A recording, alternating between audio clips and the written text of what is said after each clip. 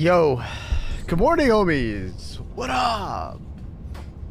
Ooh, I'm a little cold today, though. Good morning. Whoa, 10 minutes, new PV. Okay, dude. It was just a good morning. It was nice and smooth. Kittens? Yes, kittens were not going crazy. Went to the washroom nice and fast. It was great.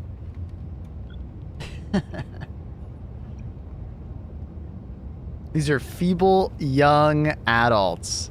I'm saying kids, dude. You can't stop me. You can't stop me. Notice. Ensure compliance. The Superstore will be unavailable. I can't wait for a lot of messages to flood my Discord.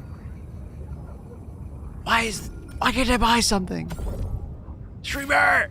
The automatons have launched a brazen attack, underhandedly capitalizing on the ongoing terminated and eliminated offensives to further their despotic schemes. Alright, Duma is the first target. The critical planet is home to many civilians. More importantly, the site of the ongoing development of the MD8 gas mines, which are nearly operational readiness after weeks of delays. True.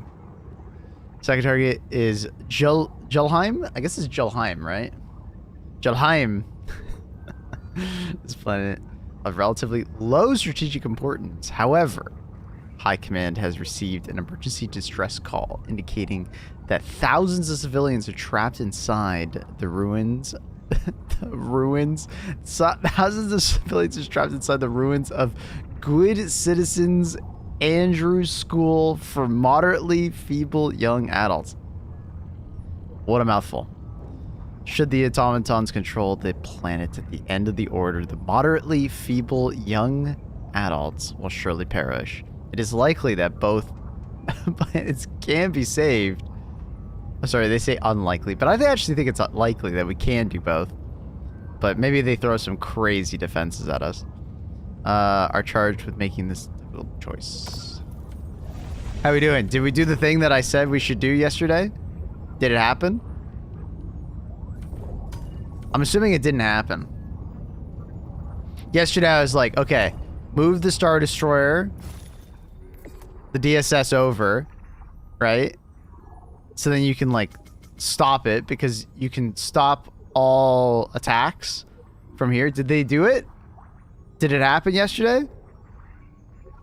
Because defense campaigns cannot originate from this planet. So I was like, okay, move the fucking DSS to Martel. And then that would stop this planet from being taken while we defend this planet. Of course not, lol. We can't stop ongoing defenses? I thought we've done that before, though.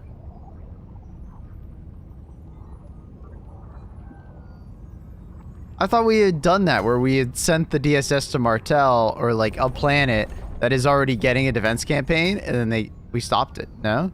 We tried that before, we couldn't stop ongoing. Damn, that's really lame. I'm proper sad. I'm proper sad. Discord ping us? Yeah, I got you. That's crazy. Well, that's unfortunate. Well, it looks like we're gonna defend that, so that's not a big deal.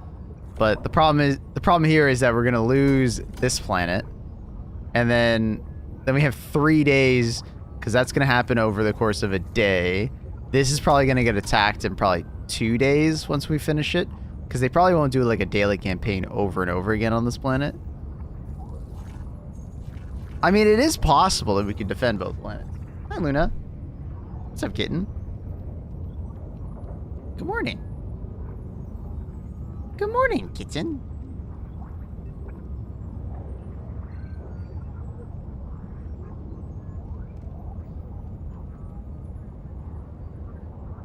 Dun, dun, dun, dun, dun, dun, dun, dun, dun, dun, dun.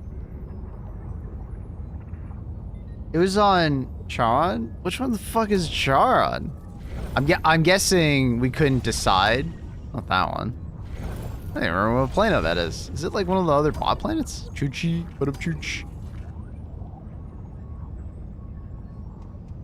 Kitten. Once orbital blockade ends, use DSS on to defend the shard or whatever. Yeah. Well, I mean, it's currently there, right? And we're pulling ahead, which is cool, which is good. Oh, you were saying it went to that planet. Oh, Charon planet. Okay, sorry. Charon Prime. Got Wilds pre-download. Nice. What's the proper release date on that? Is it the 8th? No, sorry, not the 8th. It's like 28th. Sorry, 28th. Oh my god, 2 days. That's crazy, dude. Woo-wee. I might start stream early to match the release date because it comes out at midnight my time, and I normally start at 3 a.m., right? So I might start early on this day. I don't know. What do you guys think? Should I just start at my normal time or should I start early? Here before the thick raid. Dude, that's mighty thick of you. Surely nothing goes wrong. Yes. That I was thinking about that. I was like, do I wake up early and then possibly try and play Wilds, you know, for like 3 hours for... Do creators get early downloads? No, anyone can download the game early. It's a pre-download. Now, there are some creators that got to play hundreds of hours beforehand, which I'm totally not jealous of. And then I think some streamers are getting to play early. But I am not sponsored. I don't have that level of clout, as you will.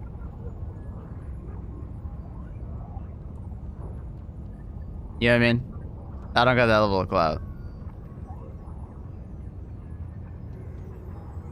You are not connected to the internet. Oh shit. My gaming PC is like losing internet. Oh? Oh. Like I've like fully lost internet on my gaming PC. Good thing I got 2 internet lines. Just get some clout, Maple. I wish it was that easy. It's not that easy. I got 2 gloom missions I've been sitting on if you want. No, you're fine. I got those yesterday. I wanted to fucking do a Discord ping, but now I can't. Because of this fucking internet. And now I got a cat on my lap. Which is not going to want to move. So I'm going to feel bad getting up.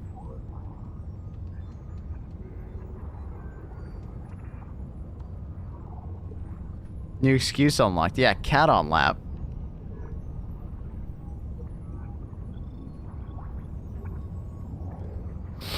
If we take Chuchi, does it cut off all the bot planets on the other side from Cybersand?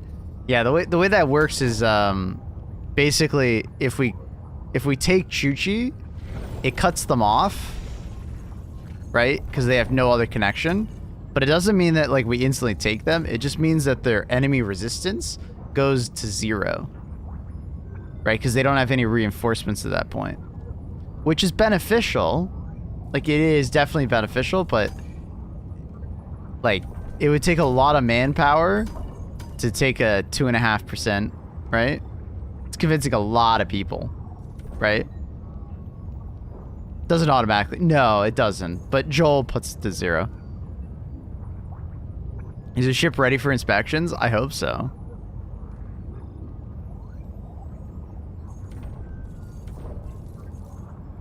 Bum, bum, bum, bum, bum, bum. Bum, bum, bum, bum, bum. That's crazy though. I wonder which one people will decide on.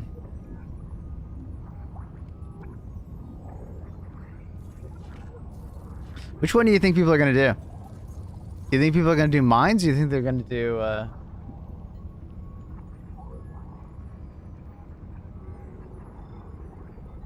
the kids? I'm not sure.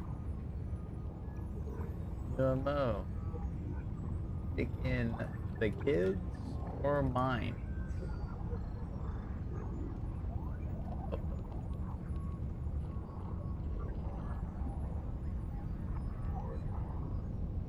And then I gotta get the stupid link. I got internet back. We're good.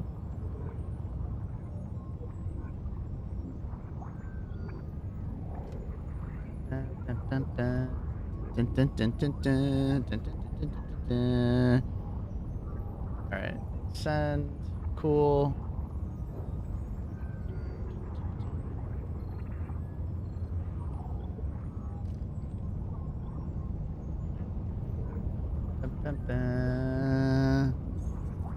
Mines for sure. People live for stratagems. Or the keys for a reason. Yeah, but I mean... people's lives over stratagems. Yeah, I don't know. Anti-tank mine... like, mines used to be a lot worse. Right? So when we picked the kids over mines, it was kind of like a meme of like... I'm just gonna pick the kids because, like, we're gonna get anti-tank mines. Those things are gonna fucking suck dick.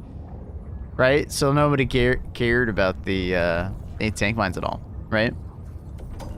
Gas mines are actually really good. We've actually tried them before. So, that's a bit of a tough one. Like and subscribe on YouTube. Share the stream. Appreciate you. Like in a good way? Oh, yeah. In a good way. Yeah, the gas mines are awesome.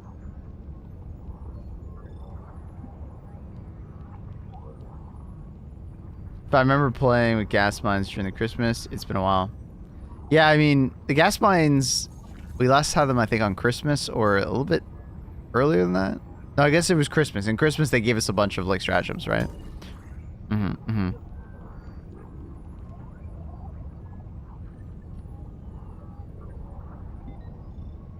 There's still a possibility we won't have to choose. We probably will. We probably will.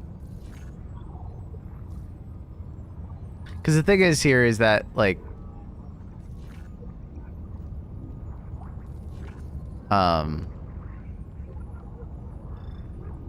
that's actually a good point. We might not have to. Because, I mean, we're going to defend this planet.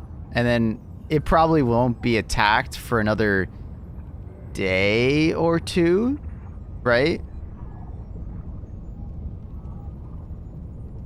It'd probably be 2 days. Because they probably won't make an immediate attack again. They'll probably try and go down this route to threaten this planet.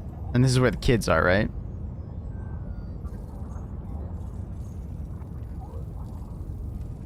We'll have to see what Joel does, because it's possible they might just start another attack campaign immediately to apply more pressure. It's possible, right?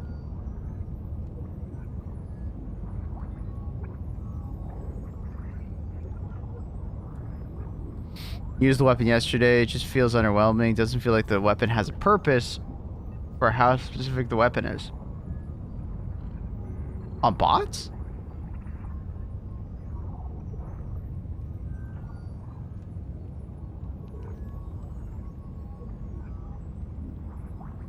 Put the orbital blockade on Charon Prime, and divers can focus on Beckvam.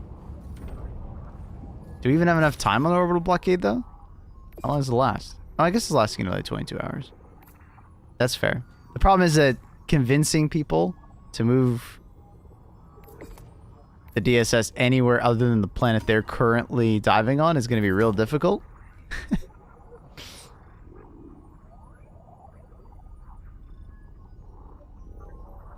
It's likely we'll have to choose, but we'll see. Yeah. I'm assuming they're just gonna do immediate attacks. Like we're gonna lose this planet in 7 hours, and they're gonna immediately attack this planet. Right?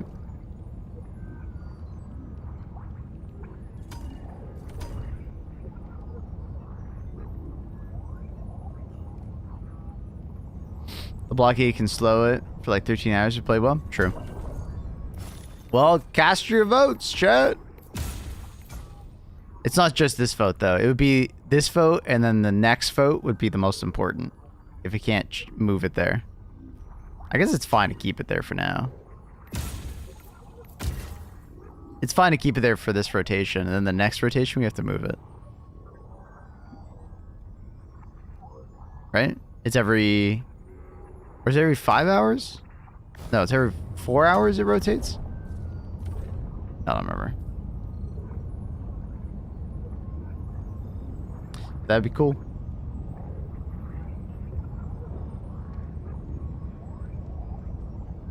Is it every 3 hours the DSS rotates?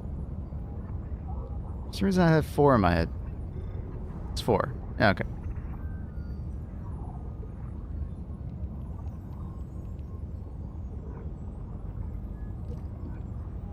Hours, yeah.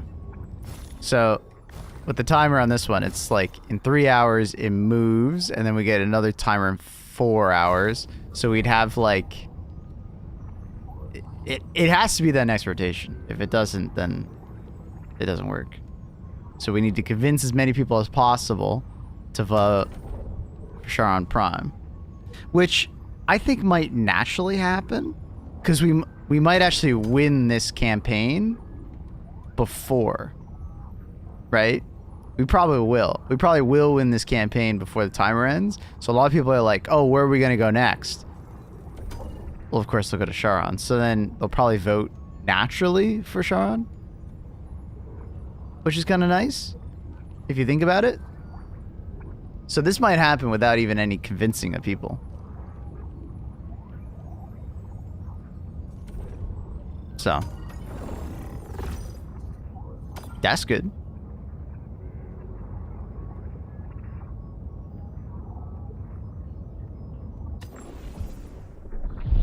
But if too many voted one way, it won't move. Yeah, I mean, yeah, if enough people don't pay attention, but what I'm saying is they won't be able to vote for the planet we're currently on, Beckfam, because we're going to win the campaign. Not checking the site. I already looked over the site. It's not enough people have used it. It's only like 8,000 people. So it's kind of like, whatever. I wasn't as impressed, and then I looked at the number and I was like, oh. I thought more people used this. Just a couple people that have used this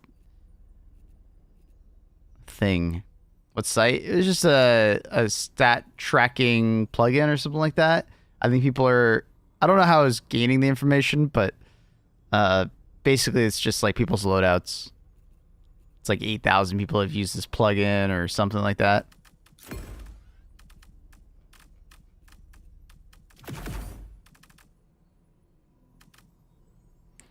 Do I just want to be another homie?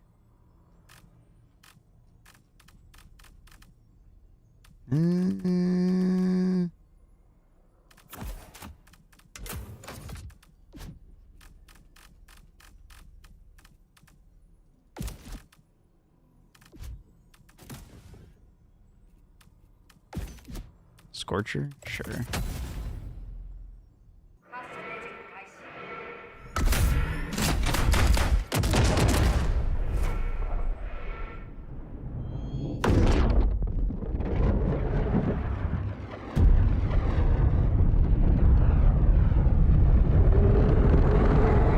Gas lines would be fun, but not getting them for the memes would be good too. True.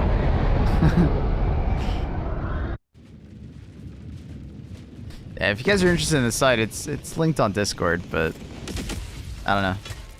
Upon looking at it, it was not as interesting as I thought it was originally. I thought it was more interesting.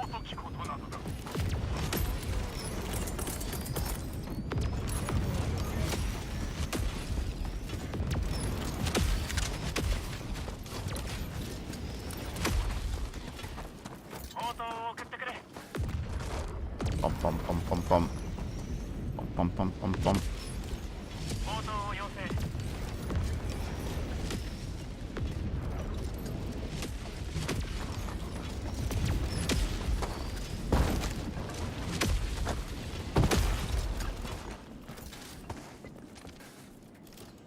Isn't that just someone's quick plays as a sample size? Maybe? I'm not sure how they were getting it. That sounds right.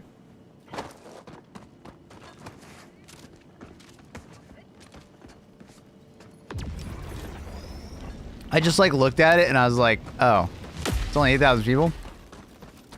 I feel like I could have told you these numbers off the top of my head. So it didn't surprise me as much as I thought it would.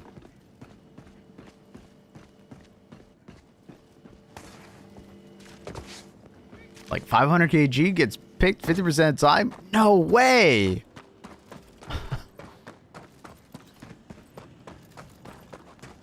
Quasar and fucking Recalls are like top picks? Who would have guessed?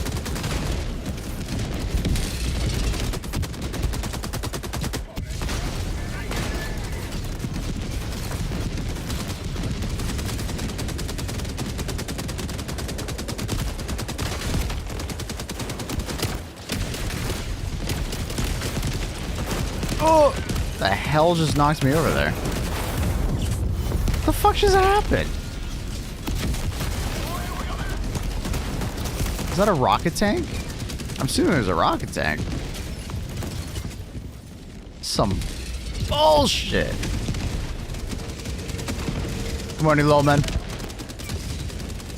Lol. Oh, what is knocking me over?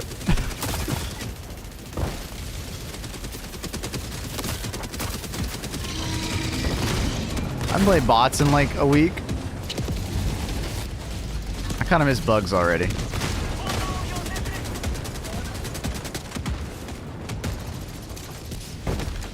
Can you ask the devs for official stats? Never tried asking. I don't know if they'll give me that.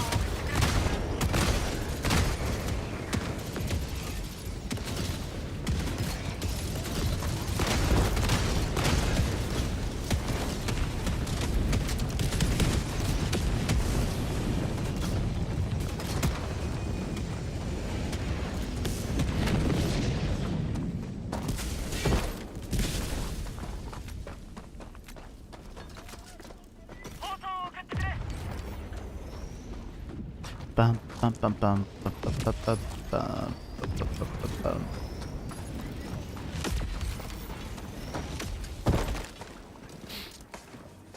I have said it before, though, that if people understood how much something gets picked, you know, like, you know when those, like, those metas come around where, like, everybody's just using the same weapon?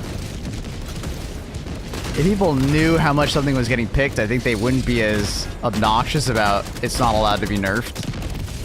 Right?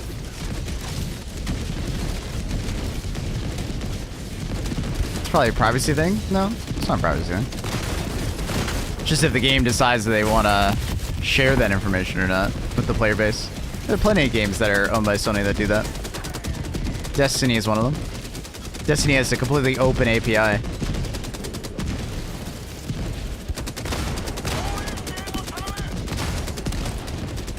It's a game developer choice.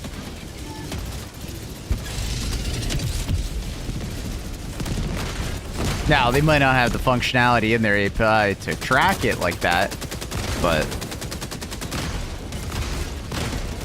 something they can add.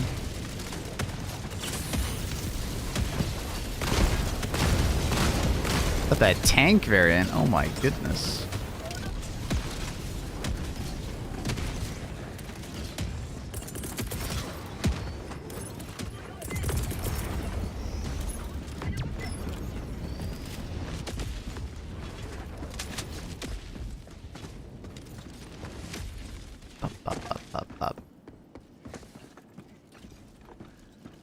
I have a very Frostpunk option, but can't we just put the kids into the gas mines? Ooh. Ooh. Or make them manufacture the mines, right? All in hand, yes. But the other, it can reinforce the meta. Like, people will see, take, and then follow. Like, pick rate in League. Yeah, but that's a PvP game. In PvE games, people are influenced by some people. Because, like, it's what's working. But also, it's like a placebo effect, right? Of like, yeah, it might actually not be that good, but then they like pick it regardless.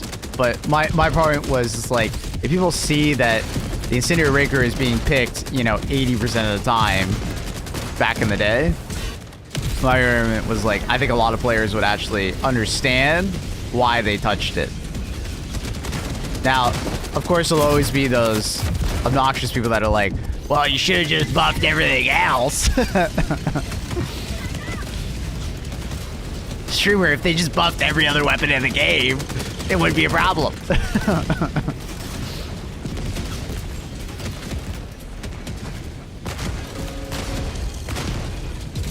Witness him! Oh shit. Get him, homie. Kaboom.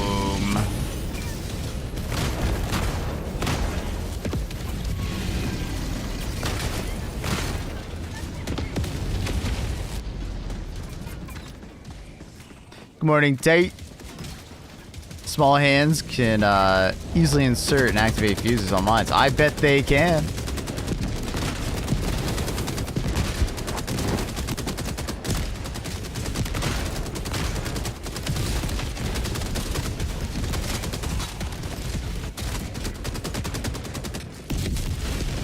I bet they can.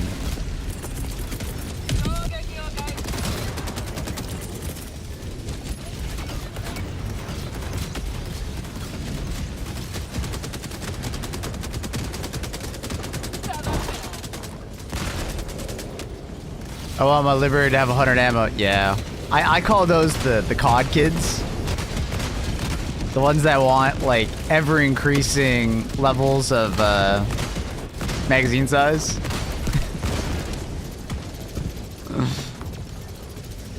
Because Call of Duty has absolutely spoiled gamers with, like, giving them massive magazines on all their ARs. Oh, shit. Oh, no!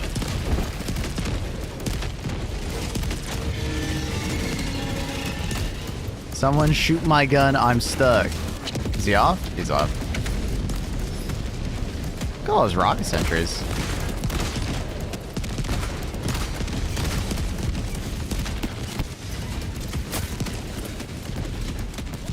It's young adults, not kids. Well, actually, they might identify as young adults, but they might actually be kids.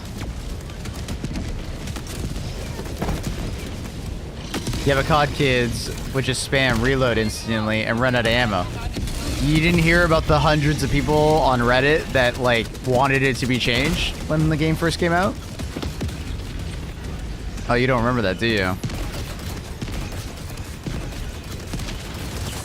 Do you? Yeah, dude, there's a fuckload of people when the game first came out asking for the developers to add an automatic reload when you're empty, and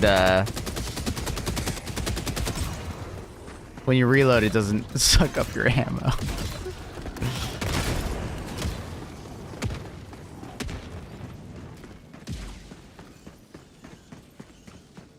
This mission type is now very boring.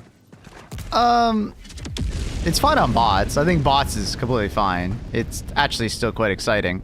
This team in particular is very, like, ATM placement heavy, which makes it pretty boring, but, like, for the most part, bot missions, even with the ATM placements, is still quite fun.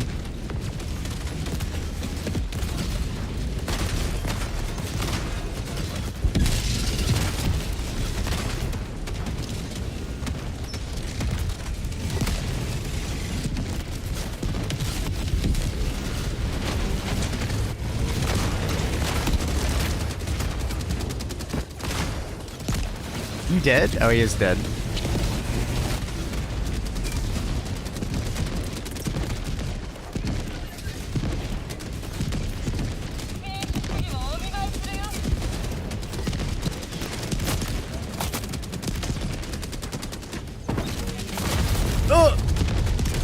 My emplacement homies went AFK.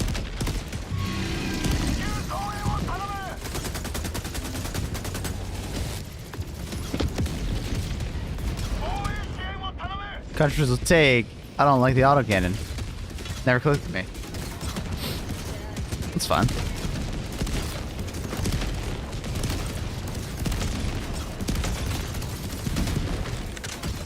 See, I don't even see that as a take, though. Just like a preference, you know?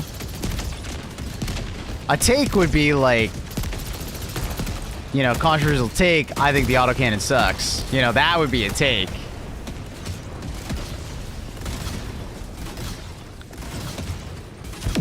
Right. That would be a controversial take. Controversial take. Autocannon is not as good as people say it is.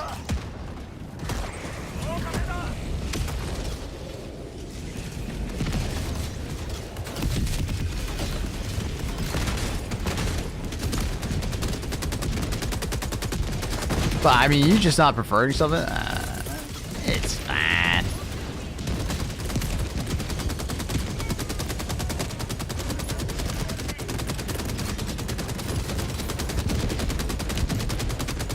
Because everybody glazed the AC how it's all reliable. It is. Never really liked it. That's fine. But I mean, you're not saying it's bad. I don't even think that's controversial. You just don't prefer something. It's pretty normal.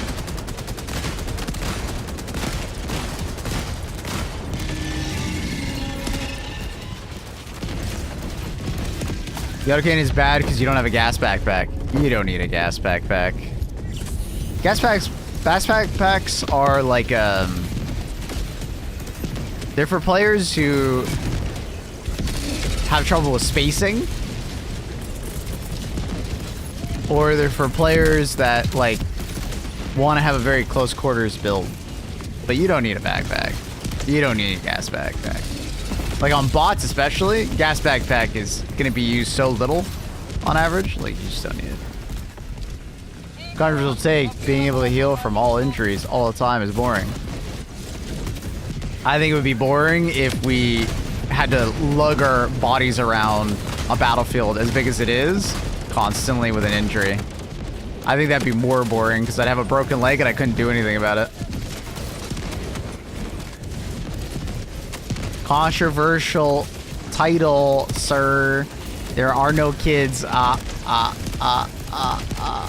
got him.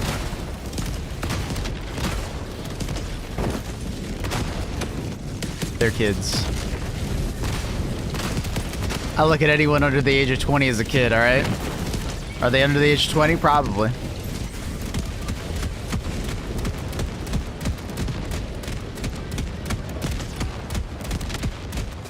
Younglings? No, they're already dead.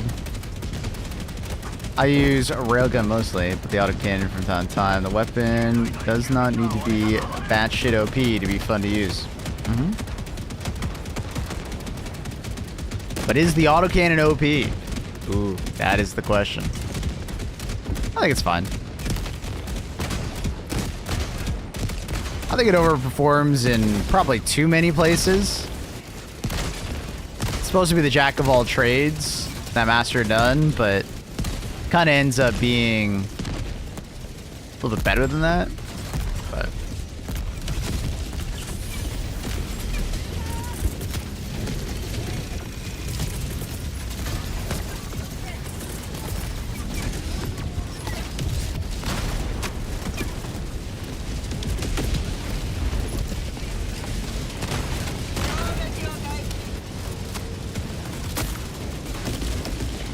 dude, the amount of airstrikes I've been doing and they just hit that or that is insane. Witness him! What the fuck is happening? Oh god, he's firing in close range. I might have killed my teammate.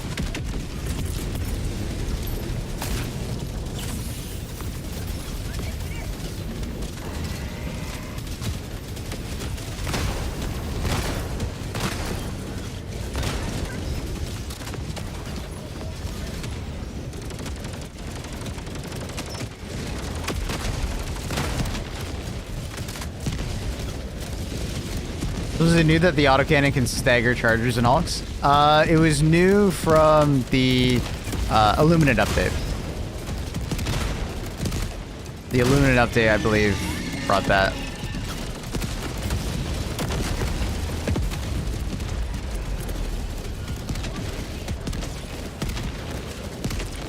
Should be a fine placement. A perfect placement.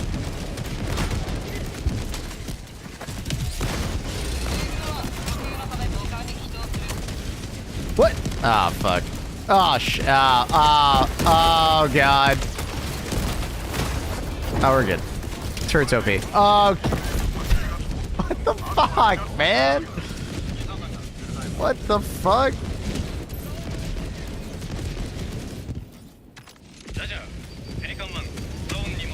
What's going on there?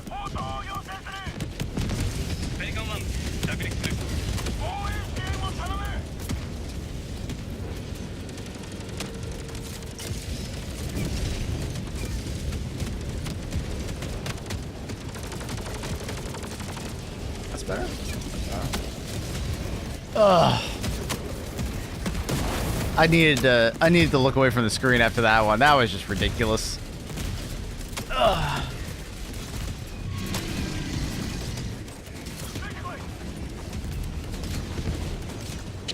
That was just ridiculous.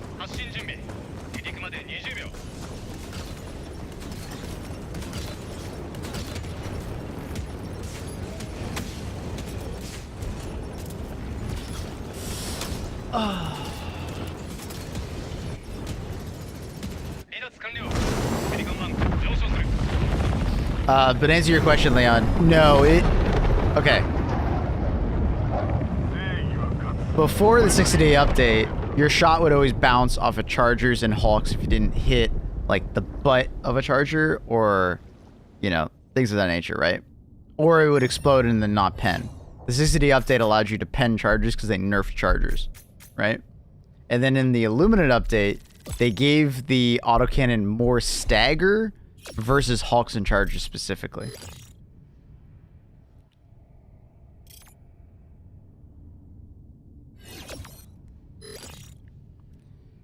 They still cooking Illuminate? Yeah. Yeah. They're still working on it.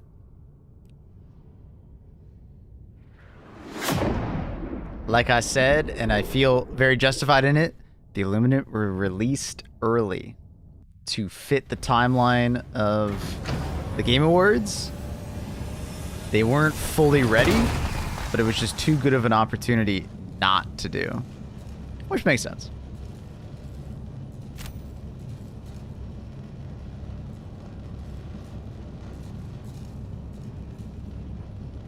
Smart player base wouldn't need to choose, but here we are. Yeah, people would just pick the kids, right? If we were a smart player base.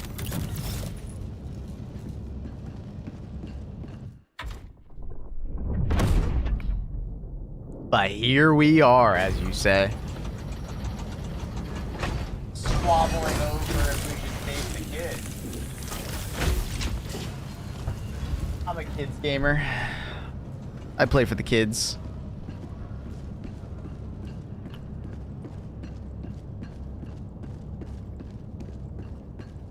As much as I want gas mines, the kids.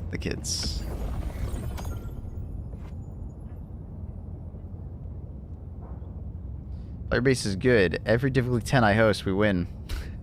The game's pretty easy.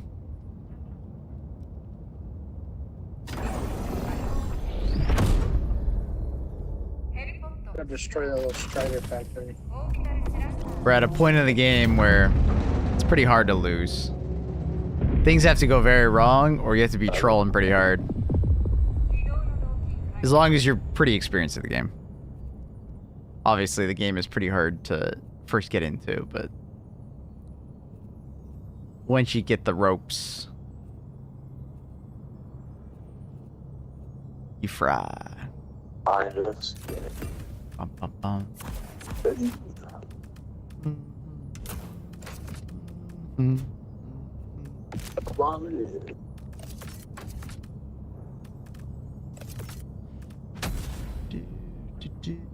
I try to go more with typically 6 because the level 10s can take all the respawns. Oh, you just, yeah, more experienced players.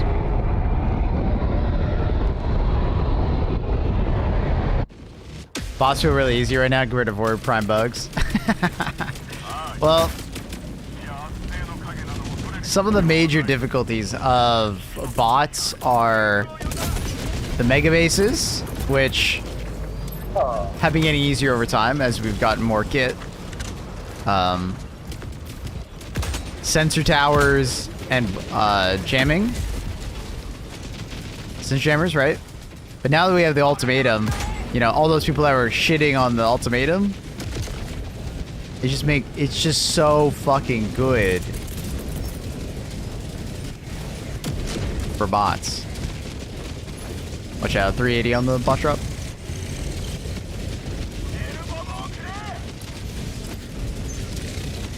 We need bot brigades. Yeah. I mean, Jet Brigade needs to be buffed, no doubt in my mind. Absolutely, it needs to be buffed.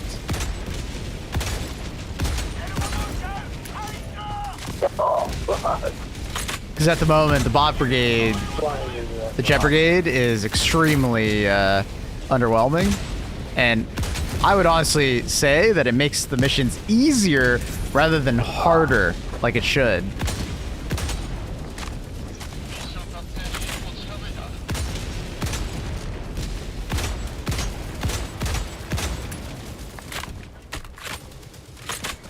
So,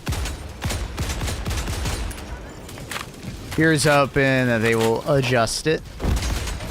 Oh my god, I hate that bug, I hate that bug, I hate that bug, I hate that bug.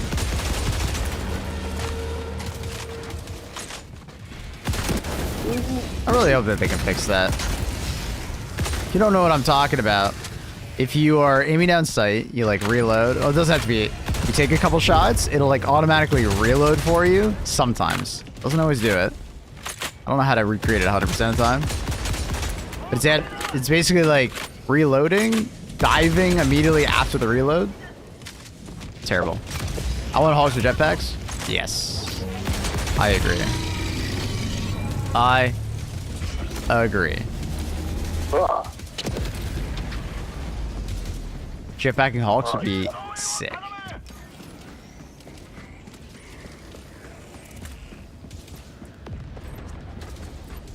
I stand by wanting jetpack tanks. Would be hilarious.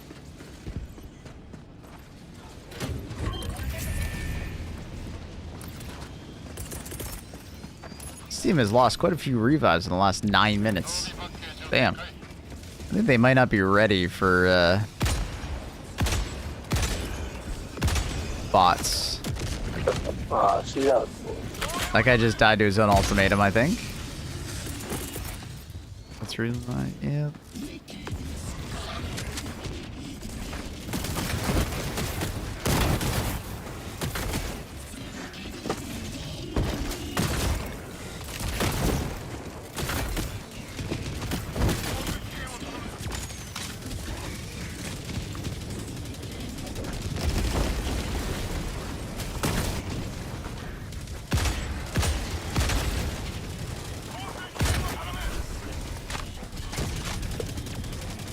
I love this planet. It's probably one of my favorite biomes because I always like the forests in this game. I think they look great. But on top of that, it's a purple forest, pink forest. Ooh. It's always a pleasant planet to be on. You're getting constant patrols right now.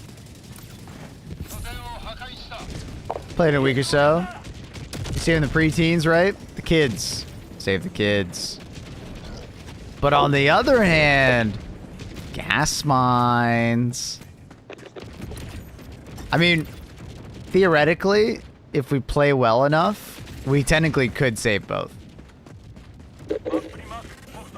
Theoretically.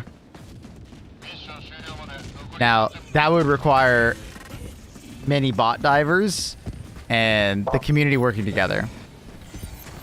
Right.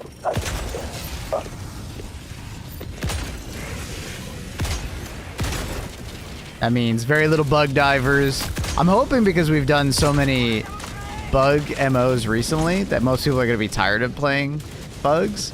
And 4E Prime, you know, has kind of like, you know, burned people out. And then also you have like the Illuminant, which the Illuminant are kind of lame at the moment. So I think I'm hoping all of those factors together makes for a perfect storm. Maybe.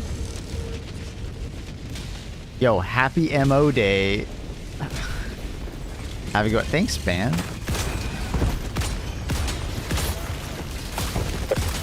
Oh shh. Oh Lord, we run. Oh Lord, we run.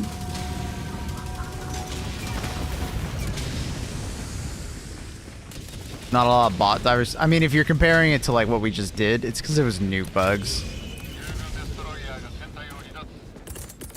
But it's possible we can like reinvigorate people to want to play because of the bot ammo.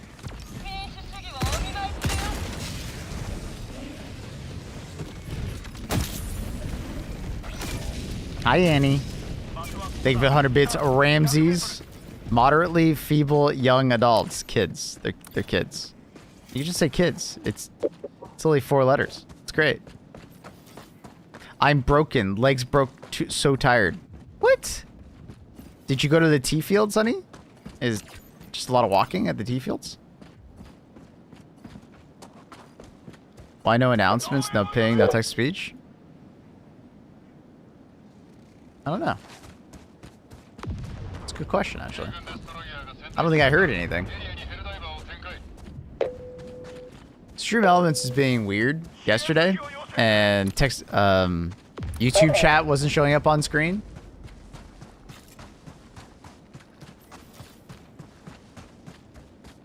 So, yeah, not sure what's going on. Alerts might be broken. Streamlabs has been having some fucking problems as of yesterday and today. So.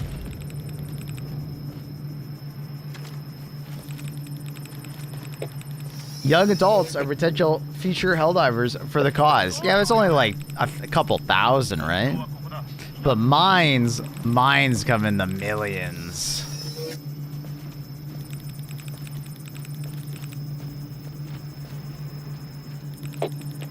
I made a joke and you missed it. What, the fact that I resemble a kid? I didn't miss it. I was strategically ignoring it. Now, I think statistically it's pretty even right now. I remember there was no MMO and neutral versus order. It had like 40% bugs, 30% bots and squids. I mean, at one point on 40 Prime, it was like 80 or 90%, so we're very excited about Predator Strain and 40 Prime. But I mean, over time, it will always decrease for bugs or any MO because it's burnout, right?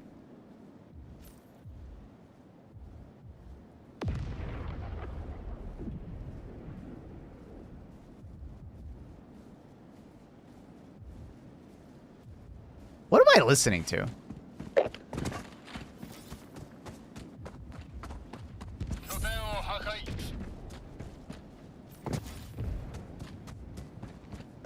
I mean, it was new bugs and we got city maps, right? It was a double whammy, which was fantastic. Bring TTS back. It's not on me, it's Streamlabs.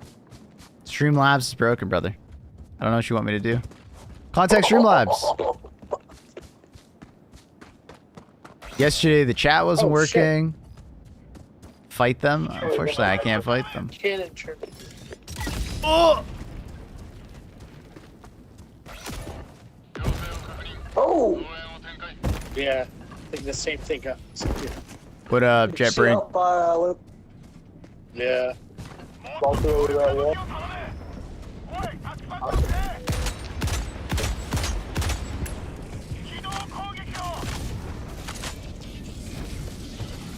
Ba-da-bum, ba-da-bum, ba-da-bum, ba-da-bum.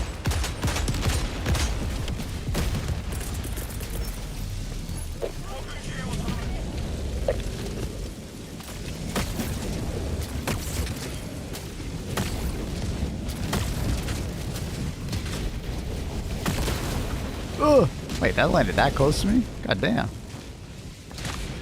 Flying Hawks win. That would be terrifying, and I would love it. Windows update yesterday seems to have borked a lot of stuff. Maybe it borked Streamlabs. Yeah, it's a lot more than I thought. Oh, fuck. Oh. I don't know why that guy's not looking at me. Look at me.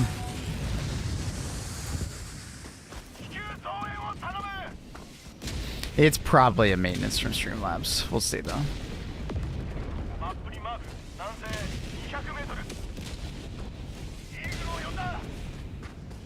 Can I ask about in the Discord server? I can't post imbalance and suggestions. Really? Wonder why. I haven't touched anything.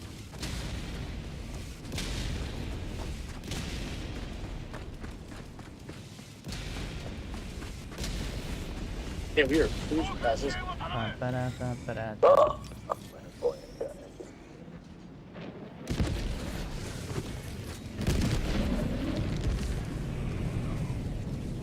Bam, bam, bam, bam, bam. Mr. Clay! I saw your messages about Dune Awakening. What up, dude?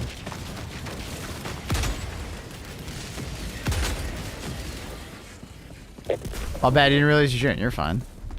Why you apologize? It's all good, dude. You're good. No, I haven't really checked out Dune. Okay, so I have a bunch of friends who've been playing Dune Awakening, like in the beta and alphas and stuff like that.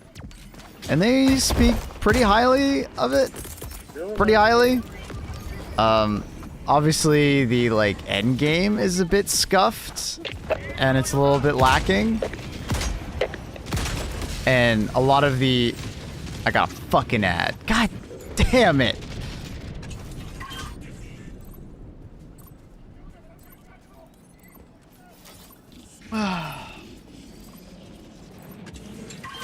Clay, subscribe to the channel. My alerts aren't working. Fucking alerts. Well, at least that one is showing up.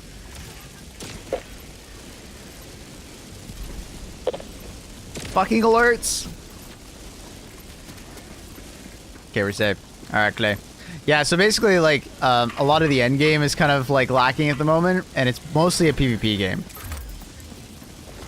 So just no noise. Yeah, my alerts just aren't working. It's not even just a TTS thing. So it's just Streamlabs is cooked at the moment. Deep fried. What? Oh, my character's on some weird plane. It's awkward. Go to click, click.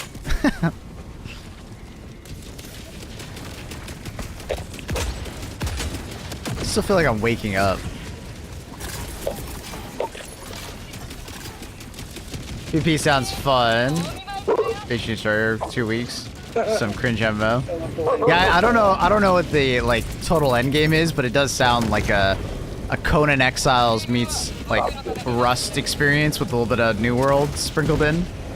It's definitely more survival PvP game than it is MMO. Jesus Christ, what did they all die to? Teammates? Oh, this horrible barrage. I wonder what killed you. Dude, my barrage was like 60 meters from you. You can't blame my barrage. What the hell? They can't hear me. I'm talking to myself. Streamlabs Discord isn't showing any issues with it at the moment. Not sure. Because yesterday it was like fucked. It was super cooked with the stream chat. Like YouTube comments weren't showing up for hours, and then all of a sudden, all of them showed up at the same time. So my chat was spammed on screen with YouTube comments for about 10 minutes. It was great. Fucking hilarious. Bluetooth has been lagging? Oh, okay. Yeah, I'm not sure about the notifications then. Because they should be working. I don't know.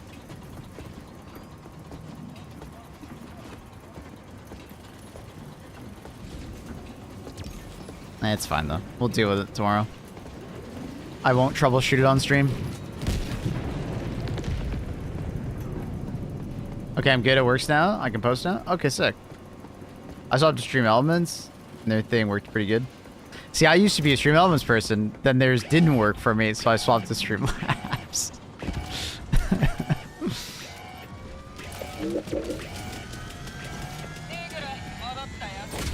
I have no loyalty either. Just whichever one's working.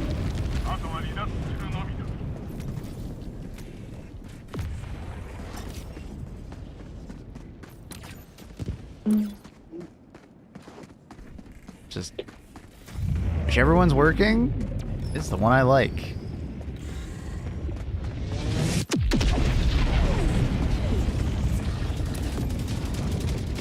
Yeah, it might be an isolated issue on Streamlabs. It might be on my side.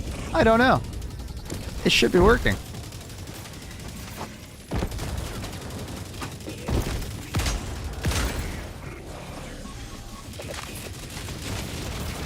Excuse me. Pardon me. I still feel like I'm waking up though. My brain is like working in slow motion. You ever get that? Like where you wake up and it's been like an hour plus, you're still like moving in slow motion.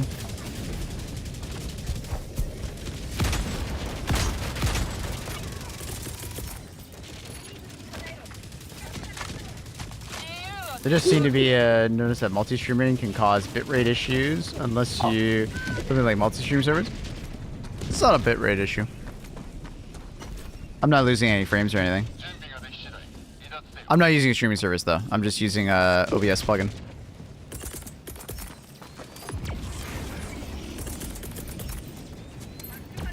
Feel a bit eepy. Feeling a bit eepy. Bro, I ran rank 1 on that mecha game. I saw the screenshot. Congratulations on fucking GM. How's the game? Is it good? I think I was offered a sponsorship for it, but I'm not much of a mech guy, so I just kind of moved past it. Would I have actually enjoyed it? Pretty good. I don't know. Mech games traditionally have never been my thing.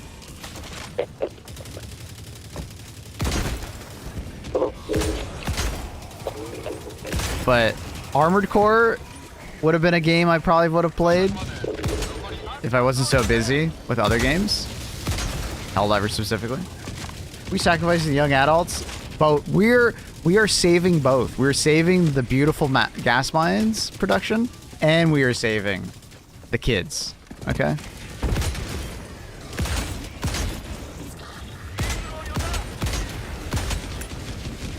Dude, I can't wait. There's gonna be so many people that come in the chat today and tell me, streamer, they're not kids, they're young people, adults. And they don't realize I'm just baiting I'm baiting the comment. I'm literally baiting it. Fuck are the ships? Oh. Of course it's a fucking tank.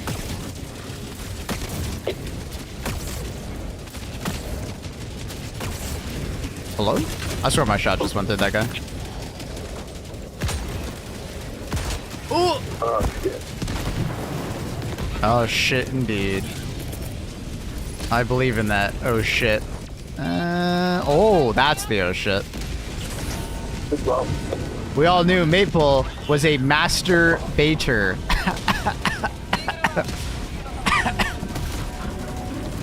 Wait. How the fuck did that guy just die at 500 kg? It was... what the fuck? That was like a danger zone for the last like 30 seconds. Sir. That guy might be more cooked than I am. Bro baiting so hard he caught on his own bait and coughed it out. Save the mines. Save the mines! Those poor mines, man. Okay, gas mines are actually the best mine in the game, so... not even a hot take. Fuck the mines? No. Mines are insanely good. Those gas mines are so good. Because, you know, like... Yeah, they don't, like, kill everything immediately, but, dude, they don't kill you and your teammates. It's amazing. It's amazing! Technically, we're saving people who make the mines. True! And it's probably more people than the kids. The kids yearn for the mines.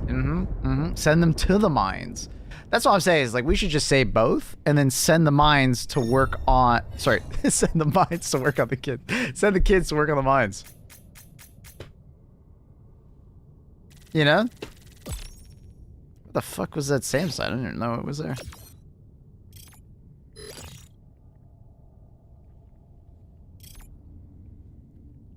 The kids yearn for the mines. Dude, what is wrong with my green screen today? Dude, everything is just wrong. Is it the chroma key? What happened? I literally didn't touch anything. I just cut it out, I guess. Dude, everything's just wrong. Everything's just wrong. I don't know. Send the mines to work on the kids. Yes, indeed. I don't think saving both is going to be easy or feasible. I think it's going to not be easy, but I think it's actually feasible at the moment. I expect we're going to keep getting double attacked, but because of the choke point that we're currently in, we have to hold out for 3 more days, right? Oh, that's why he left. But if we use the DSS appropriately with the blockade, we can easily prevent at least 1 day's or almost 1 day's worth of an attack, right? Slowing it down a lot. But it's very much a choke point, right? Going for both planets for the bots, at least at the moment. So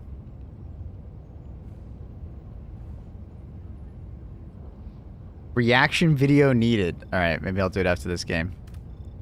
Bum, bum, bum. I feel like Recoil is seeing some idiots. Some absolute idiots. I feel like this planet is not a very good anti-tank emplacement. You just don't have enough height to really get like a good anti-tank emplacement going because there's just so many trees. But we will have fun with some regular.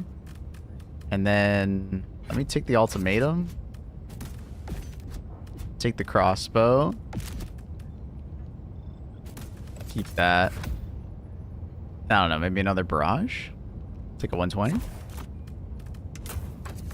For shits and giggles.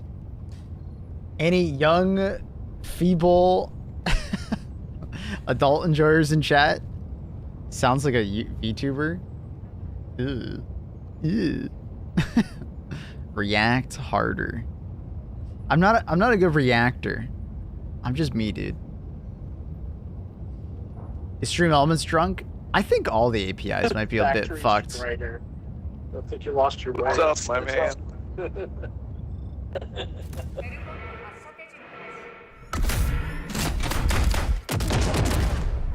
Is that guy listening to me? Did I just hear my own voice? That guy's mic? Did he find my stream?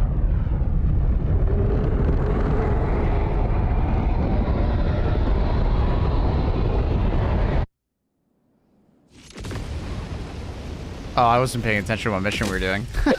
Dude, I have not been paying attention.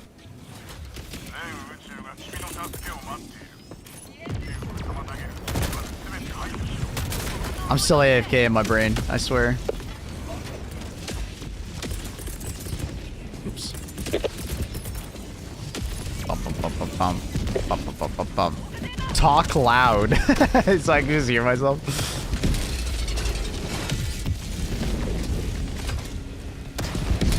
That won't get him. Crush kills him though. Oh! It's a light too high. Fuck! What the hell did I just hit?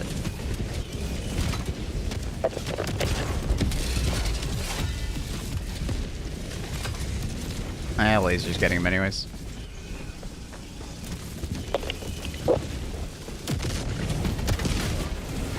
What? Dude, I'm aiming too low today.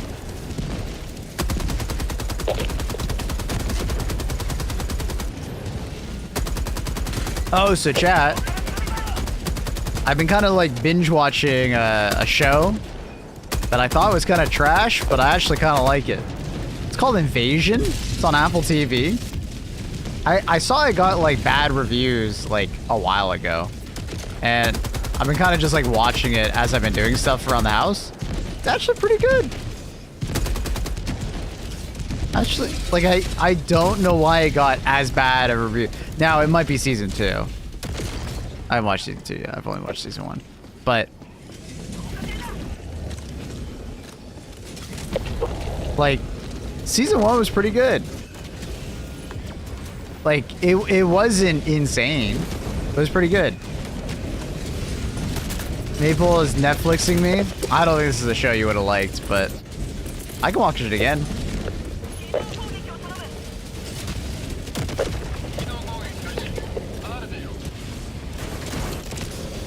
I mean, it's one of those sci-fi shows.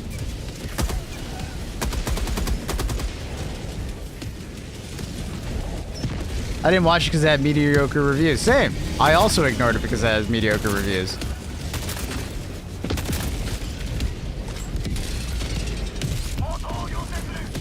Let's watch it again, Annie. Wait, Annie, should I be saying that you're Netflixing me every time you watch a crime documentary without me then? Is that how we're supposed to look at this? My god, Annie is Netflixing me again on a crime documentary.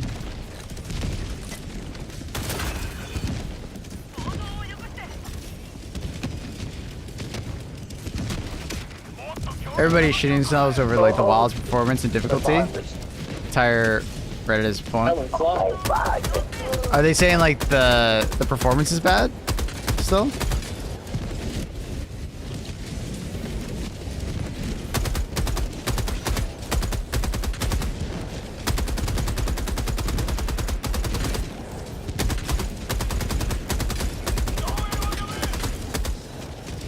The Gorge is a movie.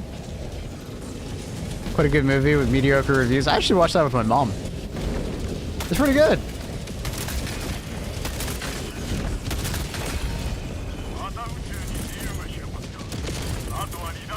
Pretty good.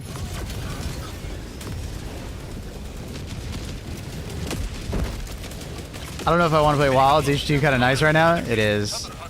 But I really want to play Wilds.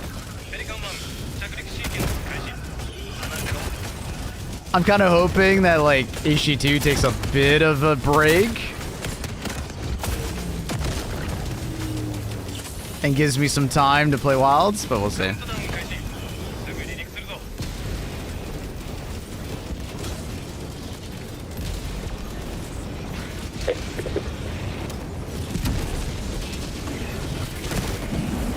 Oh, he's blown up at the door.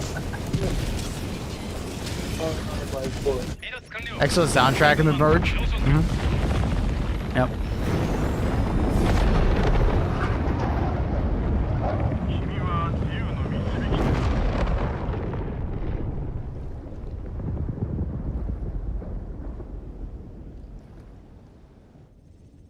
Most people are just yapping about how it isn't optimized well. Yeah, it could definitely be optimized better. Like, at the end of the day, it seems like it's just not a great PC port. Like, it seems like they focus more on the console performance first. It's like the 60 FPS console game, and it's just not optimized for like high refresh rate or higher refresh rate, like lower performing builds. Doesn't scale super well. It's like built for that type of hardware, and anything outside that spec, higher or lower than 60 FPS, is kind of like meh. It's like the Final Fantasy game that came out pretty recently, right? It's just it's not designed to run at like high frame rates, and it's not designed to scale super well with hardware. They know. They have their goal of, you know, 60 FPS on console, 30 FPS in quality mode, and that's kind of like they push that to PC, you know. And I think PC gamers have like a right to be annoyed by that, but at the end of the day, it is what it is.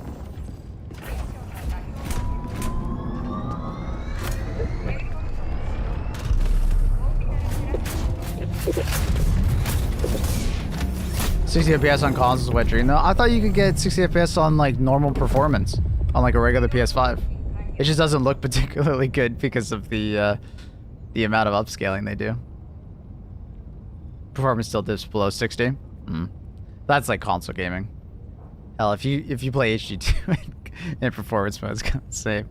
I think a lot of games are like that though, Especially ones that are like newer and are trying to push some kind of new tech. Because like Wilds is a really pretty game. Like it's really pretty. And there's a lot of shit going on in that game. It is quite impressive. Optimizing games? Nah, slap DLSS on it and call it a day. Yup. Yeah, unfortunate. DLSS is definitely something that people... Okay. I was picking shit, bro. Is something that is relied on too much. There is no doubt.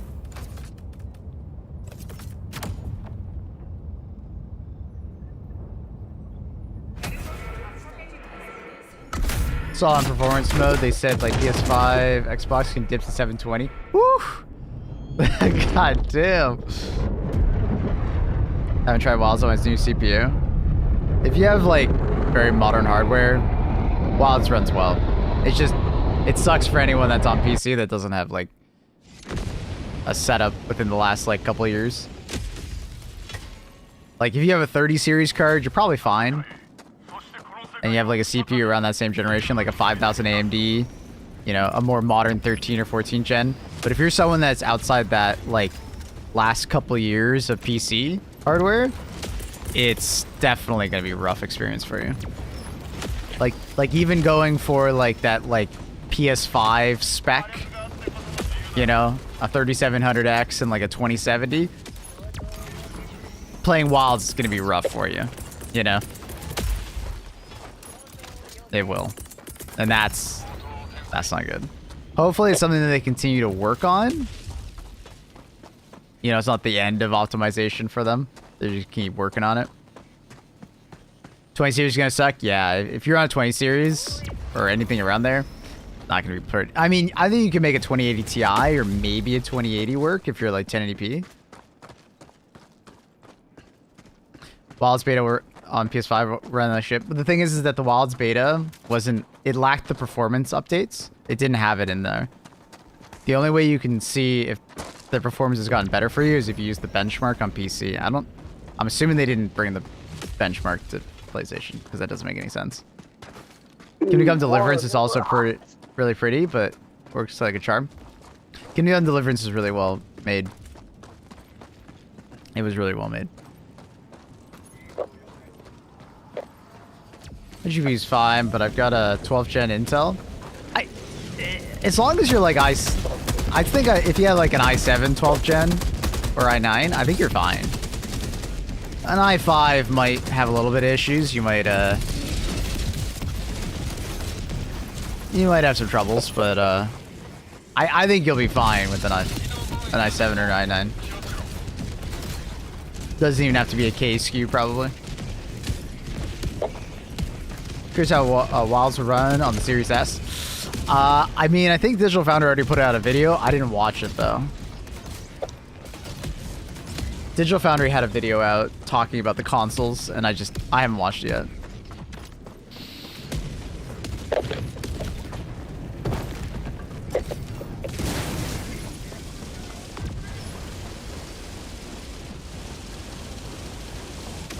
I do think the beta wasn't well optimized, though. The actual game should be better. It wasn't.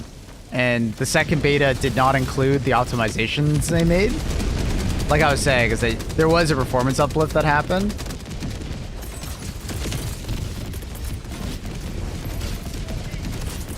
There was a performance update that, you know, improved things, so...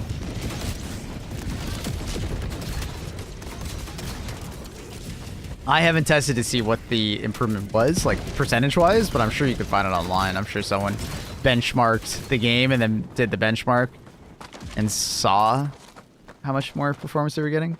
But it sounded like it was kind of surprising, like a good amount more, but it wasn't like, oh, this is optimized now.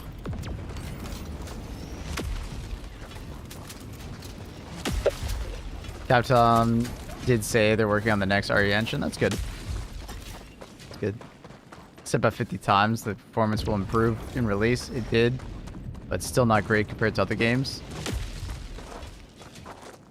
Like, I imagine Yotai will shit on Wild's graphics and performance. Yeah.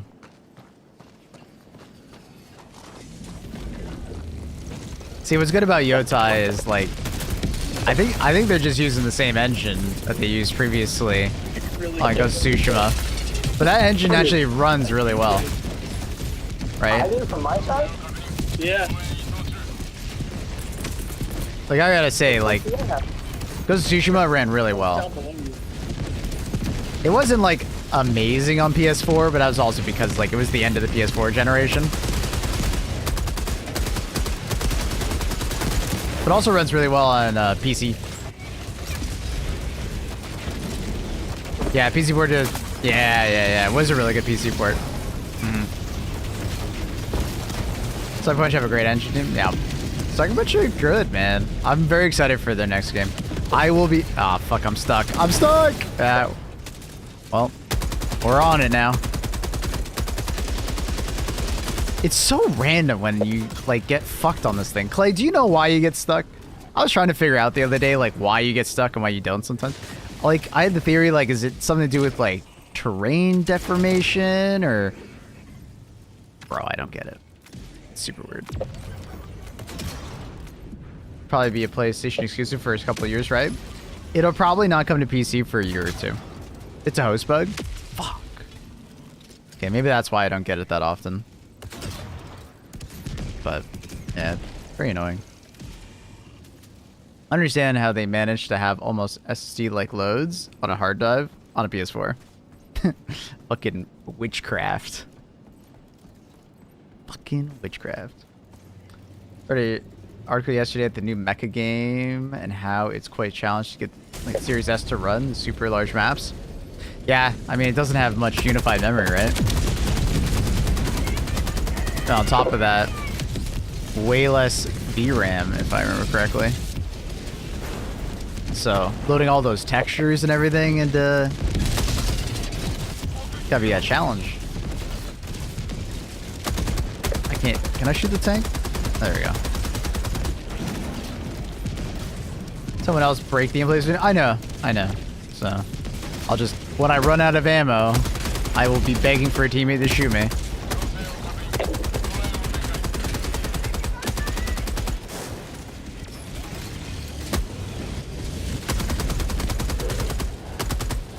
Can't see. Can't see.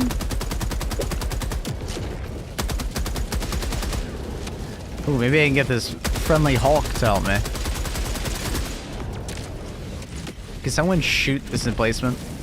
I'm stuck. Thank you. That works.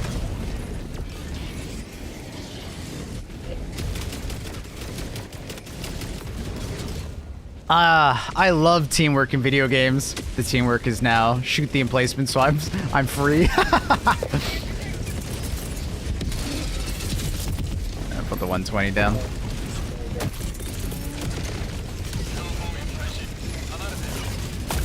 Ooh! Okay. Oh, there's a Tesla tower that was dropped behind you guys. Just shoot it. Okay. Quick!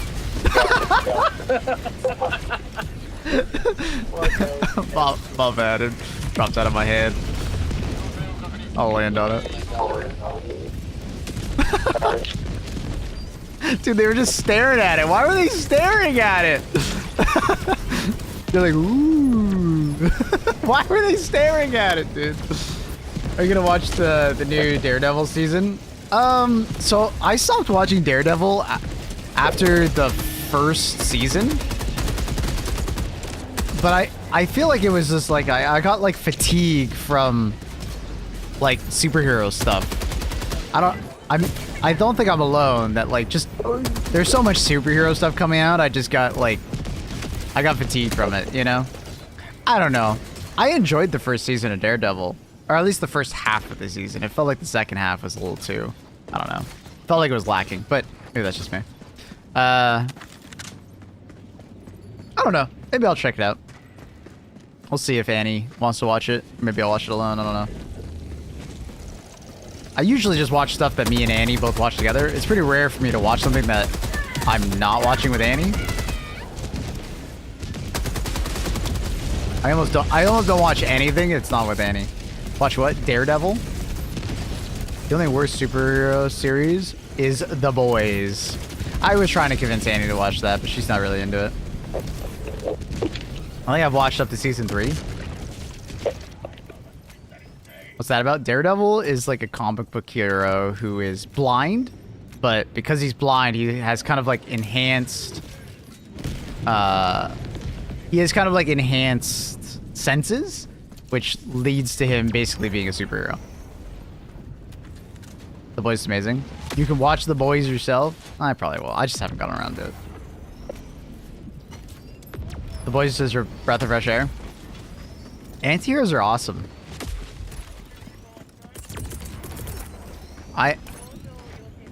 Definitely the last 2 decades of TV, anti-heroes have gone very hard.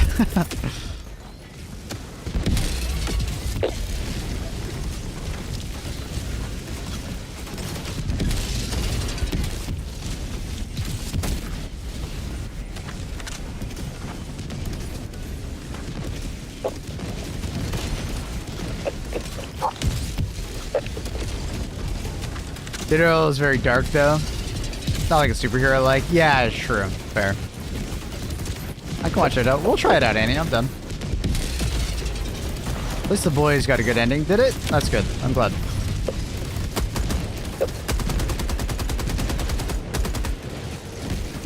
Maybe I should watch it.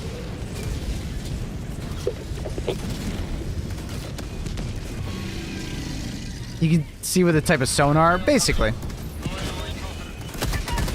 But it's even like more than that. He has like, he's so perceptive that it's almost like he's clairvoyant, you know? Basically.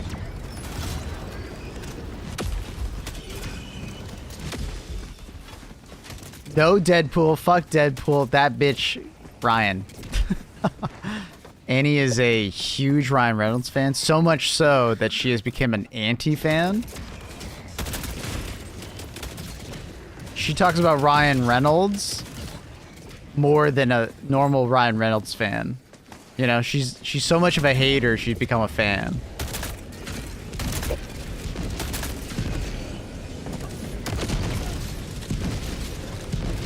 Crying.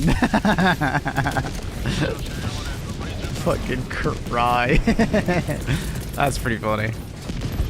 Annie's pretty funny, isn't she? Living rent-free.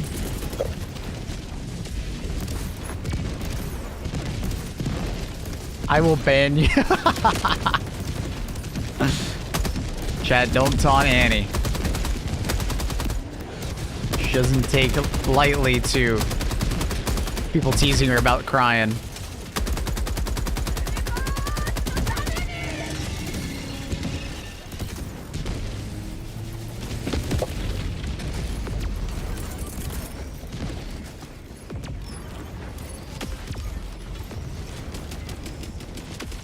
He's gonna ban all my chat.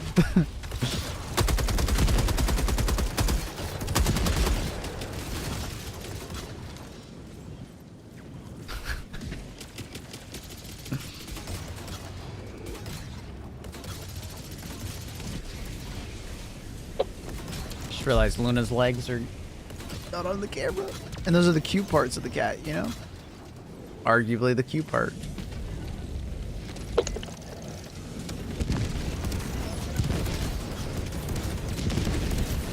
Arguably the cute part.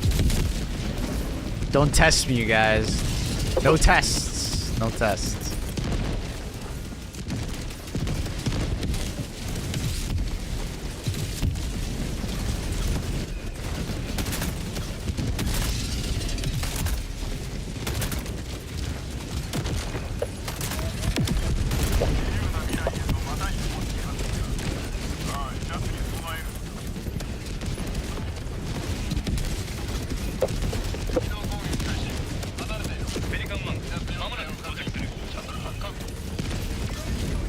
So his mic is really making annoying sounds. I think it's... Well, actually, I don't know. They have the same fucking name, apparently. How do they manage that? How the hell do they have the same name? I think it's this guy's.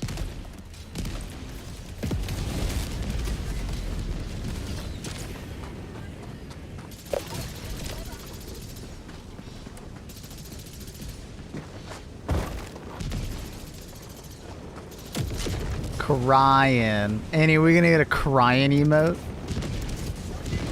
Since we're such big fans, I mean anti-fans of Ryan Reynolds.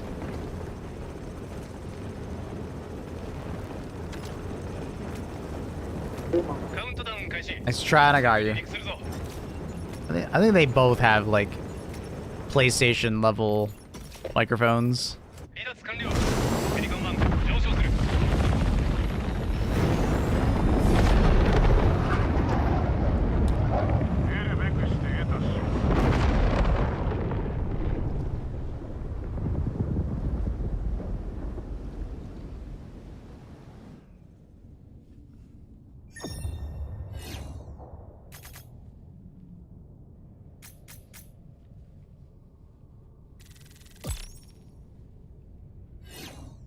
Make cat bigger. All right. Yes, sir. The shrimp. She's in the shrimp formation. Or cinnamon bun, some may say. To be honest, the open mics is one of the reasons I got crossplay turned off. I mean, the vast majority of PlayStation users don't do it, but every once in a while you run into that one guy who's got his mic wide open. You can hear the wife arguing with them. He's got chips in his mouth, crunching, and he's yelling at his TV screen. Like, it's like, oh, well, this is why it's a cliche, you know? It's fucking hilarious. Kid crying, absolutely. Sometimes it just is a kid.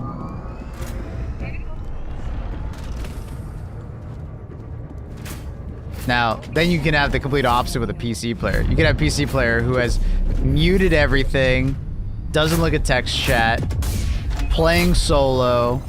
Anytime you try to communicate with him, he'll just completely ignore everything you've just said. Like, some may say it's just as annoying.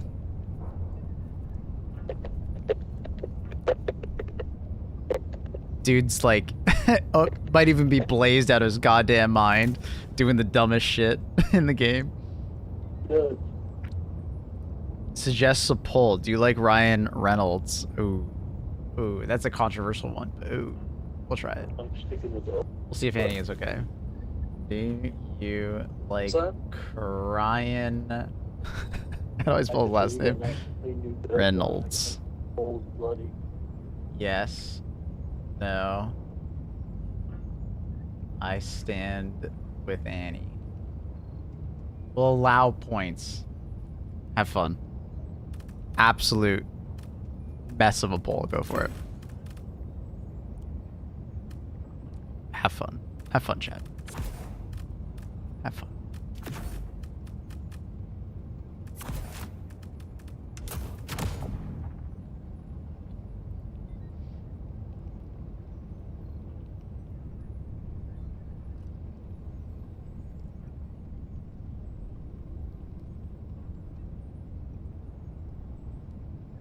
Rule of fours.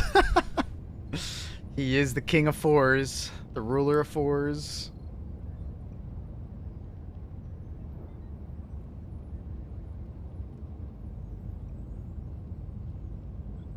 I always see the meme post on Reddit about the guy who had like open mic while playing FIFA. Who's losing. His girlfriend said if he wins, she'll have sex with him. The other player hears it and throws the game on purpose. True hero. I fucking love that.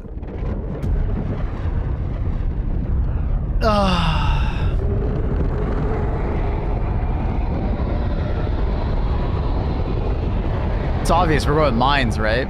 No. We're saving the kids so they can work on the mines. We're saving both. But also, Clay, I saw you sent me this.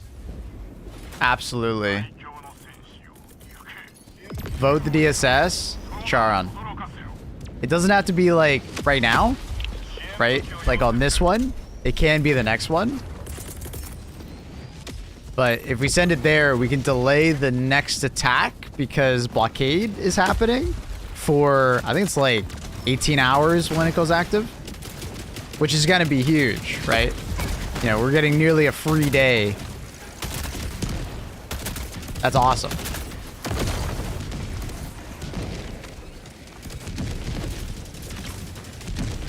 Like, that's actually insane.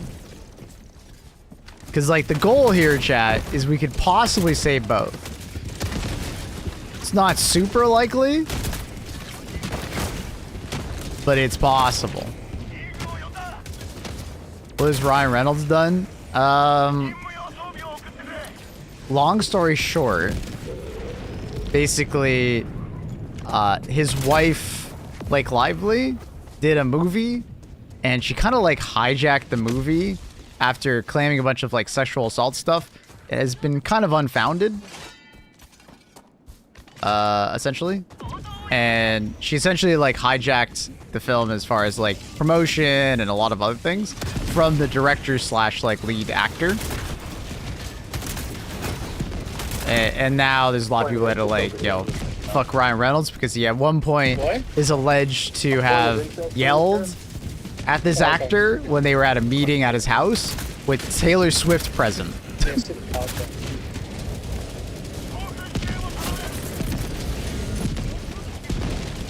So.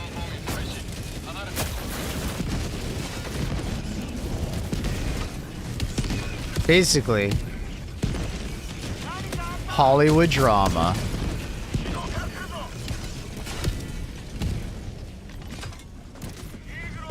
The director had other ones come out? No. It's just her.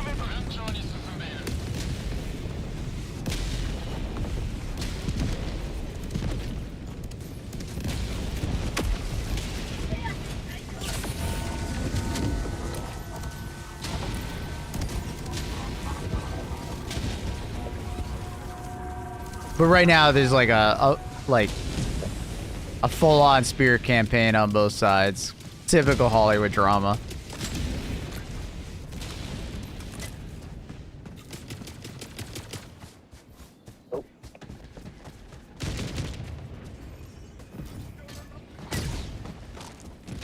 Like, the sexual assault might have happened, but everything that is seen in the public so far does not really support the claims, right? Like, there's some things that she alleges is sexual assault, but like, with some context, it might be weird, but it's not like proper sexual assault, right? Basically, it's like they were filming like intimacy scenes, and then, you know, she said that she was like super uncomfortable with it, but under the context, it's like she wasn't even there for like some kind of like intimacy meeting or something like that. There's like an intimacy coordinator, but she decided not to show up, so that doesn't look good on her. Why wouldn't you show up to an intimacy coordinator meeting? And even still, it didn't look that like bad, like, or if anything, it didn't like. It was just a, because they actually have like film of it.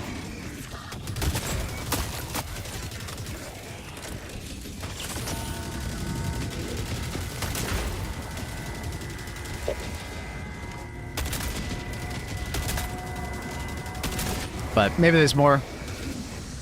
Who knows?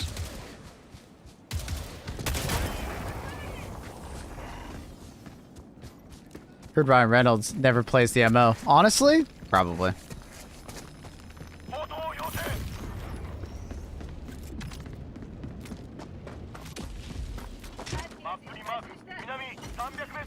Oh, and the voicemail. Yeah, that's right. The voicemail. I mean, the voicemail was a bit weird. He was saying things that, like, you know, you probably wouldn't just say to like a coworker, but the thing is that it sounds like they had like a proper like friendship of some sort.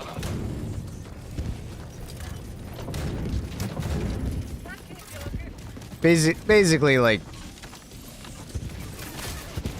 oh god, I didn't reload. What about you?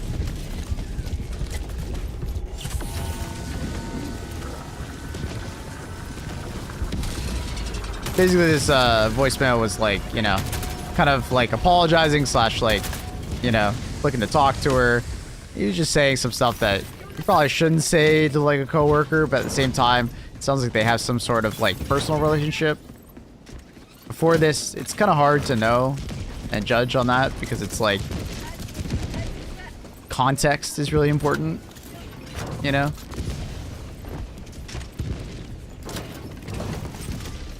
So.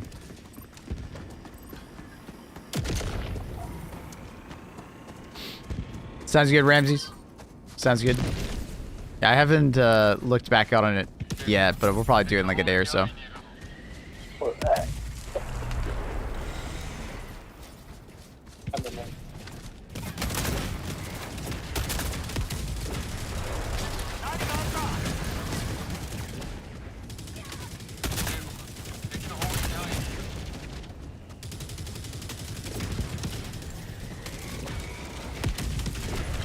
We're so invested in these people's lives. It seems so private.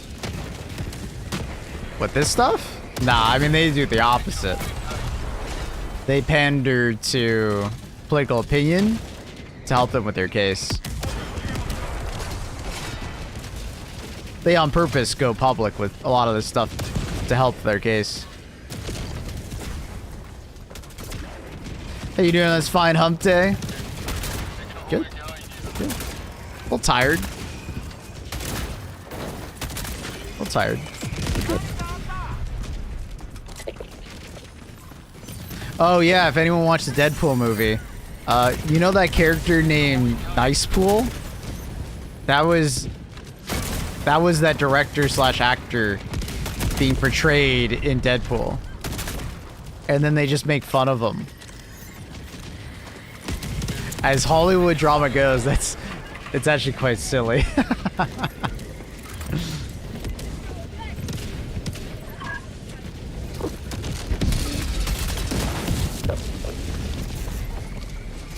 Are we getting jammed? Oh. I thought someone went and got it. I'll go get it. I was about to say, I don't want to be that guy, but Hollywood drama really isn't my business. It's just entertainment. Here, can you send me? Yep.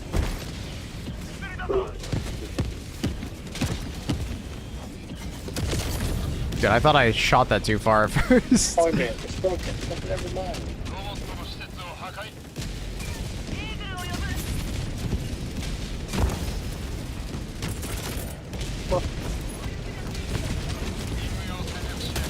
I'm also tired. Probably gonna go back to bed.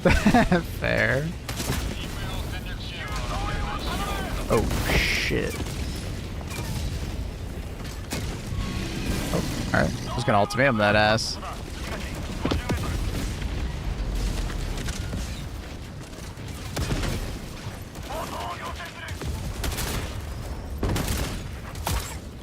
Don't shotgun me.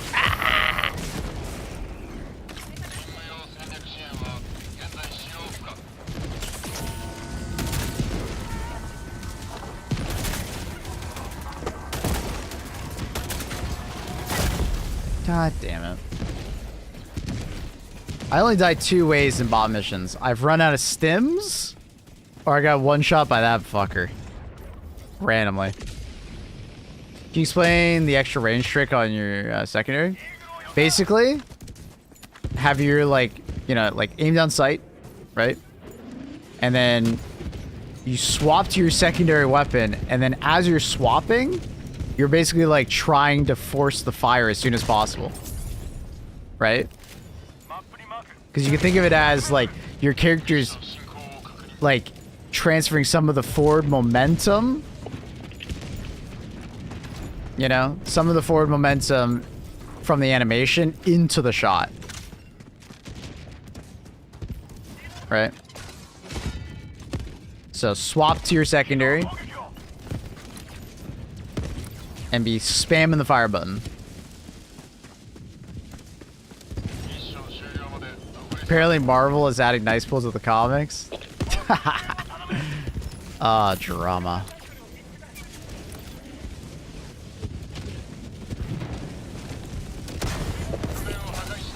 It's gotta be a bug, right? Oh yeah, it's definitely unintended behavior.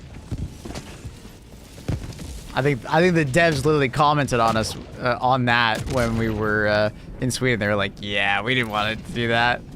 Because one of the downsides is supposed to be like it doesn't have that much range, and that they were talking about like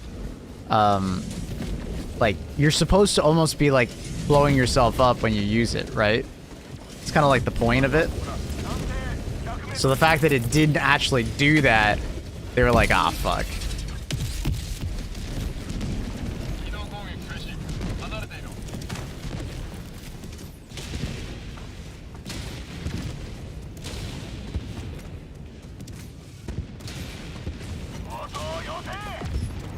Just interested in the Dark Hero shit.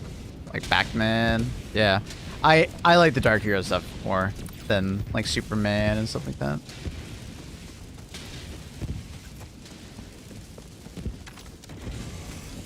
Sometimes it's just too positive, man. I'm already too positive a person. I need my media to be, you know, dark.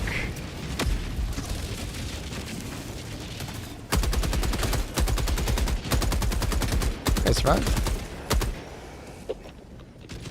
Still enemies falling?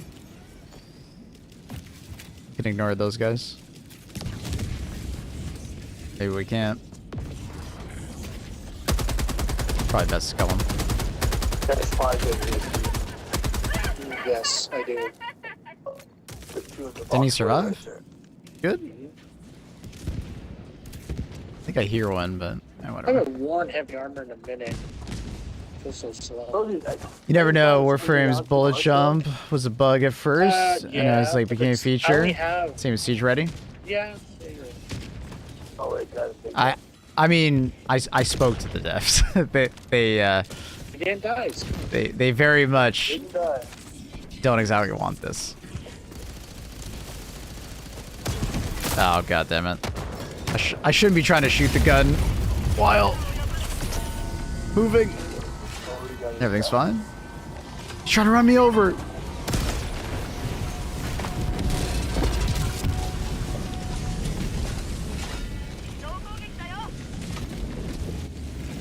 Oh, but.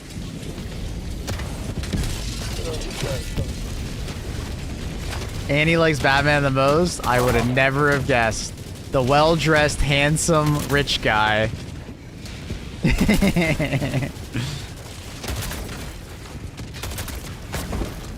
He's the hottest. I never would have guessed, Annie. That is shocking. Absolutely shocking.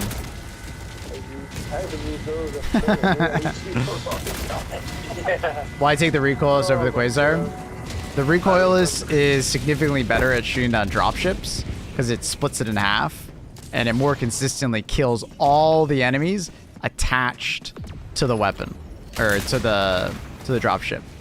Whereas if you use like an EAT or a Quasar, if you just shoot the engine, a lot of times the enemies survive when you shoot the engine. Another thing with the recoilless is that you have like a rapid fire essentially, right? That you can do with it. Whereas with the Quasar, a lot of times you're shooting once and then you're waiting, shooting once, waiting. And in tier 10, you're going to feel like you want it faster than 10 shots. It's usually not that hard to keep your ammo pretty high. I kind of ran away from my teammates, not paying attention to where the supplies were, but it'll be fine. Relax.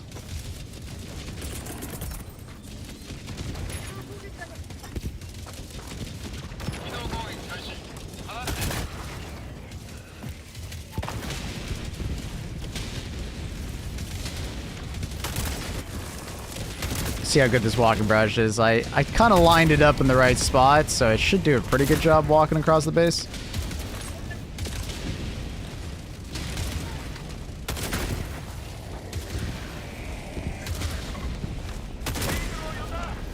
How do you do the dive throw trick for more range? Type out the stratagem, run, dive, throw. While you're diving, throw it. Not too much any more complex than what I just drew. Newest Batman movie is my favorite. I actually really liked the newer one. And the Penguin tying into that, great. I do think I prefer the other movies. But that was also a trilogy, so like we'll see how I feel if they keep making more with Robert Pattinson. I'm assuming they are. I'm assuming they're making more with him.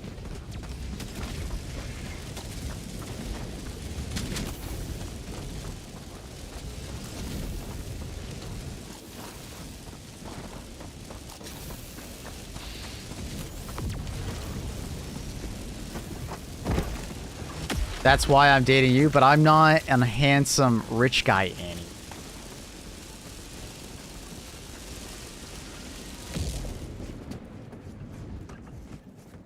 The newest Batman's gonna be a trilogy. Good. I'm glad. That's sick. Glad to hear that.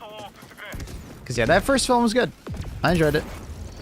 I do think he was a little bit too emo, honestly, for my taste of Batman.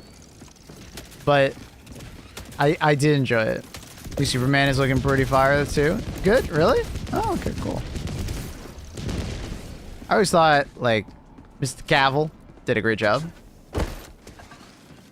Those are pretty good superhero films. They're not amazing or anything like that, but I thought he did a good job.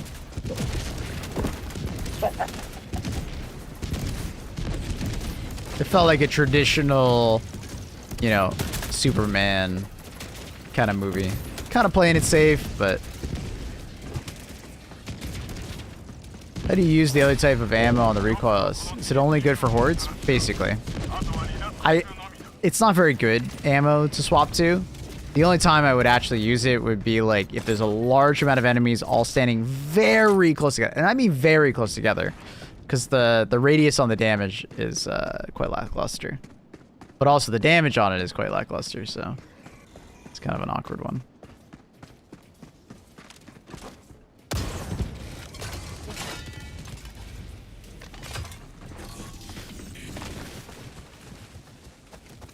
Tank! What are your thoughts on the autocannon? It's fantastic. It's an all-around great weapon. Probably the most powerful on bots, but it can still be used quite effectively on automatons and bugs. Like, you'll see me use it quite a bit on bugs. If you got pretty good aim and good shot management, like, it can drop quite a few enemies quite well. Good all-arounder.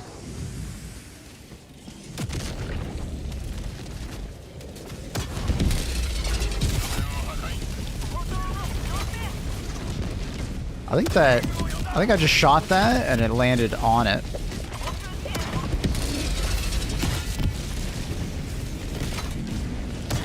Oh, and that's another reason for the recoilless right there. You can't do that with the Quasar. First off, shooting those dropships a lot of times just won't work very well if you're using the Quasar. Like I said, because of the way it doesn't have enough damage to crack it in half. It's a bit awkward.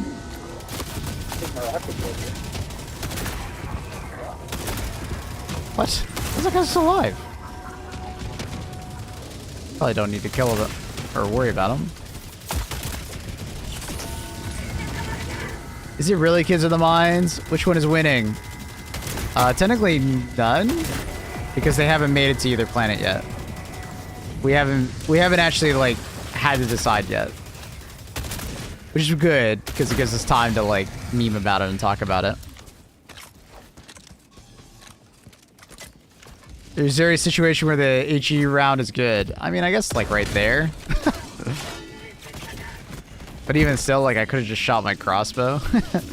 It's kind of like there's a fuckload of Devastators all standing very close to each other. That's when it's good.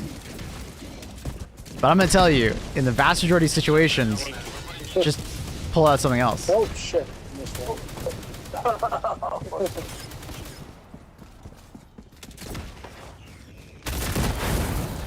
People, that's why I asked. Then why am I dating you, Kek? Love you. And you didn't ask a question though. There's no question mark. Then why am I dating you? No question mark. You never asked any questions. That was a statement.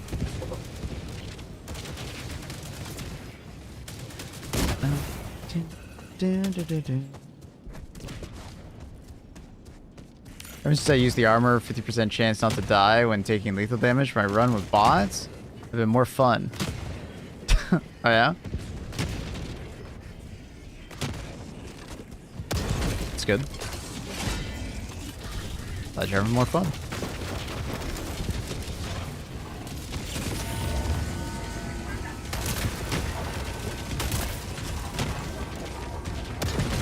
It's just hard to convince me to use anything other than medic armor. Because I have 6 attempts to just not die in general. Is that a fucking strident on top? Whenever I use a medic stim. It's great. I just don't die.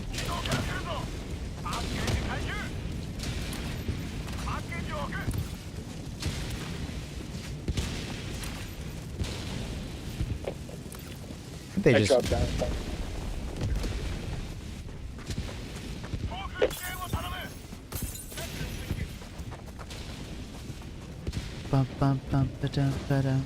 Can turret saw you? Nah, he doesn't give a fuck. Also, those guys are usually so high up, they can't even aim at you. Unless you're like extremely far away, and then even then, they probably won't have the range to shoot at you. It's like really... Freaking punch.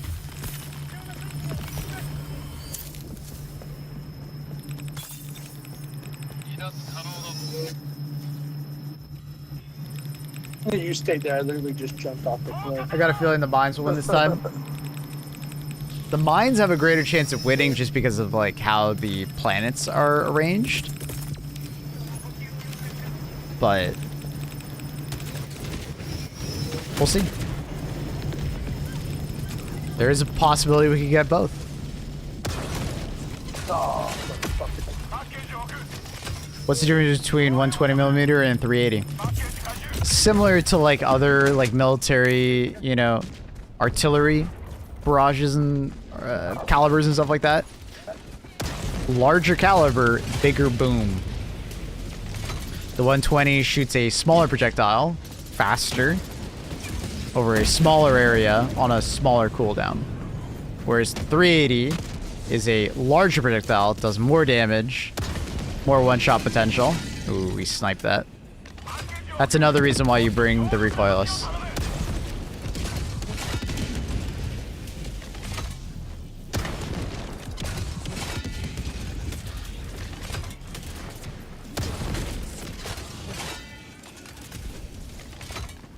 The 380 takes longer to get those shells out, but every shell does more damage. Essentially, every 380 shell is an orbital precision strike, right?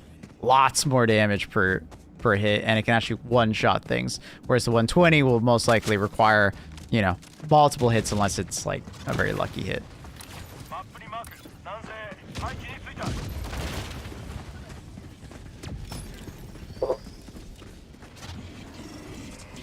But those are the main differences between the two.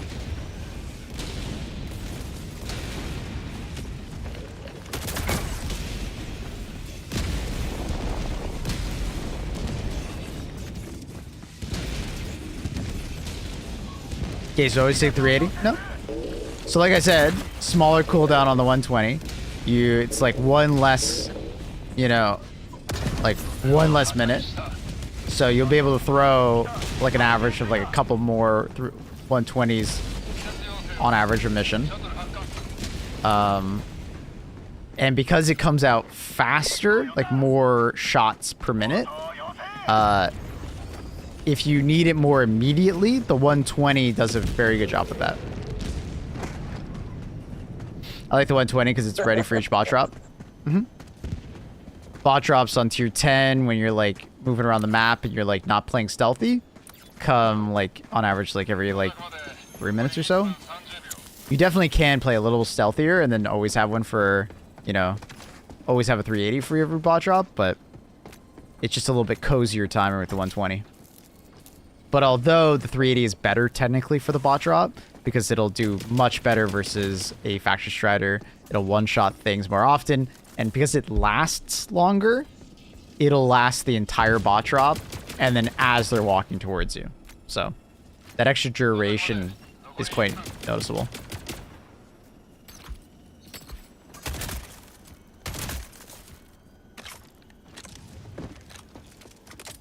So, similar to the Gatling versus machine gun sentry, it kind of depends on what you're looking for out of your barrage.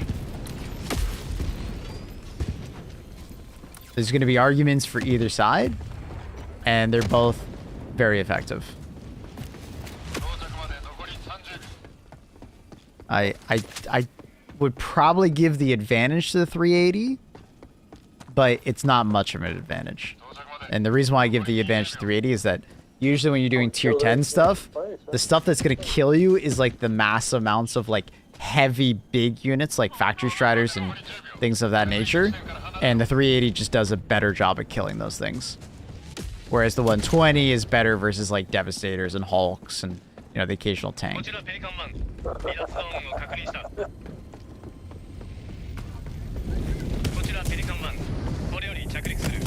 Hopefully that makes sense.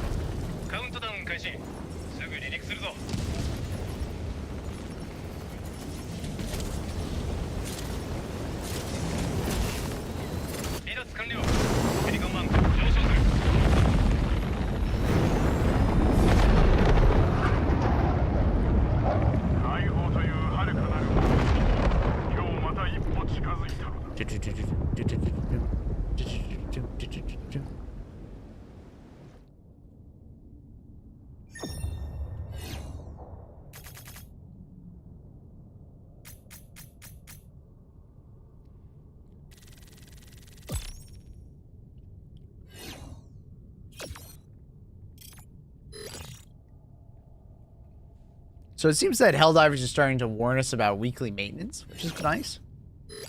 Kind of appreciate that. Or they're starting to do a weekly maintenance. I don't know. Because I saw they were also doing it in the Helldivers Discord, right?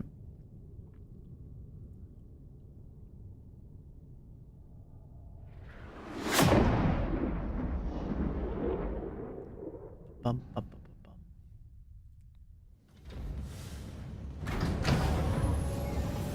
It's nice.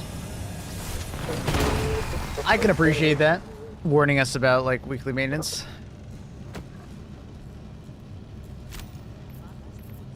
I wonder if there's going to be instability or not.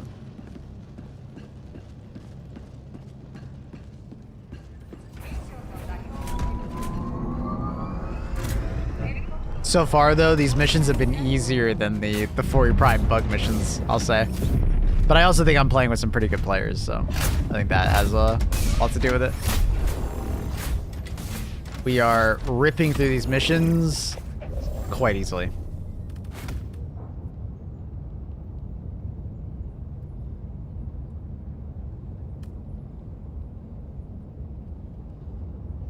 No problem, Maple. It's easy to carry you. Yeah, because it's not even carrying. Dick. Let's do like heavy machine gun.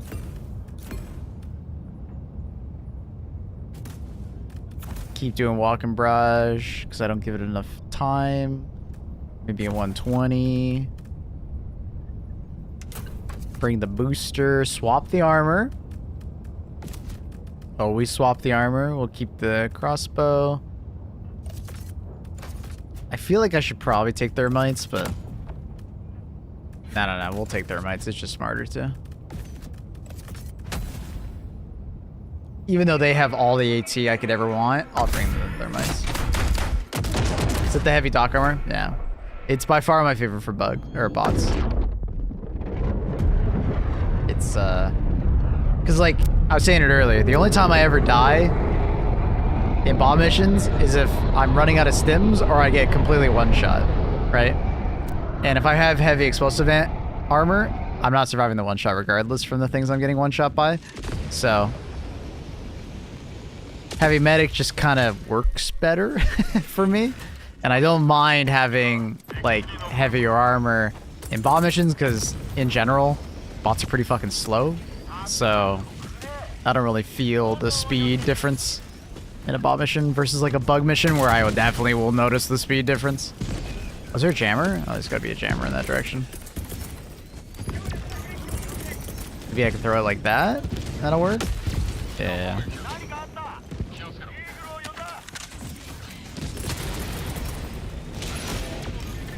Oh shit, did I just kill my teammates? I did.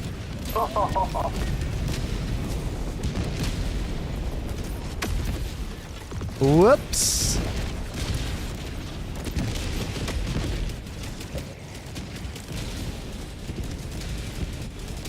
Heavy flame resist is too funny. Heavy flame plus Dickle? That's a fun one. Maybe we'll do that next game. Try to remind me and we'll do the Dickle loadout.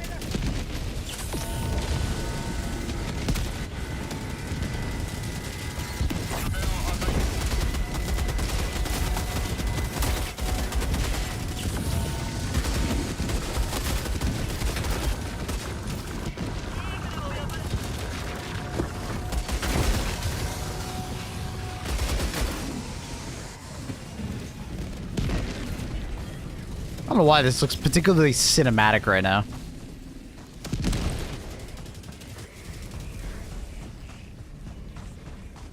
With a walkie barrage too. A proper Annie moment.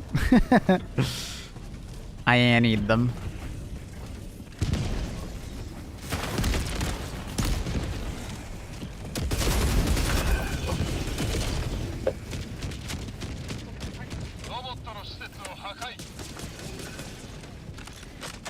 Game is peak cinema.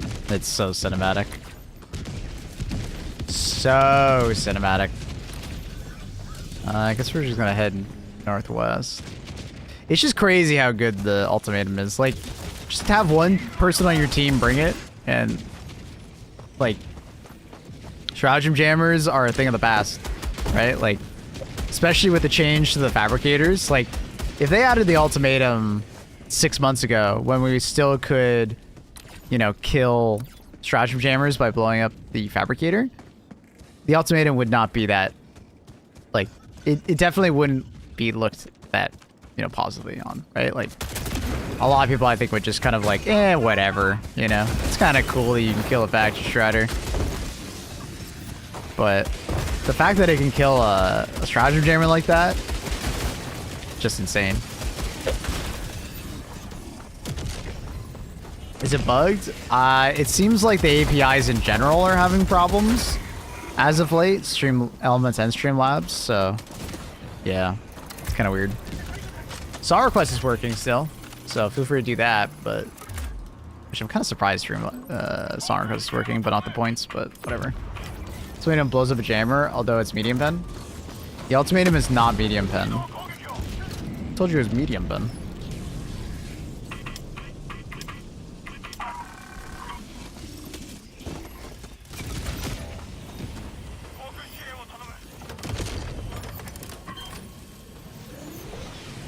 It's, what is it? Isn't the ultimatum like pen 7 or something like that? It's like ridiculously high. In game it says medium pen. Does it actually say medium pen? Oh, that's funny. I don't think I've actually ever looked at it in game. Or read it properly, I guess.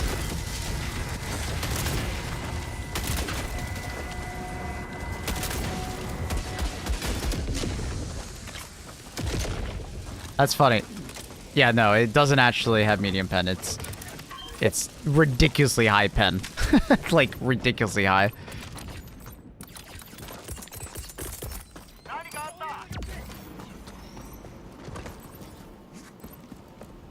It's because of the projectile, the explosion is higher pen. I think it's the opposite. Because the projectile is front loaded, like, the projectile has ridiculously high pen. And it has the majority of the damage on it. I think the explosion is actually the medium pen component. Yeah, I'm fairly sure it's the opposite. The explosion is significantly less damage, and I think it has less pen. Basically, the gun is, if you don't impact it, it'll probably survive. Unless it's a pretty low tier enemy. Because I think in game it shows medium because it's the explosion. But, yeah. Oh, hello there. In the butt! In the butt!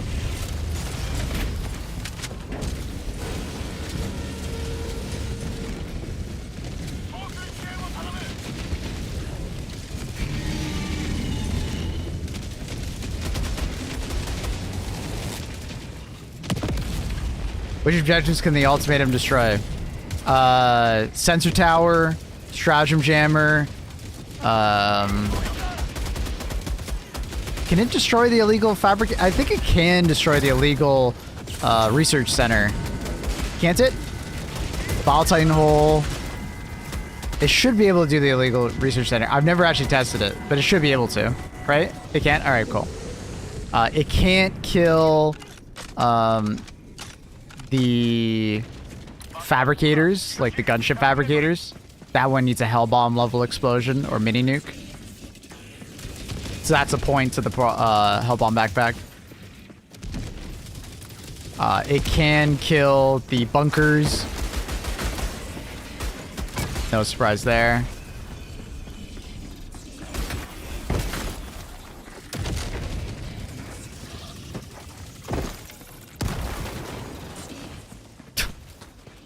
Players. Anything else of note? Oh, it can destroy an illuminate ship even with its shield open or like on.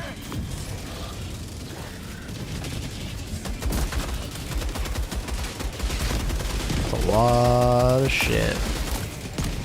Oh no, not the ragdoll. I didn't really need to do that, honestly. I should shoot you.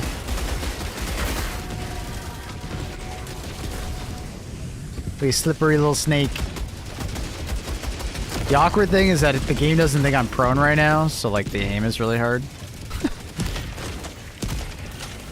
Can you destroy orbital cannons? No, I believe it's... Orbital cannons are coded the same as like the factories, where you need a hell bomb level explosion to kill them. I haven't actually tested it, but it should be the exact same. It should not be able to.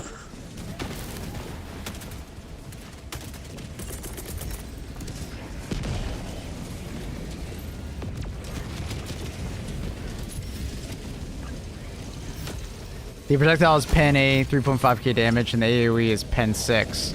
Oh, so there's no medium ammo. Okay, I knew it went lower, but I was like, did it go to medium? I was like, I don't think it went to medium, but yeah, it's just a wrong tooltip.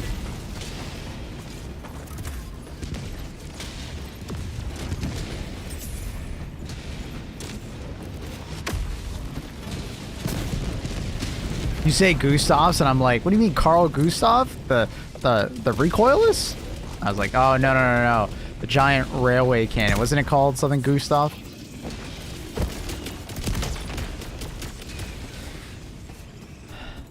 Peak physique with the MGs are amazing. Yeah, they're super fun.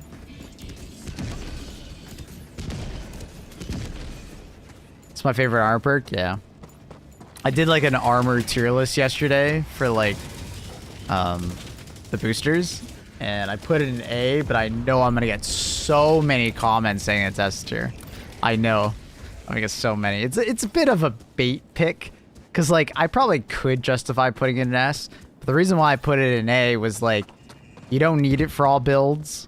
And it's only useful if the weapons have bad handling to begin with, or you're doing a melee build, which arguably are kind of niche, right? Not every build benefits from extra handling because there are plenty of weapons that have good handling in the game. So, or some weapons that just like the recoils. I don't care if it has better handling. It doesn't matter to me. I could ease like it. Like I don't think I've ever used the recoils with PvC because I've never felt like I need it. Then there's some weapons like machine guns where I'm like, I can't live without peak physique. Oh, just big old bomb landed on that. Like I think I said A plus S minus. Like Like peak physique is almost an S. I think I justified it as like if there were more weapons that had bad handling in the game, I would give peak physique a higher rating. But there are not enough weapons in the game to allow me to justify it. I think that's how I said it. And I stand by that. Oh my god. That's all rockets. For me, stealth armor's S. I think what did I put it? I think I put it in A. And the main reason I said that was just because it's a 4-player co-op tier list, and usually there's just like one person going off by themselves, and it's a particular play style, right? It's a particular play style that benefits from scout armor. Not every play style will benefit from it the same. As a player of 25 years experience in FPS, I can't live without peak physique. As a player of FPSs for the last 25 years as well, I can live without peak physique. It's just really hard.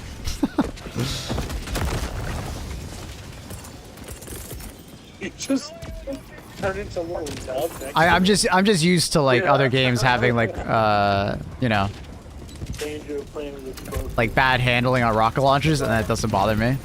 But like my AR better fucking feel good. Like I can't use a machine gun with bad handling, you know? That's where I have to have peak physique on.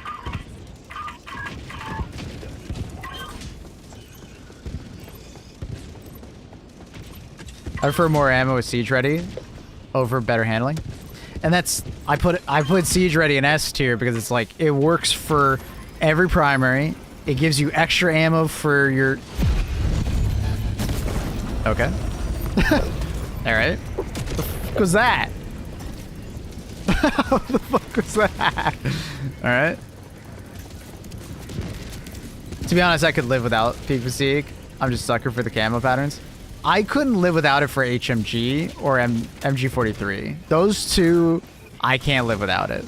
MG43 feels so much better when you have peak physique on, and then HMG feels usable when you have peak physique on.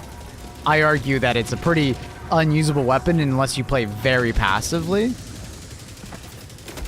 Like some people tell me they use like the recoil reduction armor on HMG, and I'm just like, I just go prone before I crouch. Then I don't need it. But I guess if you're someone who like uses the HMG and you like standing and shooting, it makes sense.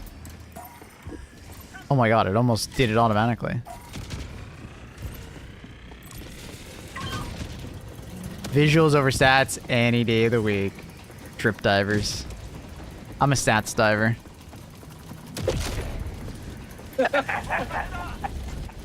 For me, stealth armor is S tier. Yeah, I'm not a I find stealth gameplay to be quite boring. Like, I'm the kind of person in a stealth game that plays stealth until I get caught, and then I go loud. And I kind of want to get caught because I get bored. You know? Usually I get caught because I got bored. So. Stealth armor, I can respect it, but it doesn't really fit my playstyle.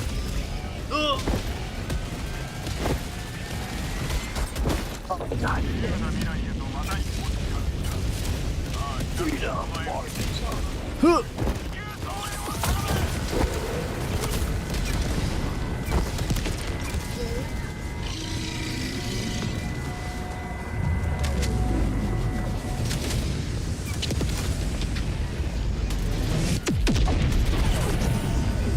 I'll probably get the res.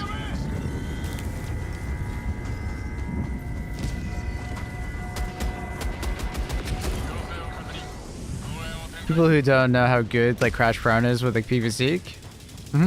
Because for those who don't know, like recoil reduction armor essentially just brings you one tier down. So if you're standing, recoil reduction armor, give or take, is basically you crouching. And then if you're crouching, recoil reduction armor basically pretends like you're prone. And then if you're prone, you get a further 30%. Which, hey, that's great.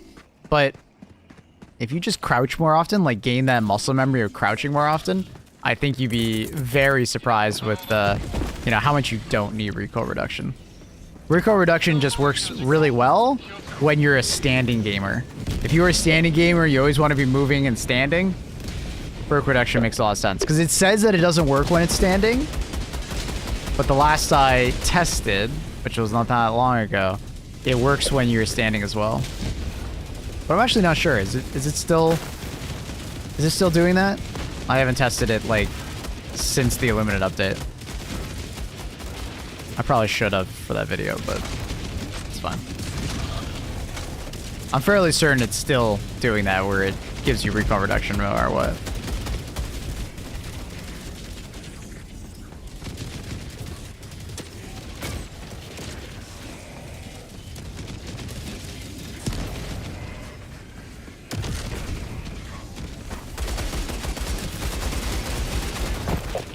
Dude, what the fuck?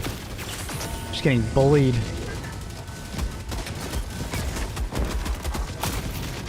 Oh, there's a turret there. I see it now. Oh my god, it's head peeking me. What a god.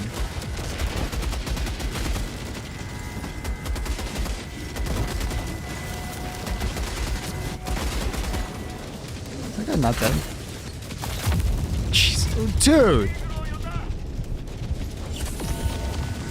What is this ragdoll? Try recoil reduction, engineering kit, the extra nades, really nice. Yeah, if you find yourself dying a lot, engineering kit is really strong. The thing is that your engineering kit is sometimes a little bit of a bait because you're not really getting any more nades other than if you die more, right? Because you're still going to get the same amount from a resupply. And, you know, technically you can hold more. So if you find a grenade pouch somewhere in a POI, it's beneficial. But that's kind of where it ends. But like I said, for like anyone playing aggressive that doesn't want to crouch, the crouching armor is really good.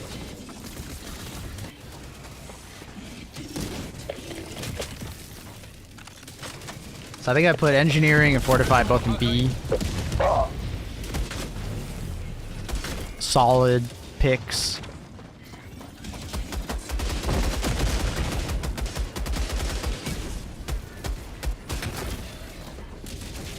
I put unflinching in B, but I think that's also a little bit of a bait. The reason why I didn't put it in C was I was like drip divers. Because all of the unflinching armor has like an insanely good aesthetic. It probably should be in C tier, but I don't know, it's funny. I've recently transitioned from servo assisted. Part of me wants to go back. Servo assisted is really tough. Because like I can absolutely see the value in it, right? But personally, it's one of those things that if I swap to it, I basically need to stick with it. Because the visual muscle memory of like knowing exactly how far your stratagems are gonna go is amazing. But like swapping back and forth between it makes it like quite hard to keep that muscle memory.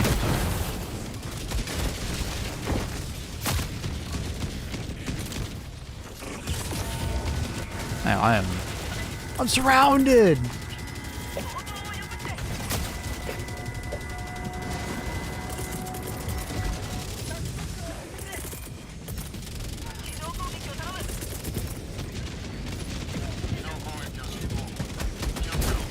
Hopefully it's a big bot trap. I threw a lot at it. Another fence between like using light peak physique armor or heavy on bots. I find light, I don't like getting one shot in video games. Getting one shot is frustrating to me. And also, I like to play very aggressive on bots. So heavy just speaks to me. It fits my playstyle very well. But I know there's a lot of people out there that love playing a more like... Oh, I think he walked into my walking barrage, unfortunately. I didn't realize he was over there.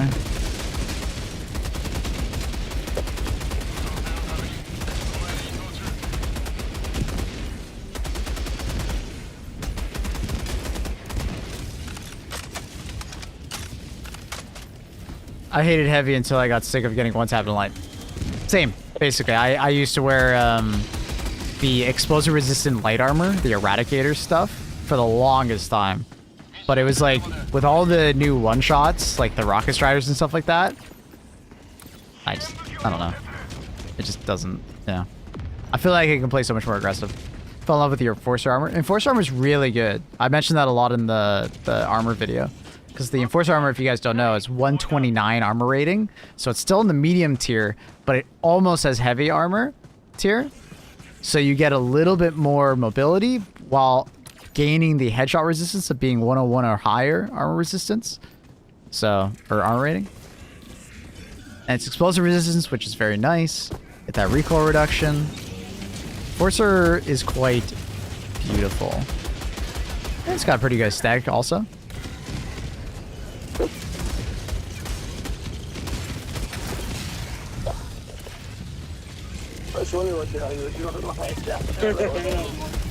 That guy to walk closer to me.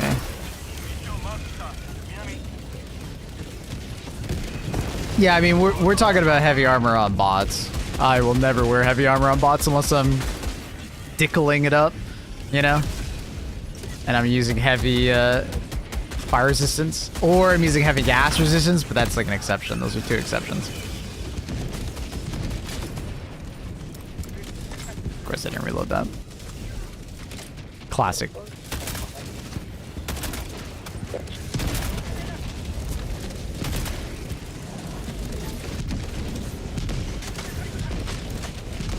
Doesn't medium armor get the have 150? Yes, but it's extra padded. And extra padded's a weird one for me, because extra padded is like it's a half perk. I feel like it's missing something personally. Just maintaining the previous armor tier mobility is not enough of a perk for me. It's nice, don't get me wrong. It's not like a bad perk. I think I put it in B tier, but I feel as if it's missing something. I've said, and I think Thick Fillet has also said it as well. It should have like something else. So in the video, I was saying I would love for it to have like impact resistance or something like that. So, you know, like when you ragdoll and you hit a surface, if they could isolate that and reduce the damage of that with that armor, it would fit very thematically, in my opinion. Or if they just want to, in general, just give it impact resistance as a whole, like a very generalized impact resistance, I think that would work too. Dude, I'm getting sniped by, what is it, 3 of those guys?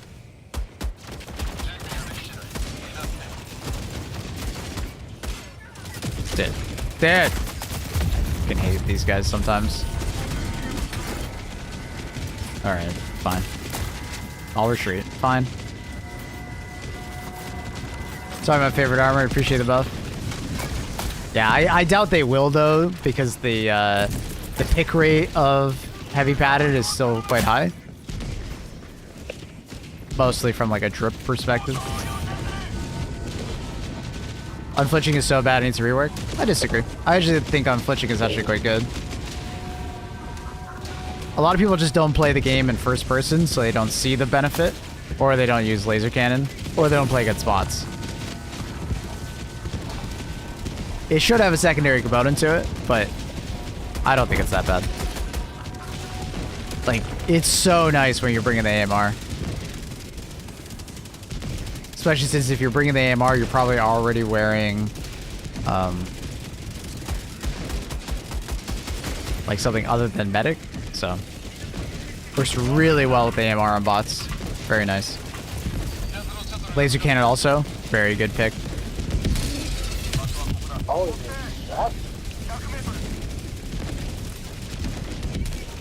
I'm just calling in the Pelican and we'll get it to hover if you guys are down. We don't have to leave. yeah, I'm gonna finish the last one. Yeah, absolutely.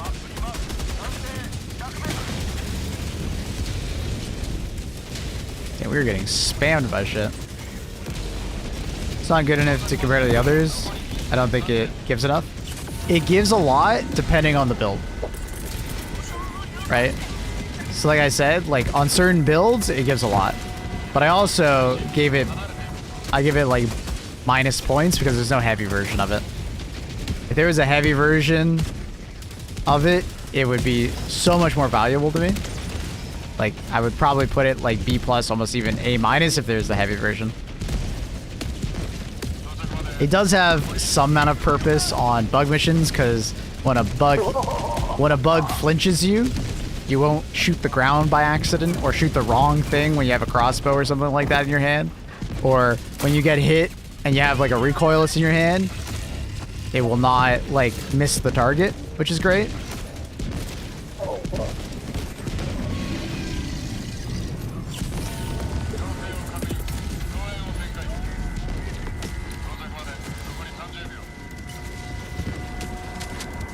Like, I think there's more...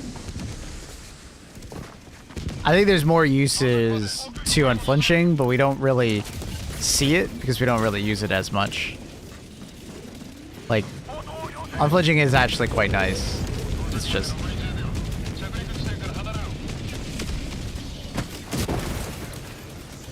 Make it hover or no? You can make it however you want. Alright.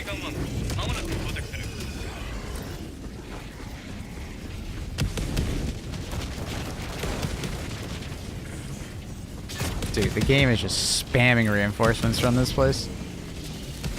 I don't get why Arrowhead doesn't have like one armor category for each perk. It happened during the... Which warbond was it?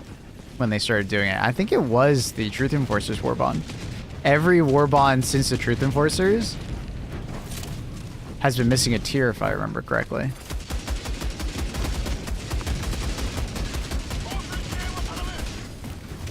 Or I guess sometimes they're missing a tier. It depends on the armor. I think sometimes the art team makes too light of armor or forgets that they need to make one of each tier. And they sometimes double up with like double medium. Did you ask them why? I think someone else did. I think I remember overhearing it. I don't remember the response though. Don't they like add the missing armors to the superstore? So there's always a page in the superstore, right? But sometimes that page doubles up and it's just another armor tier that we already have, right? So it might be another medium or another heavy or something like that. So like for unflinching, there's double medium. There's a medium inside the superstore, and then there's a medium from the actual warbond itself. And if I remember right, doesn't Siege Ready have two heavies? It has two heavy armors. It's missing the medium.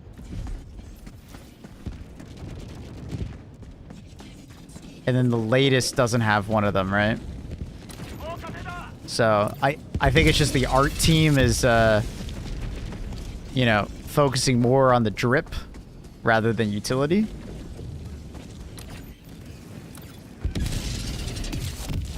Is it me or do you reload the HMG very quick? I, on purpose, listen to the belt. So, basically, every machine gun in the game, and even ARs at this point, they have like a sound cue when you're getting to the lower parts of the magazine. And if you, on purpose, stop firing and reload early, you don't have to charge the handle after your reload, which adds like a second or so extra reload time.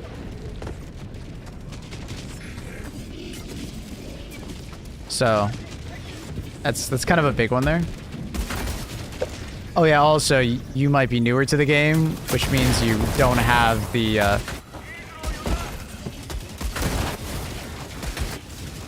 upgrade for 10% faster reload speed with support weapons. I'm just getting bullied.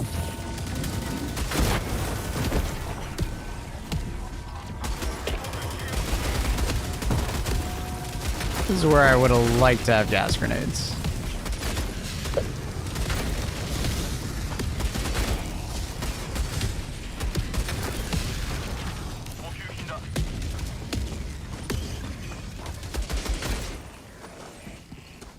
Okay. Let's try it again. Third time's a try. How'd you from you, April? Did you answer about the helmets? Just ask it again. Oh, You like answered it like yes, like 2 seconds ago. Do you think helmets will be able to be anything more than cosmetic? Once upon a time, the game had helmets having like visors and stuff like that, like in-game changing like UI elements. And the devs have shown like, oh hey, yeah, that'd be really cool. But it doesn't seem like it's on the like, you know, the short list for the game. You know, that kind of stuff kind of gives me the impression we'll maybe get in like a year or two, if any, like if we ever get it. Yeah, no guarantee on it. That guy's having a hard time. No, he's loading up the. What's it called? Oh, he's doing the ICBMs. Oh, right. We're good.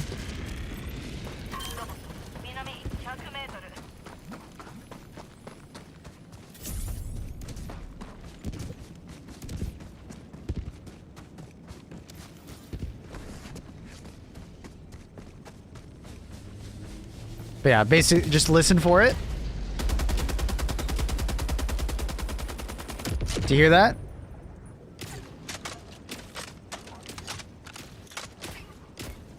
So like I actually shot it like one too many shots, right? But like you can hear the audible sound cue. So once you start to hear it, shoot it for like a couple seconds. Also the red tracers, yeah. I went a little too far there, but like basically you just listen for the sound cue. As soon as you start hearing the more hollow sound, you know you're at the end of the clip. Or when you're shooting it, you start seeing red tracers coming out of your gun.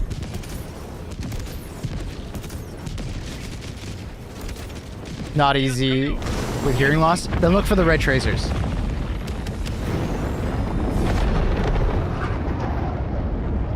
To be fair, it's much more noticeable with the MG and the stalwart. It is. Larger magazine, longer sound cue.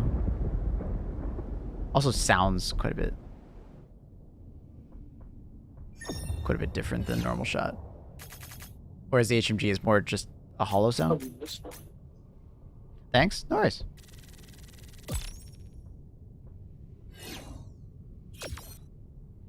The latest armor perk is not good. I'll stand by that. It's just a fun perk. It's one of those perks that I don't think is supposed to be good. It's supposed to just be fun, which is fair. I think that's okay. Holy crap. Lowering the fire rate gives you more time. Fair. Absolutely fair.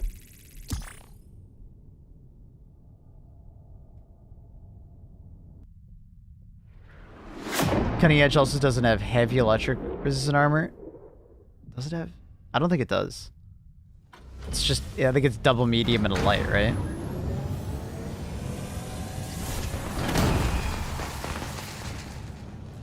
Is there a heavy? Oh, fuck. I can't remember.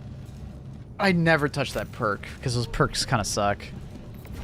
Any damage resistant armor is definitely not as strong. GG brands. GG. Is there a heavy? I gotta hit it. Yeah, no, in fact too. Nah, there isn't. Good gaming. GG's.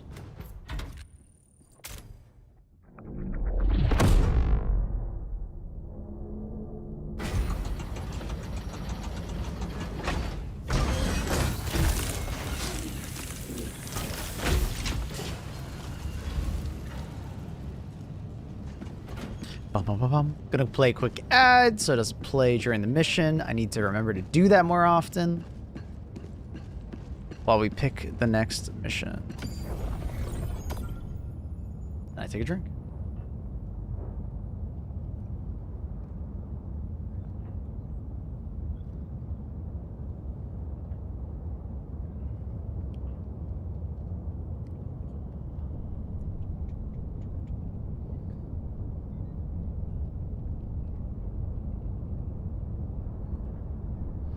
I feel like it would be too late now, as I'm sure people have skipped helmets in the Superstore because they're not needed. You say that like there isn't a rotation that rotates like every 2 weeks. I don't think it would be too late at all.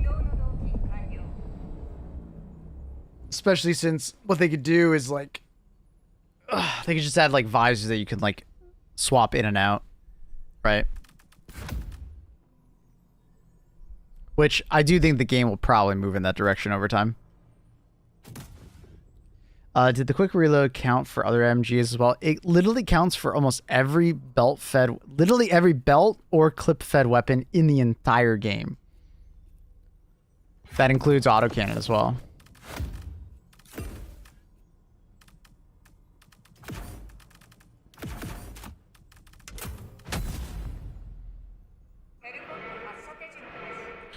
They could add more stuff in the Superstar period. I think that's what you mean, more? Yeah. Like, the Superstore is definitely lacking, and I feel like...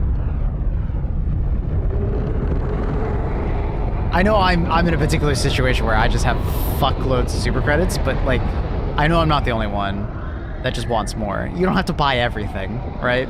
Just adding more things in the Superstore, keeping it around that, you know, price that they currently have it, I think I think they're missing out on quite a bit. I understand that they're trying to, like, not add too much to overwhelm people, but I think at the same time, people just need to grow up and understand that they don't need to buy everything from the Superstore. Like, you always get those people that complain about, like, this or that in the Superstore, and I'm just like, bro, just don't buy it. Like, you're not missing out on anything. Buy it if you want, and just, like, grind out the super credits. You spending that time complaining on the internet about it, you could have spent that grinding super credits and got, like, closer to that, right? You know what I mean? Like, every time you make a goddamn post on Reddit, count that as more time you could have spent farming super credits. That's unfortunate.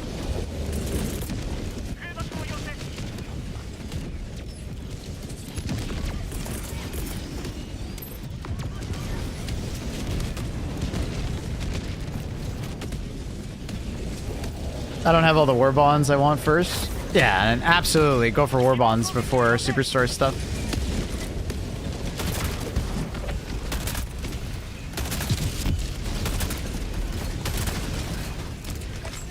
Change language. What language are you going for, bud? Oh no! I thought we were getting knocked off the side. Oh god.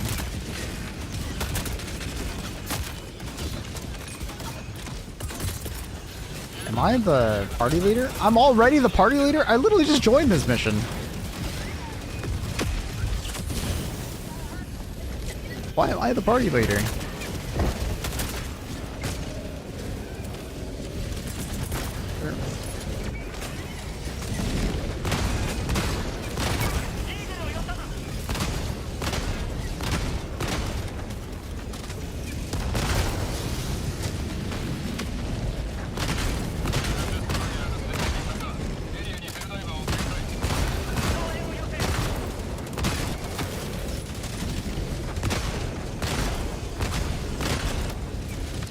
Japanese? I believe we're already listening to Japanese, my dude. Do you want to pick a different one?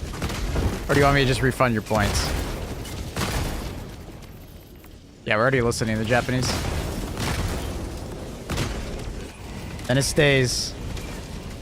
Alright, brother. Make Luna bigger. I got you. The chicken leg gets bigger.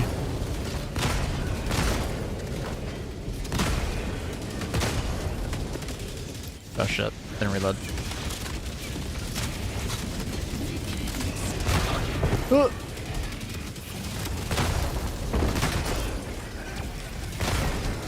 That should have been the eye. Come on. There we go.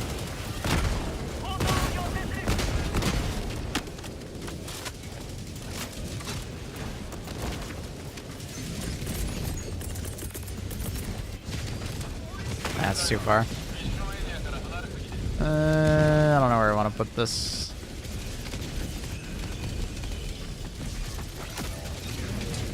You shoot him in the eye? Yeah.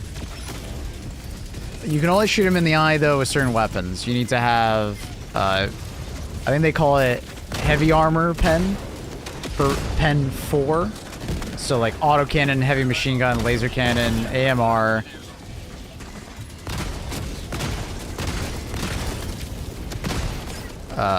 Wasp. Ah! Big iron. the senator.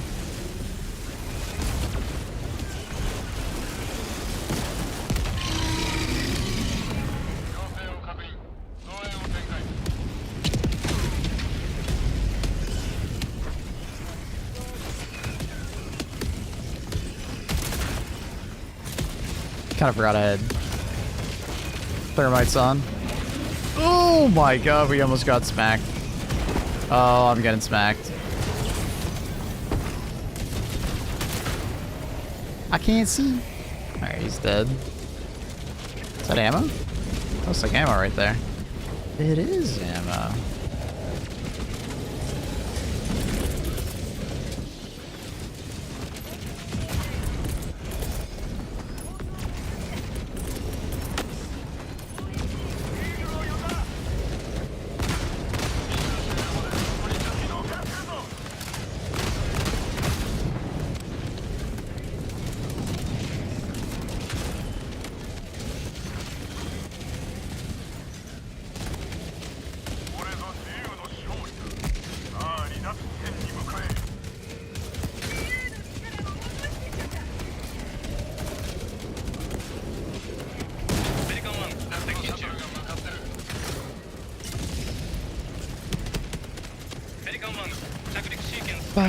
Does it feel like, or have they changed the Hawk's Eye or something?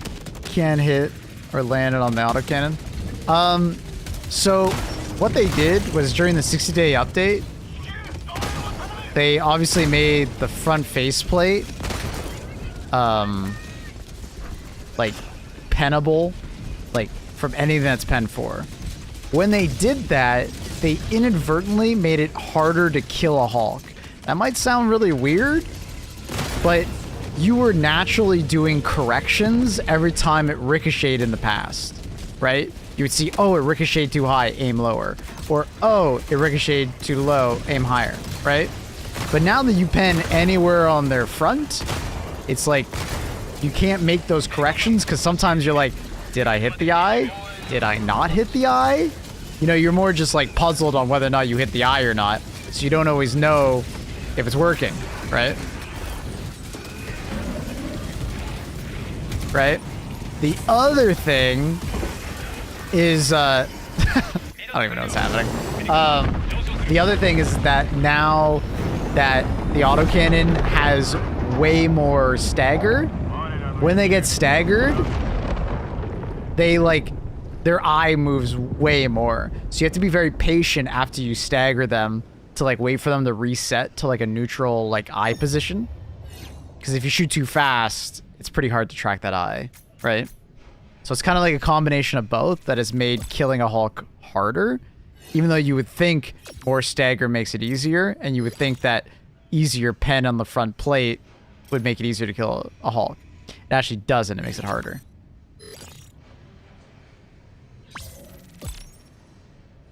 Like, I kind of miss when I could see the ricochet, so I could know, oh, I'm aiming slightly too high. Right? You can't do that anymore. Because it looks the same if you hit the eye or the front faceplate.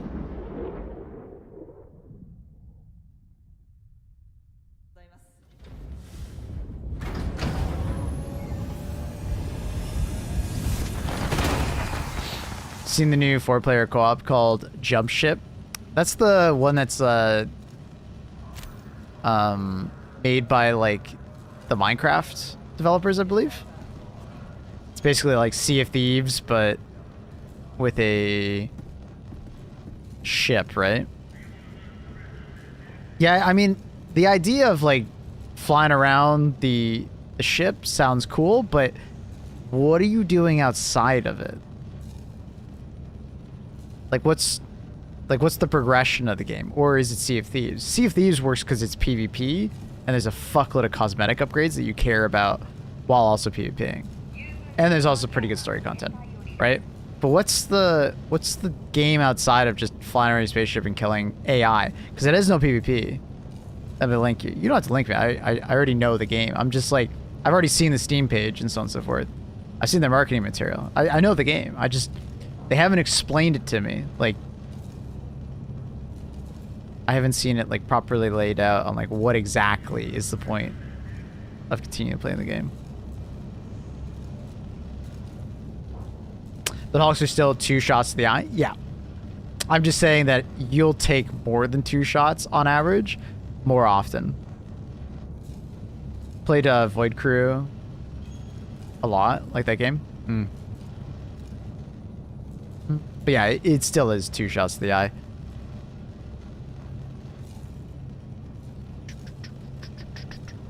Looking very much forward to Rocore. Seems like it's about like upgrading ship, weapons, exploring. Lost story mission. That's good. All right. Yeah, it's just I felt like a lot of the promotional material did not have any of like what are you doing outside of just flying the ship. I get it. They were probably trying to like, you know, do that marketing to make sure people know, hey, it's the Sea of Thieves space game. But yeah, I love the idea of it though. I think it'd be really fun to play with friends. I've been watching it for a while. Did they have a release date yet for it?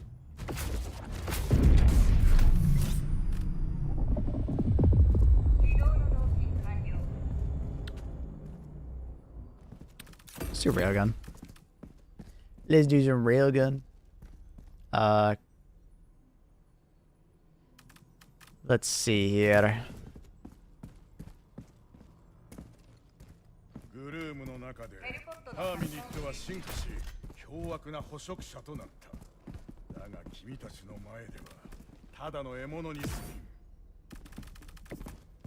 What? Oh, they're fucking around. What's going on, boys? Come on.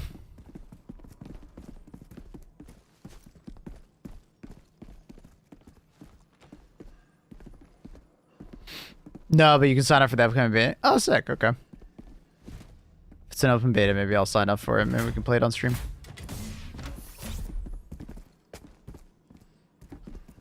Can we get a bruiser build? Democratic energy shield.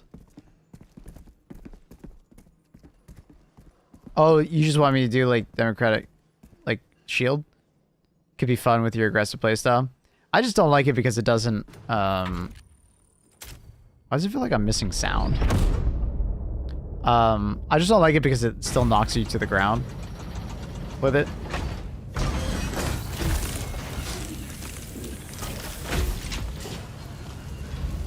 I just feel like you're missing out on just having a supply backpack, which allows you to play even more aggressive and keep you alive.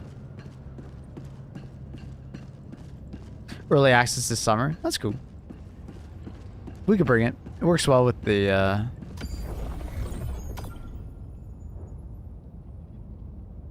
crossbow.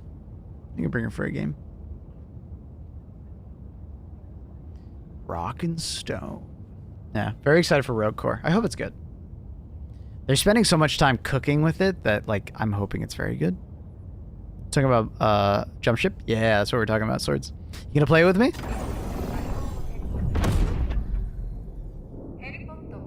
I'll be the captain.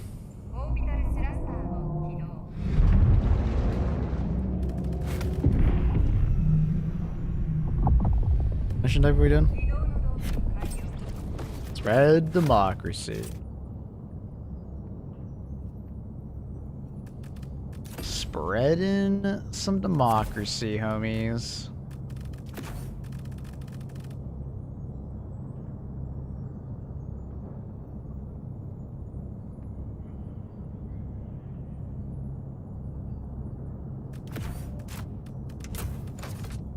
That took me some time to decide.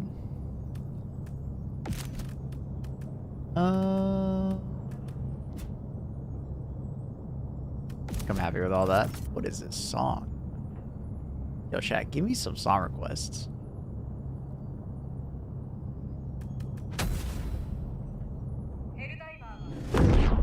Give closed beta now. Is it the closed beta? Yeah, if it's a closed beta, then I might not sign up for it. I'll sign up for an open beta all day so I can stream it. But closed betas, I don't really play that much. As you can probably imagine, because I play video games for a living, I typically don't play that many video games off stream. Because So I usually just want to get off the computer and just go chill or do something else.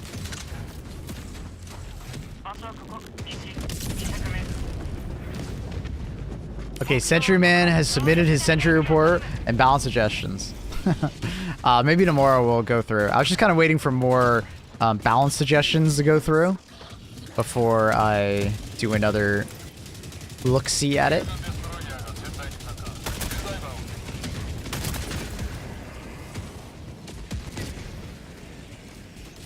Well, you see, that's you. Yeah, no. Oh, I get it. It's the curse of the content creator. And the curse of making your hobby your living. It gets a bit awkward when your living is your hobby. Because it becomes hard to enjoy your hobby once it becomes your job. Because you start having to make decisions that go against your hobby.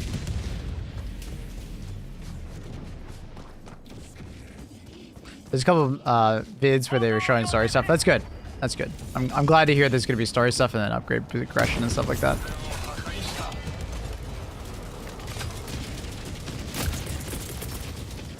That's very good. I was a bit worried because it was like, what's the point of the game? But I get it. I was just kind of watching early access stuff. They were just trying to sell the idea of the game first, which makes a lot of sense.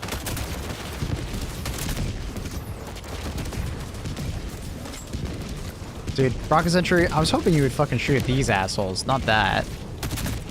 Man, do I wish I could just, like, ping my target with any sentry. I forgot to ask that. Dude, I need someone to say that in the balance suggestions to remind me to talk to the devs about that. Making it so every sentry can be pinged. Because it sucks that it's only mortars. I could never see myself playing games for a living. It's fun. I mean, I would argue it's a dream job. You know, it's great. I fucking love my job. But it definitely puts you in some weird situations where you're like, well, I'd really like to play this game, but I can't right now because first, my community wants to watch it. Second, this game is doing much better on the channel, so like from a monetary standpoint, it's like I can't really play this because my community might not like it that much, or you know.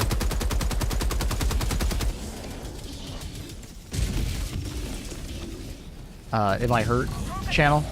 But also, like I said, like I was trying to say, oh fuck. Wrong weapon!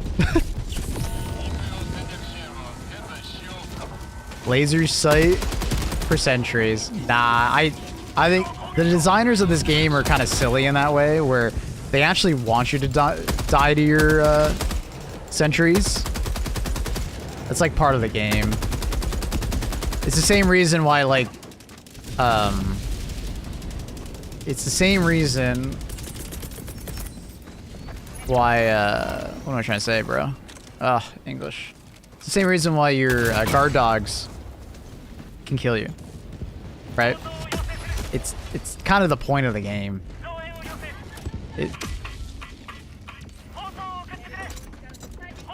So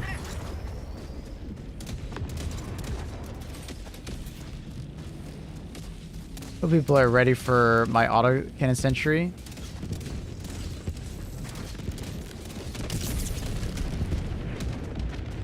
Never really made sense for me. The mark the target thing only works on mortar sentries.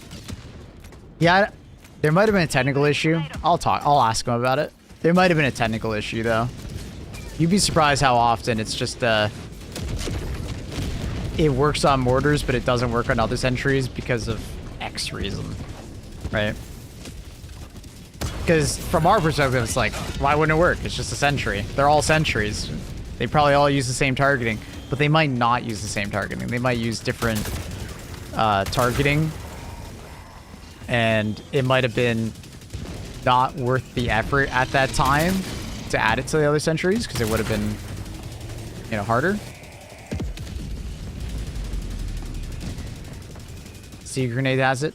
Once again, could be different targeting, right?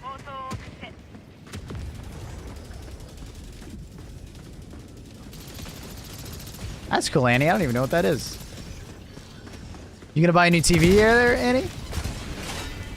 Having more controls over essentially would be great. Yeah, I agree.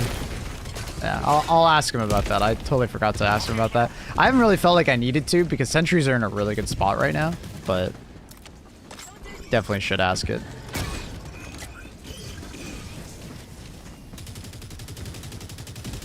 Like, arguably, sentries are in a fantastic spot.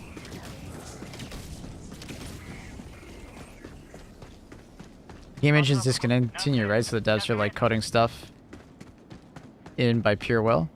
Well, they are the curators of the engine, just like Fat Shark is. Dark Tide is also made on the same engine, so they now have their own like engine team essentially. Sentry photos, okay.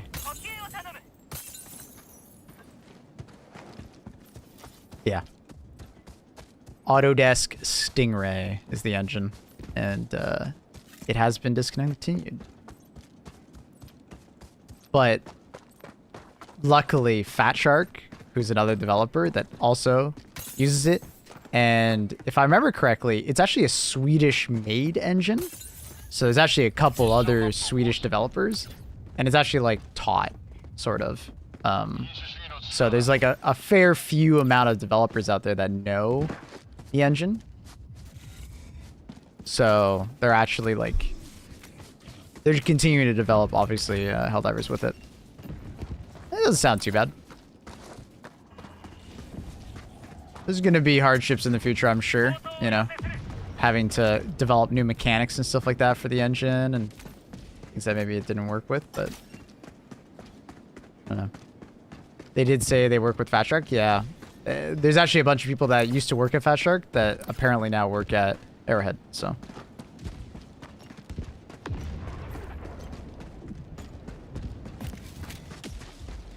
The amount of work the in-house engine team does is probably immense, yeah. Wow. Played bots for the first time since months, and I actually enjoyed. Very pog. Sick. Love that. And custom engine from the game sounds like a huge undertaking. Props to them. Well, yeah, I mean, it's technically not custom, but, you know, they would probably do this amount of work for any engine, right? Like, people always say, like, do you think they'll move it over to UE5? And it's like, you know, maybe, but I don't think people realize how much work they'd have to put in to move this game over to UE5. Just from, like, an engine standpoint, right? Because there's things that this game does that, like, no other UE5 game does well, right?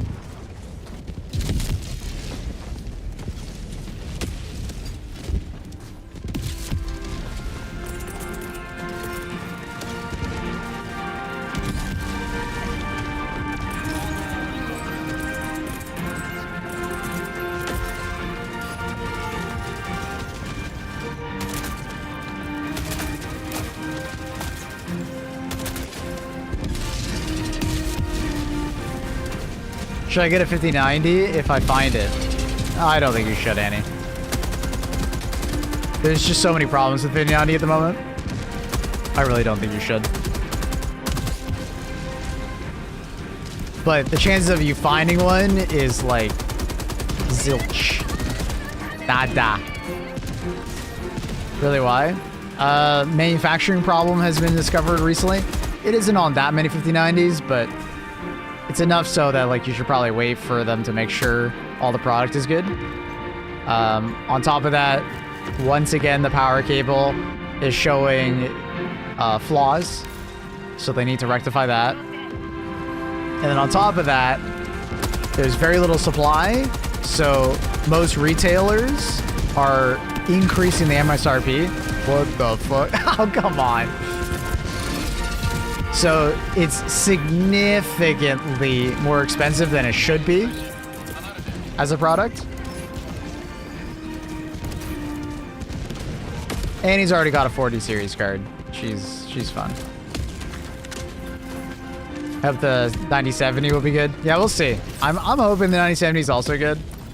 AMD has an absolute chance here to poke the bear, aka NVIDIA. They have a fantastic chance. We'll see if they take it. Thank you.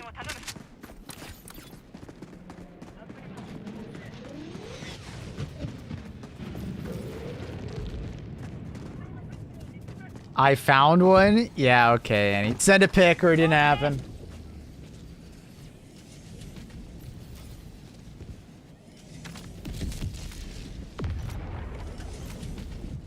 She's basically like a Japanese Newegg. That's cool. I send? Annie, there's no 4090s in any of those pictures. I think she's trolling us. The only problem with AMD right now is the drivers. Drivers in the software suite. The software side of AMD has always been lackluster, unfortunately.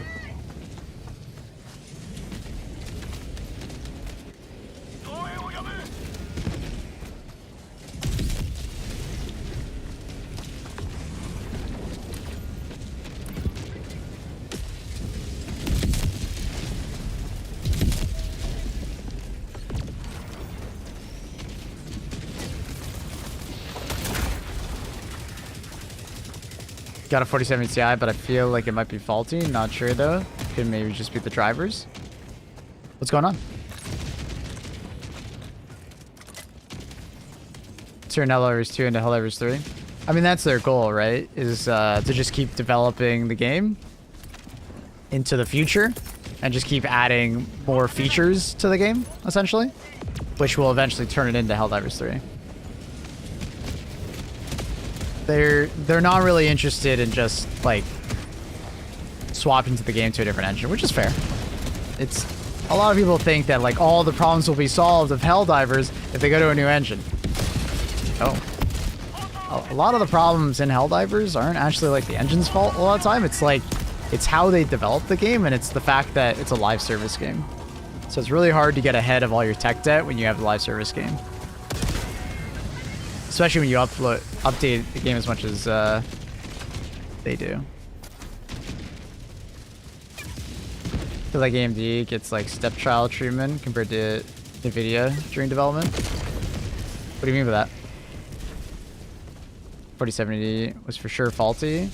It's getting hot as hell. I made mine 3 times. Damn, 3 times? Shit. You definitely got to check. If you're comfortable taking your card apart, you can check the thermal paste application. Sometimes it's just that. Thermal paste application is just really bad.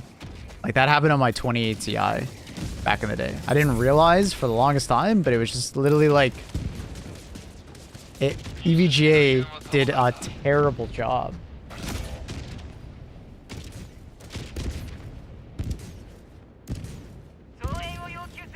The microphone section.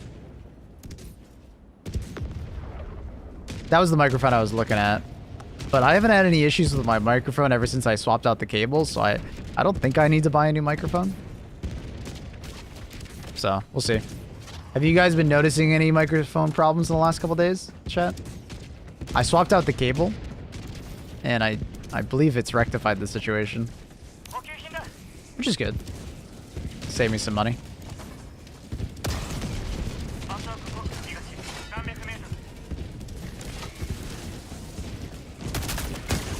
AMD's driver support is questionable at times. Sometimes slow and sometimes just half-baked. Helldivers is a great example. When Helldivers came out, AMD users were in a very awkward spot for a while. Because the game didn't have drivers, and AMD users were crashing way more often than every other, gamer. Even Intel gamers. And it had to do with, what was it, screen space, global illumination, I think it was? I think it was that setting.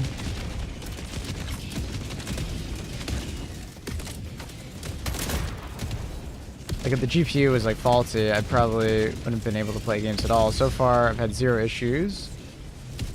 If it's just like certain games, then you're fine.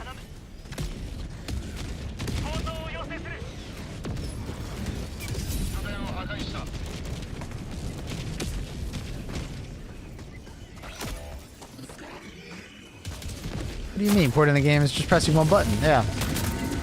Control C, Control V, and it's in.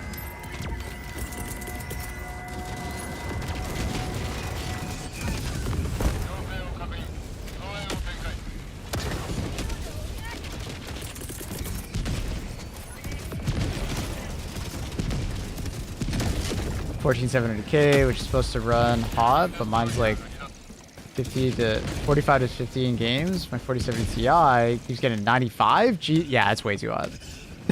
There is something wrong with that cooler. Either something's wrong with like the pressure mounting on the cooler, like on the chip itself, or like thermal paste application. Something's wrong there. It irks me getting rid of physics support. Like thousands of old games are borked for a while now. To be fair to NVIDIA, there's a lot of people, including myself, that don't play older games. They just don't. I can't remember the last time I played a game that had physics in it. Or that wasn't just an optional toggle, right? Like you could just turn off the physics side of the game and then play the game just fine, right?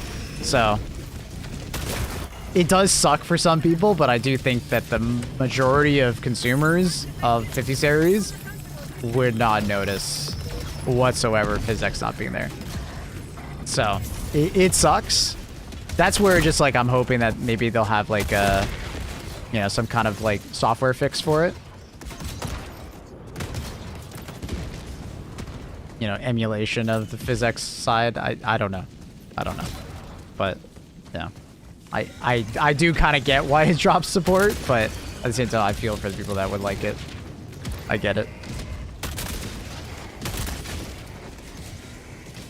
Are you on the Sharon Prime DSS vote bandwagon? Yeah, we came up with that by ourselves and then noticed that a lot of other community members are doing it, so I'm on board.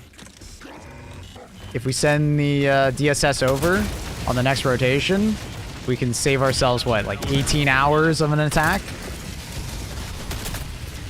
It's pretty good. Pretty good.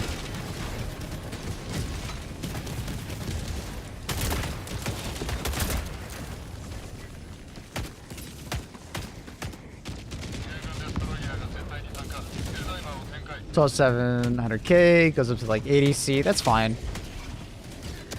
4070 Ti offset doesn't go above 65. 80C is fine on a 12,700K. Like anything over 80, you start to be careful.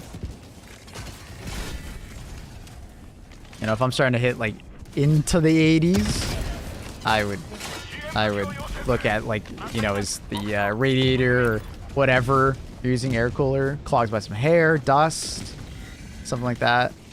Maybe a repaste is in order. Because it's a 12,700K, so the thermal paste might have dried out.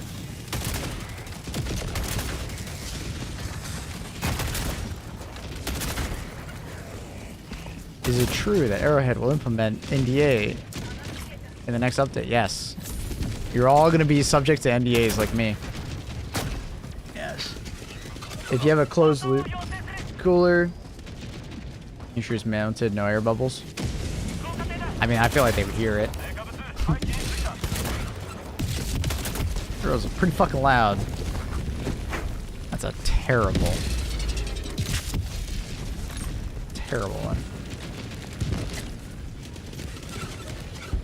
Shouldn't we send the DSS to Martel that's attacking the other planets so the orbital blockade stops the attack?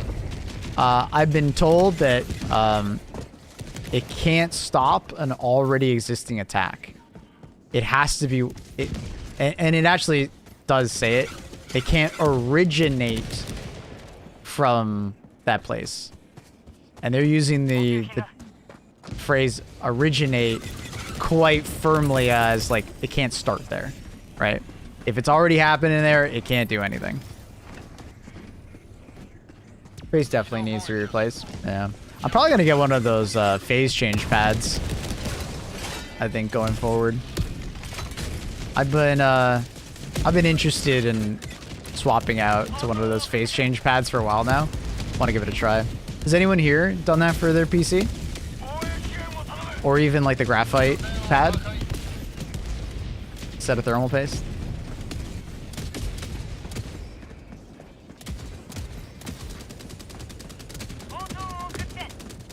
I ordered my own bread making machine. Can't wait. Ooh, that's cool. Didn't lie, soon a review. Grain of salt. Said it was subpar. Well, there was the graphite. I don't know about the phase change. I don't know if they did one on that. But the graphite pad is basically if you just like have a computer that's just gonna fucking sit there and you don't want to go do like work on it, the graphite pad's amazing for that. But for the phase change, I've heard it's actually quite good. It gives you, it could even be better results than a thermal paste application because phase change will get better over time. Because how it works is like as it heats up, it changes phases, right? To like more of a liquid almost. And it will like get into the crevices and stuff like that. But as it cools down and heats up again, it'll keep doing that, which will like keep reapplying itself. So it will get more efficient over time, which is kind of cool. Well, that sounds interesting. But I haven't seen like proper testing on it. Like, I'm just curious because I've heard people talk about it.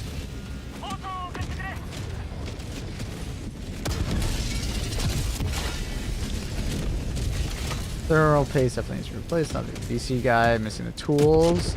Take the parts required. You basically just need a screwdriver. It's not as much as you think.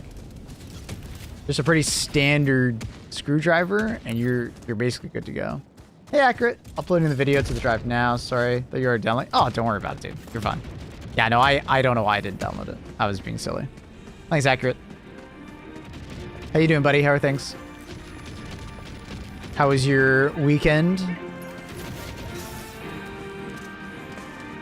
I'm sick. I hate it. Fuck, no! Ah, shit. Did you, like, get it from someone you were, like, spending time with? Or is it just, like, a random cold from, like, the traveling?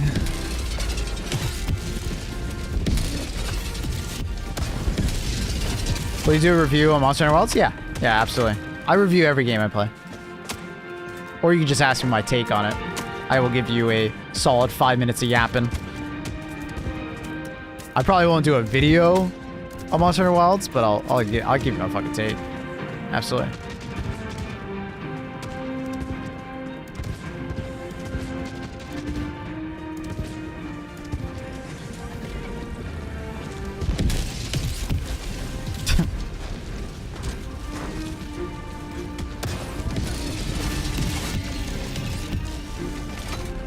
Can I ask how you reload so quickly with the recoils? Okay, so watch the bottom left where you see the recoilless symbol. You see that thing over there? And when I fire it turns red. As soon as it turns white, you cancel the rest of the animation. By standing up, you can stand up, dive, open up your stratagem window. There's a bunch of different things you can do to get it to cancel early. Because essentially the reload finishes faster than the animation leads you to believe. And that's why that works. Need ammo. Any ammo? Is there ammo here? I'll pick that up. Oh, there's ammo. Okay, sick. But yeah, what I do is I just press my crouch key and I stand up. And crouch key, stand up. We're good. What's up, Annie? You okay? What's going on? What's going on, Annie? Ooh, she's in the TV section. Look at all them TVs, Annie. Mini LED. Wow. TVs. So many TVs. Wow, thank you. No worries. Have it out. They're so sharp. It's because, Annie, you have a 1080p TV. And on top of that, the tech on TVs has got to the point where they have like pretty damn good pixel densities, right? The technology has gone a long way, honey, in the last 14 years.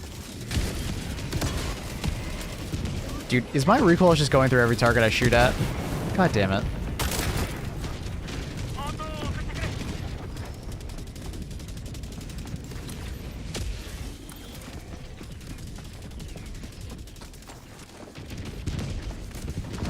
Total scoop of 4090 for me. Kind of hard to find a 4090 that's not overpriced because they stopped production on it. Unfortunately, if you want a 4090 nowadays, you kind of need to look at the used market, or you're overpaying.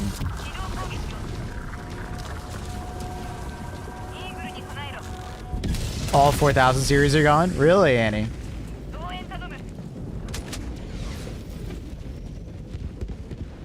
So 5000N series and 4000 and 5000 are sold out? Yeah, a lot of people seeing the 5000 series being so bad went for the 4000 series. Damn, that's crazy, Annie. That's wild. My internet has been quite unstable. Oh. Well, pad. See, this is a great example of, you know, you're wondering like why the interface is like not working. Sometimes it's due to like really like odd just network lag that you don't even realize is happening. It's like you to the host.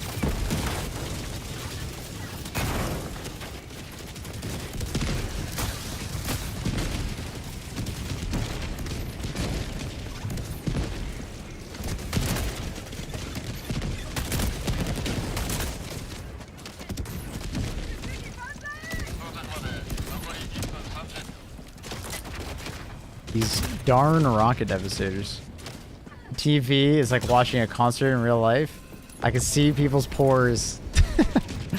Now, what they do on those TVs though is they like boost up the sharpness balance quite a bit to make them look even more impressive.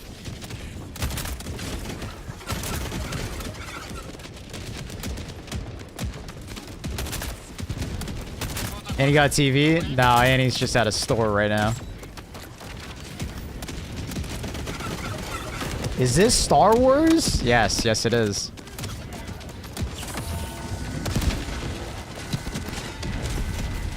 This is based on the hit TV series Star Trek.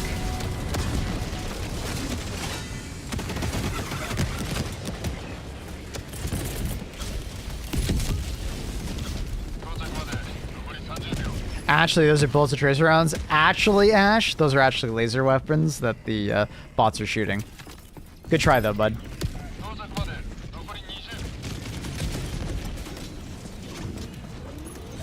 So is everybody fighting for the kids or for the mines? I think at the moment they're just trying to do both. We'll see what happens, though.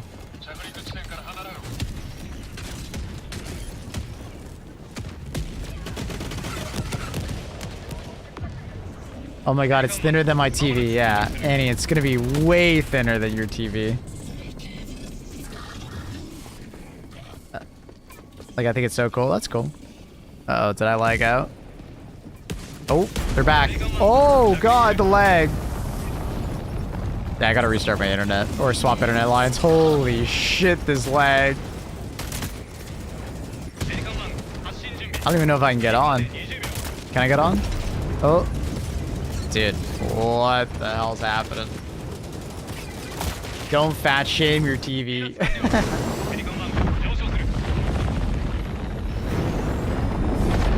I'm in a ton of server instability. It might not be my internet. I know they're doing background maintenance right now.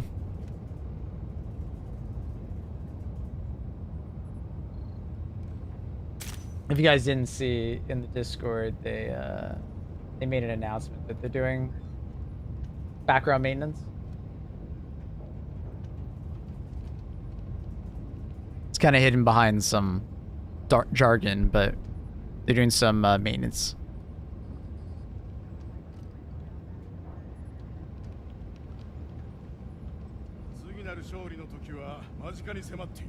When it is the Wi-Fi. Damn right she is. Big kitten. Yeah. Knew I was looking. She knew. She's so smart. She's such a good girl. Alright, do you think I need to restart my internet? I'm thinking about it. We're just swapping internet lines, but I don't want to stand up. Becca, thank you for the tier 1. Appreciate you.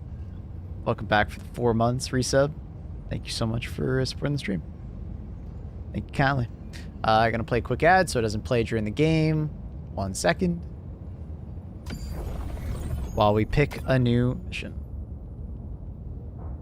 Just sitting on the couch watching TV. It's incredible, the TV. And he's starting to understand why people have bought new TVs in the last 14 years.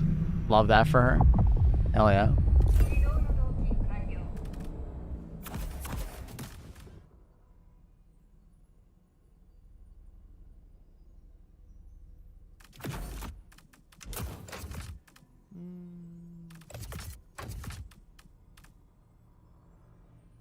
Probably should take that. Shut up, Maple. I need to shut up, she says.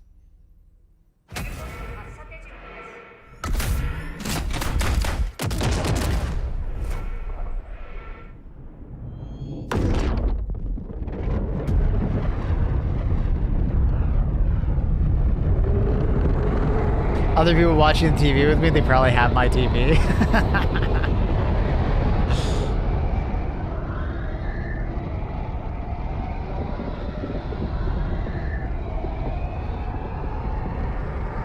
Get my eyes, even a CRT looks great from couch distance.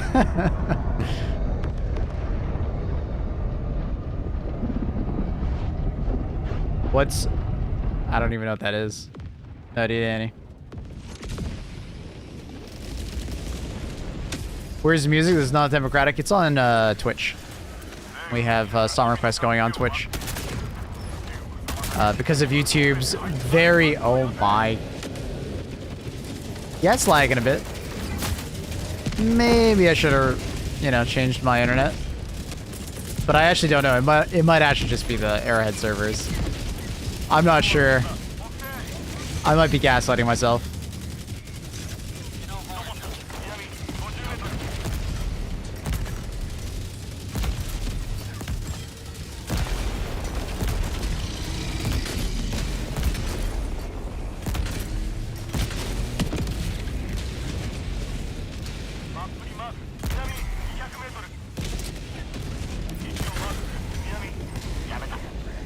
Where's my dad? I need him to buy me a TV.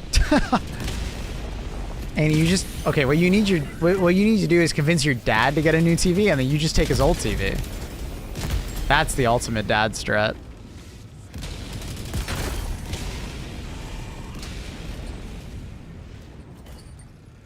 Convince him to buy like a, you know, a new expensive TV. You do need to do a visit to the Mystery of Truth. That's what I'm saying. That's what I'm saying. I mean, honestly, YouTube just need to figure out a similar system to Twitch, where I can stream with music on Twitch, but I just don't save it to the VOD.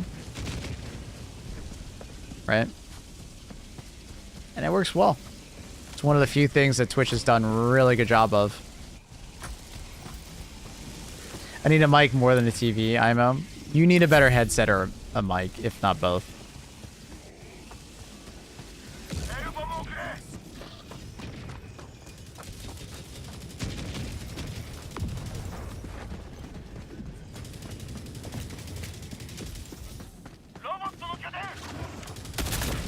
I'm looking now.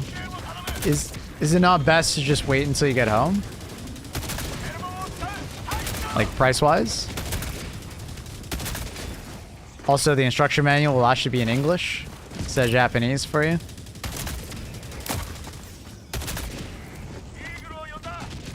Cheap here, my brother said. Oh, really?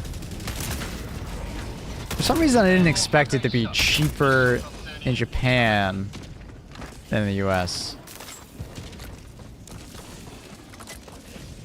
It's estimation mark wrong song accurate. Should probably help out my teammate. It's where shit is made most of the time. No, most of the time it's made in China, not Japan. There's some products made in Japan. I was close. That's like Teo kind of close.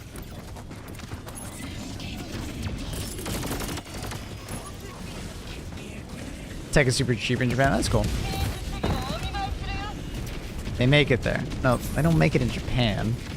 All the products that Annie is going to be looking at are manufactured in China. There is some tech that's like made in Japan, but vast majority is going to be made in China. Like headsets and stuff like that. Absolutely, it's just be made in China.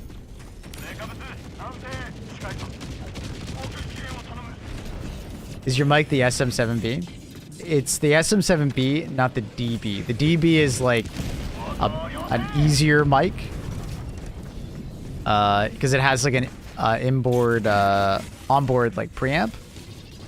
So you don't have to buy a preamp for it. The SM7B. Remember I just said that. The SM7DB is like a newer version with a preamp installed. But it's also like $100 more USD.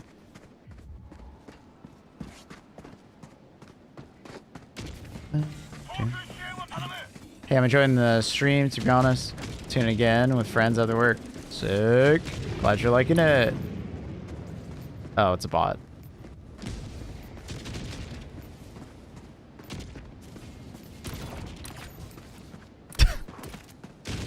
I don't understand, man. How stupid are these people that write these bot programs? Like, how does that not fucking sound like a bot? Like, I knew that was a bot almost immediately. First message, all right, sick. Second message, oh, you're asking me to join your Discord. Okay, immediately, all right. Yeah, then the name also. The way it works with bots is it's usually 2 nouns, numbers. Right? Or like adjective, noun, numbers. It's like every fucking time. How do I want to deal with this? I'll just throw a 380. Someone's on the far side.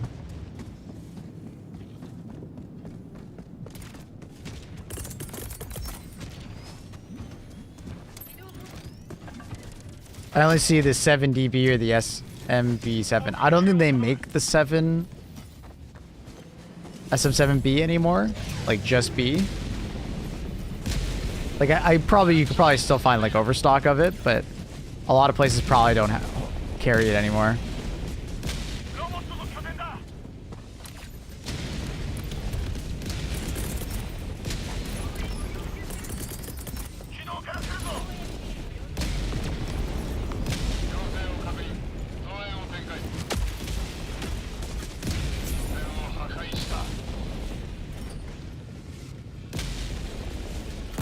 Fucking trees in the way, dude.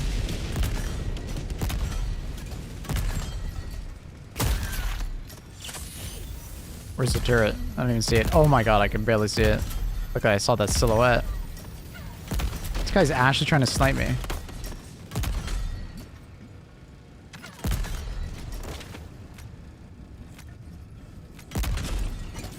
Anything else? Oh.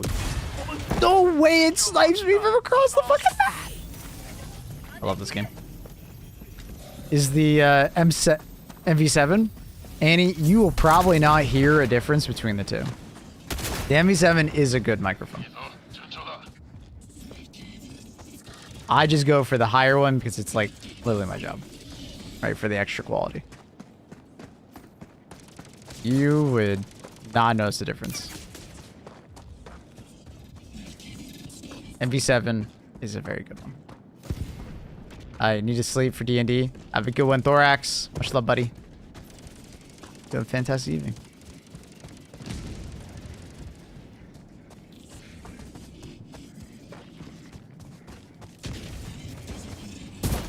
Like, chances are, Annie, the vast majority of microphones there, you will not notice the difference at all.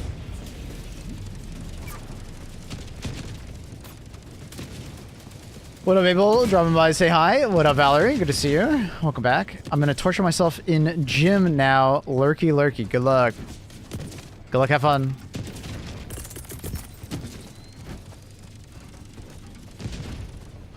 Is crossbow still better than the eruptor? In like 90% of situations, yes.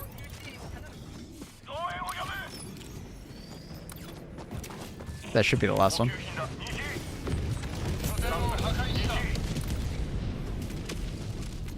I haven't seen any like patrols to shoot at.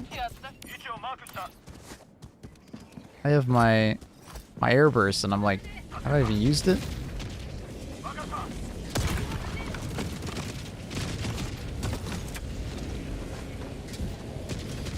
It's always awkward firing it at this distance at those guys. There we go.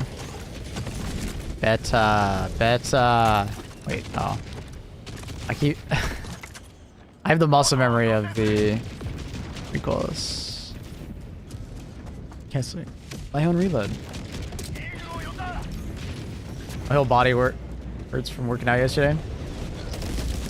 Oof.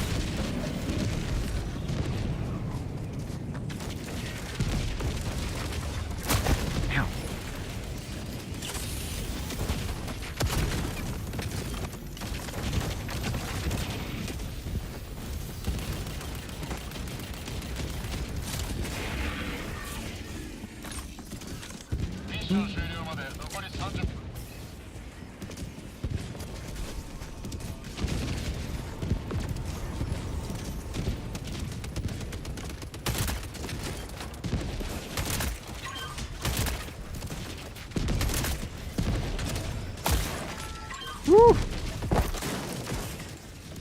Do you go Jim? Yeah, Jim's a nice guy. I go see him sometimes. Why? You going on a date with him or something? I heard he gave you a good workout. I mean, that's great. Did he buy you dinner first? My brother found cheaper back home. He said, Maplewood, he doesn't want my dad to buy me anything. Probably he's jealous. Sorry, my brother found cheaper back home for the, like, the microphone or for like the TV. I like Jim, but he never buys me dinner. He expects me to show up, work for him every time. Oh, hate that. That fucking sucks.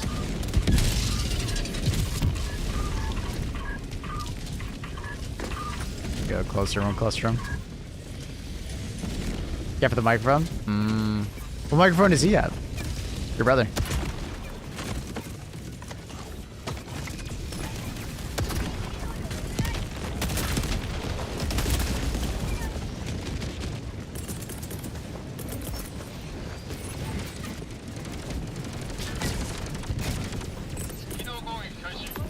He doesn't? He plays on PS5. Oh, I thought he had a gaming PC. Does he not have a gaming PC? I thought for some reason he had one.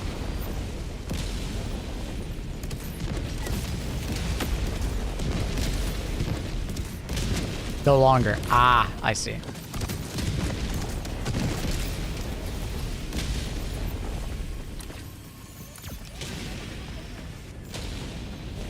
Jim treats me right. She makes me big. Good old Jim. Wish I could go to the gym, but I gotta like take a break. Yeah, dude, don't. Working out while you're sick is like some of the worst things you can do. Like your body will not recover properly. It's not good for you.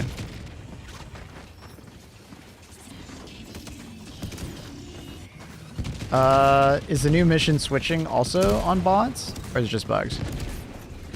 Like the new like mission variety? Yeah, we haven't seen that yet here. It seemed like it was just only on the Gloom planet. If that makes sense. Just on that one Gloom planet. The other bug missions have gotten a like facelift, aka the bot planets, or sorry, bug planets all have you know, city maps now on some missions, not all.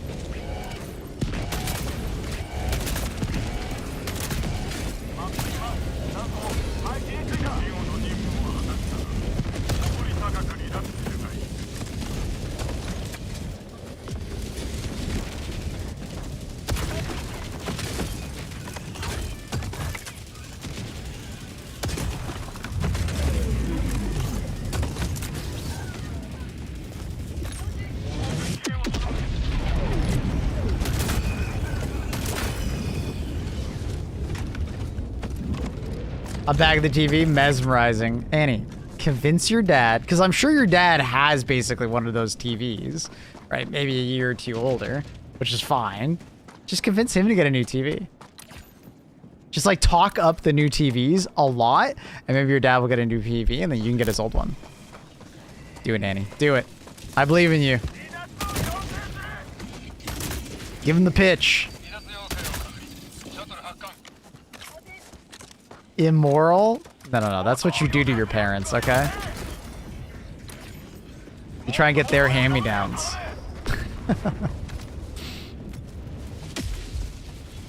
I'd rather pitch him the purse. Ah, Annie. See, the thing is with the purse is just going to collect dust in your closet, right? You're going to wear it like a couple times, and it's just going to sit there, right? The TV is something you're going to enjoy and appreciate for like years to come. Purses are expensive. The purse and the TV are probably about the same fucking price in a funny way. Oh my god, these TVs are cheaper than the purse I was looking at. I see? Alright, that's even crazier than I thought.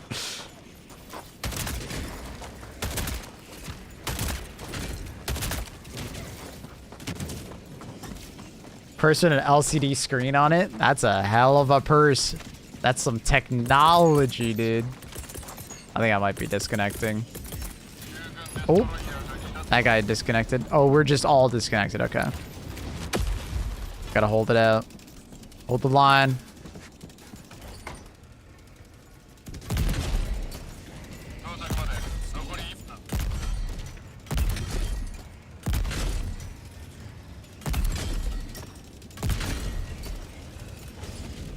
Hold the oh, I'm stuck on it. No, I'm stuck. Oh, and I can't even shoot these guys. Oh, this is... Uh-oh. No way that killed me. I was like, oh, surely that won't kill me, right? Unfortunate.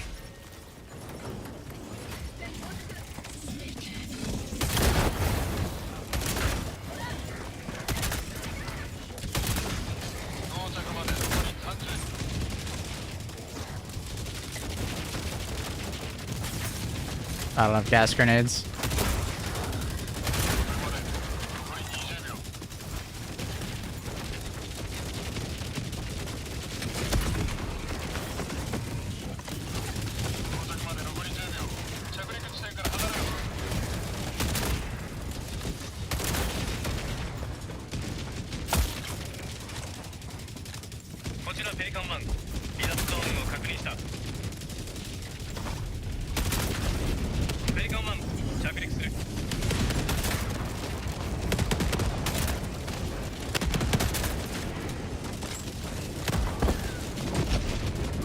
All the TVs are 4K? I would hope so.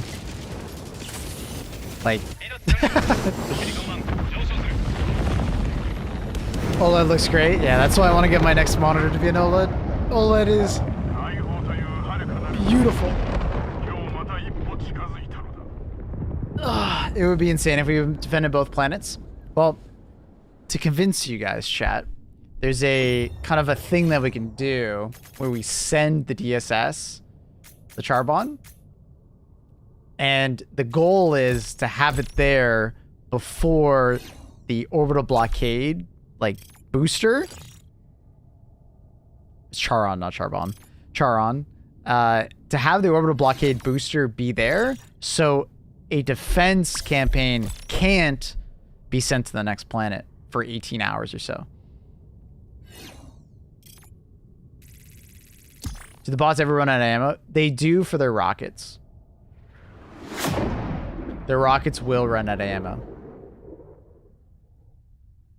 Also, gunships will run out of ammo for the rockets. So, rocket devastators, rocket striders, rocket devastators. Sorry, rocket devastators, rocket striders, and then the rockets from gunships will run out of ammo. But from a laser perspective, no, they don't run out of ammo.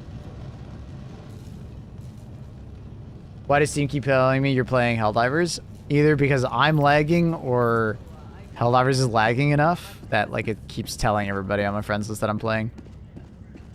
I can't tell if I'm being gaslit or if my internet actually is having trouble right now. Because they're doing maintenance for the game. So, I don't know. I was hoping we get some new automaton units. This is a filler MO technically. This is not a major MO. I'm sure we will be getting them fairly soon. Does Barrage your tank have ammo? I don't believe so. I believe it fires infinitely. I've never kept one alive long enough to know for certain, but I don't get the impression it does. If your internet was having trouble, wouldn't that also affect the stream? No, because a lot of it's download.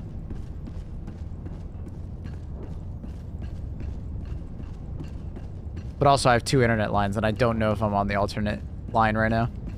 I can't remember. I have 2 internet lines, so. Although monitors are beautiful and expensive. Yeah, they are. I haven't decided on which monitor I want to get. We shall see. I want to buy a monitor, but I don't know which one. I'm kind of debating. And I'm debating whether or not I get 4K monitor or not. Because I could just get a 1440p OLED and be quite happy, or I could get a 4K OLED. I'm leaning more towards the 1440p OLED just because I don't plan on buying a 5090. If I got a 5090, I think I would have bought a 4K OLED. But because I only have, you know, I'm one step down, I'm like, maybe I should just go like 1440p. I also save quite a bit of money going 1440p OLED. I don't know. I picked up a 42-inch C2. Oh, dude. Yep. A lot of people did that for a while. It's great. See, the LG OLEDs are great. The TVs. As long as you got good eyesight, 4K is too small to code on when you're older like me. I sit close enough to my monitor so I would notice the difference of a 4K monitor. So. And I'm not, you know.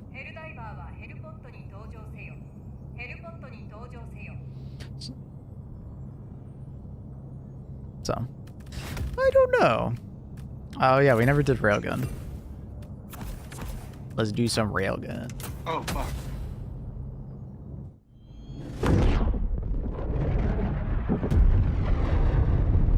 I have 4K OLEDs. They're nice, but I just scaled them out to 125.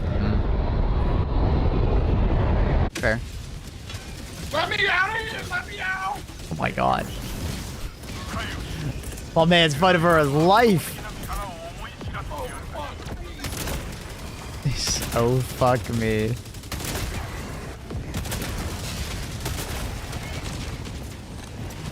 Morning Fairway, how are you?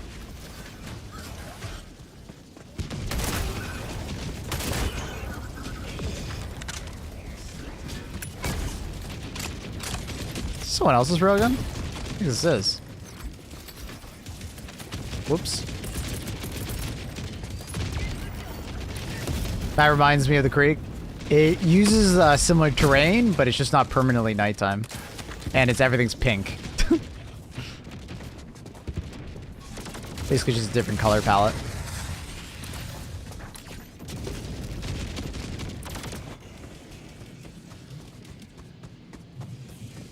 Sony's a good brand. Yep. LG's very good. Sony's good.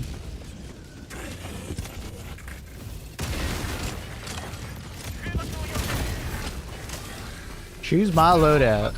Drone Master Armor. Bot Slayer Kit. Secret Grenade. Dog of Choice. Automated Turrets. Plan is to do less shooting yourself. It's possible. Alright. I'm down to try that next game. I'm down.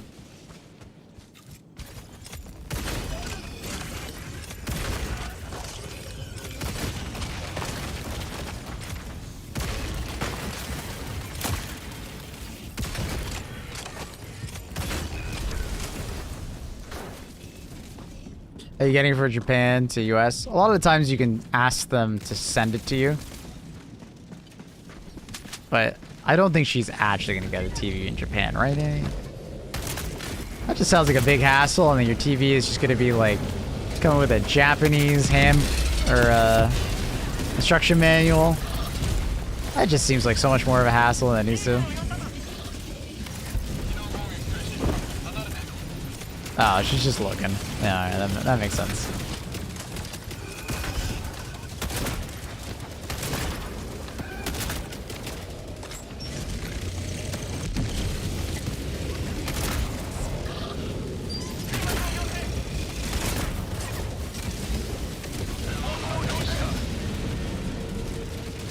Save the gas mines. Oh, I'm not fucked up.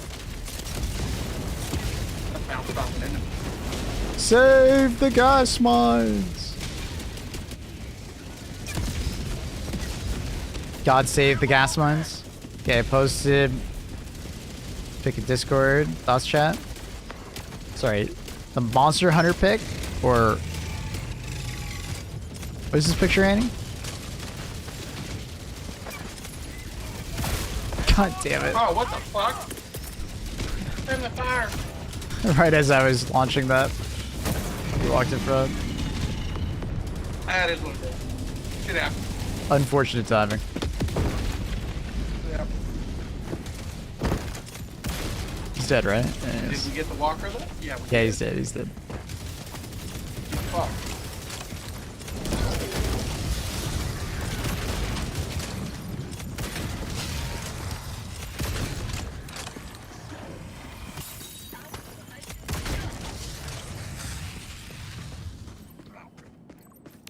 The TV. Okay, okay. Okay, Annie.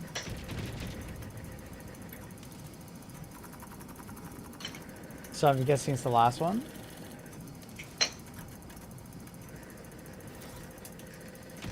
Ooh, ah.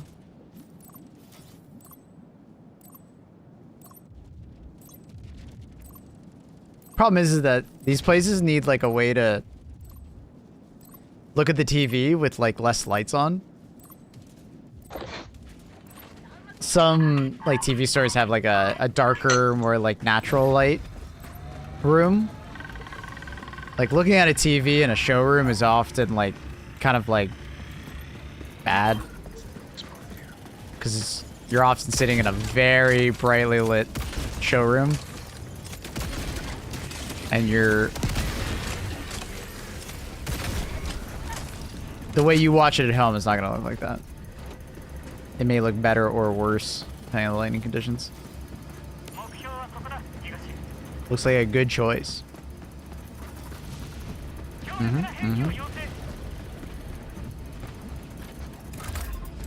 Okay then, Maple. No new TV for me then. Too much trouble. Alright. If that's what you like, Annie. Thank you for 100 bits.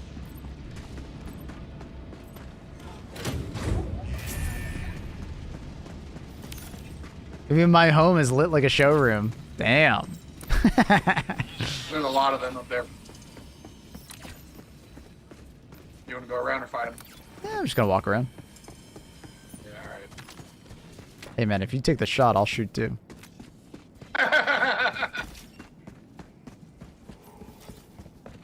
It's like my fucking friend saying one more round after the boss game. Hell yeah. Fucking that hits your brother. Hit the laser projector. I'm still not a huge fan of projectors. I don't know. No, I'm not there yet. I mean, projectors are looking better and better.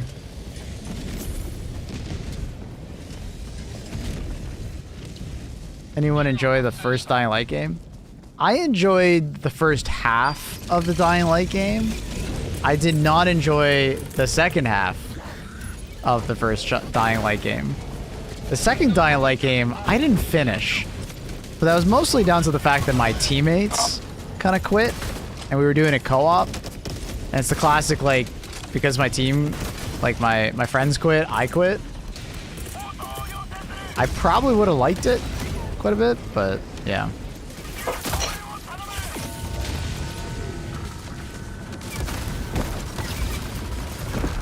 project needs a clean black tie room. Not as much anymore. The newer ones are quite a bit brighter than you think.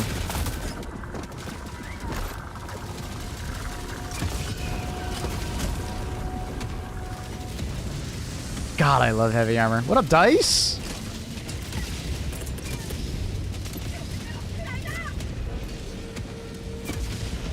Second Die Light game I never played.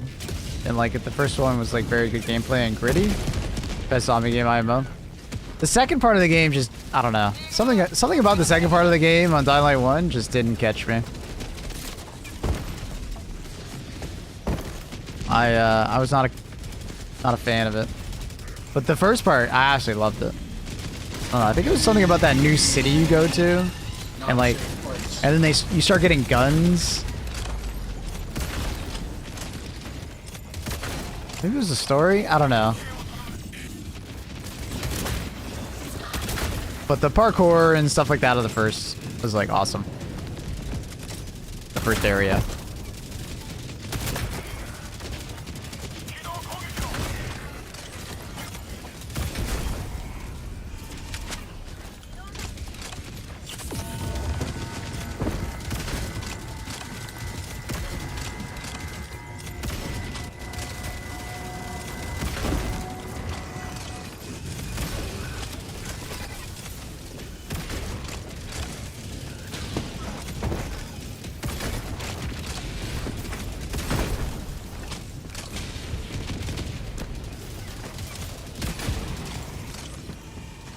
Man, do I love the railgun.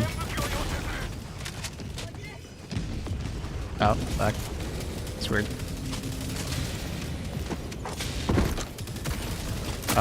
Something was wrong with my aim there.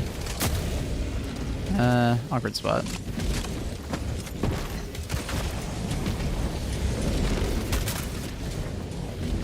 I'm gonna go take out the tower.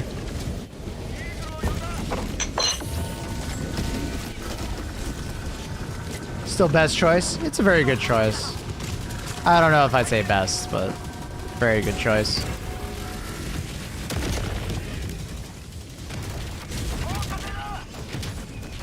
Why can't I see the credit shop? They're doing maintenance right now. There's a announcement in the Helldivers Discord about it. I think it's also on Reddit and on Twitter. God damn it. Oh, the flinch at the perfect time. Love it.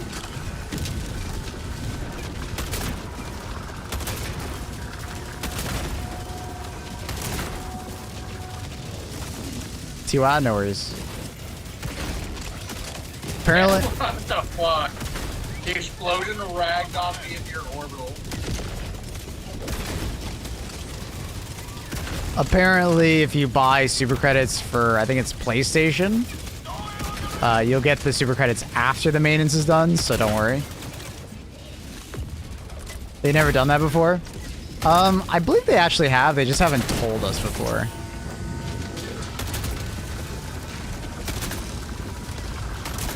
Because sometimes the game gets like really bad server problems this time of day.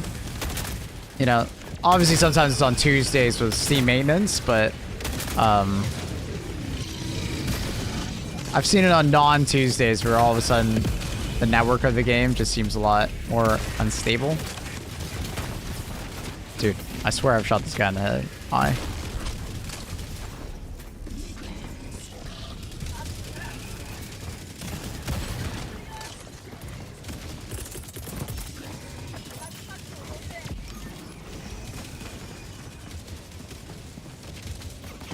Who the fuck sleeps 18 hours? I mean, if you're sick as fuck, I would. Fuck them mines. I'm glad you said them mines instead of them kids. Would have sounded weird, you know.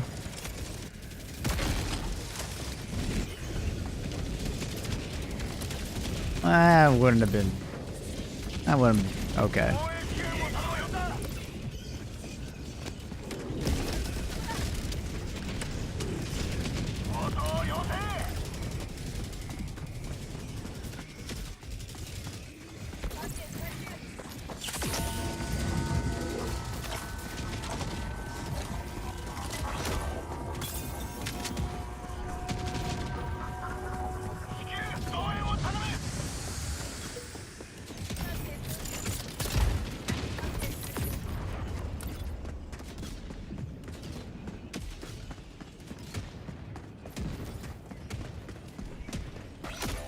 Oh, fuck, they got behind me.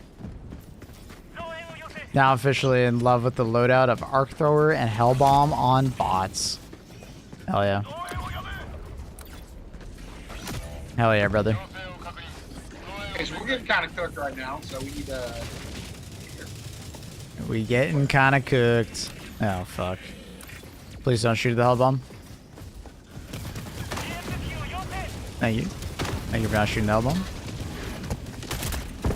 Can't quite see the Hellbomb though. I want to shoot it. I want to shoot it now.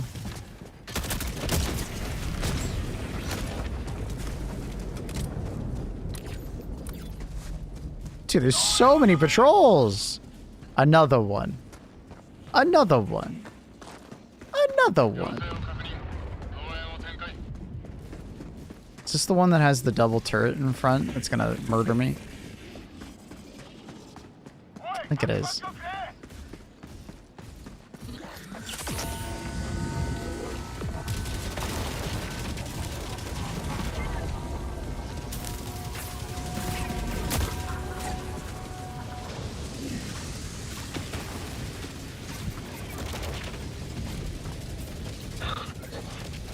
Getting super distracted with hair dryers. And you need a new hair dryer?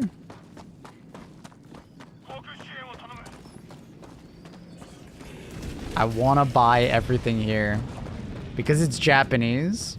It's better.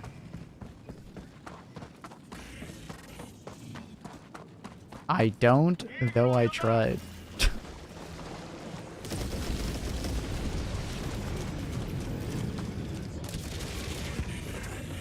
Arthur on bots is just not my style.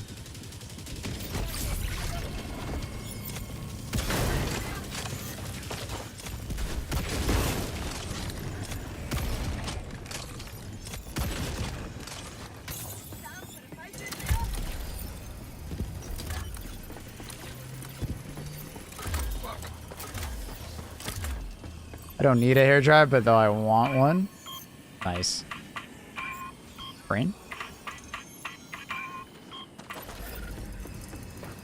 It's their official name for the command bunker turrets. Everyone just calls them something different. What are they called? Like, are they just called like automated turret or automatic turret or something like that? I thought, or automaton turret. I thought it was like an A. See if we can find one and ping it for you.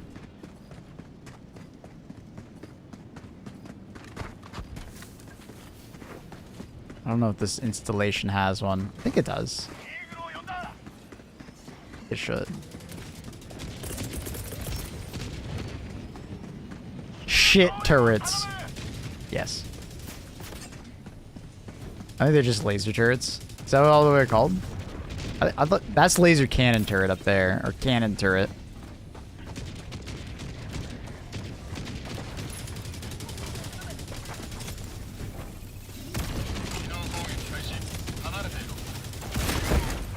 Dude, who the fuck is shooting me through all those trees?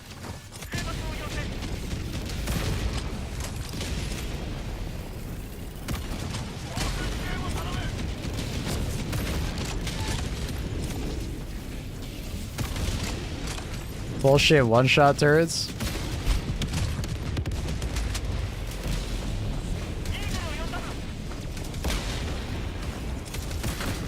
I don't think I've ever been one-shot by it, but I also don't typically wear light armor.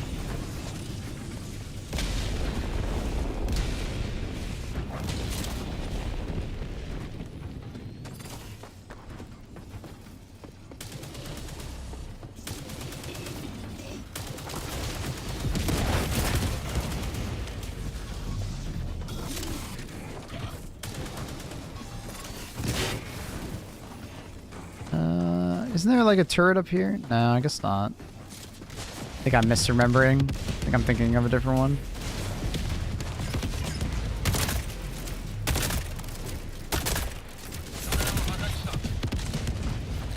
This one had one of those turrets on them, but I guess not.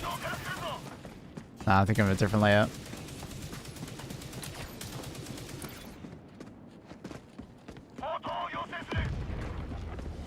All this salt is when you're just one AP4 weapon away.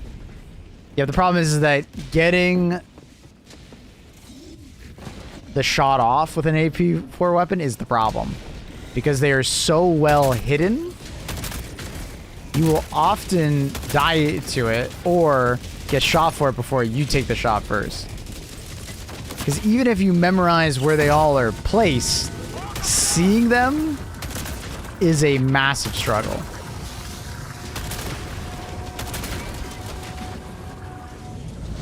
And if they got the first shot off, you're fucked.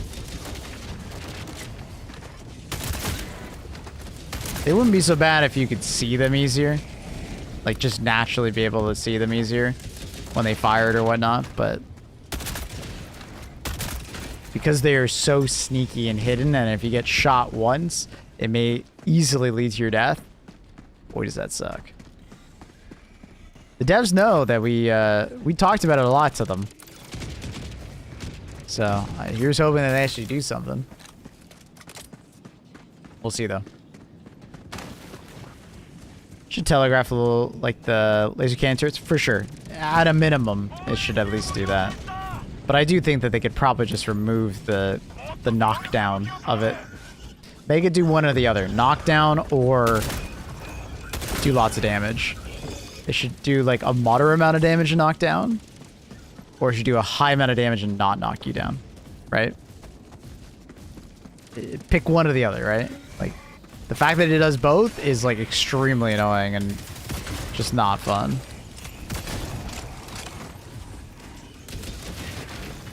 Are we winning the defense? Yeah. Yeah, we are.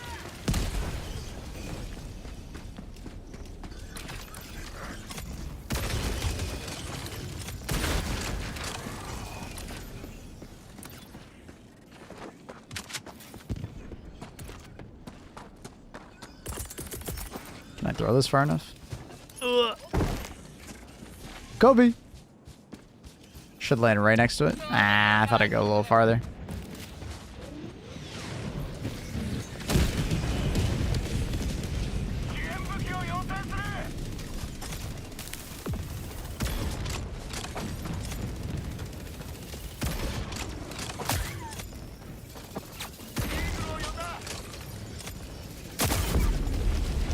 That fucker just headshot me? Alright, dude. Wow. I was like, I don't need to stim, it's fine. Fucker just headshot me. What the hell? I'm pissed. Oh, fucking headshot. Cheaters. Cheaters. I'm telling you, cheating.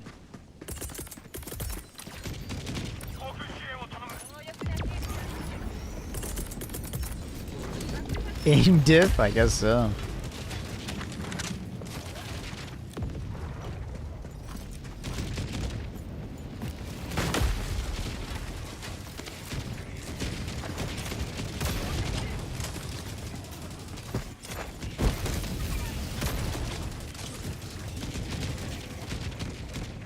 This bot's got aimbot.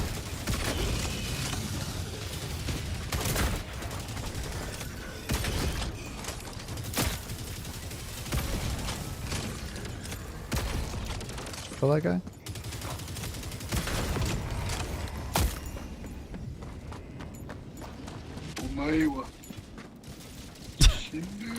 What's this guy talking about? This man's comedy. What's the deal with the cargo inspections? They're doing background maintenance. It's just like a lore reason to say, hey, super credits and like some things are not working properly right now. Gotcha, thanks. No worries. Man, they really got to revert that mistake. If you guys don't know, they, I think it was during the Illuminate update, they accidentally reverted some of the changes they made to Ragdoll on bot missions. So if you've been wondering why like bot missions feel like there's more Ragdoll recently, it's because of that. It was not intentional. I don't think they realized they did it.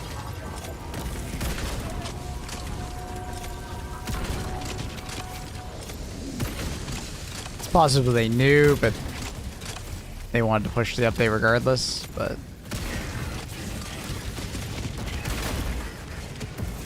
Purple doesn't look fine. Definitely unfortunate. Have you let them know? They know. They know a bunch of stuff. Seems like the update branch was not up to date with the most current build of the game, so a bunch of things got reverted. Double record resistance slips, what the hell? I don't know why, this mission I constantly feel like I'm being shot at by like random enemies in the most random directions. Ah, fuck you.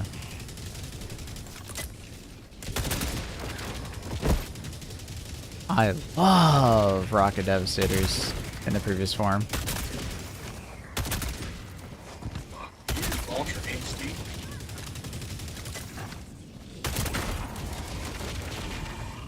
Where is he? There he is. It's a lot of Hulks. Dude, I just feel like I'm constantly like dealing with another enemy and then another enemy and then another enemy and then another enemy. Oh no, I actually picked up the fucking shovel. Whoopsie. When you're just spamming E to pick up everything, you're like not paying attention. Yep, that's me.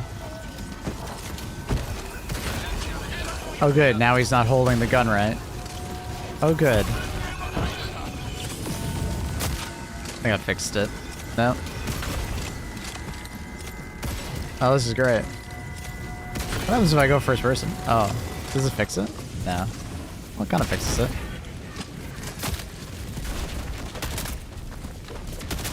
Oh no. Now even this gun's not fit. Oh god, dude. The shovel. The shovel.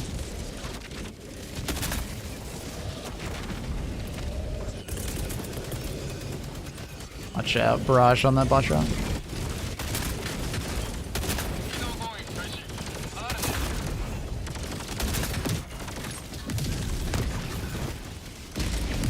We gotta fix the shovel problem? Yeah, the animation's all fucked.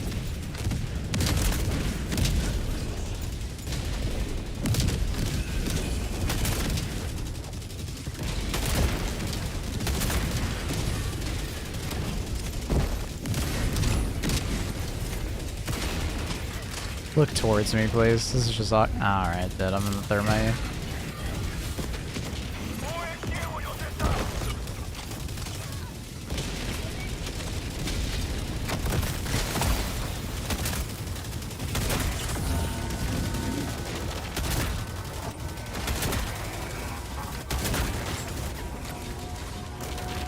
Hey yo, what up, Kappa?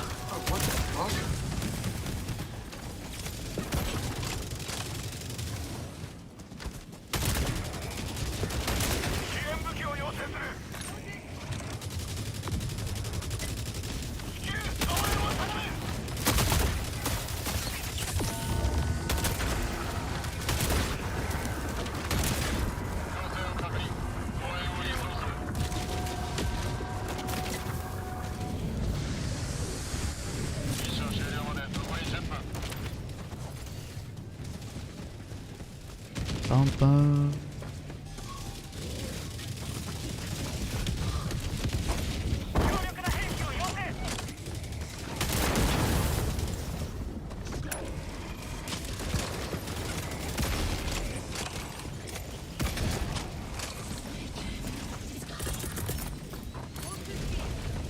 It's a really far bot drop. It's always weird when that happens. It makes the mission so much easier when you just get like the most random bot drop locations. Middle of nowhere, like 200 meters away. Oh, I guess it's not that random. No, it is random. It's the wrong direction. I was like, oh, my teammates. No, my teammates are nowhere near that. A random ass spot.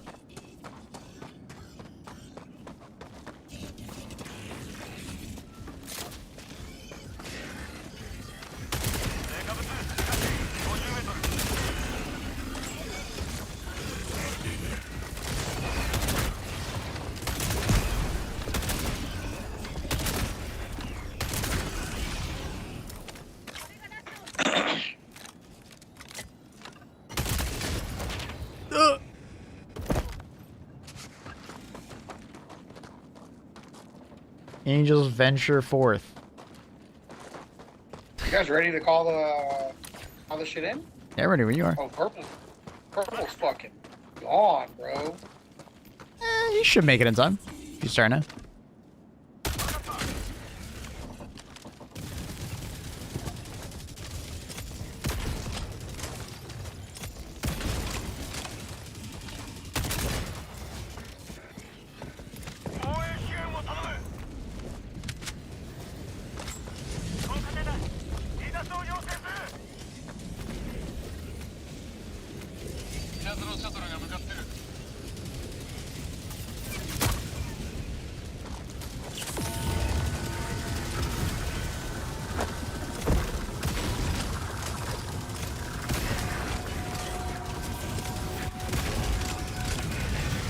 Andrew, it's perfectly fine that the DSS hasn't moved yet. It's the next rotation that's the important one.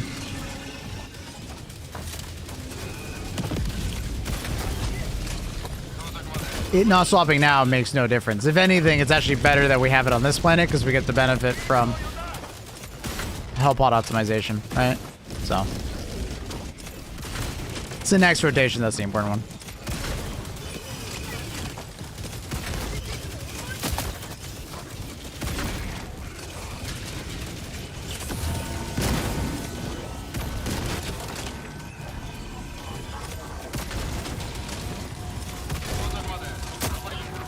Suppose. Hope we get it. Same. I think there's a lot of people, though, that know about it.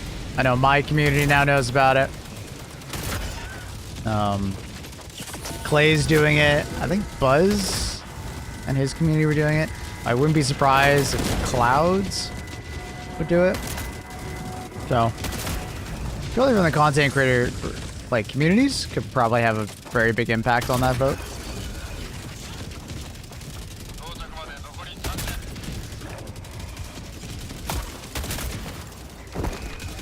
Believe in the herd mentality. Damn right. I mean, we only need a certain amount, right? Like, once we get a certain amount of votes, then it's just, like, smooth sailing, right? We just gotta get, like, basically, as soon as it swaps over, we gotta get votes on Shuron. And the reason for that is because if it's a really high percentage for a certain planet, people will just, like, start voting for that same planet. It's kind of the reason why sometimes I'm like, I feel like they shouldn't show us the percentage, because some people just like go with whoever voted first, right? The early votes on the rotation have the most influence. Pick up my samples on and go fuck.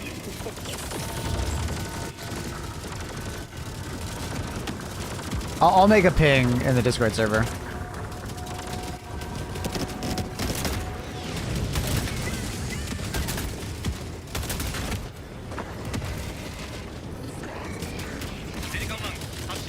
Then people might just vote top planet, which I think is better than people just following whatever the biggest percentage is.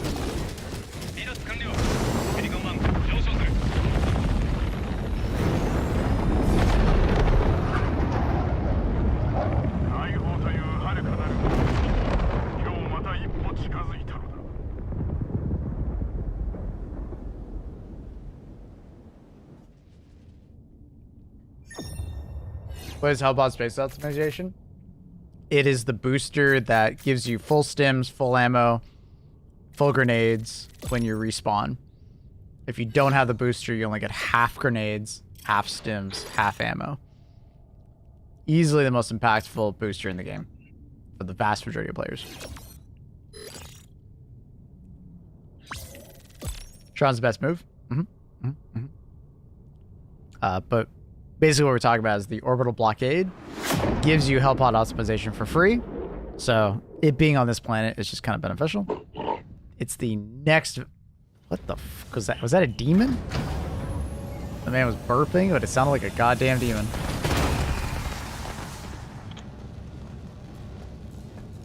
Good game, boys. GG's.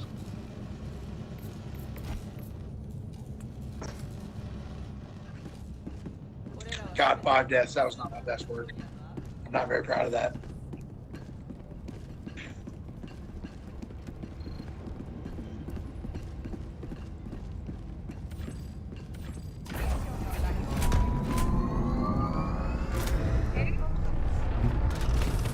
Forget about the build? Yeah, we'll do it.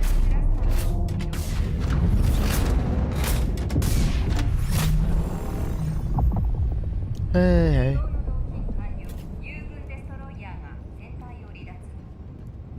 Hmm.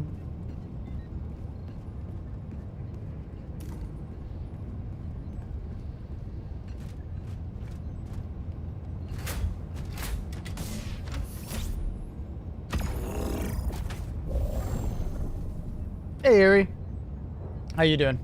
All right, so drone master armor. Isn't that like the light armor? Or is it medium? I think it's medium, actually. This one, right? Yeah, drone master. Seeker grenade. Kind of puke, but all right.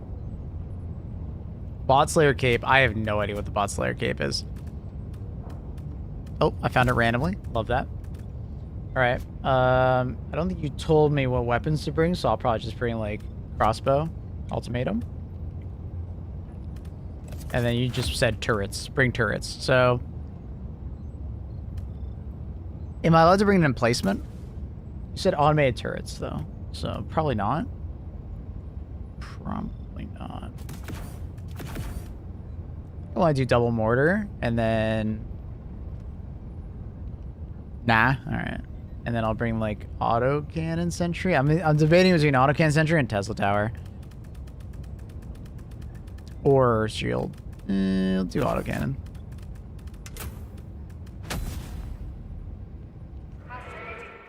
You need a dog? Oh.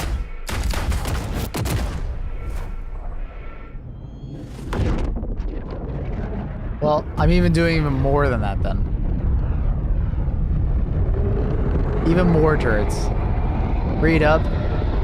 I am sorry. My eyes been unfaithful. I am sorry. I am traumatized. What the hell did you do, Annie? Have you been looking at crying again?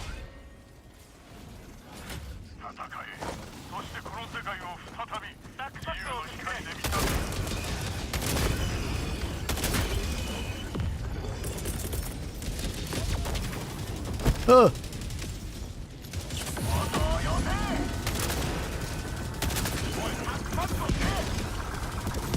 Get him! Didn't even kill him. God, secret secret nades just don't do enough damage. I can't tell if it's like they're just like too far away from the enemy when they explode, so they do less damage, or like they actually just don't have enough damage. Because I swear, like if you throw an impact grenade at one of those berserker guys, they die, right? So now I'm just like, what the fuck is happening? Why does it suck?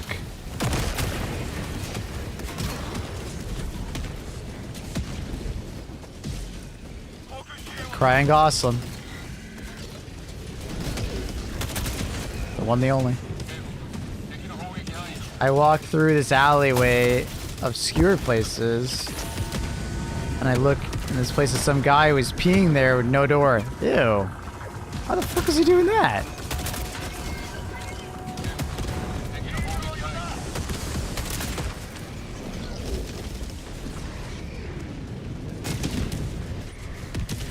Seekers seem to need to be able to like target weak points in some capacity. I don't think they need to target weak points. It's just they need to be smarter about like how detonation distance, and also probably just give more damage.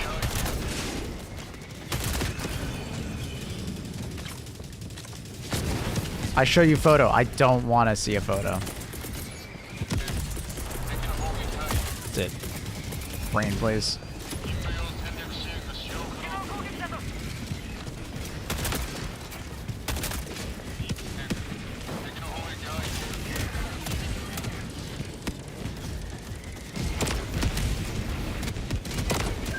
Fuck.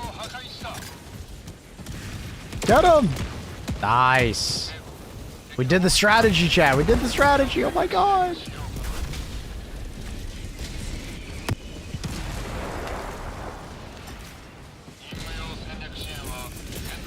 So far, this build is not doing particularly well. But it's okay. The tech, yeah. You can do that versus like Chargers and Hulks. It doesn't work particularly well because it, you know, takes on average 2. No, no. Please don't disconnect me. I do not want to do this mission solo with this build. Please. Please. Reconnect. Reconnect. Ah, this is not good, dude. Ah, this is not good, dude. Fuck. Well, at least we got to put the guard dog on now. Dude, connection to server failed. Oh, wow. That is a massive one. All right.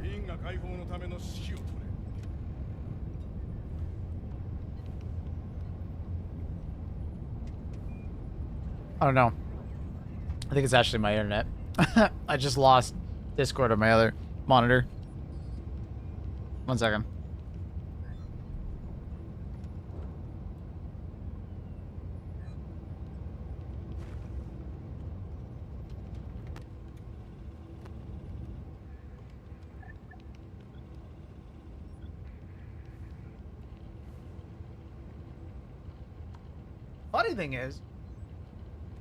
The funny thing is that my upload is perfectly fine. You guys can see me, no problem.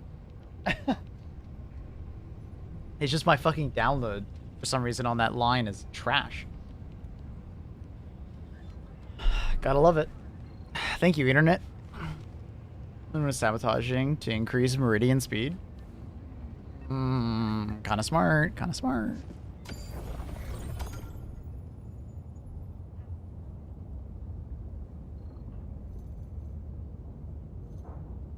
Why does it sound like one ear is like getting more sound? Does it sound like that for anyone else? Do you guys hear that too?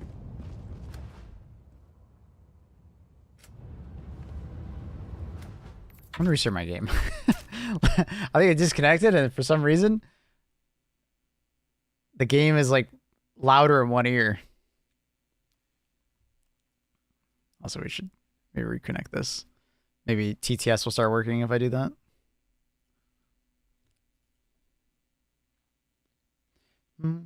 My brother and dad laughed at me and said, Maple's D's bigger. Thank you. That's very kind of them.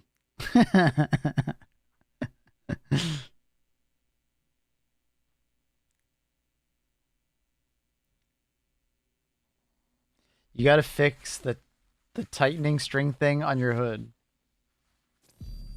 What's wrong with it? Is it tucked in? Oh, it's tucked in. Sorry. Is that better? Does that help? Does that make you feel better?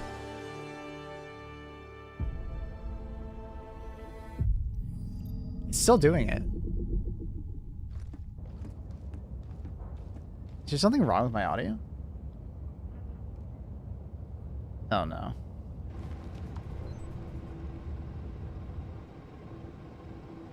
Oh no. Is my audio okay?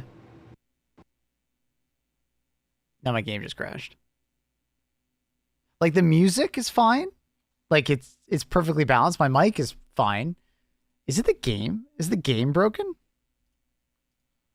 I'm gonna play something random.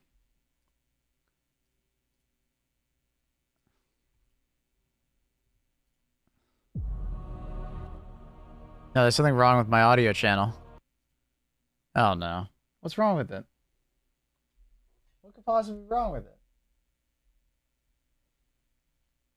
It's louder in my right ear, but it's only that one audio channel.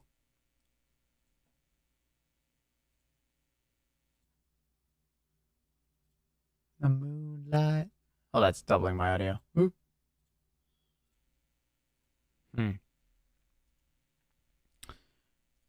I'm a bit confused. I literally, all I did was swap my internet. I didn't touch anything else. Maple's dyslexia doesn't help him. What do you mean? Why are we just mentioning my dyslexia? Annie loves to do that. Anytime anything is going on, dyslexia comment. What? Why? Yeah, do you guys notice that? Like, the right ear is getting...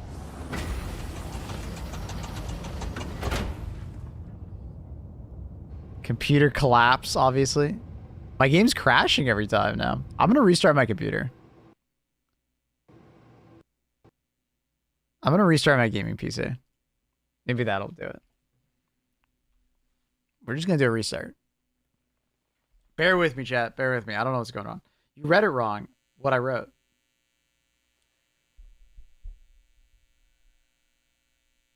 My brother and dad laughed at me and said Maple's D bigger.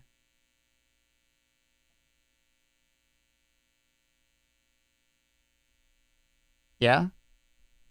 Sorry, what?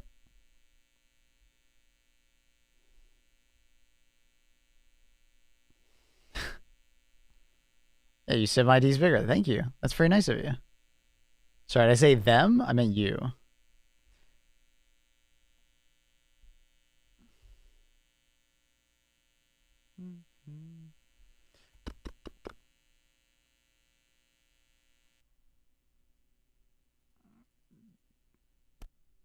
Why would they talk about your D? It's a joke? I don't know.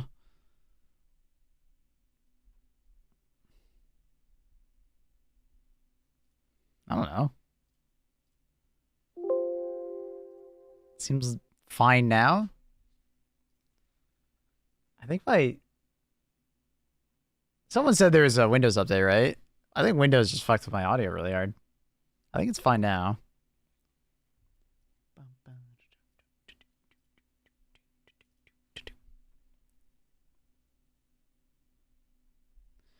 Never mind. Awkward me leaving. It's fine, Andy. Don't worry about it. It will touch something and broke everything. I have no idea what happened. I think it's good now. No, it's still doing it.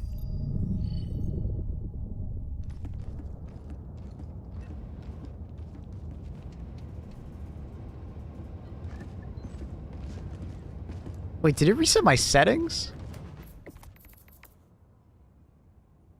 There's screen shake on. Wait. Did you see that? My game had screen shake for a second. What is happening, dude? It's still broken though. There's more audio in my right ear. It's not very noticeable, but like there's a little bit more audio in the right ear. It's super weird. I don't know what the fuck's happening. All right, 2 hours, 50 minutes, and then we got to make sure we all vote for Sharon. Well, actually, I guess it's going to win no matter what right now, but doesn't really matter if it gets there early, but yeah.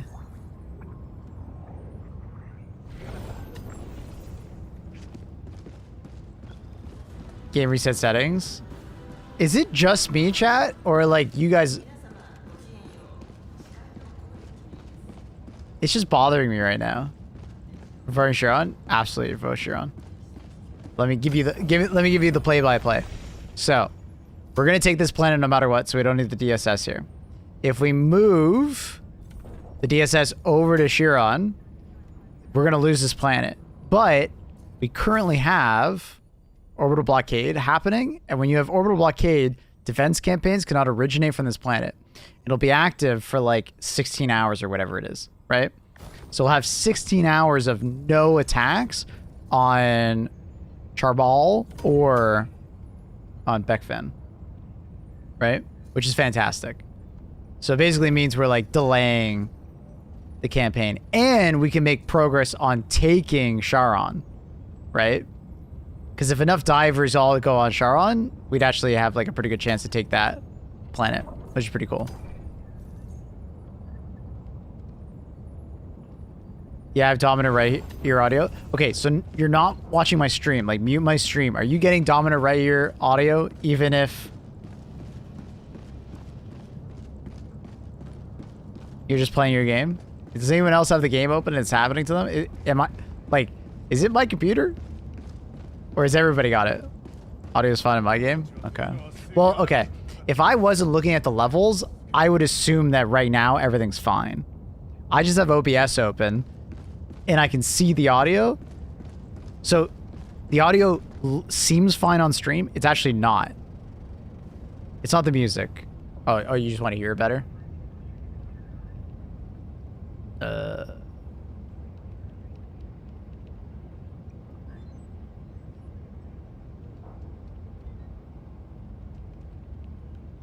It's slightly louder in the right ear. Slightly.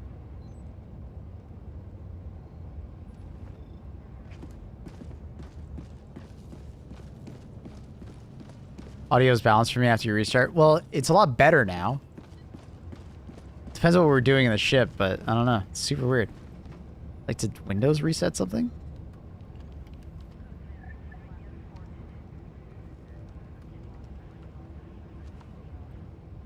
No, everything's fine.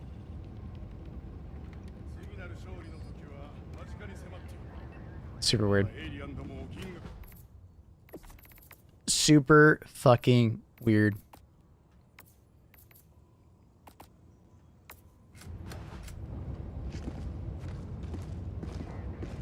It almost feels like one of my ears is slightly plugged.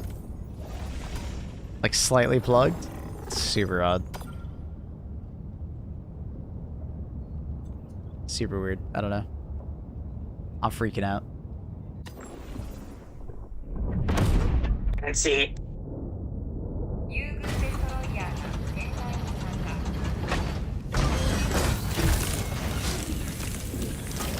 But the weird thing is this has only happened after I changed my my network. Right? I did some network setting changes.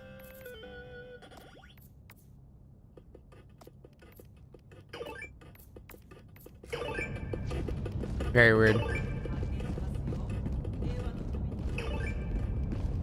Do you know how to pop your ears? Yeah, but it's not my ear is not plugged. It's not actually my ears. It's it's my game. I don't know. I'll do a verify files later, maybe.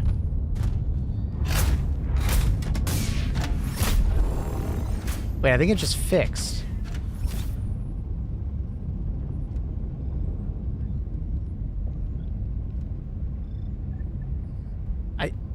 I think it just fixed itself.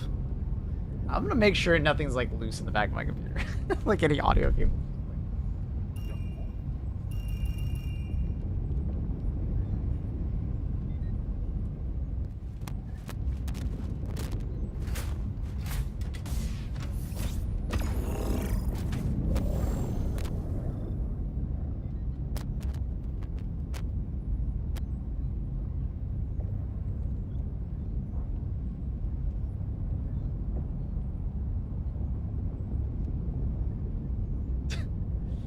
Like, I don't know if it's my fucking computer or if it's the game. I'm so confused, man. I'm so confused. Like, everything's fine in the back computer. Nothing was different. I don't know. What's this song? MTSG Richest Killers Pride by Greto. No More Ender gave it to us. I'm not sure what it is. Long story short, I don't even know what it is.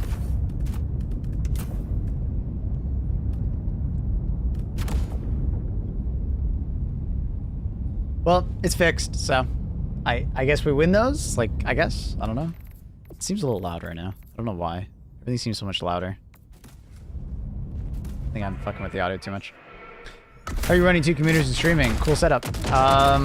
Okay, so I can explain it. I have a gaming PC and I have a stream PC. The stream PC mostly just handles the stream, but it, you know, has some browsers open and it has the song request on it. I have a mixer that takes audio from both and then outputs it to the stream PC, and that's where OBS, Open Broadcasting, what the fuck is S software? Software. Takes that and I stream it from there, right? The capture card is in the stream PC and is connected to my monitor. So that's how you guys can see my game.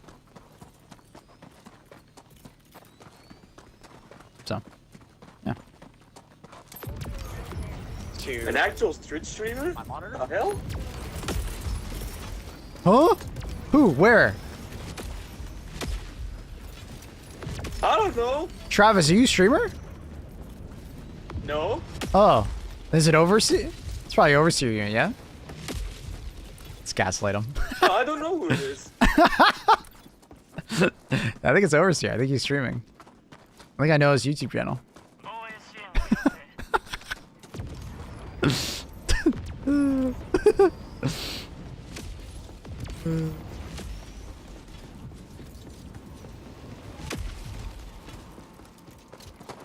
Hey, so the info? No worries.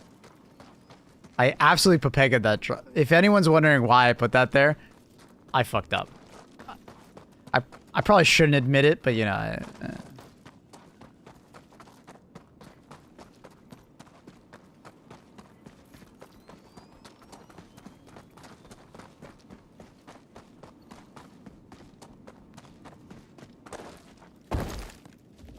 Well, I'm just glad the audio is working again. I don't know what the fuck happened. I'm very confused.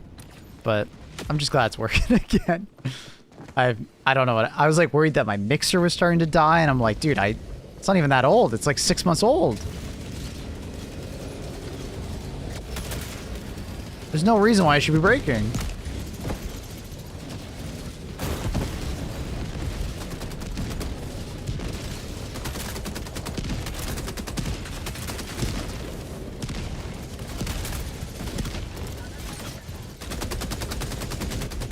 But anyways, we're good now. Swords, have you done everything there is to do in Kingdom Come Deliverance yet? Have you done your 100% playthrough? Can you give me your final rating on the game? Is it as good as you hoped it was? For those who don't know. 100% playthrough. Can you give me your final rating? My frames are shaking. Sir, I think I can hear myself through your microphone. I think he's watching the stream chat.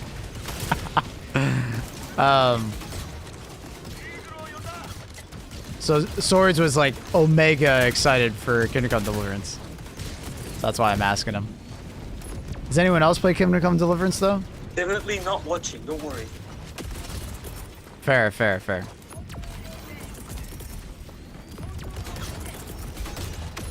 He's definitely watching the stream. No, I mean, he said he wasn't. I trust him. Oh, fuck no, I did not 100%. I did start my second playthrough, but regardless, I love the game. With all it being, I will die on this L sick. I mean, would anyone disagree with that, Sorts? Has there been some amount of tension in the review? I didn't hear about this. It sounds like it's a really good game. Like easy 9 out of 10, right? I didn't actually see what the aggregate score was for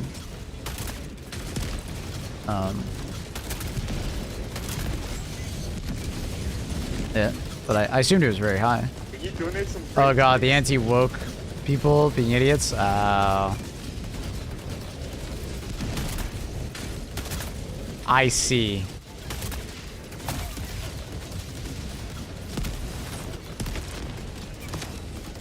People that don't want the game to be politicized or politicizing the game. It's a great game.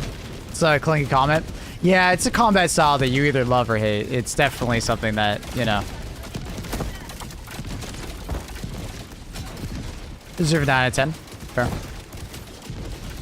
Anything about the reviews being bad, just friends play, love it. Nice. Sick. Cool. Glad to hear that. Really glad to hear that.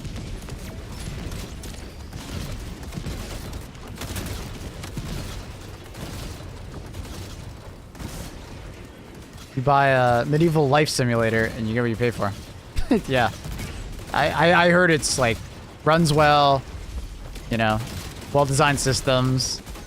It's still got that combat system that's like, you know, you either love it or hate it.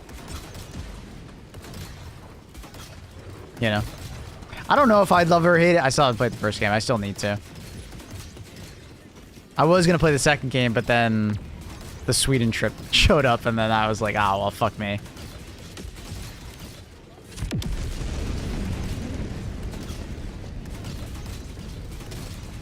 I tried Kingdom Come 1, but the combat just ain't for me. some people say that Kingdom Come 2 is definitely more enjoyable, but it depends on how much you didn't like Kingdom Come 1's combat, I guess. If you really didn't like it, probably Kingdom Come 2 will not change that. But surprise Arrowhead kidnapping? They literally kidnapped me. Did you see the new indie game Jump Shit? Yes, I've seen Jump Shit. Yeah, no, we were talking about it earlier, Divine. Yeah, it looks cool. I've been watching it for a while now. It's by the Mojang guys, I think, the ones that originally made Minecraft. But it's basically Sea of Thieves PvE style, right? PvE with a spaceship, PvE Sea of Thieves with a spaceship. Is I think the elevator pitch, which is pretty cool. I mean, I'm down for that. I'll grab some friends together and we'll play it. So list of controversy of anti-work is there's a Muslim man. Is that really that crazy? I don't think that's that crazy. Like, it's medieval Europe. Europe and the Middle East have been in contact for a very long time. I mean, it's not that... I mean, it would be rare to find a Muslim man in medieval Europe, but, like... Is it really that crazy? Cheapest riders. I think to some extent there is some amount of plausibility. You know, it's not like, oh, hey, yeah, they'd be everywhere. But, like, one Muslim man? I don't know, that seems like a crazy internet, like, over-exaggeration.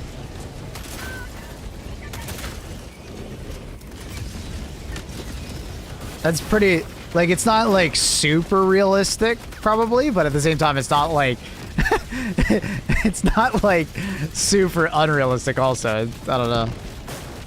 It seems like that's an internet overreaction, someone trying to just make a dumb political point because they want to make a dumb political point. Alright, what's the next one? There's another one, forget his name, Bai. Do they realize that the Romans and the Greeks... you know, had, like, those kind of relationships? Do people realize, like, you know, although it was frowned upon, there still were people that were bi, gay, lesbian, right?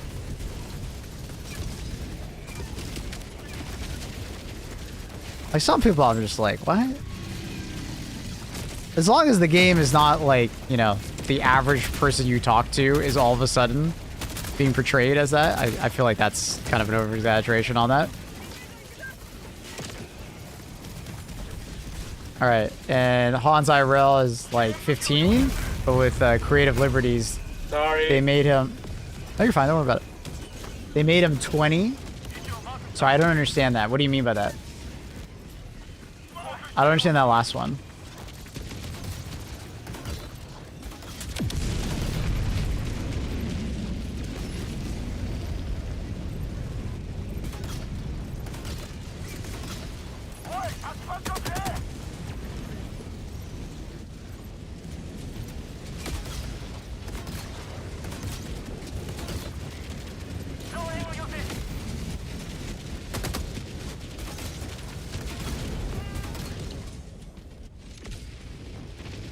Both Takibo and Pips will play it. Maybe I'll sign up for the beta. Sick. Alright. I'll sign up for the beta too. I can't get off. Keepsake Games behind the jumpsuit. Sick. Cool, cool, cool.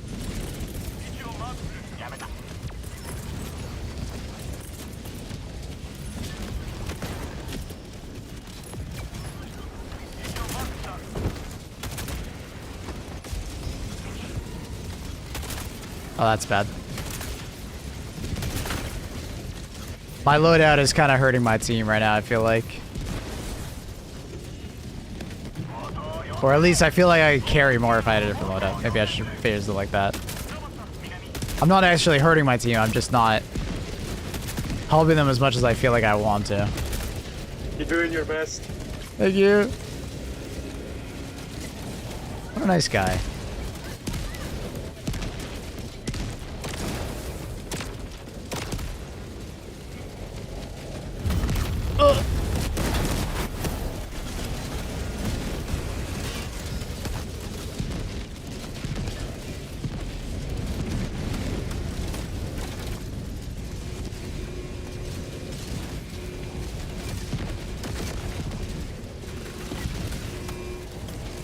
behind. Recalls would be king here? Yeah. behind. Oh, that's unfortunate. Respawn. Respawn, respawn. I'll land on something.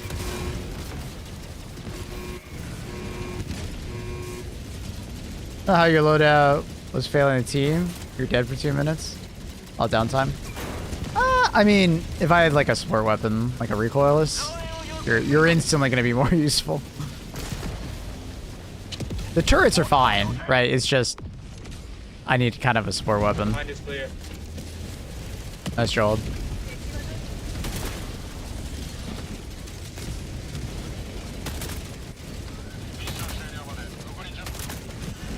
How was nobody shooting that guy?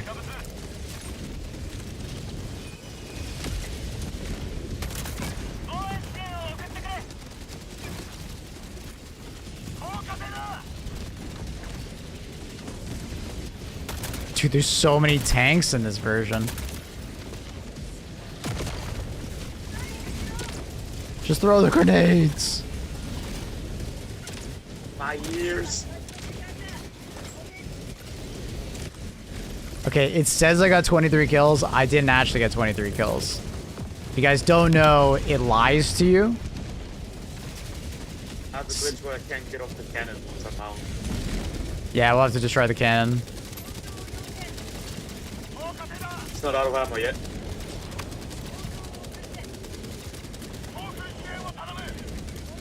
It's out of ammo. Nice. Get him, turrets.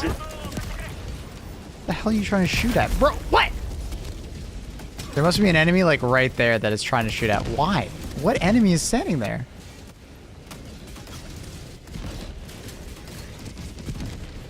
Why is there an enemy over there?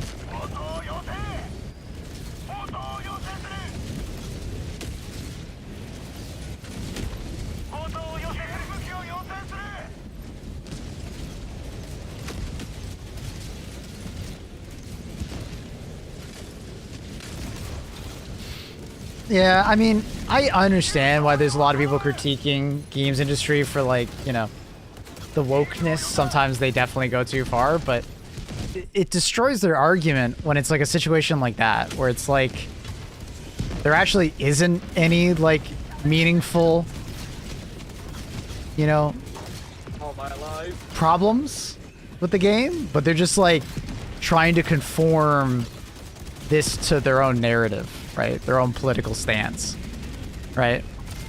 One more.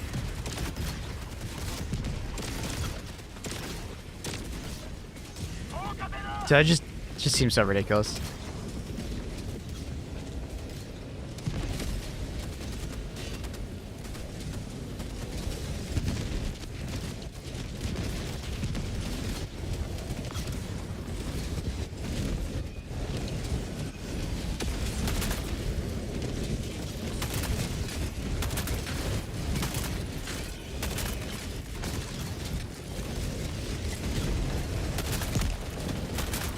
Yeah, it's Kingdom Come Deliverance 2 is definitely the poster child of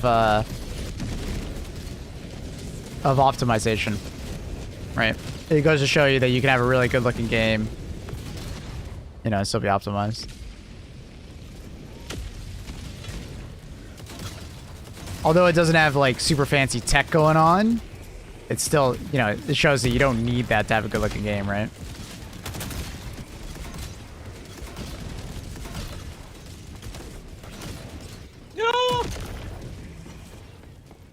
Oh yeah, Tig? You like it? Yeah, we were just talking about it.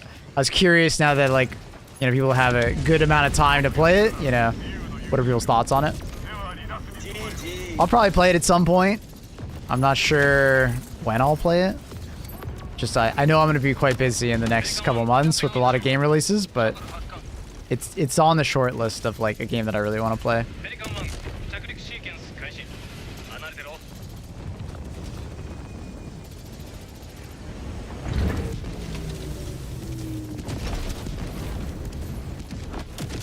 Good job, everyone. GG's.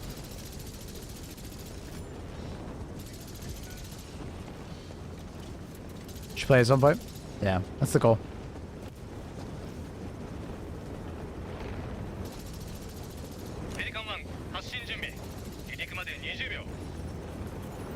Do you think supporting your turrets with like directional shield would be a good idea? Just holding directional shield in front of them? Maybe? See, the thing is that the scary thing for your turrets is like rockets, and rockets will still knock you over, so yeah.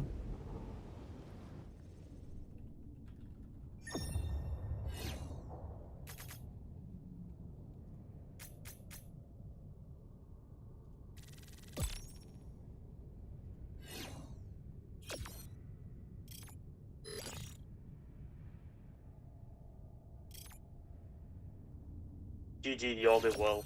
GG's. Yeah, I saw it really optimized and still looks great. Yeah. These games mainly unoptimized games released. Dude, so many unoptimized games for sure. Some I think are genuinely just like really good looking games that are trying to push tech, but My PC's crying now, but that was fun. but like Kingdom Come Deliverance is just like a very solid game that just looks great. It's not trying to push too far also. Like some games try to push their visuals too far and then they forget the scale.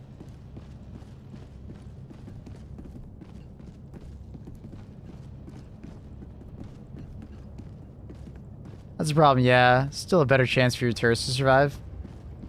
Maybe. Because like if a rocket devastator is shooting at you, for instance, the first rocket will knock you down, then the bunch others will either, you know, mess with you or mess with your turret regardless, right?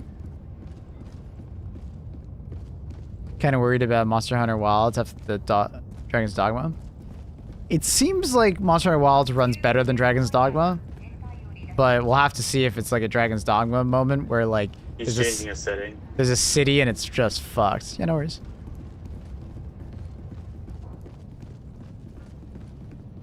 What's Like, the button for voice chat activation? I don't know. Just did it. Or like my microphone. I've been trying to figure that out for the longest time. Like toggle microphone. You can change it if you want. It's in the key binding settings on communication. I don't know what it is at base. Maybe I don't know what it is actually. I was looking at that and I was like, there is no toggle microphone. It's audio. It's in audio. Audio and then voice chat, push to talk. Second tab. Yeah, so you can change it to push to talk, and then you can find the key binding in the communication settings. Yeah.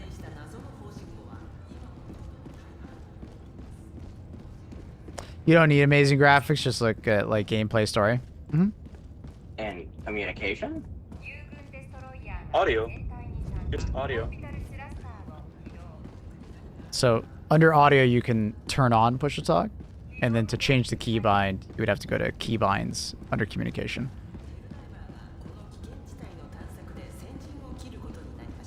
Bum, bum, bum, bum, bum.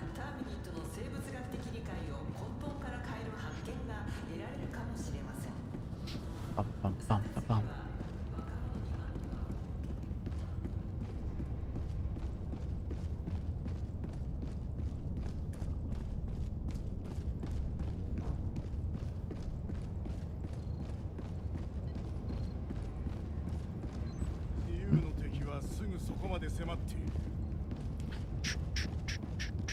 Do you think the difficulty for each of the three factions is balanced, or is more room for improvement?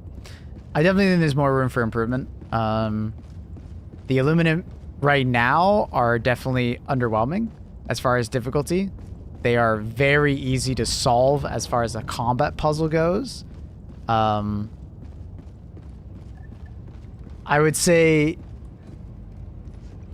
for a new player, bugs and bots can be very difficult, but both factions can be made quite a bit easier just from like a little bit of game knowledge. The new bug strains, like the Predator strain, has elevated the difficulty quite a bit. Outside of the Predator strain, I do think that the bots are tougher on average for players. Right, they're the hardest faction. But I'm hoping that maybe the Jet Brigade gets a buff in the future and is a more interesting... Because, like, right now, Jet Brigade is, like, the easier of the two, right? Predator strain versus Jet Brigade. So... When running solo, Berserkers wreck me hard on bots. I would look at maybe the primary weapon you're bringing. I guess would it be push the mute? That would be better. Push the talk or push the mute, both work. But now I need to figure out why my keybind isn't working. I guess caps lock is not a good keybind. Because the game does not want to do that, I guess. Give me a quick moment, sorry. It's more I don't hear them coming up from behind me. Yeah, they don't really make a lot of noise, so you kind of just have to keep your head on a swivel.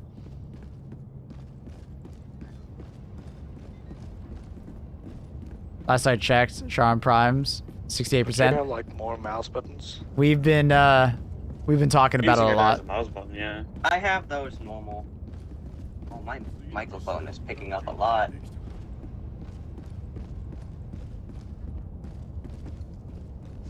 Oh, that's what pushed him. All that time to set up, push talk. I have no idea what he's I'm doing. having so many issues. I don't know. I'll give him the time he needs. Yeah, he's having some trouble. There we go. This should work. Sick.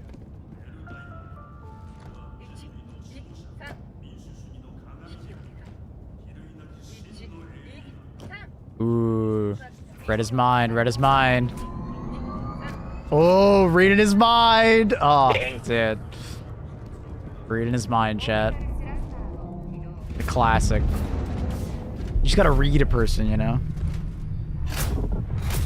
Yeah, that should work better. I'm in his walls. Attention to detail in Red Dead Redemption is on another level. I'm excited to see what level of, you know. Where we dropping, boys? What level of, you know, detail they're going to go with on GTA 6? Are they going to go for more of like a GTA 5 level of detail? Or are they going to go for a Rockstar level of detail? Or sorry, Red Dead level of detail. Curious.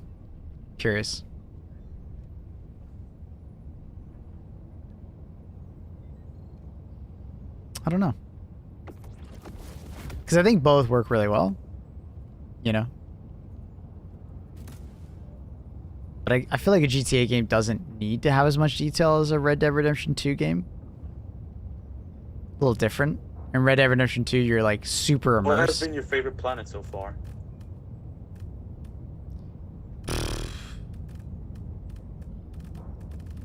I don't know what I want to bring. I guess we could just bring the same build again. I don't want to hurt the team, you know? I haven't done this build in a while.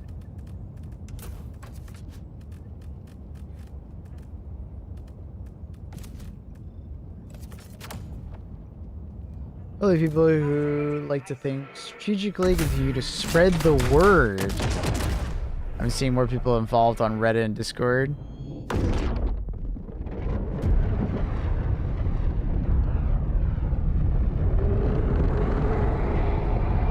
What's nice about like the DSS is that a few people can actually have a lot of influence on it if you're just fast to vote, right?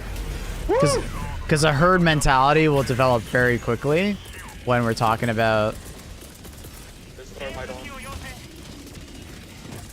the DSS. Because the first like 100 or so votes have an immense amount of power.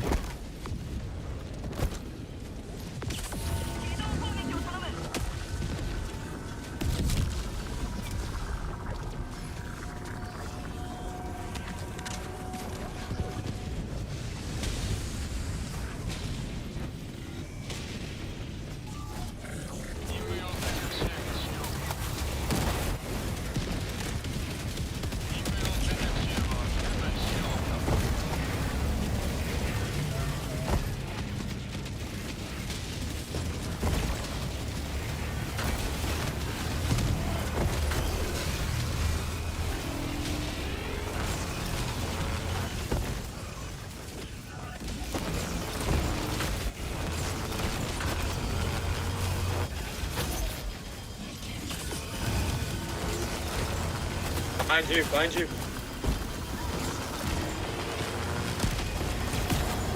Oh, dude, there's another Hulk? What the fuck? Oh, I still have these shit nades on. That's unfortunate. Thank you, brother.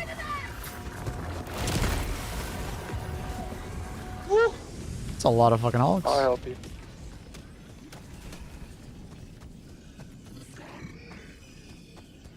I guess I'll never get my AFK back. Sure, I'll just... I mean, I did a mission for it, and I worked hard for it, but I'll just get it back. I don't... It's fine.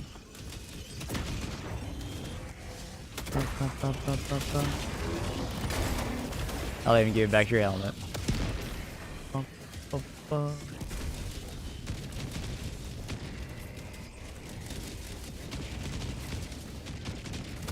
Do you think the laser cannon needs a buff rework?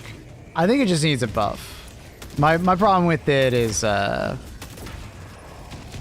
it just needs to do more. Right now it just doesn't feel great overall.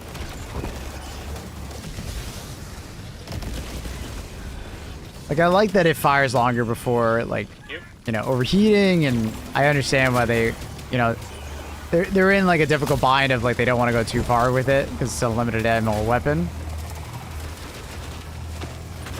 But as far as impact, it always just feels like it doesn't quite have enough impact. Youngsters or mines, both. We can do both, I believe.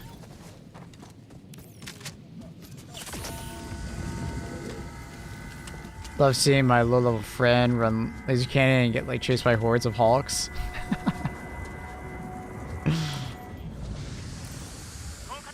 Like I don't think like the laser cannon's bad. I think it's just the impact of it is quite small, and I think if you just increase its damage, like, it doesn't have to be a lot more. I think they're moving in the right direction, and I understand why they don't do just like a big increase, right? Like I understand why. Like I get it. They don't want to have this like big increase and then it like overtuned. People love it. You know, because it's overpowered, and then they feel like they can't nerf it again, because that's basically the Helldivers community. If they ever overtune something, they can't go back on it. So they're in a difficult bind where if they make it change, if they do go back on it, they always get so much flack, even though it's a justified position sometimes. I didn't see him at all.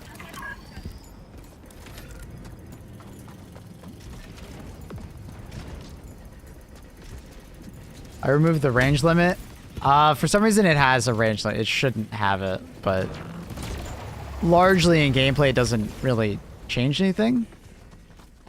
But unfortunately, yeah. Did you vote for Sharon Prime Orbital Blockade win? Yeah. Don't worry, it's gonna win. We have more than enough votes. Herd mentality is in effect now.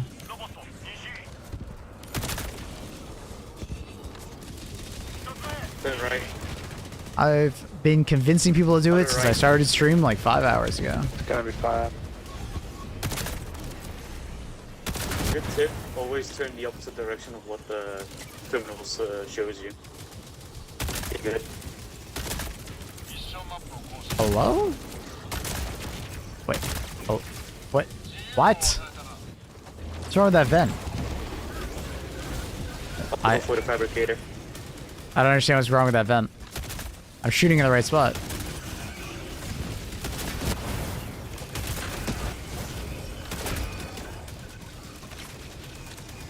Bought a new PC. Maybe I can non-something show gaming. Fuck yeah. I don't know exactly what you mean by that, but congratulations on the new computer.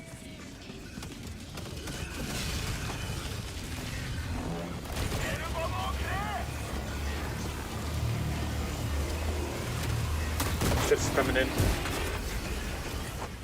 Those gunships, I mean. Ship the laser cannon AB5.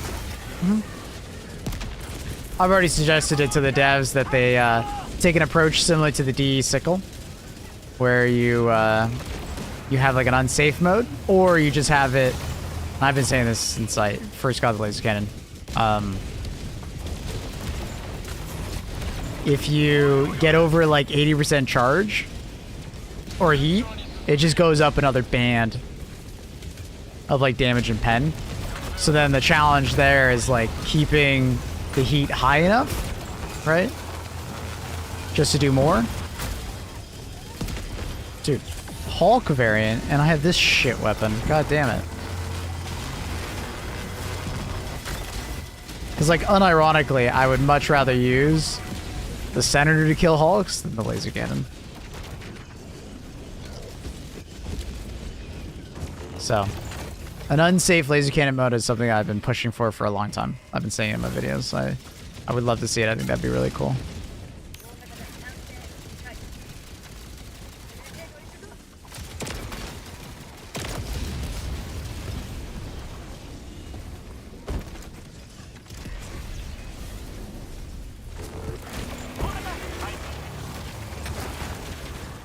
Also, the reticle being so obnoxious is definitely not helping it. Like, you can't really see what you're fucking shooting at with this yellow reticle. Well, it's yellow for me, but... I can't hit the Hulk, it's glitched.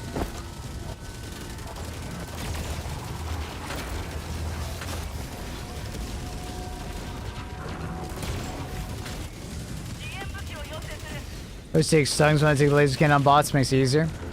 Sure. Doesn't stop the fact that it does do enough damage, though. And you absolutely, like, feel like you need to take stuns, not a good thing.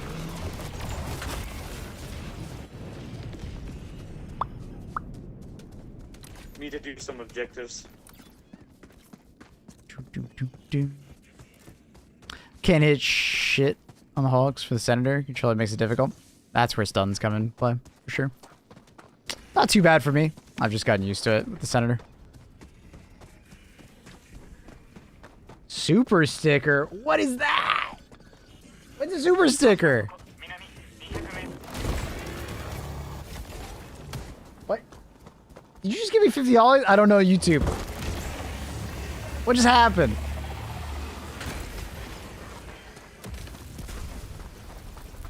What's a super sticker? My chat program isn't really showing me what it is, so now I'm gonna open my own stream. Can I see it? Like, what is it? My chat program isn't really showing me what it is. Now chat's not even open. God damn it, YouTube. Why isn't it? I just want to see it. What is it? Why is chat not showing up? $50 donut. Thanks, man. That's so fucking kind. What does it look like? Wish I could see it. The legendary super sticker. That's cool. Thanks so much. Neon Ghost Reaper. I appreciate it. That's so kind. Thank you for supporting the stream.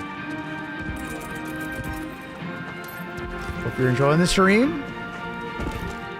You all streaming? I am, yeah. Yeah, it's instead of text, you send a sticker. It's a donut. Oh, that's cool. Oh, very cool. Very cool. I gotta... Is there a notification for that? maybe... I'm surprised...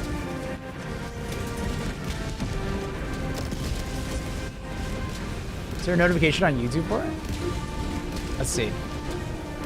I see super chats. I see members and I see subscribers. There's nothing for stickers? Huh, that sucks. Streamlabs doesn't recognize it, so I can't get it as a thing.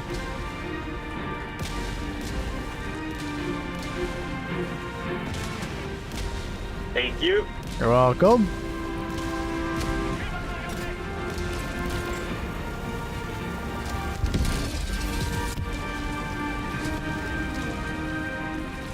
Good man indeed.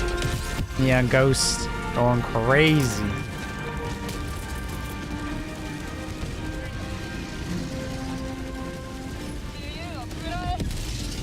The volts from Space Marine, I think the laser cannon in this game could work the same way. Oh, like you heat up the target and then there's like an explosion. I do like the idea of a heat mechanic, and I've originally, the first thing I ever gave feedback was, imagine if you could heat up the target and you kind of melt through the armor. Essentially, it's kind of the idea of that, like, you know, the hotter the laser gets, the more pen it gets. But yeah. I don't necessarily want it to be an AoE weapon, but double-edged laser cannon. We were just talking about that. I've been wanting an unsafe laser cannon mode for a long time.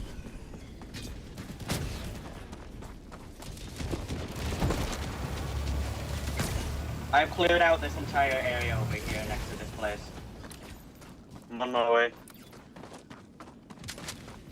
Do you think the player base will realize that we can save the civilians and the mines if we park the DSS on the right planets and blockade and Eagle Storm? I think so. I think some people know. Maybe not the entire player base. Because not the entire player base cares. But a lot of the content creators are trying to mobilize their communities.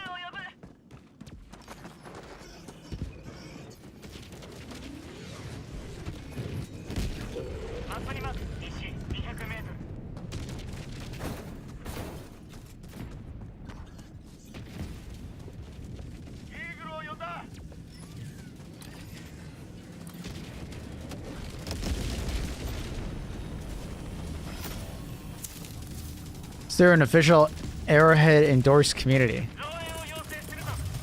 Well, I mean, their Discord.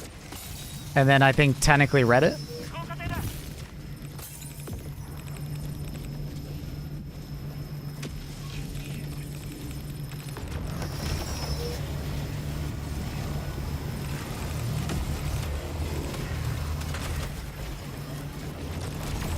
think I was aiming a little too low there. Need a quad laser mech? That'd be pretty sick.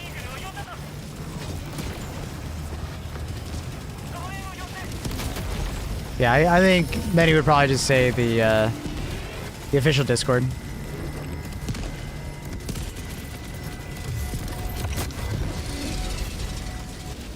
Double 380. Laser strafe? I think you like a laser strafing run. How does a laser strafing run even work, though? Is it just an orbital laser, but on a plane? Why would you attach it to a plane, though? You know what I mean? Like, why wouldn't you just, like, attach it to... I mean, basically just an orbital laser, no? Hi, Luna. Hi, kitten.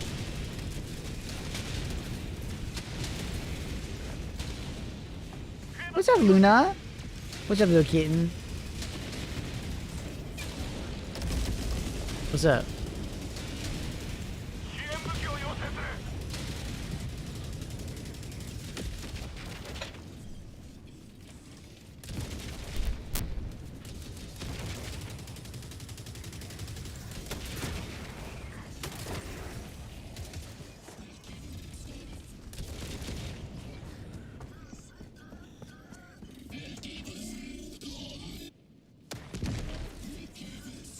I just want to be told how to vote. Open up your ship's map. Look in the top right-hand corner. Say Democratic Space Station. You got a cat? And then open that up. Yeah. Luna, you smell good. Cat.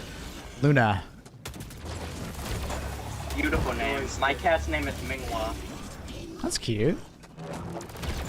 Mine is named Ozzy. Ozzy. Ozzy! I love it. Do you know the like reasoning behind the devs making the laser weapons wind up? I think they just wanted them to feel differently. Oh, Luna.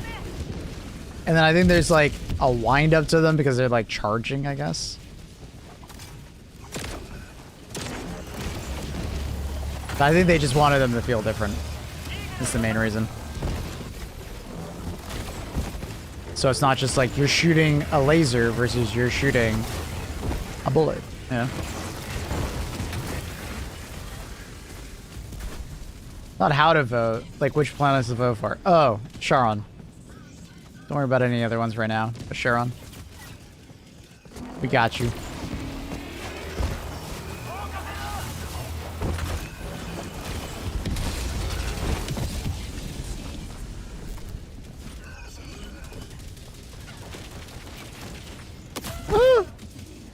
Getting bullied.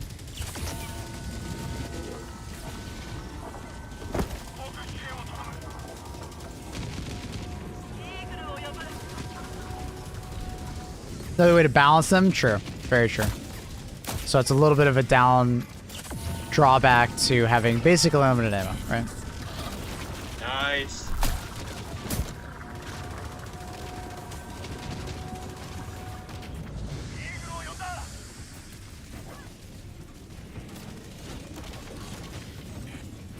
Dude.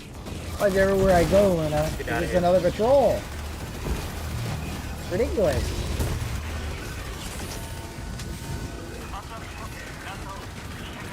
You good, Maple?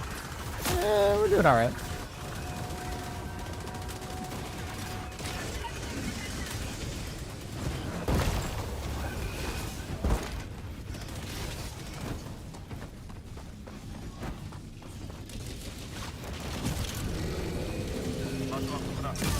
No! Oh, I didn't think he'd get the angle, bro. It's fucking loadout. I hate the laser cannon. Fucking laser cannon. Making that so much awkward. More awkward than it needed to be. You guys go for side objectives. Me and Obviously will do the main one.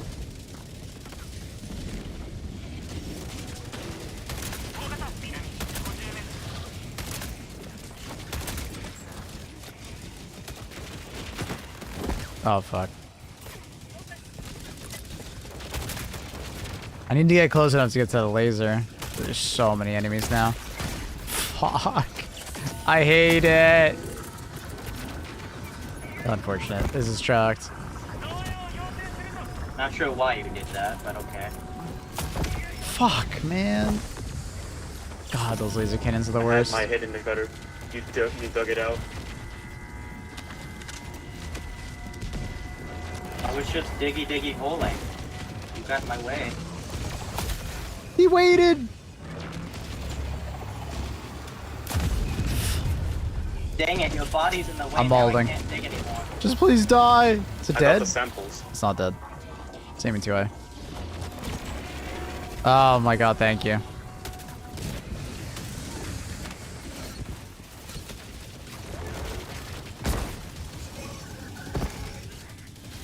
Kids or gas streamer, both. Viewer.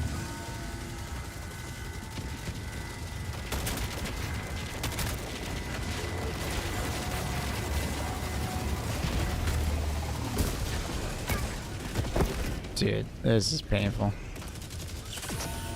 Sure, laser cannon is nice, yeah, but I would die more than my current loadout. Because at least with the current loadout, I have unlimited stims, essentially.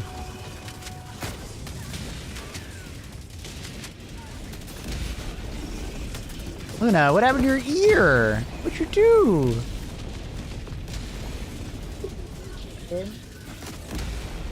Silly.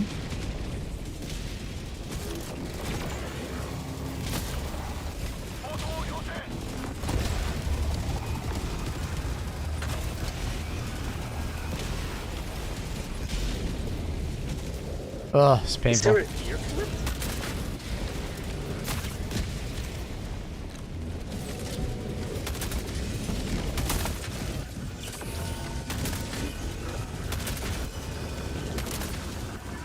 Just gonna get in there and get that fucking laser. Center. Ugh. Oh, I'm sure it died. Dude, this is so painful. This fucking loadout, dude. That's why I never take the laser cannon. I'm just tickling things to death.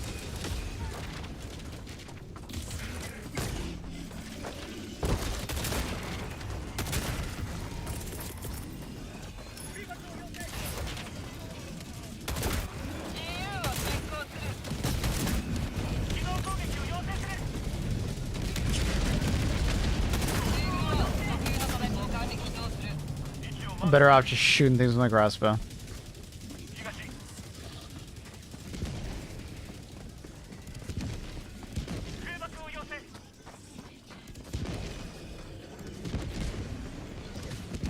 You use gas mines against bots? Throw the kids at the bots. I mean, you probably could. Probably could. Don't let your memes just be dreams.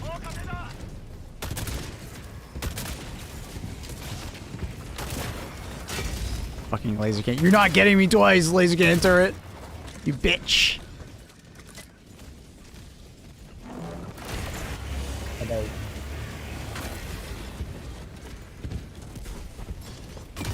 Ugh.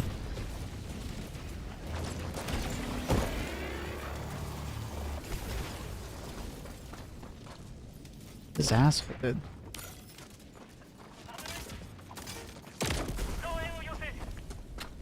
Hey, Keaton, can I fix your ear? I'm gonna fix your ear for you. It's silly, but like I don't want it to feel like that forever, Luna. I feel like the laser cannon had better AP. You could use it more? Probably. But also, increasing AP will only go so far. It would be nicer for killing the eyes of a Hulk and possibly taking out a tank. But it wouldn't really rectify the problem of, like, how long it fucking takes to kill a Devastator, for instance. Luna's hitting my hand. Wait, no, that's my mouse hand. Yeah, I think the main concern, mostly for me, is just damage per second. It's so slow. Have you ever, like, tried to shoot an Illuminate dropship shield with it? Like, it just shows you, like, how fucking slow it is.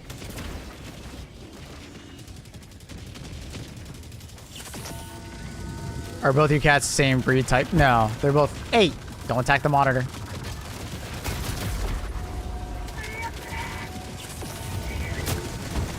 I currently can't see the center of my screen because Luna's head's in the way.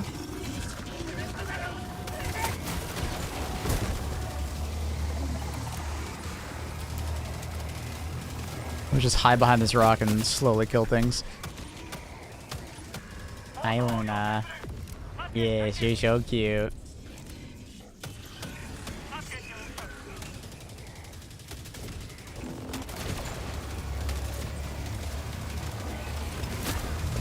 No, Luna. She hit spacebar. Luna! Luna, why? I didn't want to hit spacebar, dude. Luna! The cat got in the way. Luna's hit spacebar again there. Didn't want to. Did Luna hit spacebar we saw again? that on stream. Luna! Golden. Yeah, Luna. Yeah, I'm talking to you. Fucking never-ending battle this is. Luna! Wait, how'd that not hit the plant? Wait, why are none of my shots fucking blowing up? What is happening? They all just bouncing? I can't see because of the tall grass. Luna, stop hitting my arm.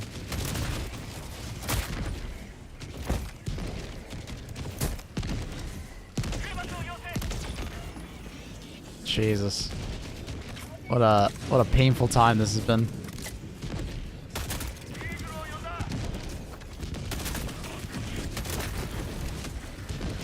Hi. Hello, beautiful girl.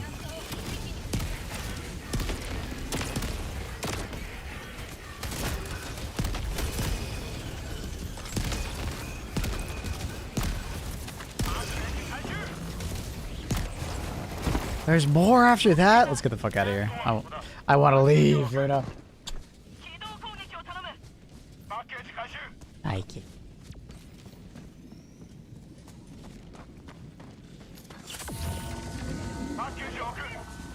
So I have a cat question. As a new cat owner, how do you get a cat to use the scratching post you bought rather than literally anything else? Well, this is the difficult thing is that, like, cats are like EMP, very bomb, 2 smokes. They're very particular when they're like using a scratching post or not using a scratching post. They're also quite territorial sometimes. So sometimes like you could just like start scratching it yourself and and that'll be enough to get them to start scratching it. Like, if I walk over to the scratching post and Luna or Bear, my other cat, are there, and I start scratching it, they will start scratching it, right? Like kind of an imitation game kind of thing. I've heard that catnip works. It's never worked in the past.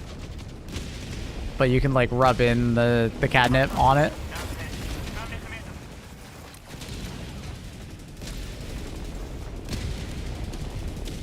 Hey, don't hit the monitor. Luna. Luna.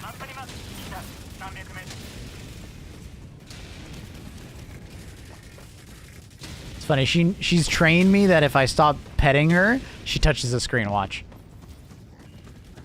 She's like, why aren't you petting me? Sir, why aren't you petting me?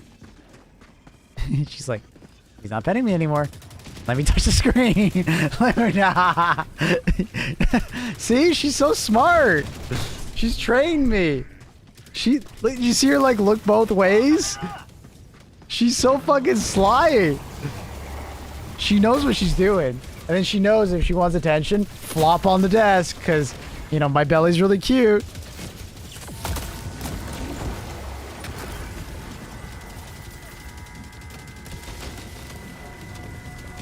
She's so fucking smart, dude. That's her hitting spacebar. She's right now rubbing her face against the monitor, like underneath.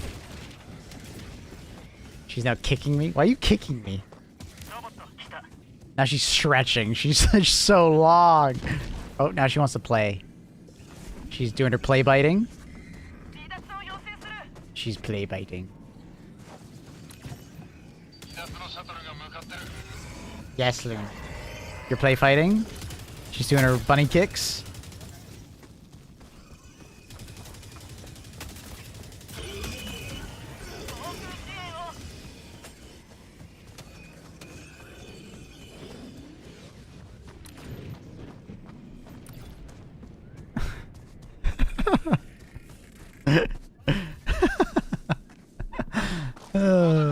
She's so cute. Does it hurt a little bit? Yeah, it hurts a little bit, but you know, she likes it, so.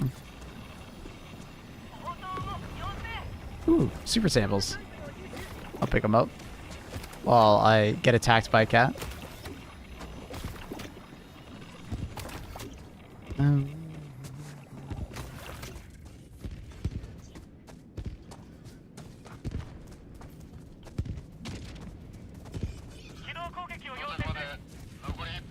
Guess I can make it a bit bigger. How old is she?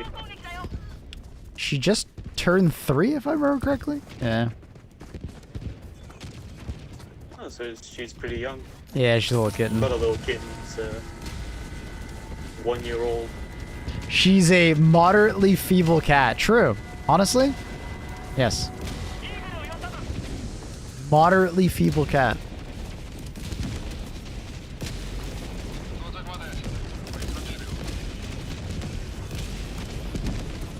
She's cutie pie. She is the best cat I could have asked for. She's the ultimate coworker. But sometimes I think that I'm the employee, she's the boss, you know what I mean?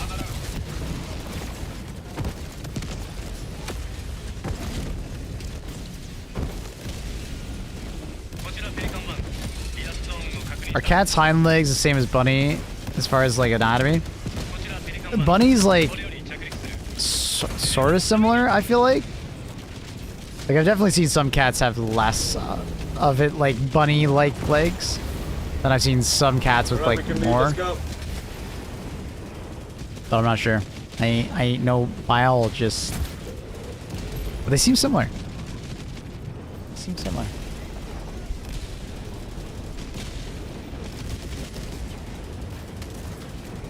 Said we need to go. Why are we leaving? It's cookies are being made. Never mind, we're leaving. Ba-da-bum, bum, bum, ba-dum.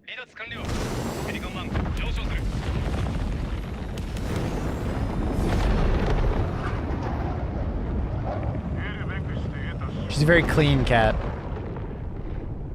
trying to get back to the game, but I genuinely don't know what to build for bots. Well, you really can do a lot. But I'd recommend something in the AP4 genre. So, or higher, right? Even going towards anti-tank. So, autocannon, laser cannon, AMR, I don't know, Wasp, things of that nature are going to perform quite well. Just, you know, having a weapon that you can kind of utilize as like a all-arounder is like very nice because you can use those in like an anti-tank scenario if you shoot certain weak points, but also very effective versus Devastators and effective versus Hulks. Right, that's kind of what I aim for. But you definitely can use like a Recoilless or Quasar. Recoilless, you know, got a massive damage buff against the other AT solutions. So you can kind of just take Recoilless and shoot down dropships, and it's extremely satisfying, but also extremely powerful. You get a fuckload of kills. Does autocannon destroy gunships? Dropships? No. I mean, technically you can, but it takes too many shots for it to matter. And as far as like primaries, you got like crossbow, purifier, dominator, diligent counter sniper if you want to be more accurate. Eruptor is still quite good. Dude, there's someone in my comment sections that, hey, great tier list overall, except for it hurt my heart when you said Blitzer wasn't good versus bots. And I was like,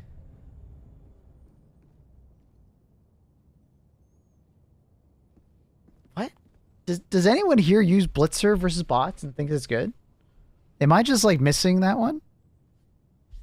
I'm just like, I was like, maybe he didn't hear the fact that this is for tier 10 bots, and maybe he's just doing really low level bots. Like, maybe? I was just like, I didn't ask because I didn't want to like, you know, humiliate him or anything like that. So I was just like, I just left that. I just let that be, you know?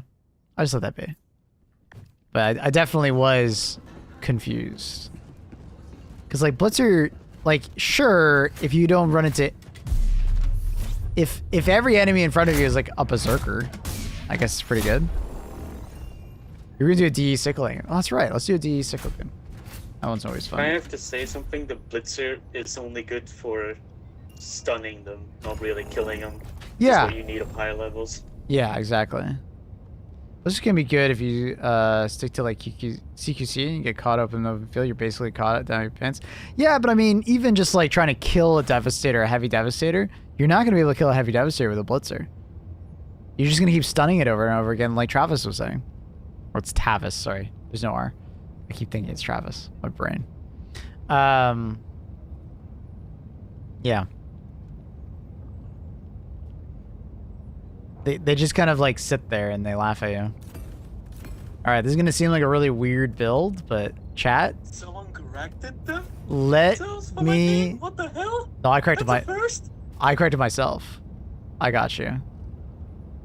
Yeah. Never happens. I got you, Tavis. What do I feel like? Hey, There you go, Rock Sentry.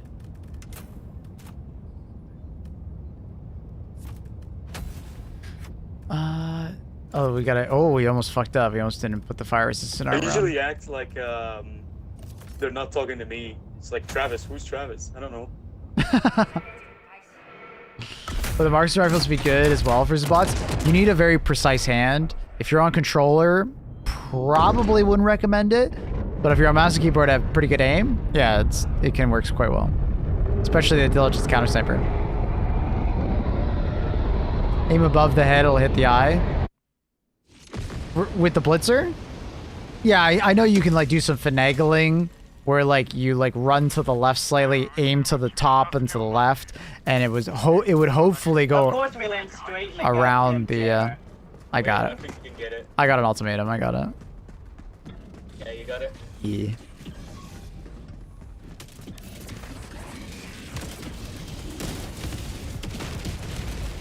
Did it miss? What? I think it missed. No! Well, Did they disable that? you can't blow up the fabricator anymore to blow it up. Yeah, they stopped that. I missed with my fucking ultimatum shot, or it disappeared. We gotta run. I actually don't know which one happened. It might have disappeared, they do that, unfortunately. They don't do it all the time, but they do, in fact, do it.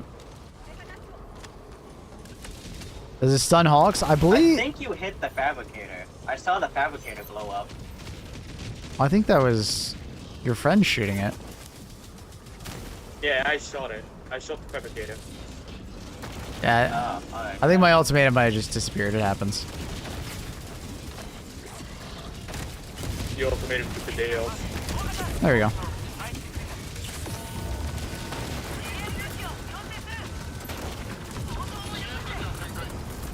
It's an unfortunate problem with the ultimatum at the moment is that sometimes the shots literally just go invisible and they don't do any damage.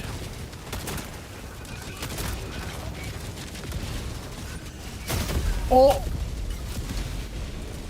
Alright, my 380 did not fly as far as I thought it would. I think it might have bounced back a little bit closer to me. Most fun build. It's peak physique, stun lance, plus shield. Peak physique, heavy machine gun, really fun. AMR, spy backpack, really fun one. Hi Jerry, what up, dude? Good morning.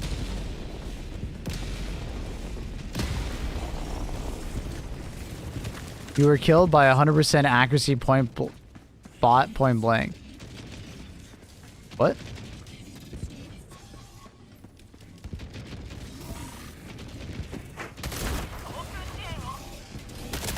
I killed myself, sir.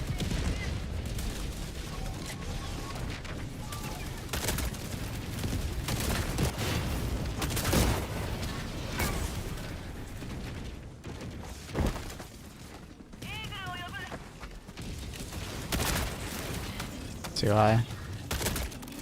There you go.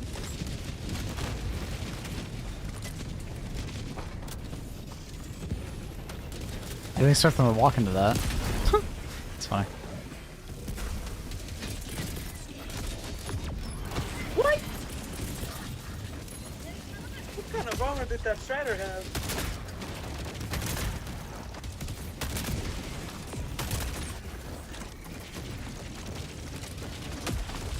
Think pathing's weird. Yeah, because he sometimes doesn't care about verticality.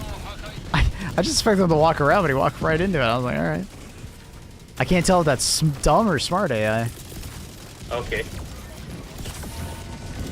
Where's Factory Strider? Give him some ammo. He's flashing. He's flashing!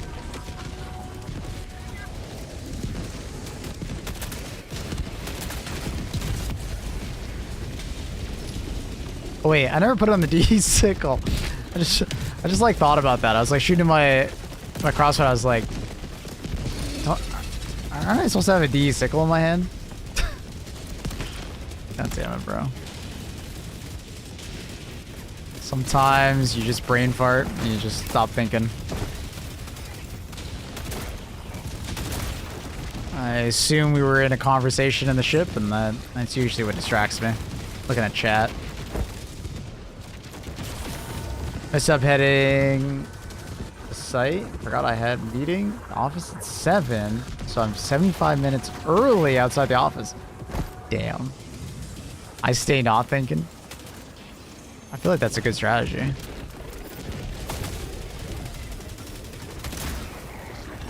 Thank you. Thinking is for suckers.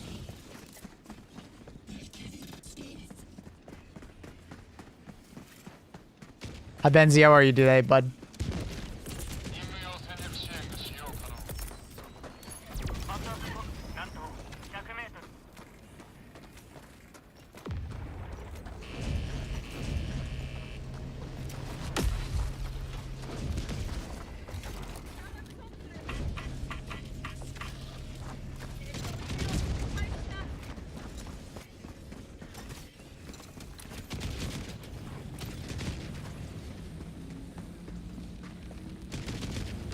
I'm still on for your prime if anyone wants to join. Nice.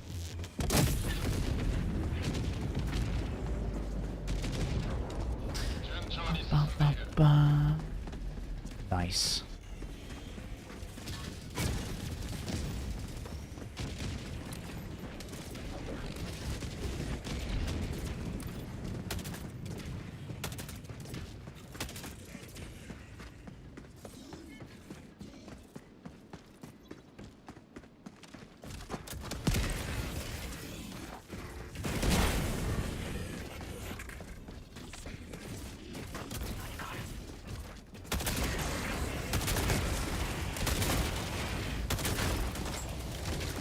How do you start to use arrow keys instead of WSD for stratagems? I'm trying, but it's weird.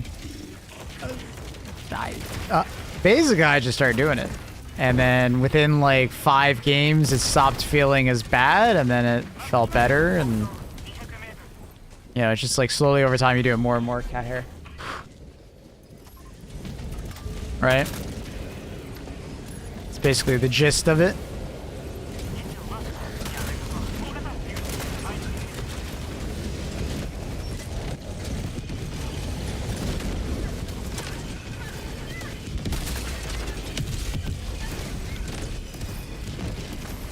I thought that guy was gonna die. The grenades.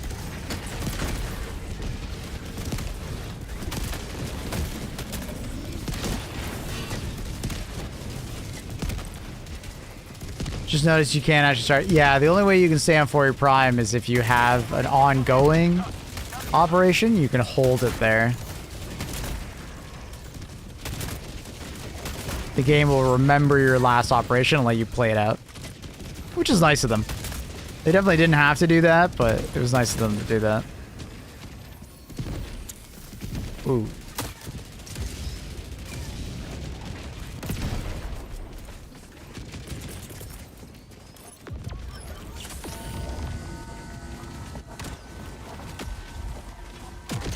Ah, that's unfortunate. I went between his legs, didn't quite hit his head.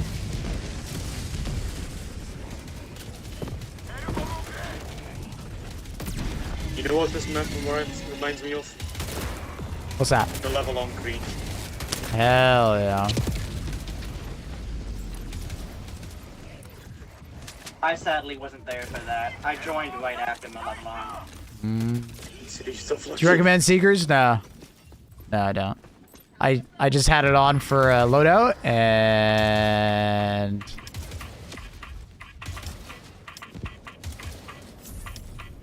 No, that's not the solve. It's probably that.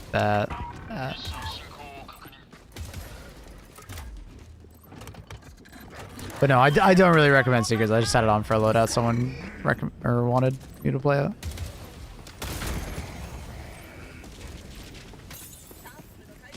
Seekers are not very good. They give you a false sense of like power.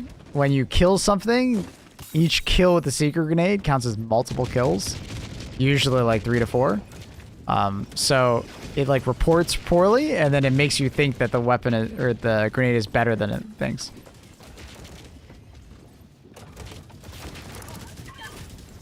Is crossbow worth it? Yeah, it's extremely good.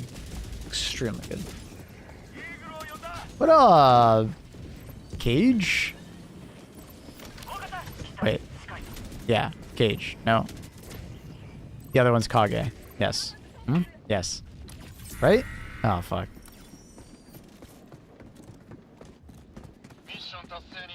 Wish we had the secret grenades for an infinite glitch. Ugh. Infinite glitch. Blech! Scorcher or Jar 5 for bots. If I had to pick one, probably Jar 5. I find the Scorcher, unless you bring a supply backpack, just doesn't have enough ammo. You go through ammo way too fast. Ooh, you get some eggs Benny, Jerry? Oh, nice. I'll let him hit his shots.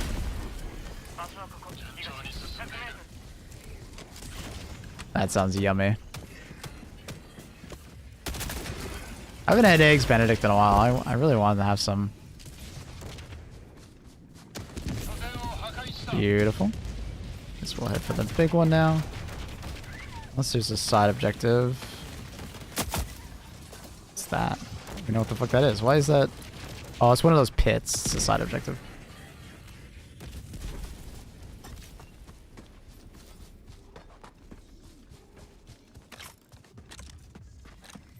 Being an insurance officer, a insurance agent at home office while getting sales and watching Maple goes hard. I can't lie.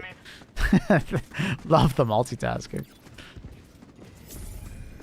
Do Seekers target fabs and buckles? If you ping them, you can get them to work. The problem is that because of the way they fly, it can sometimes be a little bit challenging to make sure they go where you want them to. So you definitely can, but Scorcher City map is good though. Yeah, for sure. Maple. Yeah. No trading. I think the question more was for bots, right? Oh, I just got knocked to the ground. That fucking blows. Run!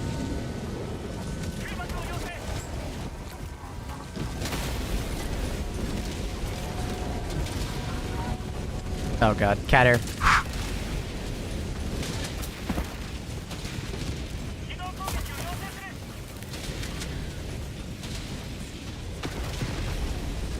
Fortunately, no bot city maps yet.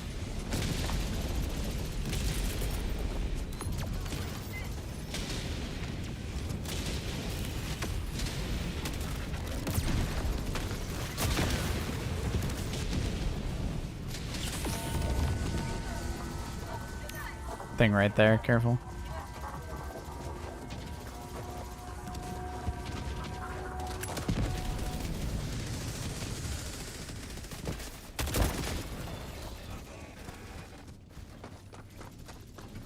Was there a bot city map for a hot second? For level 3 missions and under. It's basically, I think it was just a mistake by the devs. I do not have the impression that it was meant to be released.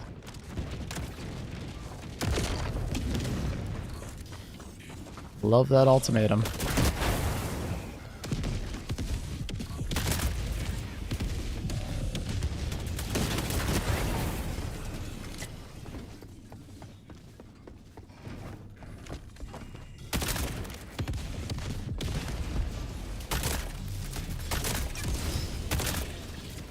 What?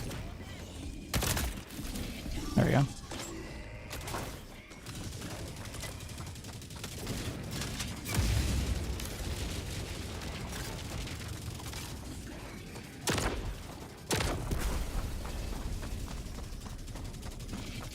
That's like the one thing the Sea Grenade is like great at, and it's very satisfying to do. But other than that, Sea Grenades kind of blow dick.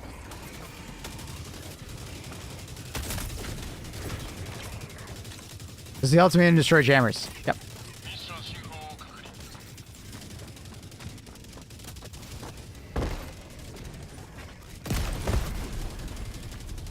Can you explain the kids or gas mines title? I'm a bit confused. MO, new MO.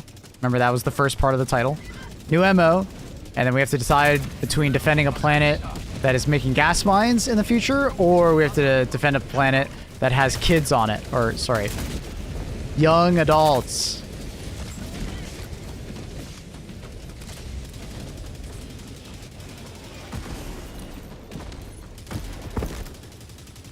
Ow. Get Luna in here. Dude. Herding cats. You ever heard of that? Impossible. Can't be done. Feeble young adults.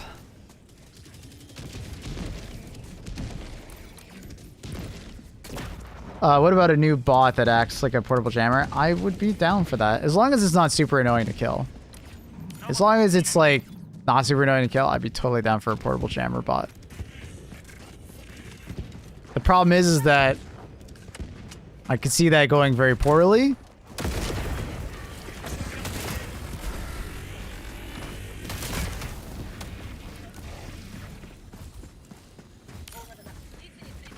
I can see that going poorly, basically, from a gameplay perspective, if they're too obnoxious.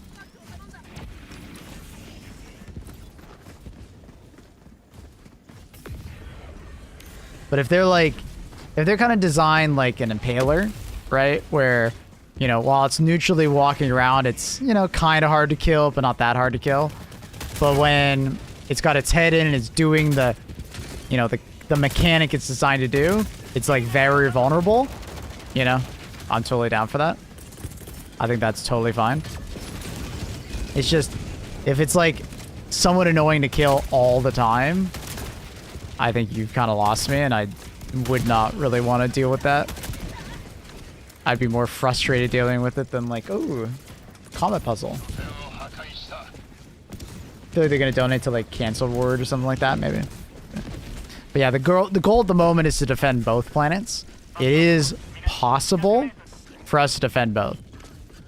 It's not easy for us to defend both, but if we stay dedicated over the next like couple days to like slaying the bots, there's actually like a pretty good chance we could do both.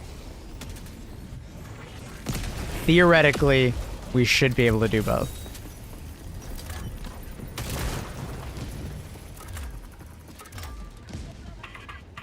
Now, because of how the planets are positioned, there's actually a better chance of the community probably deciding on the mines, but just from sheer, like, you know, dumb, like, based on, like, where the planets are positioned. But, we'll see. I don't know, where, how the fuck did my teammate die?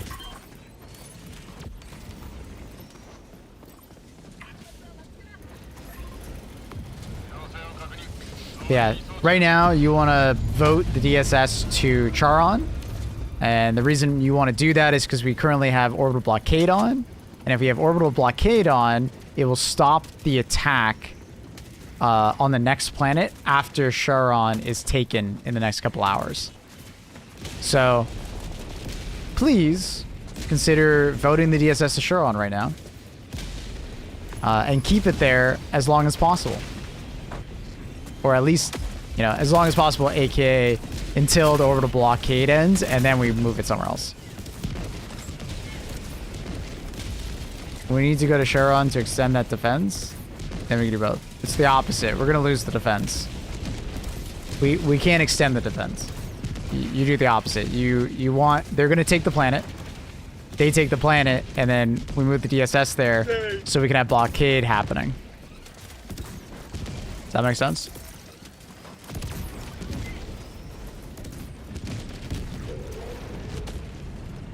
I think we move the Charon, it'll have 15 hours. Yeah, it's 15 hours of us not having to have double attacks, right? That's really good. It's really good. I ran the super heavy 200 health body armor yesterday. I call it the Big Chungus. Yep. I call it the Michelin Man. Doesn't the blockade plus 12 hours on the defense time? I think they did that by hand. So basically the way it's supposed to work is that you send it to the planet where the defense is coming from, but if the defense is already happening on another planet that it's connected to, it will not change that. It will still be happening, right?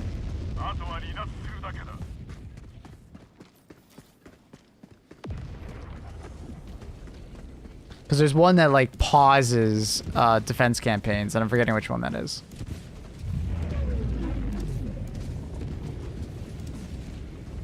And then we have Eagle Storm coming out, which would be really good. If we can like blitz a planet with it. What armors do you like on bots? Mostly like my heavier armors, heavy medic, heavy fortified with the explosive resistance can be quite useful for sticking alive. Another good one would be like the medium scout armor. Very strong for just avoiding a lot of combat if you're someone who like tends to play a little more passive or scouty. Right? Light armor can definitely work, but I feel like with light armor, you are taking more of a risk because if you take some shots, there's a much greater chance of just getting absolutely destroyed. Where do you get the heavy medic? It's from the superstore. It should actually be in rotation maybe in the next couple days. I'm not sure. I haven't seen it in a bit. I feel like it was last week I saw it. So, probably get it in like a week or so. Did you change your controls hotkeys from default? A couple of them. But I'll be honest, the problem is I don't really remember what the original hotkeys were. So it's hard for me to tell you what I did change, didn't. So if you just ask, so if you just kind of ask me what the bind is for a certain one, I could just tell you what it is. It was a month ago. It should not be a month ago anymore now. It was like last week or two. because now that we have the triple rotation, it's going significantly faster than it did before. So I think it was last week when we last saw it. Dude, so many shovels. How about your stratagem hotkeys? I have it on my arrow keys.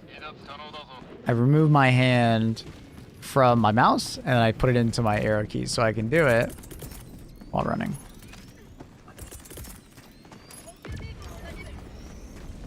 Will the melee weapon come back around in the story? Yeah.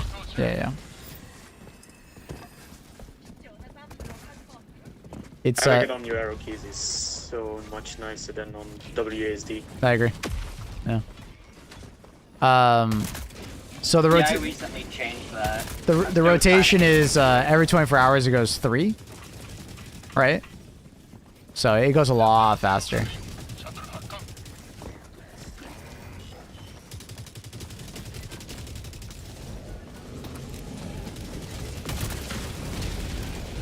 I've also never seen someone do as Dua, but I knew what he meant, so.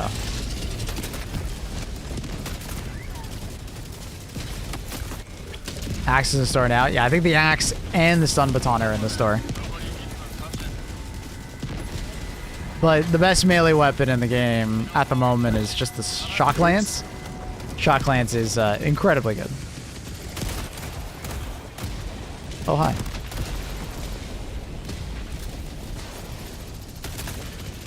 I thought that guy died for some reason. I saw the explosion. Landed. When is it reset? I can't look at it right now, but if you remind me, I could show them in the shop. They pull without having to go crazy detail. How would you say issue 2 has changed in a year it's been out? Give me like a definition of like in a crazy detail. How many sentences do I have? Or is this like Zoomer where I have to say it in like less than 5 words? Fit it in a TikTok streamer. How Zoomer are we going with this? Nah, just like without having to spend 10 minutes on it. Okay. Well, I'd say the largest changes are we've gone to more of a power fantasy approach on gameplay balance. Right? Way more of a power fantasy approach. You know, the enemies on average are weaker and we are stronger on average, right? The game in general, you know, because of those design changes, does feel easier, right? Both because we've gotten better over the year, but also because genuinely we are more powerful and the enemies are less powerful, right? A myriad of different reasons. I won't go into detail of, you know, what has changed, but in general, you could just think we are stronger, they are weaker, we are better at the game, right? We know more. The second part is Arrowhead is kind of like finding their stride as far as like what they want to add to the game and at what pace. So it seems like they're like having an easier time doing that. The technical side of the game, although still a mess at times, I think is more stable overall. That went smoothly. This one is more for people who consume the content of the game. They've also added the content creator program, giving content creators a little more heads up on updates so we can give feedback. So you guys can provide feedback to the content creators, and the content creators have an easier time talking to the CMs and the devs. So there's also that, which will hopefully result in like some better updates in the future, because we can just give them feedback before things come out, right? That's the hope, at least.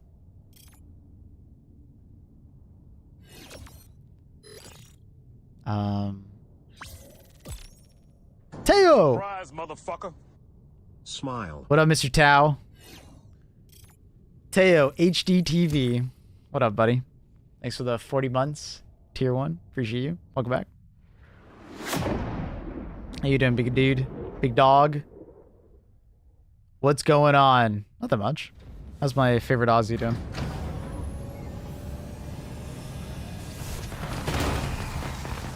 looking at you killing the dropships right now and like thinking of like Illuminate dropships.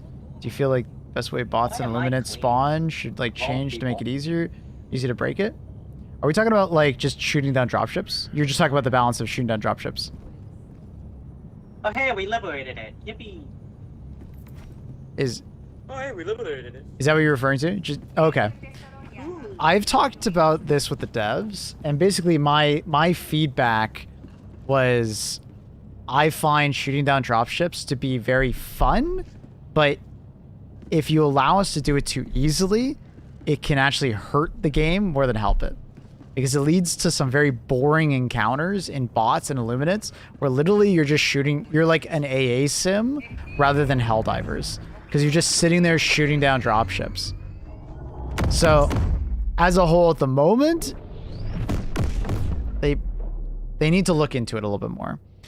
And I discussed it with them, and I think there's like a bunch of like back and forth that we don't know. I don't know what to suggest exactly, and they don't exactly know what they want to implement, because they could do armor dropships, and then it would kind of fit in the lore in the sense that like, well, the bots are, you know, reacting to players just shooting them dropships, and they're going to make them armored. But that could lead to some frustration from players not being able to shoot down dropships anymore. Right? And you know how the Helldivers community reacts when they make anything harder or like, you know, make us feel weaker. So they can sometimes be a bit weird about that. So I do think, you know, after the perception of predator drones predator mobs, that I think they would be a positive reaction somewhat. You could still shoot them down, it just requires more effort, right? Another thing that I suggested to them was instead of sending in one dropship at a time, you send in more at a time. So if you do want to do the AA sim, it's harder to deal with, right? You can shoot down a couple, but there's still going to be 4 or 5 still going. The other one I suggested is more dropships, less enemies per dropship. So you decrease the value per individual shot, right?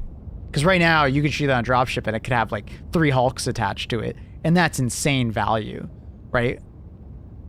And I gave him one more was you could decrease the time at which it sits there before it drops the enemy, right? So just like speed it up.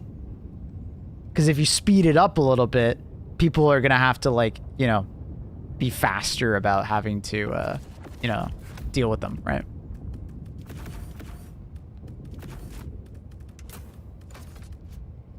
So I think there's a bunch of different ways you can handle it. I gave him a bunch of ideas, and obviously they're gonna play test them. Hopefully I'll be involved in those play tests. I'd love to try them out. Armor drop stress would be a thing for like 9-10. Yes, exactly. Clarification on that. Thank you, Sky.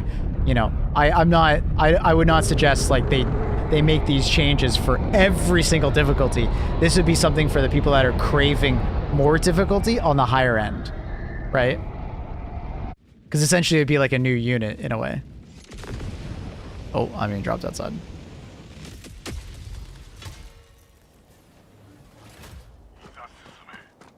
So, yeah. Why are you outside, man? It's be here. I have no idea. And for like Illuminate drop ships, you don't even have to have them like be armored. You could just have them be shielded, right? Imagine the teamwork of one guy removing the shield while one guy shoots it down, right? And then you implement some of the other stuff. You know, just a little more teamwork necessary to do the same task, right? Like, I think there's a bunch of like little things that they could do to dropships to make them more interactive. So it's not just AA simulator. Because I think that's one of the reasons why I like fighting against bugs in general at the moment, is just you can spawn camp them, but usually there's so many enemies that you won't always be able to spawn camp them 100%, especially on the hardest difficulties, right? Which is fine. I like that.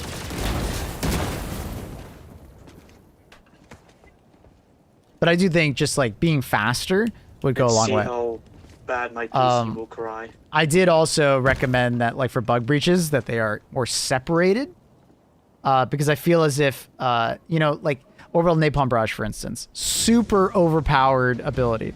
I don't want them to nerf it, because we all know how the Helldivers community will react. I don't want them to nerf it, but they need to, like, reduce its power without nerfing it. How do you do that? Well, maybe on the harder difficulties, when a bug breach happens, all the breaches aren't on top of each other. They spread out more, so it's harder for one bug breach to cover the entire radius. Right? Does that make sense?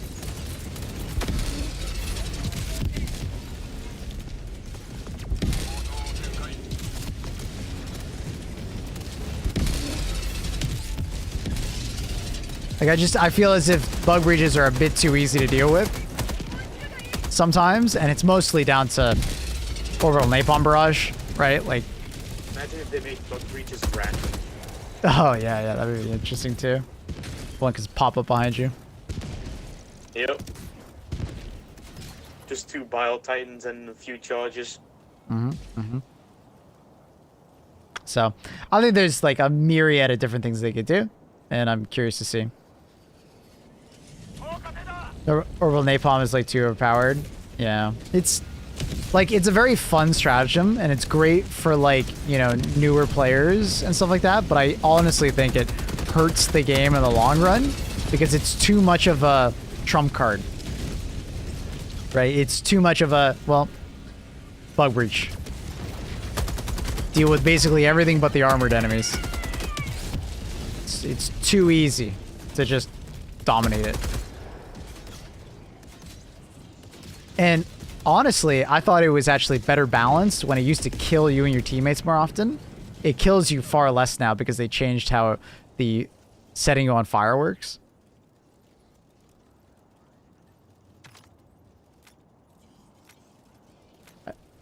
I had this random thought: if chargers had like an alternate charge, that's just them rolling towards you, like a roly-poly bug.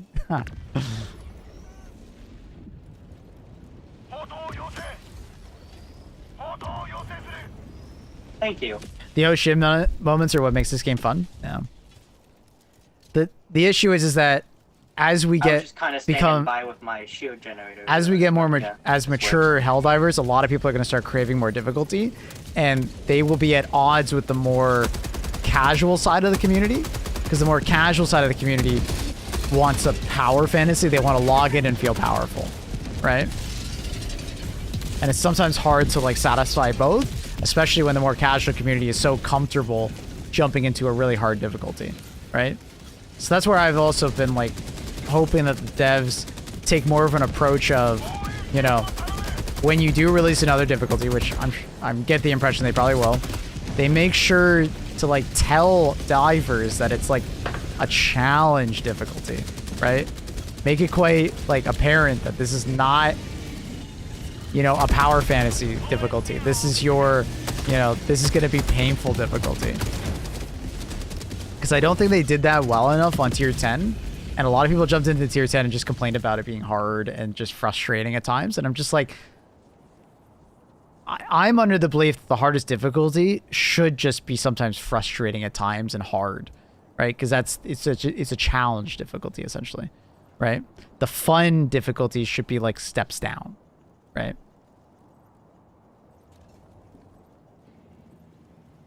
And at the moment, it's like we don't really have it. What, that looks so cool in the distance. That looks so sick. What do you think the next difficulty will be called? Super duper hell dive. Yes. Honestly, a good name. Or super super. Yeah, just add another super, why not? Annihilation dive.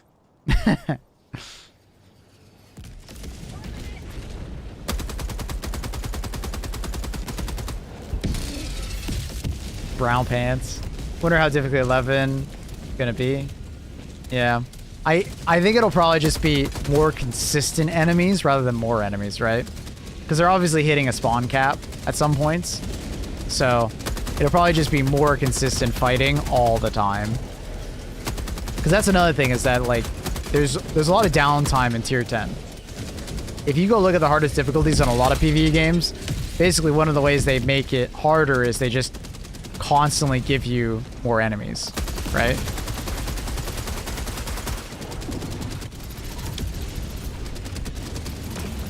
Oh god. Awkward. Awkward. Orders, get them. Thank you. Be interesting to see if they would share the player counts with each difficulty. I'd love to see it. As far as like anecdotal, talking to the devs, the vast majority of players are like 7 or so, 6 to 8. Like if you think of a bell graph, right? It like, you know, and it drops down. But there definitely is another sharp increase again to 10.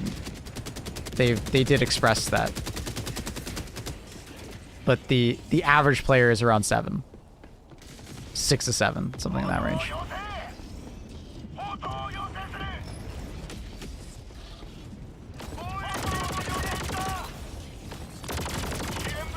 But I think that's I believe that's a stat generated from like, you know, operation completions, right? Rather than, you know, all players that have ever played this game ever, what's the highest difficulty they've played on and what do they normally play on? I believe it's like they're just grabbing like, you know, operations completed and then what tier of difficulty are they, right? On a 1 month period. Which makes sense, it would be around 7.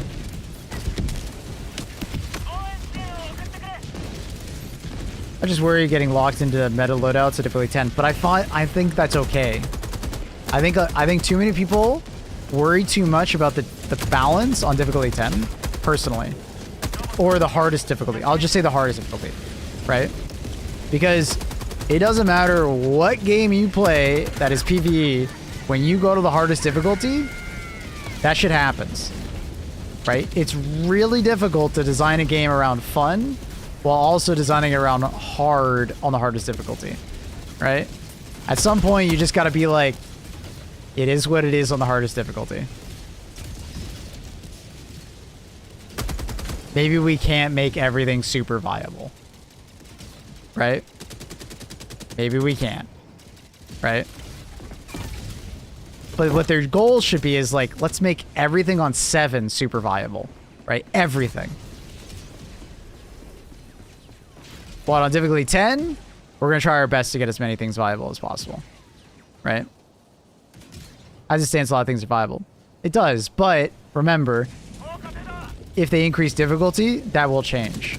Because most things are viable because most enemies aren't very threatening at the moment.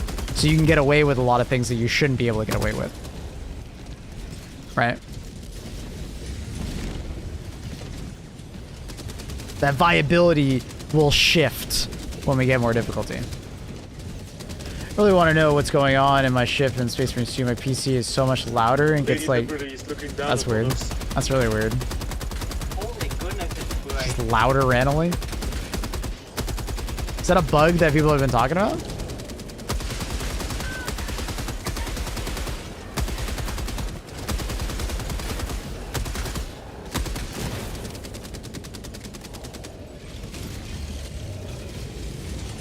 Did sound like I was shitting on the side of meta, but like, do want to say I am impressed with the love and general balance of issue 2. Yeah. Yeah. I think it should be any game's goal to try and make you know, as much stuff as possible, you know, viable, for sure. But after, like, at a certain point, you know, it's gonna be really difficult for them to have a challenge difficulty and, like, have everything be viable in a challenge difficulty, right? Because in order to add challenge, they might have to tune certain things, and it's like a nightmare for them, right? And that's where I think sometimes, like, from the Helldivers community, we gotta chill out a little bit, you know? Some people kind of treat balance like it's super easy, and I think a lot of people kind of forget how many levers there are. Like, even just adding one new enemy type, right? Can completely change how the balance in general of a game feels.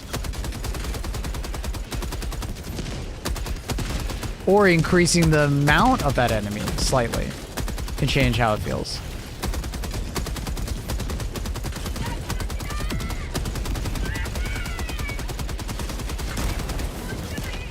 Or changing what kind of players, On the right. player base you have, right? Like, is your team coordinating around, like, certain builds?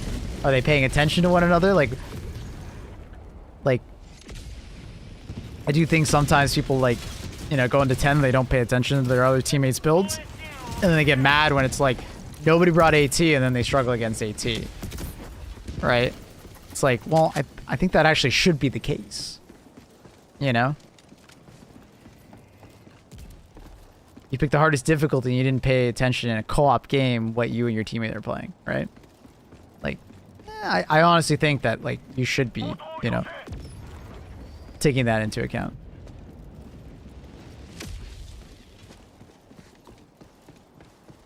Most frustrating thing about Power Fantasy thing is, like, the low-level dudes on 10 messing up, not paying attention to what the team does. So killing actually frustrating for everybody else.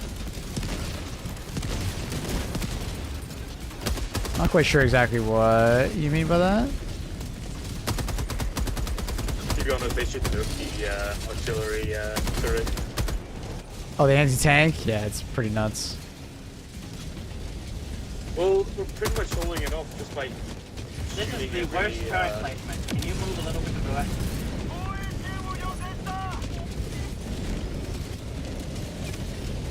It's too easy. Get preset loadouts to easily switch to when I notice I need to change my loadout.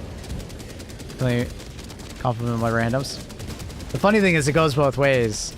Preset loadouts could also result in more people, like, not paying attention to their teammates. I love that you think about it in a more positive way, that, like, oh, my teammates have some weird loadout, let me, you know, just pick a different loadout to, like, swap with them. But I think there's gonna be a lot of people that, like, you know, boot up the game, they have their loadout, they pick it, ready up immediately. You know, and it sounds like that's what the devs were worried about, which kind of is fair. You know, they wanted people to experiment more, and they didn't want people to just, like, instant lock a loadout and just go.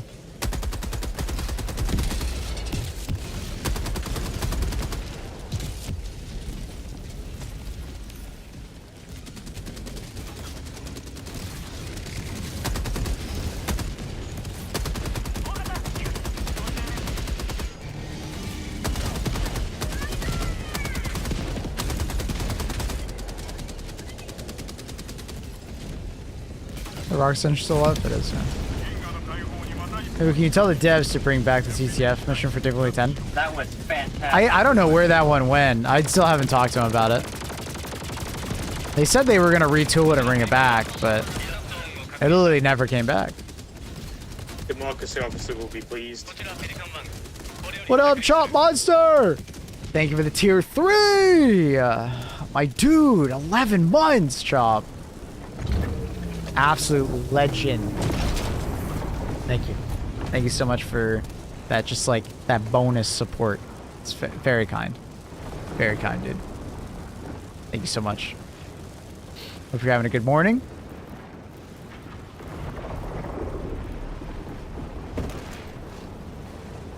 Hello there.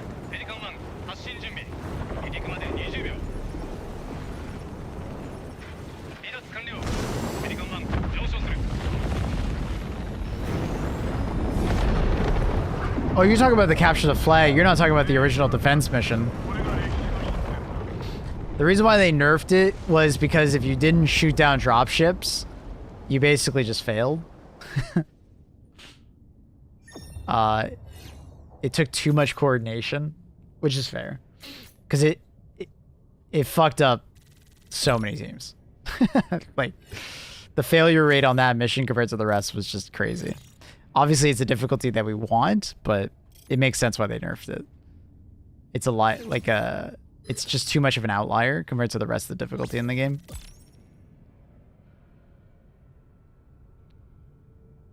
But at the same time, it goes against, like, because there was one strategy that was significantly more powerful than everything else, it led to...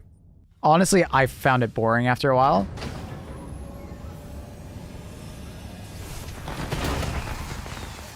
Because it really was just shoot down dropship simulator. You could do other strategies, but they were significantly more risky, and, like, it often just wasn't worth the risk.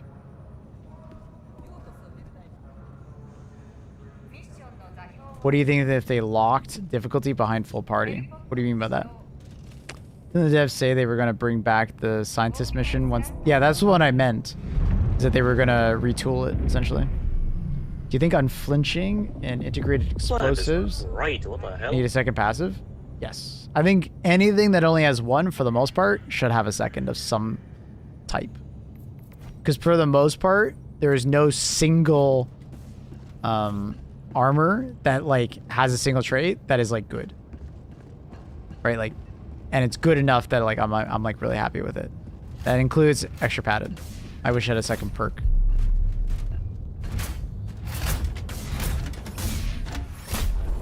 I consume lots of content, but lacking games experience. I feel like a level 82 player like myself shouldn't be able to survive difficulty 10 period. I think you should be able to, but it should just be really hard. Like level 82, you consume a lot of content. I mean, I think you should be able to. I don't see why not.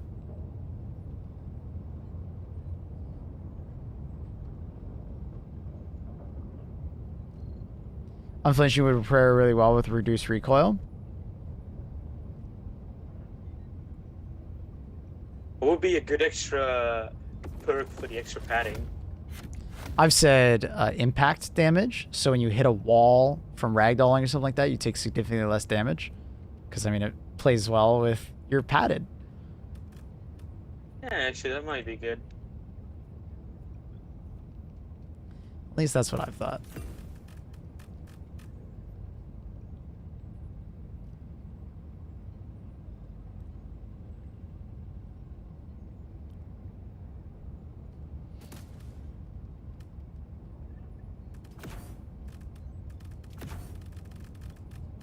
But to be honest, I think the explosion resistance armor should have it.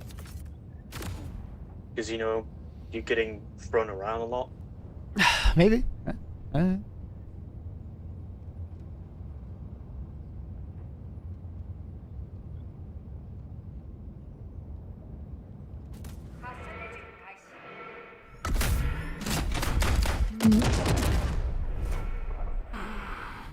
don't remember the level. I maxed out everything. I'm already back at cap. Oh, nice. I'm just gonna play a quick ad so it doesn't play during the mission. Oh, it won't let me. I guess I already played one. Never mind. Yeah, I already did. Never mind. Never mind. Never mind. Hands are up. It already played an ad. I don't remember when. I didn't see it.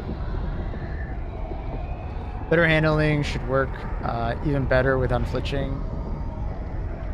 Be amazing. Oh, like just, you know, doing that. Yeah, I've seen people talk about, you know, the ability to swap in like 2 different perks since like they're double perks. I should have killed that guy. Whatever. One close as well.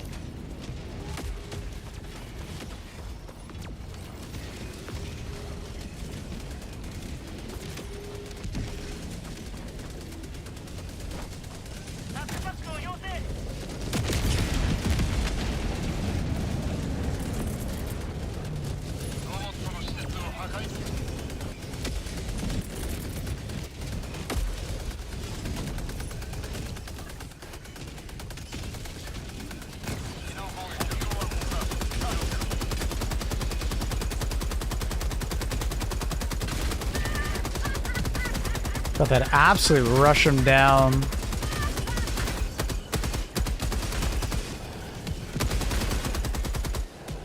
Get him!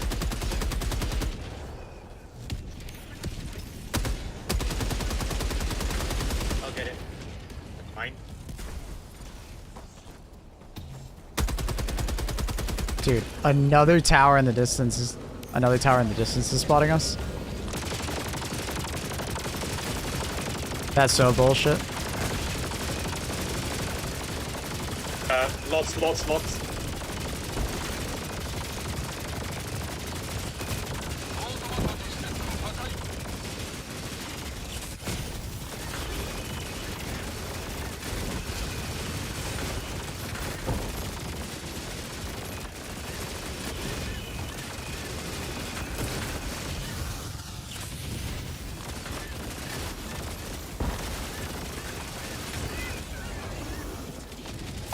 Maple, you seem pretty hot.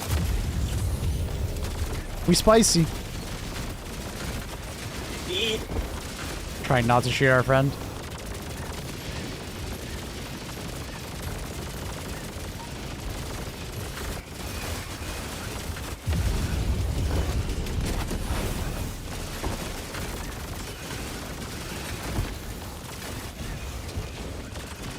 I think we might actually just have to get the fuck out of here because we're just getting spawned. It's not gonna stop spawning. Yeah, let's get out of here. That detective tower sees us. Yeah, it just won't stop spawning more. I'm gonna try and get to the detective tower.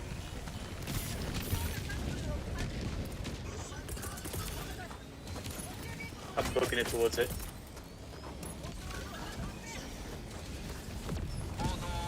It's a bit awkward. Gas grenade for you. Gas grenade for you. I forgot to grab my fucking recoil spec there. Probably should go get it.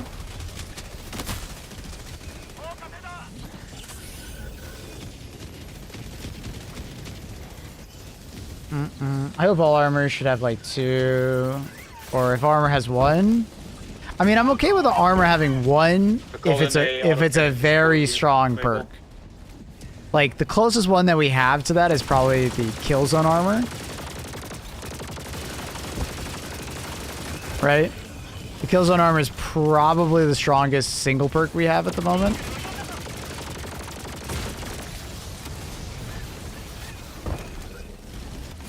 What's the spotting range of those towers? Way too fucking far, if you're asking me.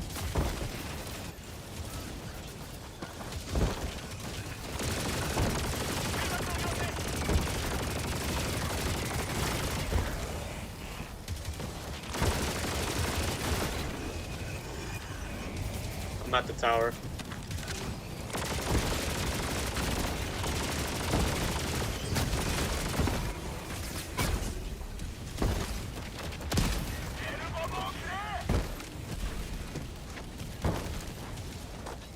I just see like a company or like clan system. A lot of people have asked that. Stuff on you. Yep, it seems to be a popular thing that people want. I think there already is player-made content though, and you can already do clan and company systems through Discord.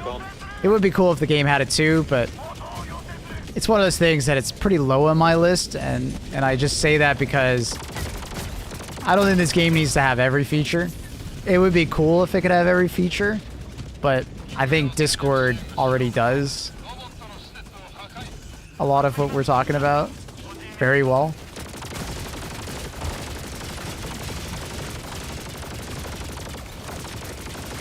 But if we got something at least along the lines of like Destiny's clan system, just basically it's like a separate friends list in a way, I think many would like that.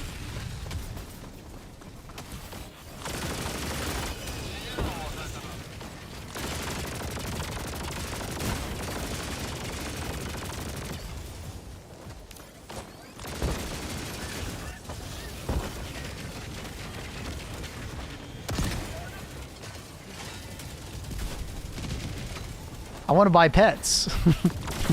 I want an autoplay function. I'd like an auction house. Can I be able to farm materials? Can I build a house? I want to be able to build a log cabin. When are they adding Minecraft blocks? Dude, what is happening? I feel like I've been sitting here for like a solid amount of time and there's just more and more and more enemies coming. What the fuck? I thought it was eventually going to end and I was going to do the flag.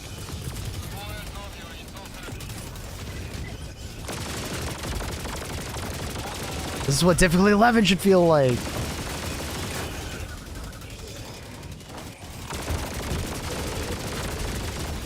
They want us dead, that's why they keep on coming. I think so.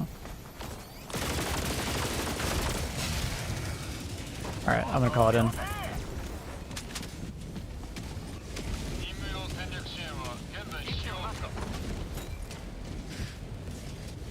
Okay.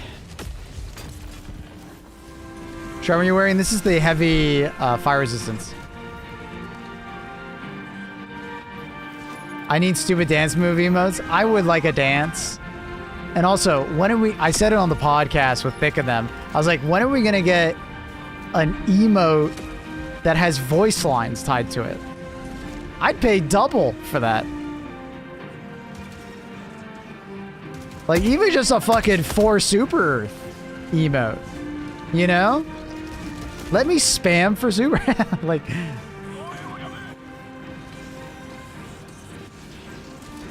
a witness me fucking emote, you know, for,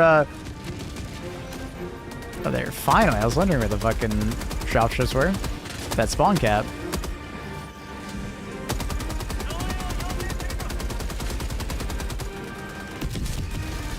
Hope you're great. I'm good. I'm very good. How are you? Are we saving the children? We're doing both. Gamers, assemble. We're doing both. I'll give you the game plan after this, if you remind me. I thought more enemies would be here. I kind of feel bad. It's like basically no enemies spawning right there. There's more enemies spawning behind us due to the patrol.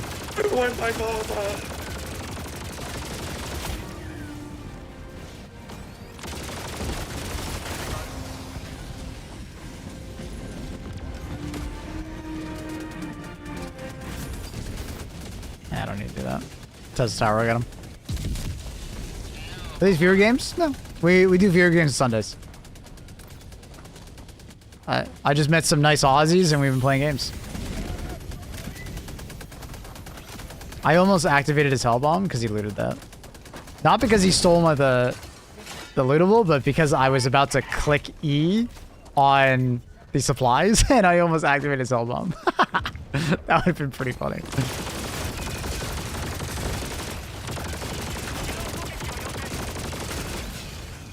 Saw a patch for Superstore today. Did they change something? No, it's maintenance.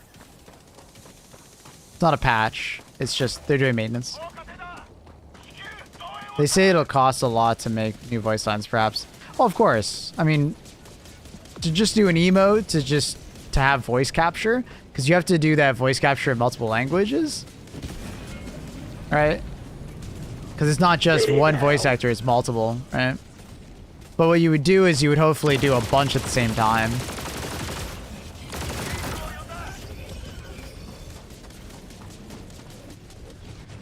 So. It would be more expensive, but that's why I said I would pay extra for it.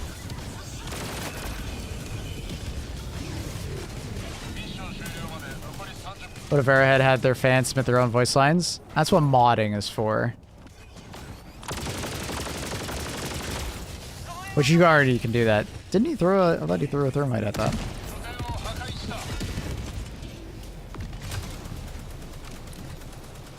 If I just wanted fan-made, so I just go to modding.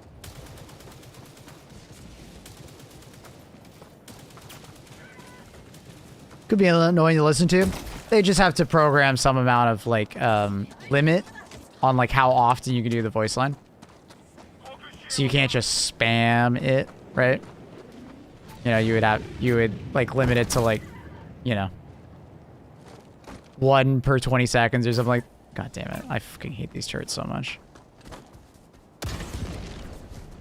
Whoever designed them needs a talking to. They made sense on the command bunker because it's supposed to be the main objective and it's supposed to be hard, but oh my god, dude! Even on the command bunker, I just want. Oh. They're so annoying.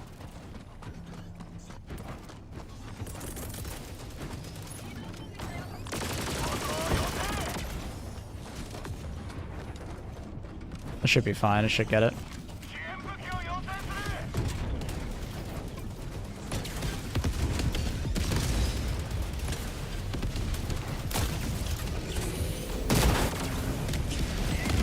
Got it.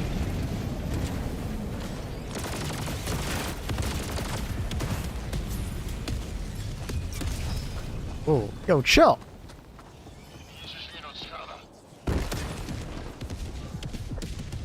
Missing that one. I think that's the last one. Oh no, there's 2 more. Oh, chill.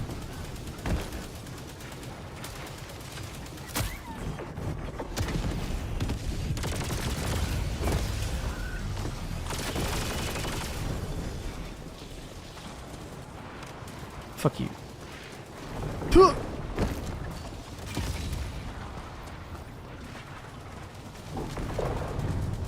I'm gonna get both. Oh, too far! Wait, it actually hurt it though. That's what? How does that even what? Huh? I don't know. I don't even know how the fuck that happened. Ah! It finally hit me. I deserved it. You jinxed me, Roughneck.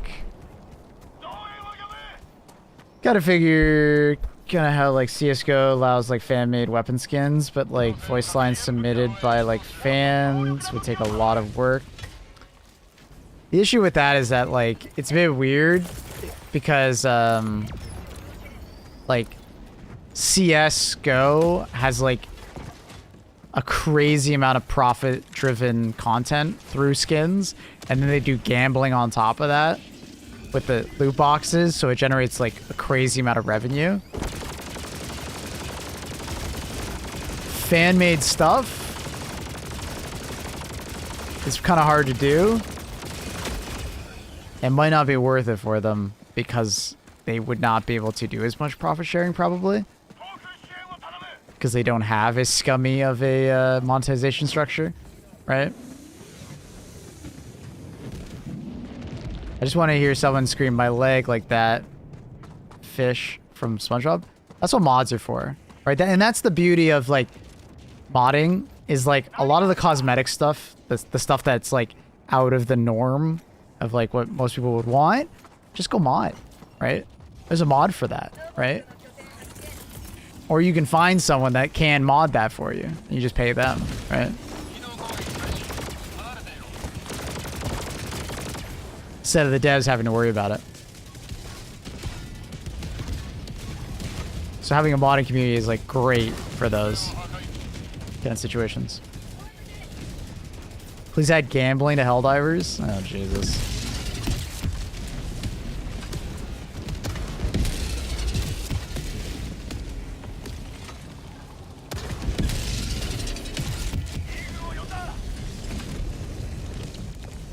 I think Joel is watching. I hope so. Audio is so important. Endlessly bombarded with enemies. When Yeah, we that, tried, that flag we were doing, there was just so many enemies. There was no shot. It's funny, and ours had so little. I guess you guys were taking all of ours. Ours was like super boring. Welcome. Maybe. I was just kind of sitting there waiting. Where are all the enemies at?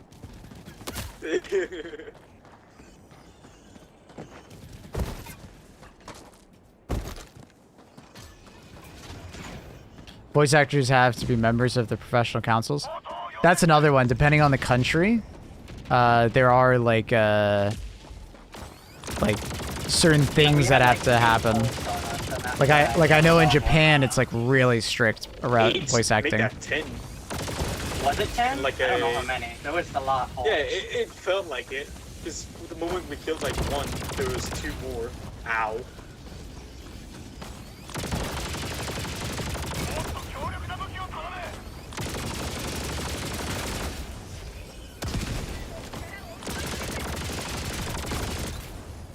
Should we call in the resupply, or do you need it? Where the heck?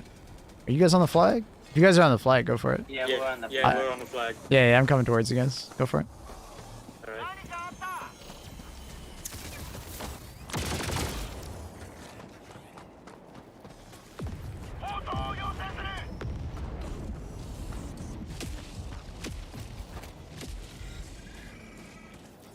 Hello, Dengara. It's been a thing long before Joel. What's up, dude? How are you? How's it going, buddy? How are things?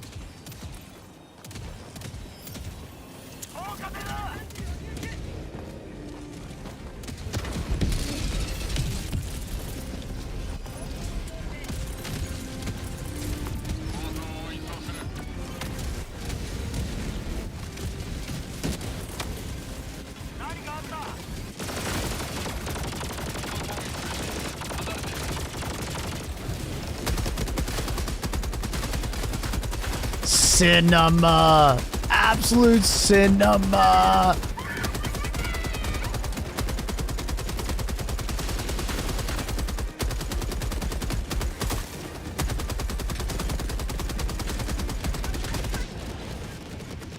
Love it.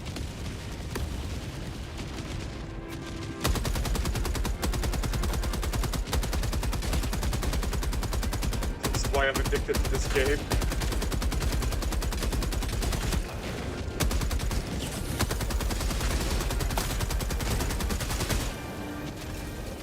That's a lot of berserkers, man.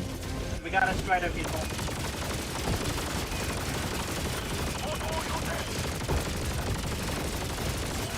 No.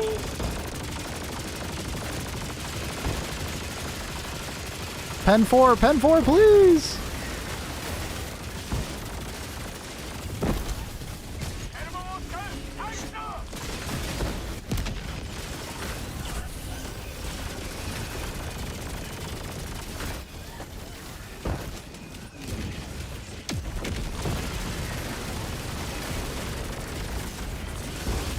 Love killing Hawks with this build.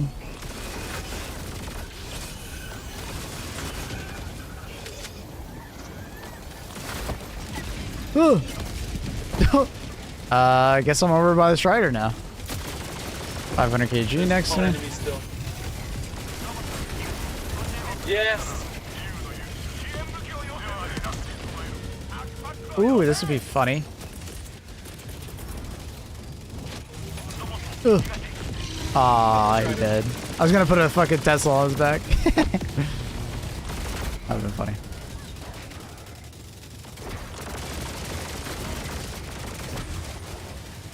Sorry. You're good. You're all good. You're all good.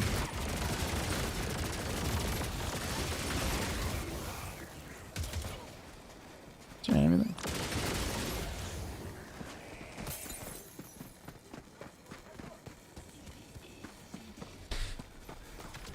I constantly have to laugh about. They nerfed the double-edged sickle. Meanwhile, out here like properly killing Hulks. It's extremely fun.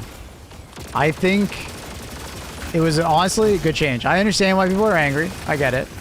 But the other side of it is, if you build into it, it's extremely fun. And it works on every faction. It's not like the most meta thing ever, but it's good. Very good. What they do to it? When it originally came out, it was like basically medium pen the entire time, and it did less damage to you. And then the way they changed it was it was supposed to have light pen, medium pen, right? And then it like increased in damage. Keep running M4, keep running M4. So now it does light pen, right? Then it goes to medium pen, and then it goes to heavy pen, right? So it goes from AP2 all the way to AP4. So AP2 for the first 25% of the shot, and from 25% to 91% it's medium pen, AP3, and then it goes from 91%. Sickle or whatever it's called? Yeah, exactly. It goes to AP4, so it goes to heavy pen. But obviously you're being lit on fire at that point, so there's a bit of a trade-off there. But if you wear fire-resistant armor, and you bring Vitality Booster, it's extremely good.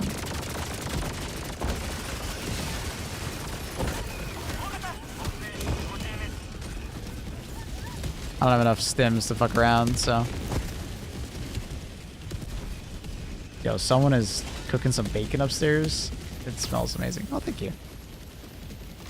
No problem.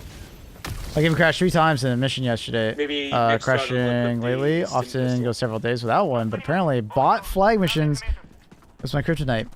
Were you going back to the same mission over and over again? Sometimes I have a term called a cursed mission, where some missions have like something going on in the terrain generation or something along those lines that every time you pick it, it will crash your game. And when you crash, you can normally pick the same mission over and over again. So that's why I ask. So like, I've had it where like I pick a mission, I crash, I go back into the same mission, I crash, I go back in a third time, I crash. But if I go do any other mission, I'm fine. So just wondering if that happened to you at all. Double sickle plus supply backpack is insane, yeah. Yeah, it was like the third in a set. Wanted liberation creation. Yeah, that sucks. So that's what I I called. usually get a lot of disconnections instead of crashes. Yeah. I've never experienced a mission where I crash a bunch, so I don't know. It's curse, the cursed I mission. have. Especially during the time where the balance of the weapons wasn't that good. For some reason that was like avoided. Oh god.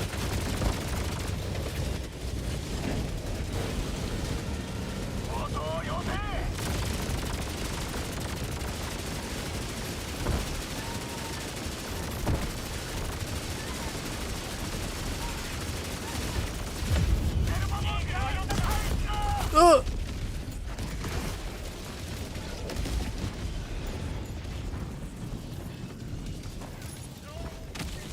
Joe's gonna be mad. I don't think they're gonna be mad. It kind of seems like they've kind of goaded us into possibly trying it, Come on over here. Dengara, because one of the things in the dispatch was like, you know, unlikely to get both, right?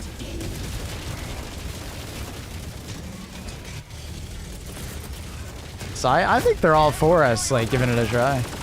Honestly, they're pretty smart over there. They might have actually, you know, thought about this ahead of time and like, yeah, I think they could. I think they could do this.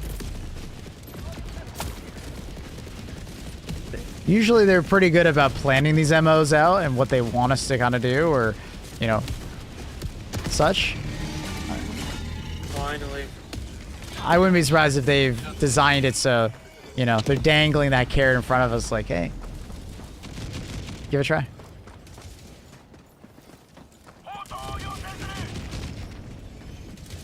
If that was happening to you also, I'd give up on that mission set after it happens like once in the future. Yeah, I would give it a second try just in case, Jonathan, but yeah. If it does it a second time in that mission, it's probably just a quote-unquote cursed mission. Which sucks, and they need to fix that, but it's been happening since the beginning of the game. It's rare to find, but you can find a cursed mission where, like, something about it just causes crashing. Might be terrain generation, might be something else, I don't know. But something seems to be messed up about it. Oh, it's bugged for me. Someone else needs to put in the last code. I can't see what it is. Yep. It's weird when that happens. I've had it sometimes where I can't do a objective, like at all. Yeah, it's some kind of like it's like a host problem. Like you'll like interact with it and it won't let you interact with it. Yeah. I find it happens most when like someone leaves the game and they were the host, and it just doesn't migrate properly. Yeah, that's when it happens most. Mm-hmm. Internet went out and I couldn't get back on the ship. GG's though. Oh fuck. Sorry, dude. Luna, why are we so sad? Luna's so sad. Luna! Ah!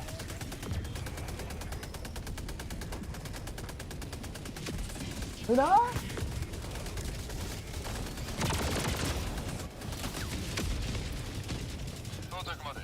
I don't know. I don't know. Luna?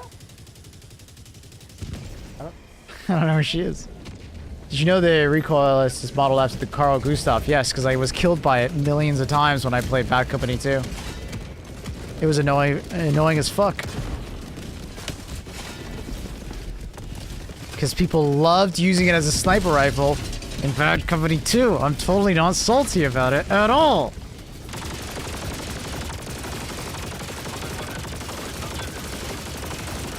It was the noob tube of Bad Company 2. I fucking hated it.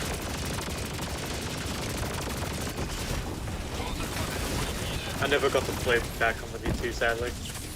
I hope they do like a remaster one day. I hope they do. It was fun. It was like a smaller scale Battlefield game. It was fun. Good time. I've been playing since Battlefield 4. Ah, nice, nice. Africa Harbor. To My be brain. honest, I like Battlefield 1 best for its atmosphere. Fair.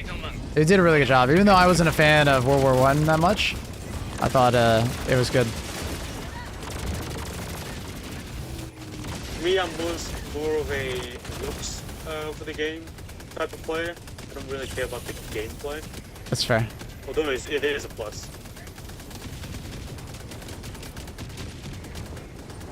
It's not like random bullet deviation though.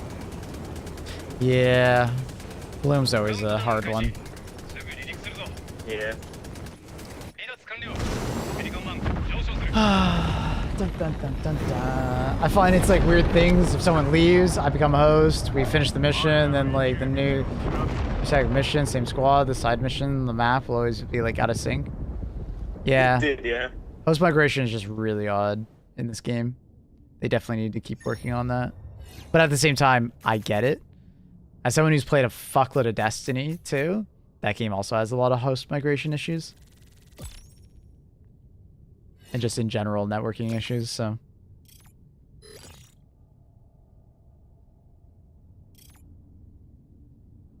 Arguably a better sniper rifle than it is in Bad Company 2. Ooh. I've never enjoyed when game developers turn their anti-tank rocket launchers into sniper rifles in video games. I get it. They sometimes are used that way in military combat. I just hate when they're used like that in video games because it's such a noob tube.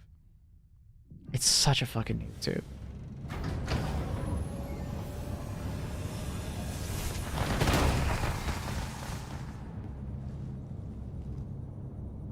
It's the worst. Saving the old school. My old school feeble humans are going for the go to gas mines. Both, my friend. GG's, homies. I'm gonna go ahead and take a break for a bit. GG's. Pleasure to meet you both. Yep. Have a good one. Yeah, pleasure to meet you. See ya, man. Have a good afternoon. Have a good bye. Bye-bye. Bye. They were great. Loved getting to know them. Luda, you're here! Oh, Luda! Luda, you're here! We found you, kitten. What's up, girly? Alright, chat. I'm gonna run to the washroom real quick. And I'm gonna... Oh! Luna's giving you a show, I guess. I was gonna play an ad, but I guess an ad already played recently, so I can't, I think. So, I'll be right back. I'm gonna go to the washroom real quick. And then we will continue gaming. Oh. Luna. Let's go to the washroom. Luna.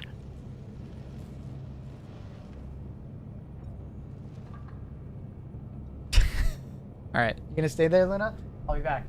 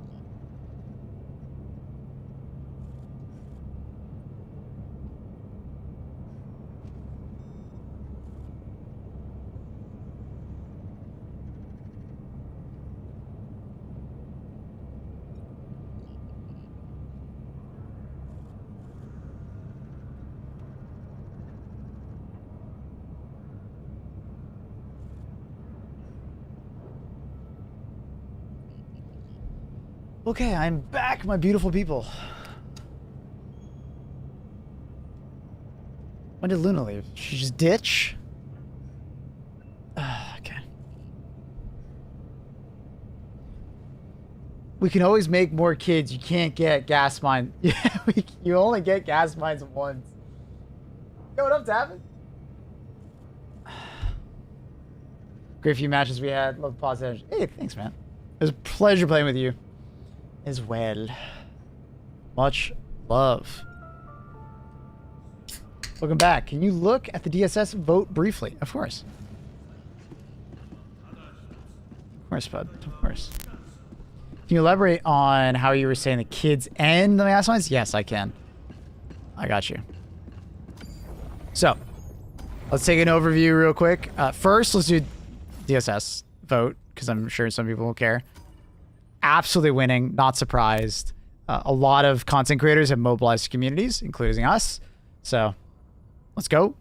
All right, so to talk about it, basically we have to defend these two planets. We need this one for the gas mines, and we need this one for the humans, the little tiny humans. The kids, but not kids, but they're kids. Let's be honest. They're younger than me, so they're a kid.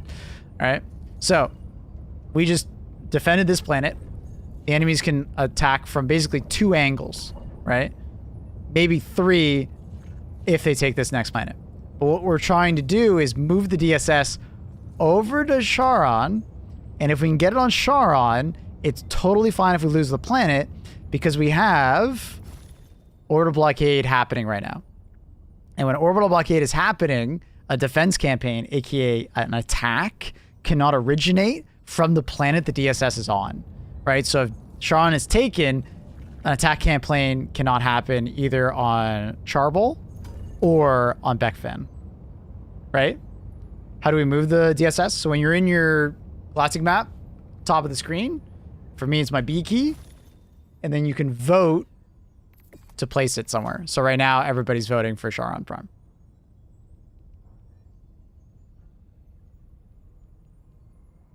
Is it Charon with a K, like Charon? I'm not sure. Maybe someone could tell me if it's pronounced Charon or Charon. But anyways, yeah, we saved this planet, which is awesome. Now we're moving to Charon, or Charon, who knows. Hi, Luna, welcome back. And on this planet, it doesn't matter if we lose, it's totally fine. We basically just want the DSS to do its magic, right?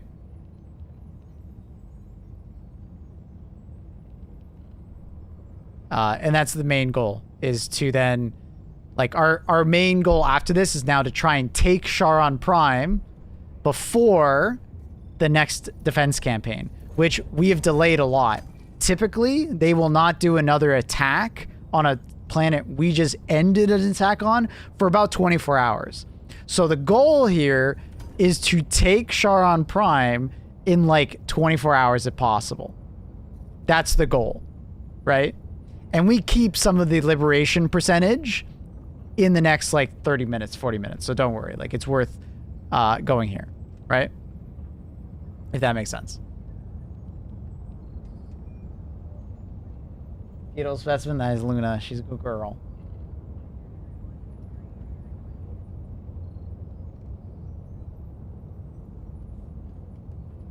Oh, true. If we take it back, then it might be a GG. If we take it back, then we have tons of buffer space, right? Because if we take that back, then they have to either take Charon Prime, then Cabal, or Charbal, and then they have to then go to that, or Beckfan.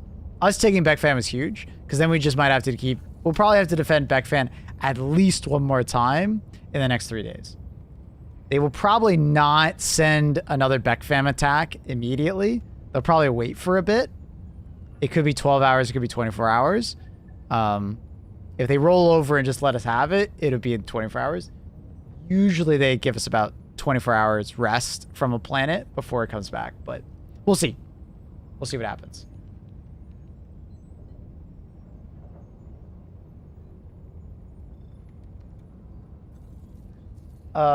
When Charon falls, will Martel be unavailable? No. Oh, sorry, yes. Yes. Because it'll be, that we will have no friendly planets connected to it. Yes. So Charon Prime starts at 50%. And we add 50%. I don't think it quite starts at 50%. I think it just continues what we have on the planet, if that makes sense. And then we can add more to it. It just caps at 50%, if I remember correctly, right? I might be wrong about that. Help me know. But I'm pretty sure it just caps out at 50. It won't start at 50.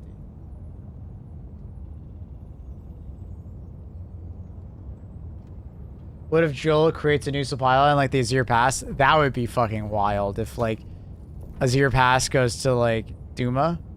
That'd be nuts.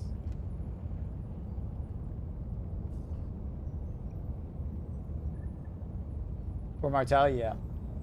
What up? Hey, hey. Just explaining what's going on the map. Having a bit of a drink. Anyways, so yeah. Dive on Charon Prime. Dive, dive, dive, dive, dive. Even after we lose the defense campaign, keep diving here. Right? If we can get as much progress as possible on Charon Prime, that's fucking awesome. Right? When we lose the defense, I think it drops to 50.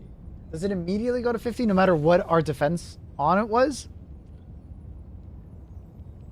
I can't remember. Does it immediately go to 50 all the time? I thought if we like had if we were poor at defending it, it doesn't go to 50. I thought it only goes to 50 if we like were close to defending it. Because it caps out at 50. Use your stream and new to the game. Any good build ideas versus robots? I suck hard versus them. I'll give you some ideas for sure. Let me get to the selection screen. How long until the DSS moves? I think it's like an hour. It said it there in the top right when I was looking at DSS.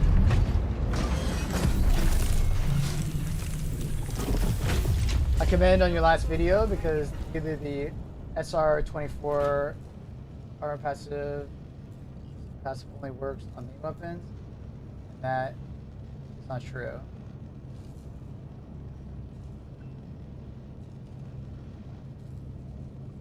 Sorry, what's up?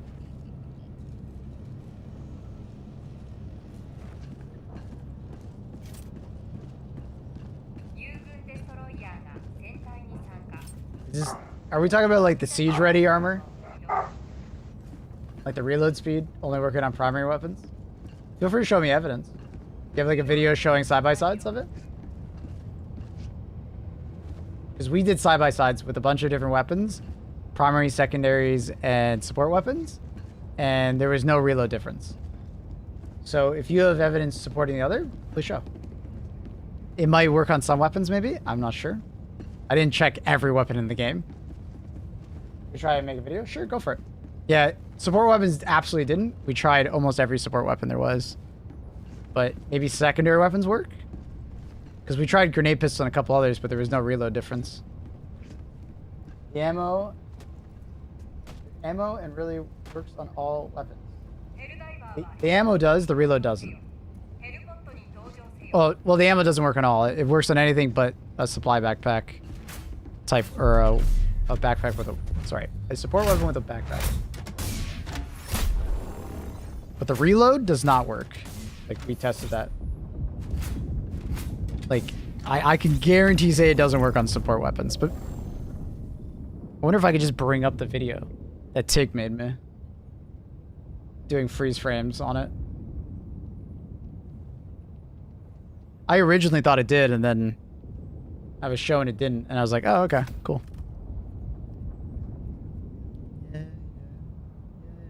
Yeah. Oh. But I think this is also just like a placebo. Comment was, hey, I tested the SR24 street armor myself, and it works with all weapons. I had 7 mags for... Sorry, I in the video I say that the SR24 works on all weapons, but the reload doesn't work on all weapons. It only works on primary. I know that it works on all weapons. I said that in the video. But the reload does not. I mean, I could just shit. Like... I could just show it to you real quick, I guess.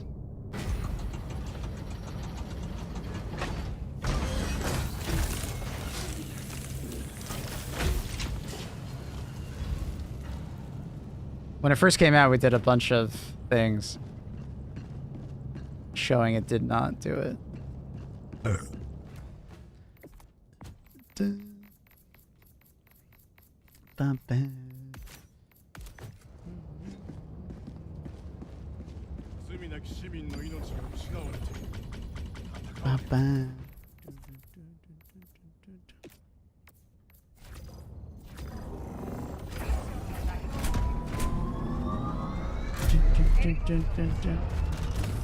Yeah, that's why I said in the video, if you have evidence, you know, supporting that it doesn't, feel free to share it.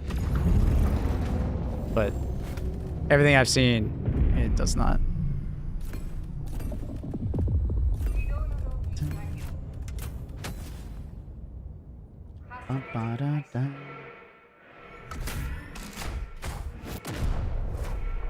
Bring your receipts, absolutely.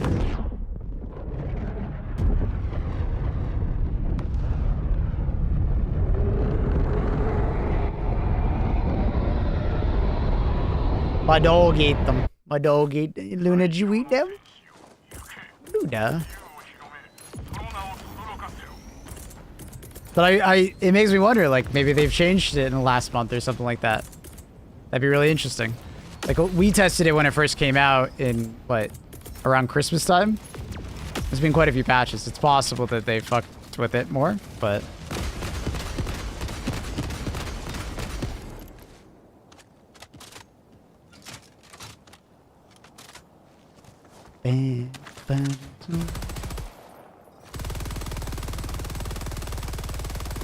When in doubt, auto-getted.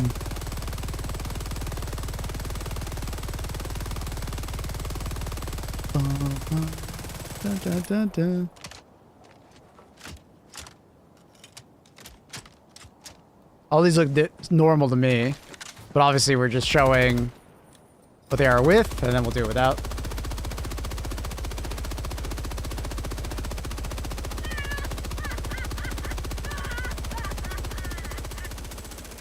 Because remember, it should be a pretty sizable reload increase, right? Oh, I don't think I finished it. I didn't finish it. Whoops. That was a full one. I stopped firing early. Hi, Luna.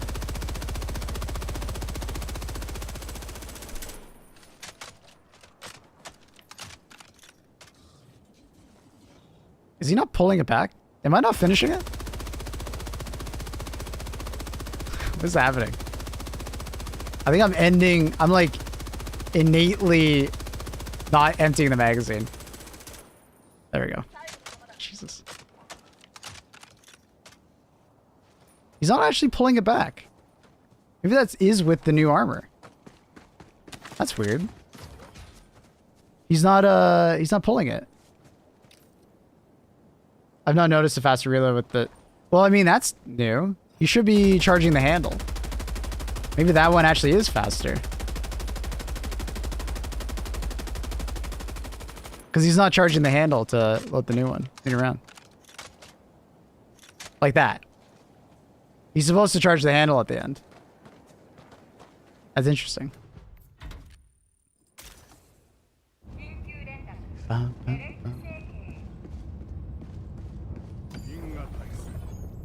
Does a siege ready reload passive effect support weapons? When we first tested it, when the game first came out, it did not. But that's why we're testing it again, because someone has commented on a video saying that it does work. So, gotta check it out. It would be really funny if they, like, when they changed it, it would be funny when they said that they weren't going to nerf it. They ended up, like, fixing it to actually make it work. Because, like, this is from the context of, hey, we tested it when it first came out. It does not affect reload speed. But it'd be really funny if they, like, fixed it. I guess you could say fixed it.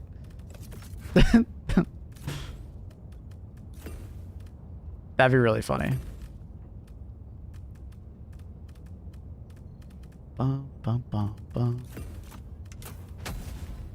The MG43 was very suspect. That one actually looks like they actually like there's something going on with the reload on that one. It is faster. There's something suspect happening there. Because normally you have to charge the handle at the very end, and it's not doing that. Which is super weird. Which is super weird.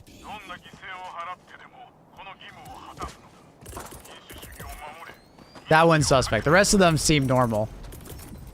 But when do you think the chances are the Killzone Superstar are going to come back? They're supposed to have their own page, apparently. I'm not exactly sure. They kind of told us that, like, or at least I told them, like, hey, you should bring it back sooner. And just, like, force it into it. But I don't know. I don't know if they will. What up, Burke? Thank you for the 75 months. Appreciate you, buddy. How are things? How you doing this fine morning? Oh, I don't think I didn't empty it. God damn it. I didn't empty it, sorry. Kidney stones? Oh, fuck. Click. Okay, there we go. Okay, never mind. That's the same speed. I was goofing. He charges the handle early, not late. That's the same reload speed. I'm not crazy, right? Like, that's literally the same reload speed we just saw.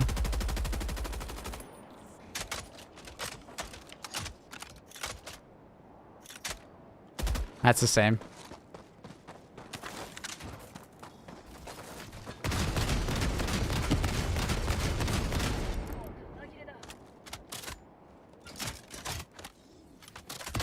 That's the same.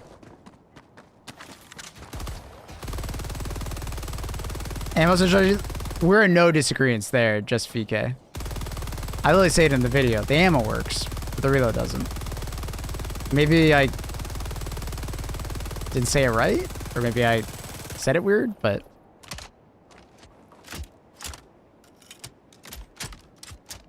that's the same. So as far as secondaries go, I didn't notice any secondaries changing reload speeds. He charges it before taking off the box. Yeah, that's why I was confused.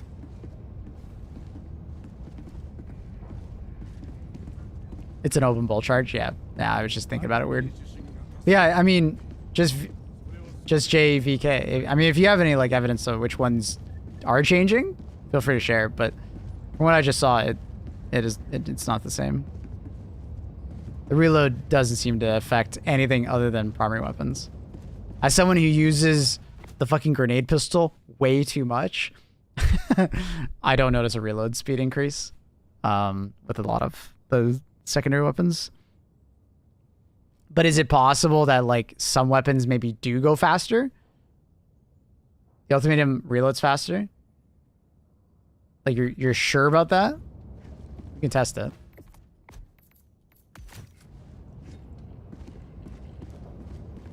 I'll look deeper. Yeah, I mean, feel free. If you notice something, call me out on it. Absolutely. Yeah, I could be wrong.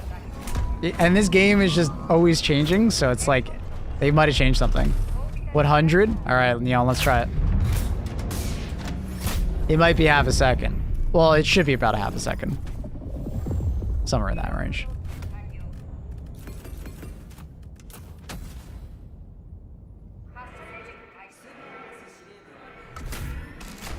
This game's quirky, dude. It's always changing, so, you know, I will never have like a firm stance on like, it absolutely is this way. No, because it's like, it's always changing. It's so hard to, you know, have a weirdly specific stance, you know?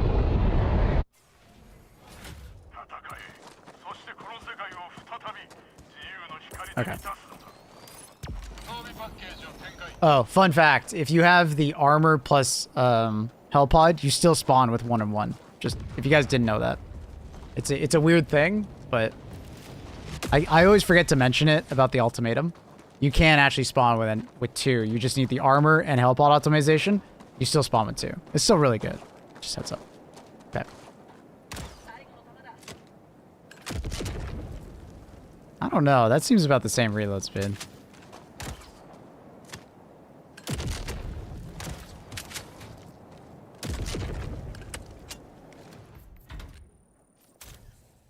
That seems about the same.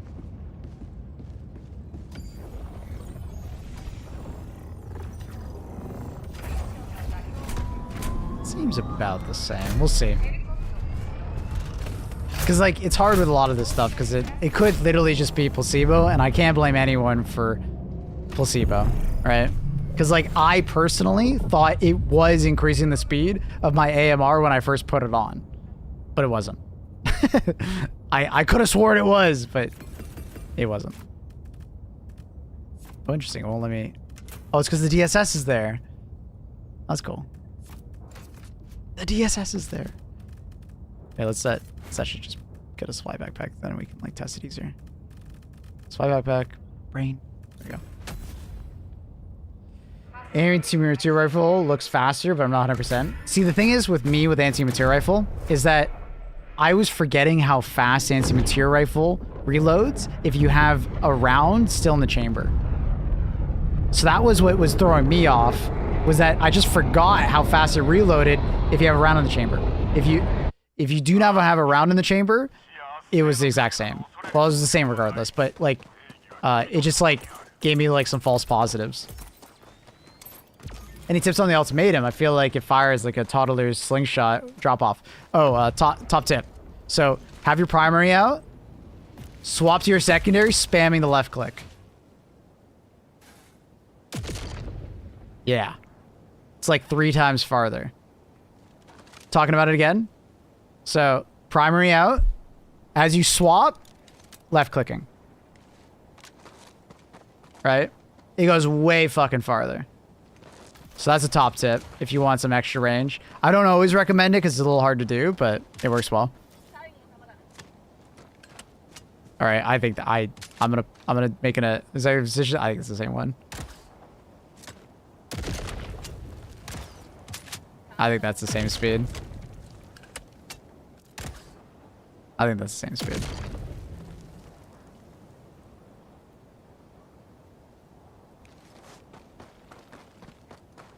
GG's, yeah, that'd be a little challenging. It's actually not that bad, Irene. It's actually really straightforward. It literally is just swap weapons and shoot your weapon. Try to shoot your weapon before it pulls out. You know what I mean? You know how there's like a swap animation between the two and you can't shoot?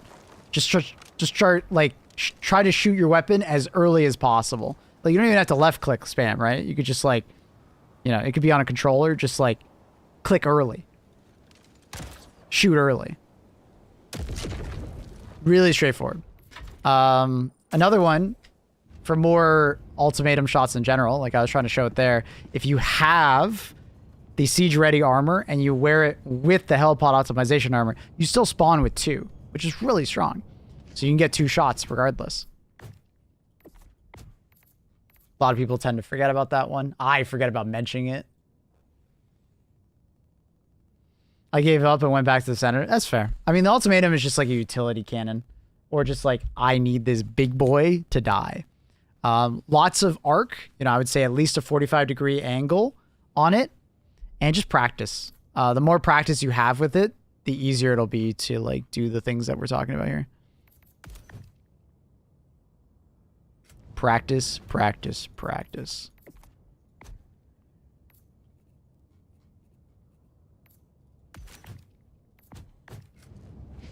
Anyways, cool. Did I thought you had me there for a moment with the MG43, because I was like, dude, that MG43 feels like it's missing something, and I was like, then you guys mentioned it. It has the open bolt charge. Okay, it does it at the start, not the end. That's why it looks so weird to me. Ultimatum makes jammers a minor inconvenience. Exactly. That's why I love bringing them. I'm usually the teammate that brings it, right? Because it's just so good to have. So like, okay, a lot of teammates have it right now, but they don't need to, right? I think having one person on a team with it is great. Like, I do think the Senator is a better option overall, which is what I put in my tier list. I haven't posted the tier list yet, but I'll be posting it later today. But I do think the Senator is the better one. The Ultimatum is, you know, very good. I think Placebo, but might look deeper. Sounds good, buddy. You know, all power to you. I fell for it, you know, and I had to test it because I felt like I was going crazy. Because some people were telling me it was happening. Some people said it wasn't. I had to test it. I had a friend of mine, Trip, who's usually in the stream. He recorded and put them side by side, and it ended up not being the case. But it's possible it works on some weapons. You know, like spaghetti code will be spaghetti code, right? Maybe you did see it on a weapon that I haven't tested. Right? There's so many weapons, it's hard to test them all. Can you test shooting a volatile in the mouth next? Are we doing cheek shot testing? Dude, that's going to drive me insane. I don't know if you were here for that. Any OGs from the beginning of Helldivers? Cheek shot testing? God, that drove me fucking insane. What are we testing? I joined late. Oh, we were just testing siege ready armor and if it was actually increasing the reload speed of your secondary or support weapons. We tested it previously like almost 2 months ago and it wasn't, but I was told that it was. So we did a quick little test and it seems like it still isn't, but maybe we don't know what main weapon got put into support. True. It's possible, right? Spaghetti code, man. It's absolutely possible. So if you can find one, that's sick. Go for it. Absolutely. What do I want to bring? I was talking about bringing something. I'll just bring autocannon. I don't know. I had something in my head, like I wanted to do a specific loadout, and I can't remember what the loadout was. Like I actually just can't remember. Kind of embarrassed. People still believe it's a hidden weak spot? No, they don't. Stop. I don't believe you. Dev said they were going to change the UI of the Siege Ready to reflect how support works with support. Secondaries and supports? Well, I thought that was for the ammo, not the reload. At least the way I read it, but I also, at that point when I read that, knew that it... You know what I mean? I wonder if they know. Now I'm curious. I wonder if they know that the reload doesn't work on... Because, like, honestly, I do think the armor is too overpowered if it gave a 20% reduction to support weapons. Maybe a hot take. I actually think it would be overpowered. Do you guys agree? Not only is it giving more ammo for primary, secondaries, and some support weapons, but it's also giving a support weapon reload speed of 20% faster. I unironically think that's overpowered. Like, why would I use any other weapon with certain, like certain weapons, you would immediately always just pick that armor. Like, not even close. It would become too universal. Because they only give us 10, they gave us 10% with the ship module. And they're going to give us another 20? I don't know, dude. That's crazy. Is Siege Ready already decreased reload on recoilless? I never wear anything else. Exactly. Or rail cannon or railgun, right? Like, why would you bring anything other than reload speed, right? Like that would be ludicrous to grab anything else.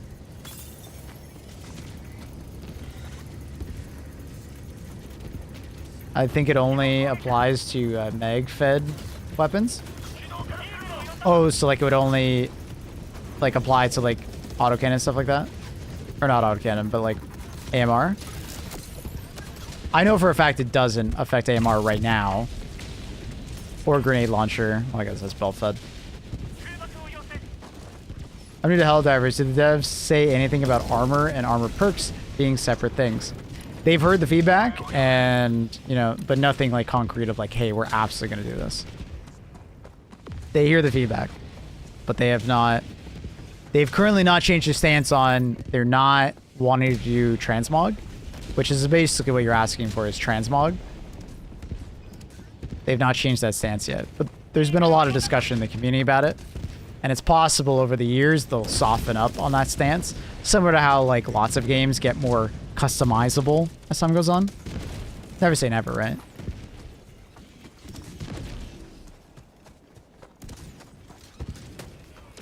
Except that you seem to have proven it didn't work with the MG43. Yeah, I mean, I've tried it with almost every support weapon in the game outside of, like, maybe the grenade launcher. Like, testing it side by side. So, I feel pretty damn confident that it just does not work with support weapons whatsoever. So, yeah. What up, Silas? Yeah, buddy. We're gonna do gas mines and the kids, dude. We're doing both. HMG, medium MG, stalwart, etc. Faster reload plus extra ammo. I never use anything else. Exactly. I do think it would be overpowered, personally. And I don't use the word overpowered lightly. I do genuinely think it would outperform everything else far too much. And I don't think that's good for, like, armor balance. And before someone says it, oh, that'd be great, and then they could just buff every other armor type. It's just like, that's how power creep happens. And I really don't think they need to do that. Like, the siege-ready armor is already one of the best armors in the game. You know, it absolutely does not need to be that extra step. AC versus railgun. What are the pros and cons? Choose over... Why do you choose autocannon? Well, I have thousands of hours in this game. I just choose randomly sometimes because I feel like playing something. I change my loadout basically every single game. It's pretty rare to find me play the same, you know, loadout twice. So I'm going to start off with that. But to answer your question, like, why would I pick one or the other? Autocannon is very versatile. Very good at, like, AoE ad clear. Very good at, like, single target, like, weak points versus, like, tanks and things like that. It has a very good fire rate, so a very good damage per second. It has a ton of ammo, but the drawback on that ammo is that the ammo goes on your back, right? While the railgun has a decent amount of ammo, but it has no backpack. So, you know, maybe you want to bring a backpack with it, right? Or you want to leave it free for, like, you know, a stratagem, like something like that, like a supply backpack, right? But that's 2 stratagem slots. Keep that in mind. So, like, the main difference would be backpack versus no backpack, DPS of the autocannon versus sheer extra pen and damage per shot of the railgun, right? So the sheer damage per shot allows you to, like, one-shot these rocket striders, whereas with the autocannon, it's on average 2 shots, right? Also, some people will like the immediacy of the railgun, right? Being able to just, or the immediacy of the autocannon, just fire and shoot.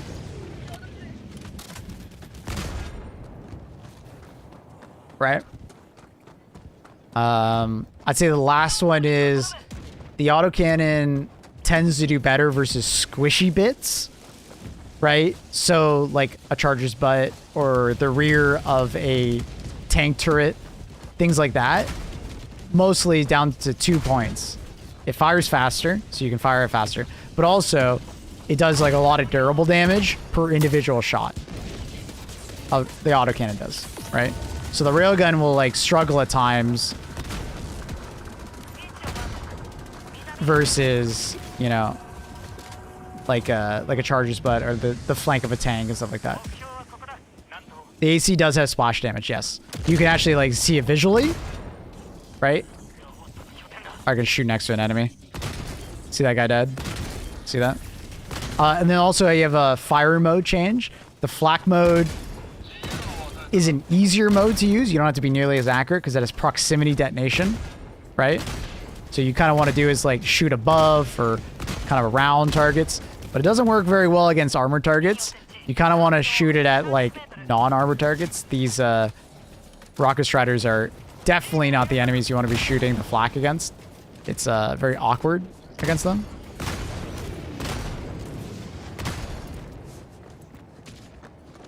But, like, flak rounds are superb against, like, tier 1 enemies, you know, shriekers, not really gunships.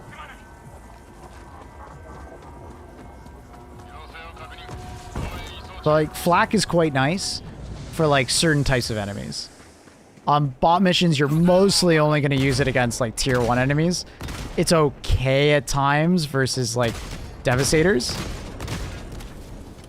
But the vast majority of the time, you're probably just going to be using the APC, armor piercing, high explosive.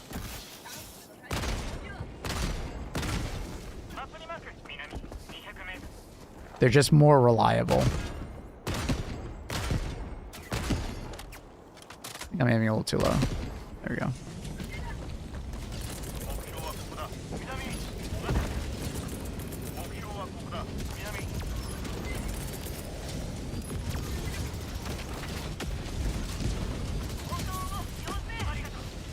Tank woman?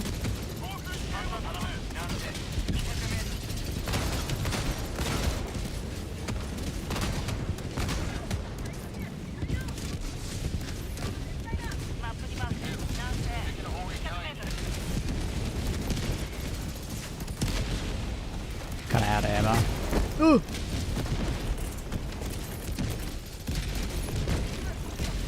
I thought the 380 would kill that.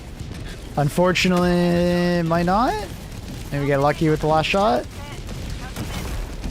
Ow. How many AC shots for a factory strider? If you shoot the stomach, I believe it's 15? I don't remember the exact number on it. I think it's somewhere around 3, you know, 3 individual clips. A mag and a bit. It might be close. I think it's like 12 to 15 shots to the stomach. It goes up if you're shooting the eye. I think it's closer to like upwards of 15, like closer to 20 if they're full HP. Credit from Rom Chat if you guys remember.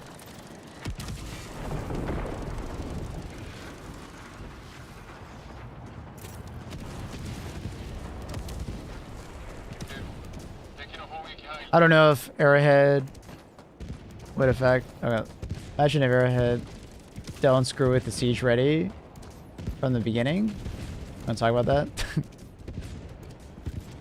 You know, Arrowhead are anti-transmog realistically because I'd probably buy new armors. It would disincentivize buying new armors. Players are always crying about things to spend things price on, and players like semi-permanently respec an armor. I don't know if it would transmog frontline, especially buying a perk and an armor skin. It's a better chance of someone to buy an armor. That's one of the reasons. I think you both have valid points because I think there's a type of player for there. You're talking about 2 different types of players, right? There are some players that are absolute fashion divers that would care and would absolutely buy a armor just for the perk so they could slap it on their favorite armor. But Silas, what Only Clams Girl is saying is true. There are people that would just buy less armor in general because they could just wear their favorite armor with their favorite perk and then they wouldn't change nearly as much, right? Now, in that scenario, they could do what Destiny does, and basically they create a currency to allow you to transmog an armor, right? And maybe it's like 10 super credits or something like that to create like it, you know? Now, I think personally, you just allow people to change the color. You keep the idea of like, you know, the armor and the silhouettes and like certain makeups of, you know, certain armor, but you're allowed to like change the color schemes. Maybe not fully, but like to some extent, right? Think Destiny 1 shaders, right? Where it basically just changes like the camo of it, or like the armor or the what's it called? The vehicles that we currently have in the game, right? Personally, I don't think I'd buy a cool looking armor, but I don't enjoy the perk. It goes both ways, right? Like it kind of depends on the person, right? Some people will buy it regardless and they don't give a fuck about the perk, and then some people will be like, well, I'm never gonna wear this armor. It looks really cool, but I never wear it. Right? But I think there's a place to make both sides happy with, like, coloring, right? Like somewhere down the middle, essentially. You're not fully changing the armor, but you're also not, you're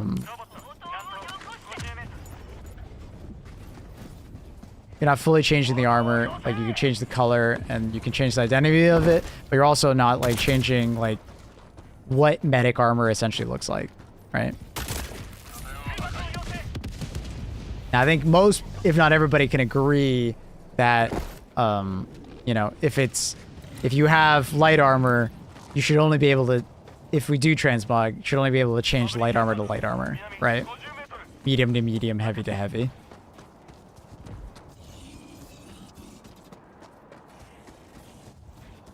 I just want helmets to match the rest of the armor. And that's where, like, the Destiny 2 shader system would work really well, because it would alter your helmet alongside your armor, right?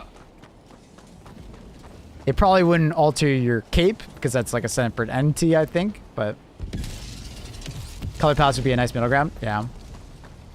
And then they can control what color palettes they want, right? They can make sure that they're maintaining a level of, like, you know, realism, I guess you could say. And they could have, like, armor palettes that are, like, you know, or armor color palettes that are, like, you know, tied to certain squadrons and stuff like that. So you're a medic as part of, like, a certain squadron, right? But it changes the armor color to be a, you know, a color that people really want, right?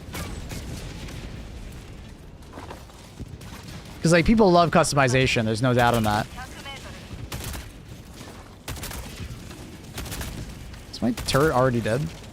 No, I just want to shoot because it's too close.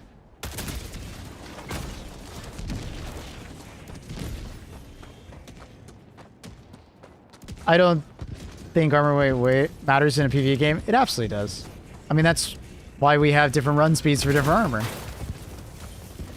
Hey, man. I'm just saying, it would look hella goofy if someone was wearing the fucking Michelin Man armor and they ended up running twice as fast as me. Because they technically have light armor on, right? You know what I mean? But at the end of the day, if you're on PC, this whole discussion doesn't really matter at all, because modding exists.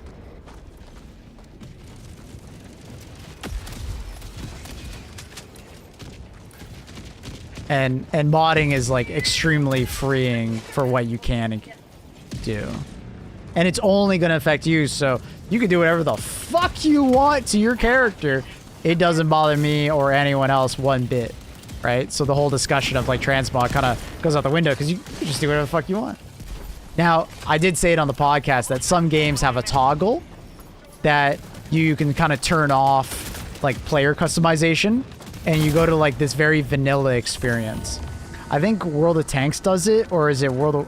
It's one of the tank simulator games. You can, like, essentially turn off player skins. Because it's like a layer on top of the armor or whatever. Oh yeah, I never brought it over. Modding exists, but I'd be devastated if I lost my account. I really don't think you'd lose your account modding. As long as you're not being a complete dummy about, like, what you're modding and what you're doing. Like, people have been modding for the last year, and there's been no reports of anyone having any problems. I think at this point, I think you're pretty safe to do it. Like, I think you just don't be a dummy, honestly. Do you have any tips for using the crossbow?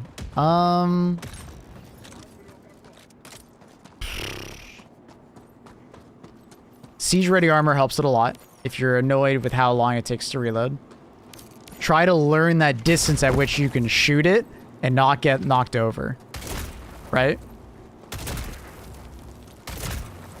Try to learn it. Try to learn that distance. It'll take you time, but you'll get there. If you're having trouble learning it and you're dying a lot, bring explosive resistant armor. That can help you kind of get, you know, start to learn that distance without killing yourself. Another one is think of it as a AoE weapon sometimes, not as a point weapon. So especially if you have high ground, just aim at the ground. Aim at the ground below the enemies instead of just going for it, like aiming right at them, right? It can be a bit awkward if you're shooting at... I love bots. Weird ass hitbox. I love bots sometimes. Dead Hulk. Dead Hulk, but his hitbox is nowhere near it. So like, I'm shooting...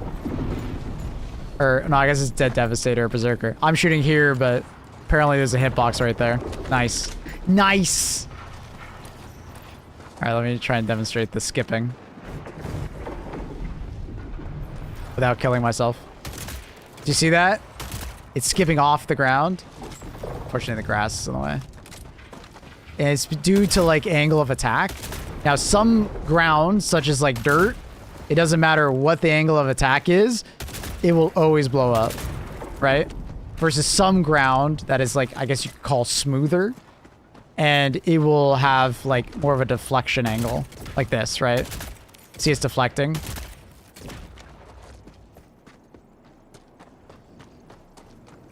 So typically, like, city streets and stuff like that will deflect it. So you might have to either get high ground above them or shoot at the enemy in order for it to explode. But sometimes you'll be on dirt and you can just shoot the fucking ground, you know what I mean?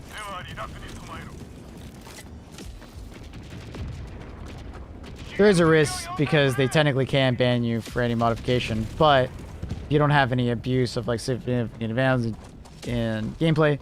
Should be fine. Yeah. Keep a cosmetic. I do think there's, like, a gray zone of, like, don't go crazy with cosmetics, right? Like, I've seen that there's, like, complete weapon mods that, like, change the reticles and stuff like that. That's where, like, I think you're starting to get into, like, a gray zone of, like, yeah, just careful to make sure that it's not actually affecting gameplay. They probably wouldn't do anything if you're just changing red dots and stuff like that. Probably not, but I think you are approaching a gray zone that, like, is, like, kind of scary. So be careful of that one. But, you know, armor customization, there's a fuckload of people who do that. That's an NVG mods. NVG? I'm not familiar with the acronym off the top of my head.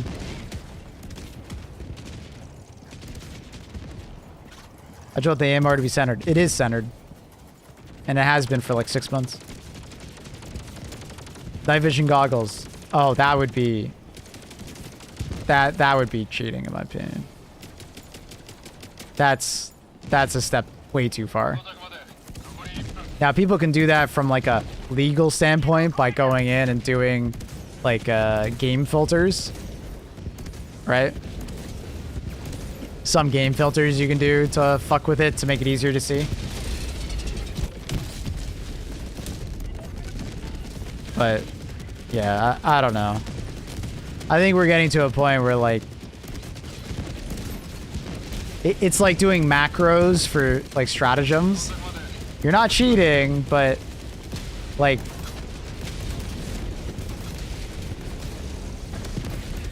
you know, like night vision goggles is, like, that step even farther than macros. IMO, if it doesn't affect anyone else, it doesn't matter. Sure. I guess we could say that. But your gameplay does affect other people. So if you can see shit that they can't and kill things that they can't, you are affecting them. But if you play solo, have fun. Fucking spawn in cheats, I guess. Because I do agree with that, but, like, if you're playing with other people and you have night vision goggles on, macros help to disable play, to be fair. Man, you say that, but I've seen someone one-handed play this game on Hull Dive 10, and he doesn't use macros. And most people who do their stratagems play one-handed anyways, so I don't know about that one, right? Like, the vast majority of people who play this game play one-handed when doing their stratagems. So I don't agree with that either. I don't know.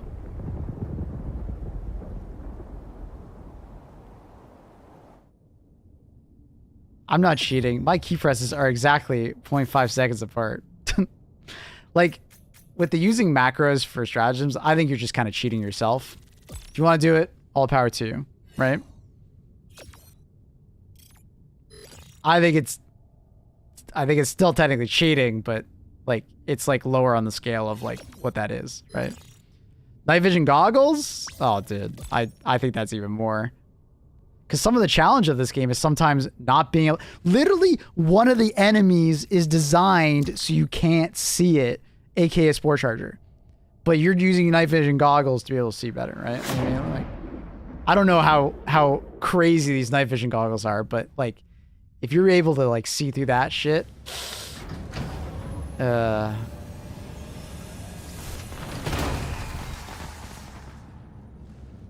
they could add night vision like they did with Aliens vs. Predators. See, I don't want that though. Maybe someone would have a hot take. I don't know how you guys feel about it, but I think night vision would actually ruin this game's visual appearance. And it would make you not appreciate the moments when you can normally see. Right? Because some of the challenge of the game is not being able to see, in my opinion. And it makes you appreciate the times when you can see even more. Just make it be an armor perk? I disagree with that because I think it ruins like the visual. Like people say it should be like a helmet perk, and I'm just like imagine just like going to people's streams, it's just gonna be like green. Like you're not gonna be appreciating the game anymore. Just everything's gonna be green or thermal, or like the game's gonna automatically outline shit for you. It's just like the visual identity of the game goes out the window pretty fast with that kind of stuff, and it's like a slippery slope.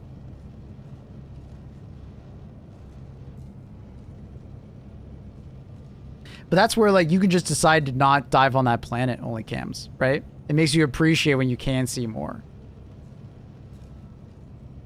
There's some maps that are too much still, right? You know that glassed planet that looks like a forest fire is everywhere? Yeah, that planet has way too much fog on average.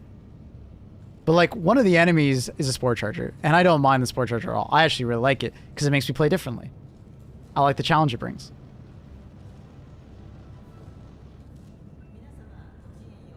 At most, night vision goggles would be like a 30-second effect with cooldown. Yeah, I don't know.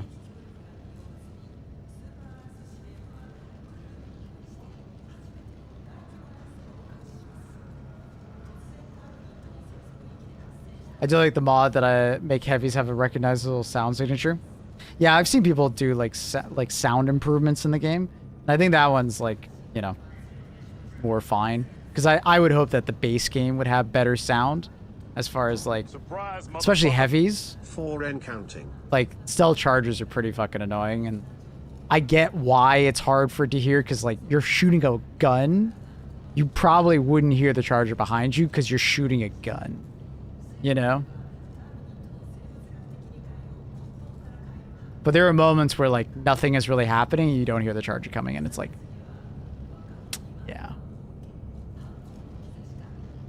Why we need night vision in the first place? People don't like being able to see.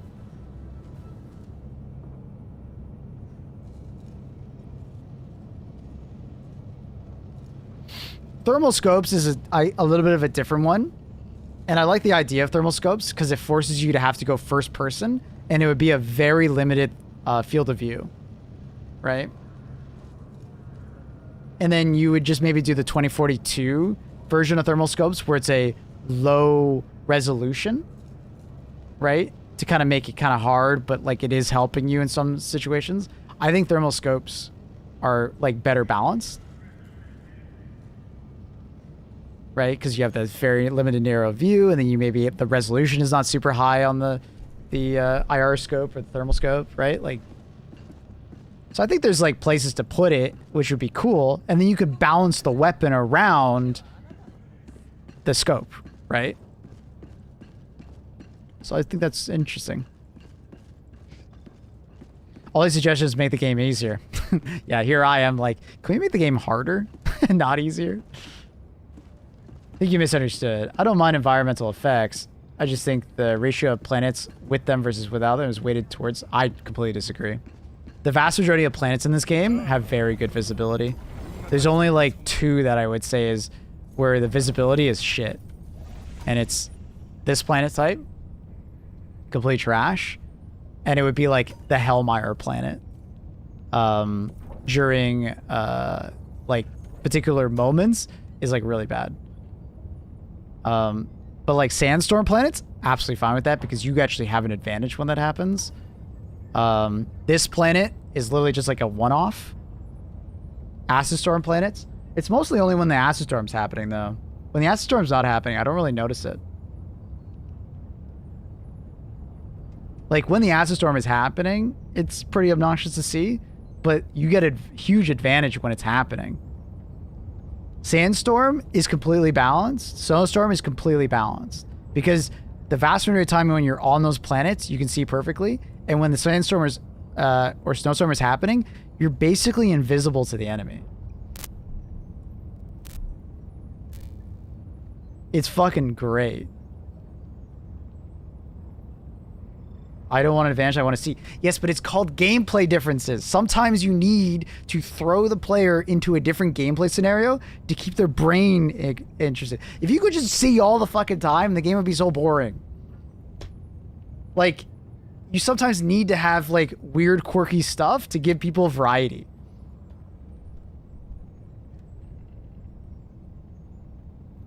Like, that's... It's just like, you might not like it as much as something else, but that's the point. It's to add tension. It's to add excitement. It's to add difference, right? I want to fight, but it makes you appreciate those green fields more, Silas, when you don't have them for a while, than have them, right? But if you always had the green fields, it's like, whatever. Sick. I can see. It makes all the planets feel the same also. It's hard to induce variety when everything just seems the same. Different colored trees. I disagree. Give variety in a different way. How do you give variety in a different way? The variety is, you know, we get different planets. Some have snowstorms. Some have sandstorms. I don't know if you've ever been in a snowstorm or a sandstorm. You can't fucking see, which is great, and it adds for some really tense encounters. Are they always happening? No. But they give you a huge advantage if you play them right. Which is like game knowledge to apply to the game, you know? It also looks cinematic as fuck on certain planets, which is another part. You're losing the visual identity of the game.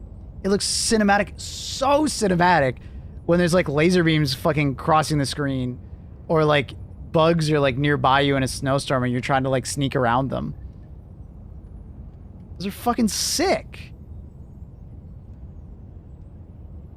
So if you remove those moments, I think you lose some of the identity of the game.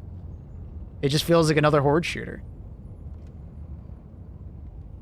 As you with the storm spit, I don't disagree with the storm spit.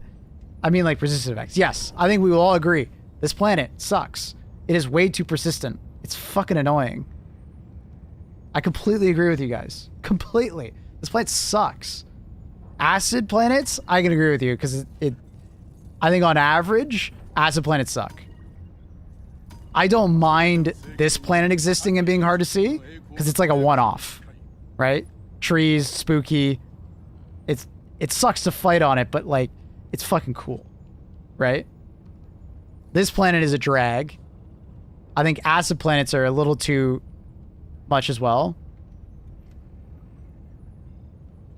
I think Hellmire, for the most part, is good. Just sometimes it gets way too, like there's certain times of the day where you're like, I can't see. It's only like certain times of the day, though. There's certain times of the day on Hellmire where it's, like, perfectly clear and you have no problem seeing. And then there's certain times where it's like, the fuck? It's like dusk kind of area when the stuff starts happening. Do you think the war gonna end up on Super Earth? Probably at some point.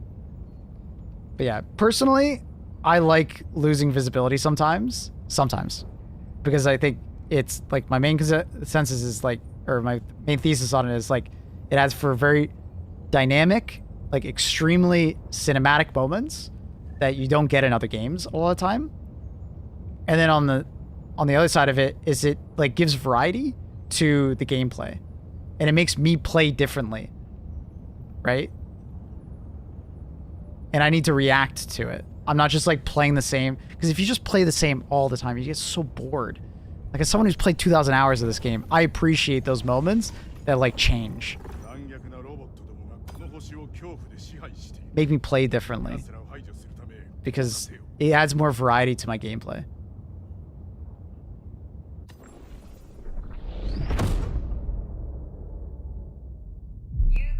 But like I can absolutely agree, and I love that some planets became more visible. But also for nighttime planets, you can decide when to dive on a planet, by the way. Like daytime versus nighttime. If you don't like nighttime, you can decide just not to choose nighttime. That is a thing you can do.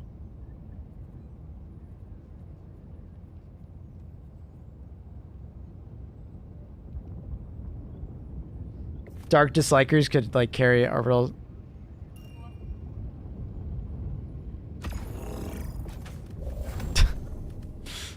Dark dislikers. I like that. Wait a second, I'm requesting a build. I'll grab it on the next one. What do I feel like? A railgun? Anyways, I hear you guys. I get it. I think maybe you're not appreciating how much. Huh? I don't think you're appreciating how much like a variety in gameplay can like. You think you don't like it, but it makes you appreciate other moments even more.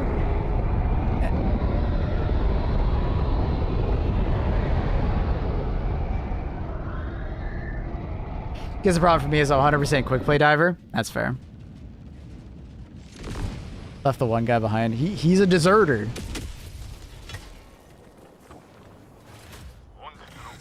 We had night vision equipment, thermal night vision with a limited charge resource. Could help a lot. I'm just saying, like, it should be night vision, but like when you look through the scope, like everything else is not night vision, but my scope is night vision. And then, yeah, it's like what P3G is saying. Then you can have a full night map. That would be cool. I'm down for that. Right?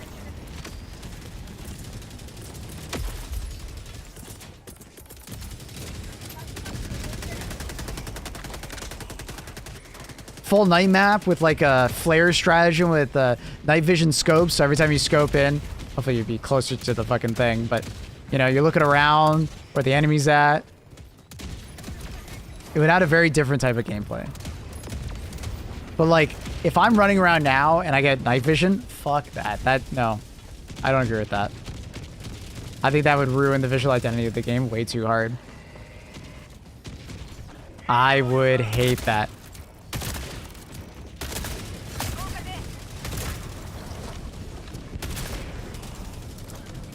There should be some kind of downside to that. But I want this game to look like every other game. The explosion would make you go blind in night vision. It would be kind of funny if they balanced it that way. Like, you can't look at explosions in night vision or else you can't see. Planet forces first person. I don't think that's a good one. You could probably add like a night vision shader layer. Could be easy, but... Sorry, what's up? Yeah, I don't want them to do that.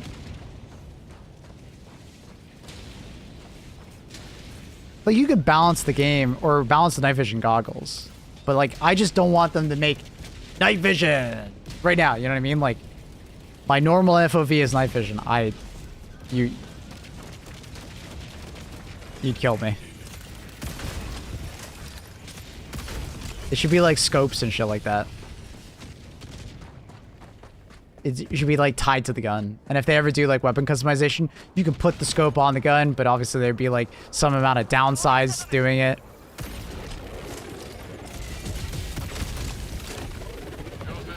What about having like limited night vision as a power resource? People keep saying the power resource, but I still think that would be like kind of weird if you're doing a third person like this. I think you could just like solve that by like not doing a power and just be force them to go first person and look through a scope. Which is how like, you know, a lot of night vision ends up working, is because it's a very narrowed field of view with night vision goggles. Ah, shit. I have to wait now.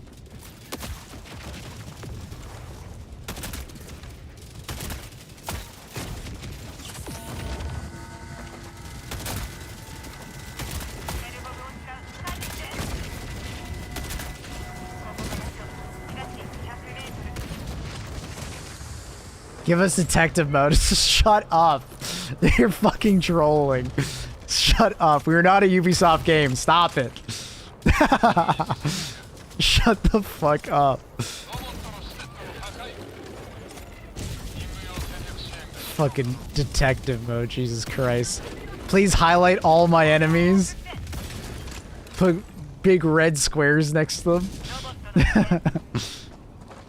Make the game harder, and if people don't like it, turn it down. Well, I mean, that's what difficulty options are for, right? So hopefully we're just going to get more in the future.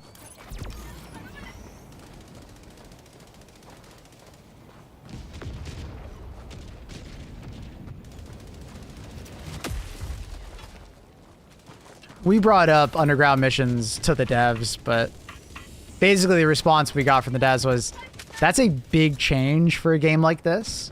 And it would take us a long time, not only to like implement it, but also like, you know, make sure it fits the game, right? Because that's like a big change in gameplay, right? Underground or like more confined missions, right? Because all of a sudden, like you're changing so much about the game and how it flows. So they were basically came across as like an apprehensive approach towards it. They didn't say no outright, but it was like a, you know, we would need to make sure it works.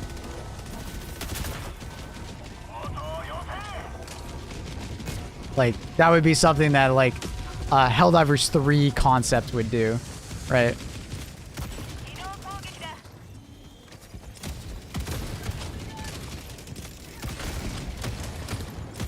Probably start with like underground sections objectives, probably, or like just a boss fight that's underground to limit your stratagem usage to make it more interesting. You know, it was, I don't know.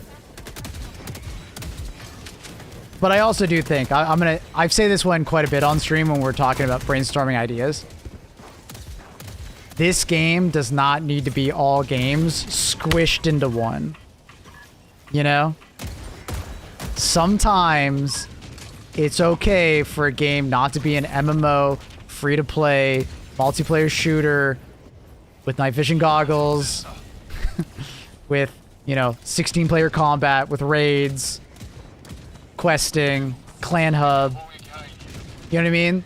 Like, there's a thing that's called, like, feature bloat, right? So it's like, there's to a point where it's like, okay, where is that line, you know? And like, what fits best?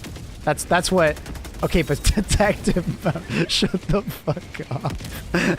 You guys are making me fucking giggle. Ubisoft. You guys are literally Ubisoft employees, aren't you? But have you heard of the Lord and Savior detective mode? Fucking Ubisoft chairman over in my chat over here, like, oh my god, quadruple A, no, it's quantum, sextuple game, triple A game, you know, like sextuple, quintuple A. I think a horde mission, easy to implement, hold a position as long as possible without it. Eradication. We technically have that. It's called an eradication mission. It may not be what you think of it, but, or we have the defense modes.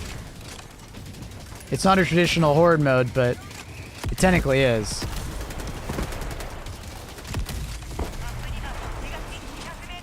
But I also do think that eventually a horde mode would get boring, which is why I think they don't have an unlimited survive forever horde mode.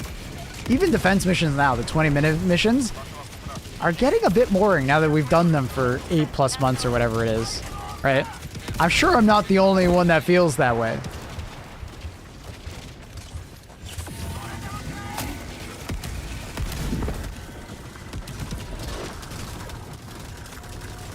Those missions need a little bit of spice in them at the moment. They made them too easy. I mean, even on the bot mission, I find that one to be probably the hardest of them all, and it's still like standing on a wall, throwing stratagems at enemies, and using a lot of turrets. You know, eventually that's like, I've already done that 100 times, you know?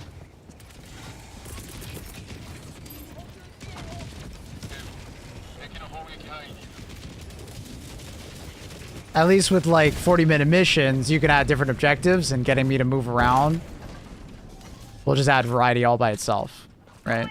Because the defense missions are literally the same thing every time, right? And you can do like different varieties of those missions, right? Or different like... House is not working. Hello? Okay, some of them are missed, but like what? Not very dynamic, exactly. They're very samey every time. So they need some spice added to them. Hello? Hello? Hello? Hello? Okay. Do I need to railgun this fuck? Are we out? Oh god.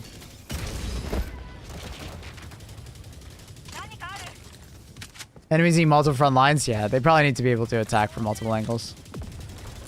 I've been noticing this recently. Every once in a while, a fabricator like bugs the fuck out.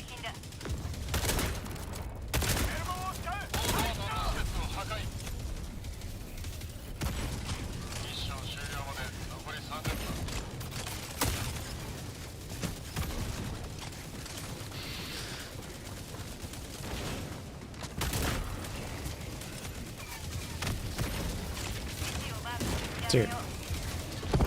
I'm like trying so hard not to throw my 380, but I'm like, oh, okay, fuck it. Alright, fine.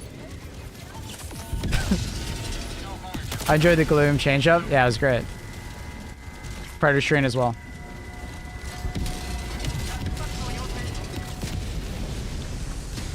We had a tailing mission.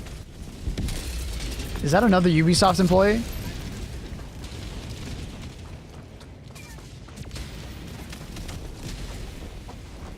Ubisoft employees are fucking everywhere, dude.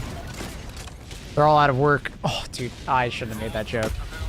Oh, fuck, I shouldn't have made that joke. Sorry. That is way too far. I apologize. Oh, fuck. Damn. Oh, that's... Oof. Ah. My bad. Sometimes I go a little too dark with my jokes. My bad.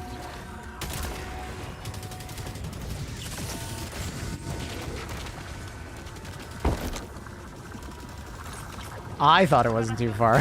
I'm glad, brother. To be fair to Ubisoft employees, sometimes it's not all Ubisoft employees' fault. Sometimes it's just the leadership. They make bad decisions.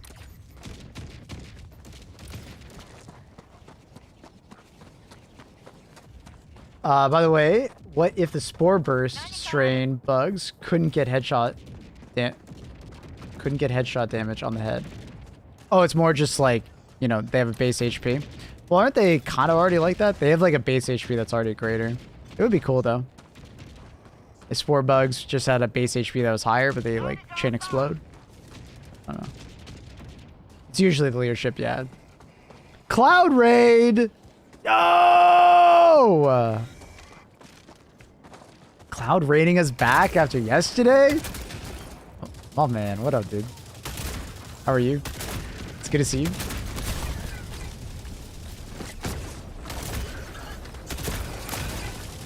We were just talking about, you know, Arrowhead potentially adding a detective mode to this game because people are having trouble, you know, finding objectives and seeing things.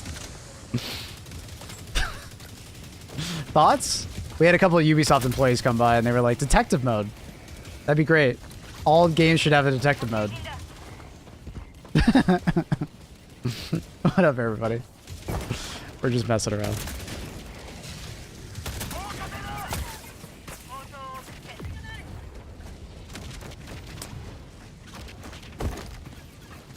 Was this game inspired by Death Stranding? Yes. You often are just delivering packages across the map, like this one right here. Encrypted hard drive. It's literally Death Stranding, but without the crazy storytelling by Kojima. Same thing. Literally the same game. Thought you'd give the YouTube some love. I appreciate it, dude. And detective mode would go hard. Every game needs a detective mode at this point. When in doubt, detective mode. Anyway, excited for Death Stranding 2? I'm apprehensive. I was both a fan and a hater of Death Stranding 2. Or Death Stranding 1. Part of me enjoyed the story. I like a good Kojima story. But the other part of me was like, this gameplay did not mesh with me. Being a package delivery man, I don't know, man. It's just... yeah, not for me. Sky called? That's Luna. It's Luna down there. She is sleeping right behind me on a heated blanket. So don't worry, she is absolutely spoiled. She'll often wake up and beg for attention, so you can catch those moments. She's my boss. I'm just the cameraman. Oh my god! Motherfucker. Welcome to the YouTube scene. Thank you so much for the 100 DKK. I have no idea. Is that like a Danish kroner? Crown? Maybe? Is that a lot? Fuck. I don't know my currency. I don't know what DKK is. Thank you so much, though. That's regardless of how much it is. Thank you. That's very fucking kind. And thank you for the warm welcomes. It's like 50 bucks. Hey. Regardless, thank you so much. That's so kind. I think that's so cool, though, that you can like pay in your like native currency. I think that's so cool. But what was it a Danish kroner? My family is partly from Denmark. My grandmother, Benta, she's from Copenhagen. I still have family that live in Denmark.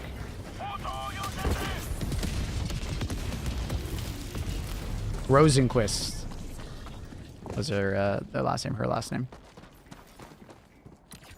North Korean coin. Okay, dude. Dane, yo. Cool. You're from Copenhagen? Sick.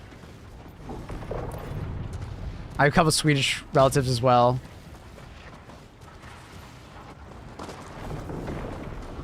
My aunt Klaus and Mette. They're great. Very kind. I haven't seen them in a while, but they're great. Love the sound design of the Onstorm.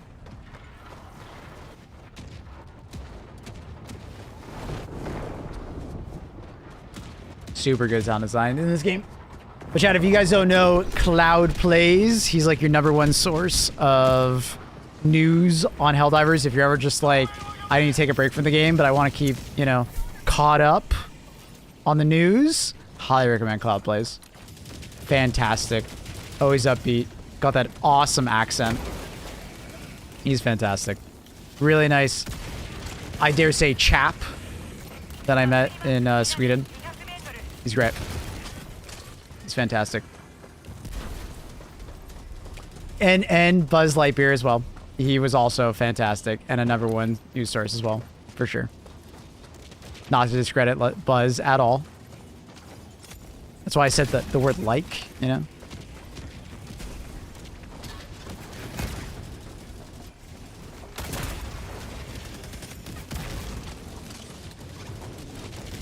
How do you spell his name? Cloud Plays? One word. And I think he has he's got Twitch as well. I'm headed over to YouTube and I'm doing YouTube. He's headed over and started doing Twitch. He's been doing Twitch for a bit, but he's growing. I believe it's Cloud Plays YouTube on Twitch. A nice chap. I mean, you can do the Canadian thing, Cloud, and you just call me like, you know, buddy. Use a couple times in the sentence. Do the Canadian thing.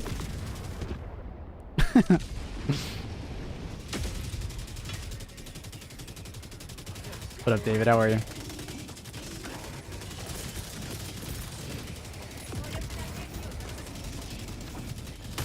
You call me a hoser if you want. You know? I'm not like that Canadian.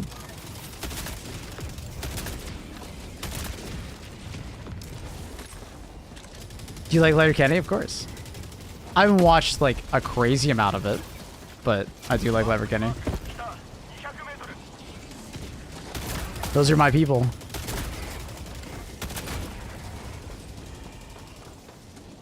A hoser? I don't know how do I describe the definition of hoser to someone. It's a Canadian term. I don't even know how to describe it. But Letterkenny is a great like Canadian show. It's like a rural Canada. And they have some like absolute accents. Like I have a pretty like Americanized accent. I'm from Toronto. But if you go to rural Canada, you'll get some, you know. It's kind of just like a playful way to like call someone a dumbass. Or a fool. Yeah, thank you, Jeff. Thank you. It depending how you say it, it could be like, you know, kind of cheeky. Or you can use it as like a right like insult towards someone. Kind of depends on, you know, how you say it.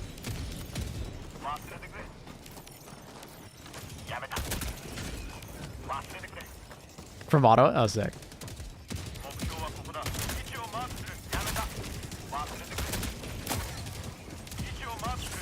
Does it have anything to do with garden hoses? I'll be honest, I don't actually know their, like, the the definitions, like, where it's, like, originates from. No idea.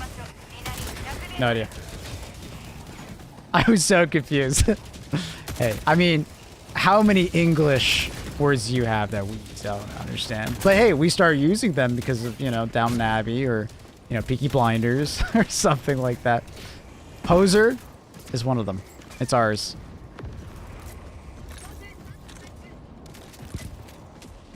How offended on Canadian scale? Someone calls you a cunt affectionately. That's just not something that's said. As it's a pretty severe insult in Canada. If someone says, you know, you're a cunt. It's not playful at all. Like, it's not Australia. Is Crossbow just a better Eruptor? Basically. The Eruptor does a few things better just because it has shrapnel. But for the most part, it's very much a Crossbow winning.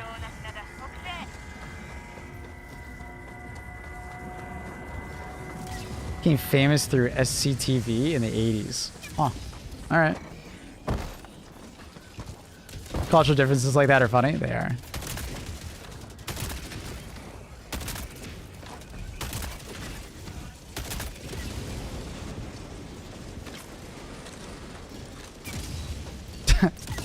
Dude, why are they all shooting at me, man?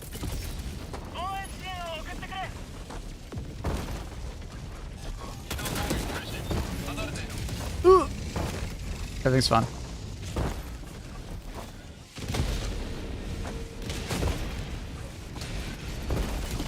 Ooh.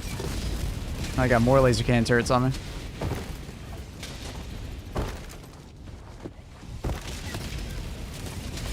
Does it go in 180 degrees or in a specific direction? So if you shoot at a surface, the shrapnel basically goes in every direction other than that surface. I think it checks to see, like, it like draws a sphere And if there's anything too close to the sphere, it will not do shrapnel in that direction. So you're best not to shoot directly at a target with the eruptor. Usually it's kind of best to like shoot below with the eruptor, and then it kind of like emanates out from there.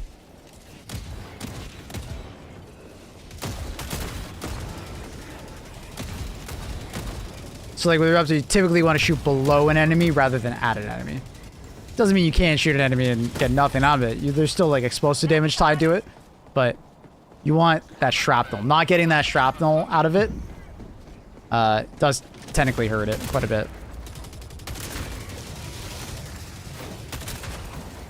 Now, but depending on where you shoot an enemy, sometimes you can utilize that shrapnel, right?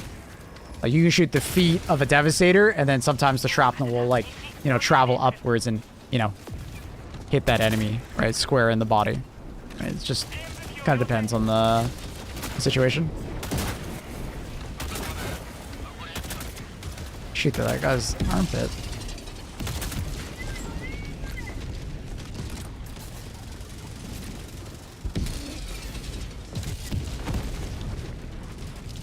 Is the Rogan any good? Yeah. It's a solid pick for bots. It's got its moments where it's like a bit awkward. Like if you flank a tank, you know, it's going to take, you know, quite a few shots into the rear and you're charging quite a bit. But if, Jesus, you got good aim, it works well. People, you hoser with love. Thanks, man. Thank you. Because you're streaming and reporting the heroics of Helldivers back on Super. They don't want that. Came from the losing team having to hose the rink down. So I guess it kind of does have to do with the garden hose. You shooting in safe mode? No, unsafe. I mean, you can do quite a bit with unsafe now. Safe mode, quite a bit. I just got one shot by a Factor Shredder. Work calls. Much love, Cloud. Thank you again, buddy. That's very, very, very, very, very, very kind. Drop your community over here. Chat, I hope you guys show the same amount of appreciation towards Cloud. They show me. He's fantastic. Highly recommend both his streams and his news. You guys can check him out on Twitch. Cloud Plays YouTube. The axe for his buying. It's the stun baton, but without the stun. But it does more damage. It does the same damage. Okay. How do I can word this better. It does the same damage as the poke prod, the 110, but it swings much faster. And it doesn't have the stun. So it's really high damage per second, but without the utility of the stun. The stun baton does, I think, 55 or 60 damage per swing. Right? So you're getting basically half the damage with the stun baton, but you get the CC. Is it worth it?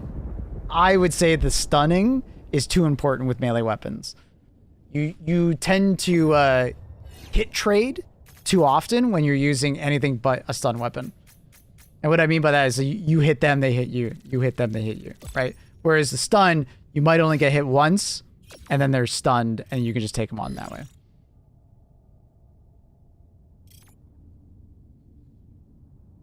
Directional shield, cluster bomb, walking barrage for weapons, diligence, loyalist, heavy medic, thermite, nades. All right, I got that loadout. Okay, we'll do it. Let's do it. You need to be an absolute god to use the axe and not get wrecked. Yeah, you basically have to use like the shield, like the bubble shield, and then you like have to wear heavy armor.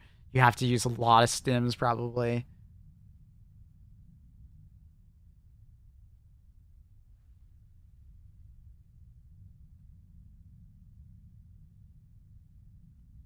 Are you doing self-promo? I'm just going to delete that message. I have no idea if that's self-promo or what.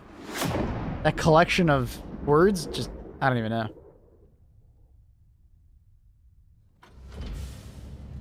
Axe, stun grenades, EMS mortar, whatever. Yeah, you got to have a lot of stun.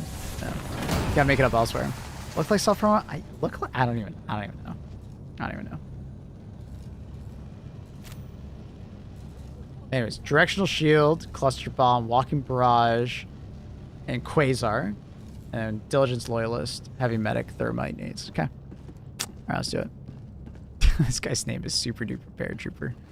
What a great name. Absolutely fantastic. I think I'll actually have to sit forward for this loadout though. I should have to aim. Fishing link? Yeah. I'll make that guy at the movie theater trying to put the arm around my girl. Put him around the homie. Unfortunately, it's like facing the wrong way. Maple, what? My girl's Annie. Stop it. Don't make drama. You're gonna try and make drama. You're literally typing it right now, giggling to yourself. Don't even try and make drama right now. Oh. Okay, never mind. I thought you were gonna make drama about something else. You're not wearing flannel today. I'm proud of you. Oh, Jesus Christ. Tells you how Canadian I am. Guys are freaking out when I don't wear it. We all know Annie doesn't watch movies. She watches movies occasionally. Hey man, what can I say? Flannels are extremely comfortable. Okay? You can get on my case all day, but I love flannels. Until you wear one, you won't understand. And you gotta get like a nice flannel, right? Not one of those like itchy ones. Like actually a soft flannel. Oh, they're so comfortable. And they also have like a very relaxed look to them. I don't know, there's something about the pattern. I just feel comfortable. I feel comfortable, I look comfortable. Oh, it's good. It's perfect. You want me to use the normal diligence? Bro, what? Why? Do you hate me?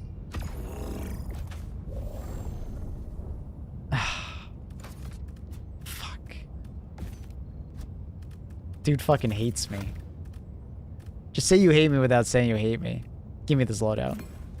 Alright, I remember that. I think it had walking barrage, and I don't remember the last one.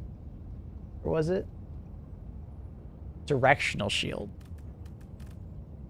Why the directional shield? What does that do? What does that accomplish with this build? I guess the loyalists? You'll just use the loyalists a lot? Is that the build?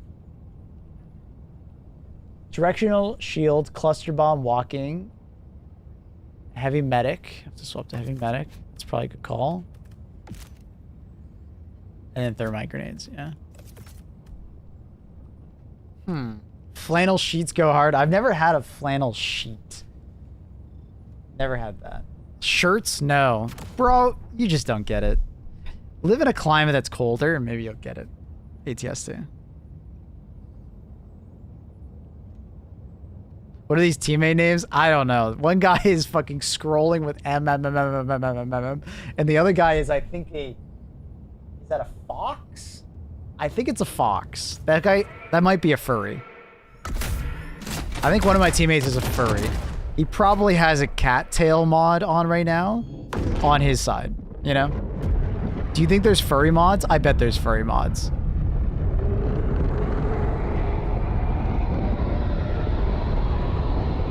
Just headshot, Maple. Thanks. I was planning on cross-shotting. Thanks for correcting me there.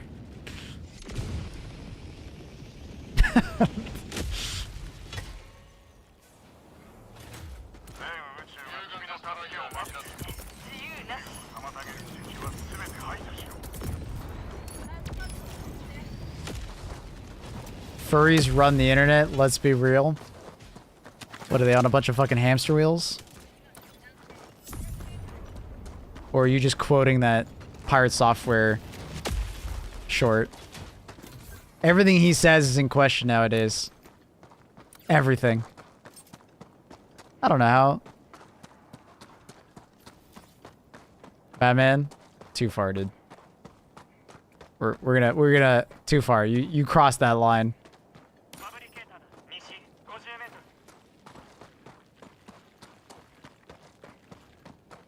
I hated him before it was cool. Jesus Christ. For context, I don't hate Pirate Software. But I do feel like he might be embellishing quite a few stories nowadays. Because there's been a lot of people coming out and like sharing that he has embellished things. Like, I saw there was a video of someone saying that he absolutely embellished his story about EVE Online. And the group of players he plays with absolutely dislike him. Or played with, once upon a time, I should say. Which I thought was very interesting.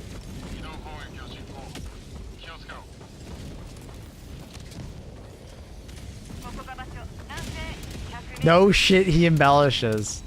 Well, we didn't have any proof that he embellished, right? We always had the idea that he embellished, but you know, now we got proof that he embellishes. And then there's the games that he's played where he's like looked up the solves. Like, hey guys, I have this crazy idea. He goes back and solves it immediately. Yo, Pips! Hi, Pips. Everybody say hi to Pips, chat. Surprise, motherfucker. Oh, fuck. Pips! You didn't have to do that, dude. That's so kind. Chat, if you guys don't know... Oh, shit, not paying attention. If you guys don't know Pips, he's really like the most handsome helldiver out there. The dude walks around strapped, I swear. He's got guns. Thanks so much for the 5 gifted, dude. You didn't have to do that. You know I already love you.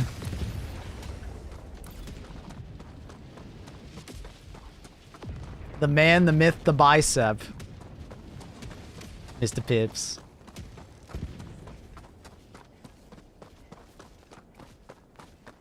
Pips is the goat. Okay, let's not call people goats, alright? That's just rude.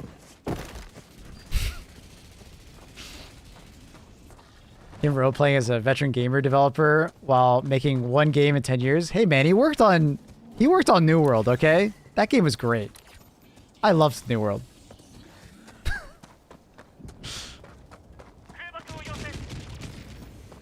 That game was flawless. It didn't have any like hacking bots. Didn't have any dupes of any kind. Right? Like New World. Okay, jokes aside, I actually did like New World. I played a crazy amount of that game. There's some excellent lore that I was involved in, and it was great.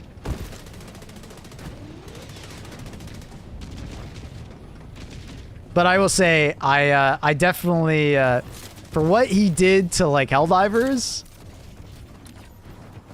I am not a huge fan of, you know, Fire for that.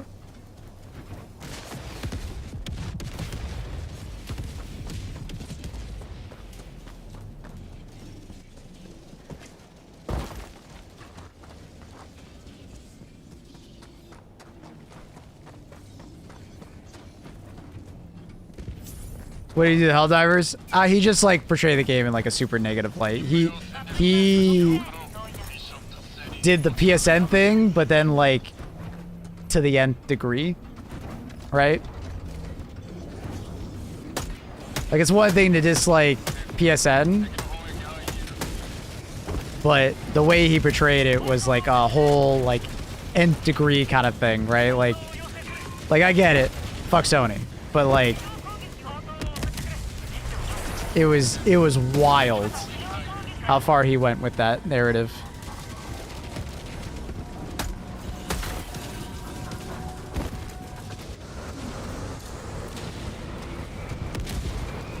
Love the cat cam. Glad you like it.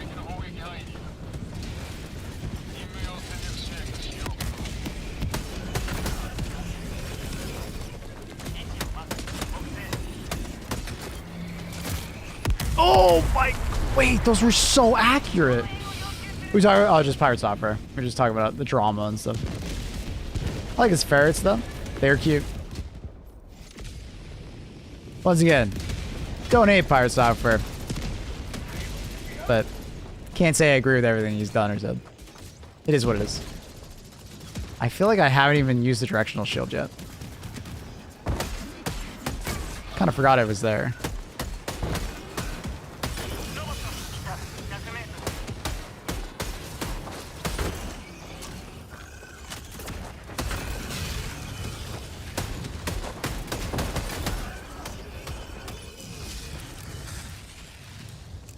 Recently become a spirit jar. Nice. Oh yeah? Make cat bigger, I got you. Show off that chicken leg.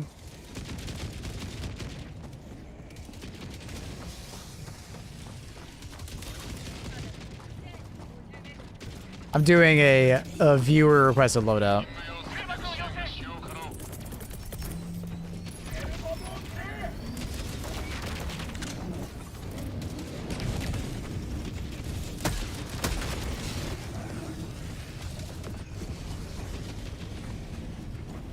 And in a weird sense, I think my secondary weapon is actually better than my primary. The Loyalist, I think, is actually the better gun overall. Little leg, not chicken leg. It's a turkey leg. True. Cat croissant.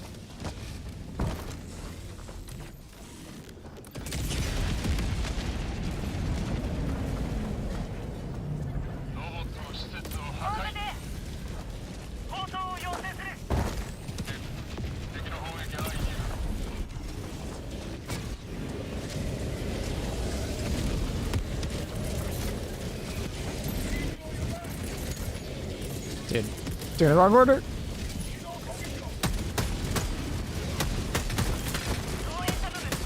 Ooh, that was a satisfying cluster.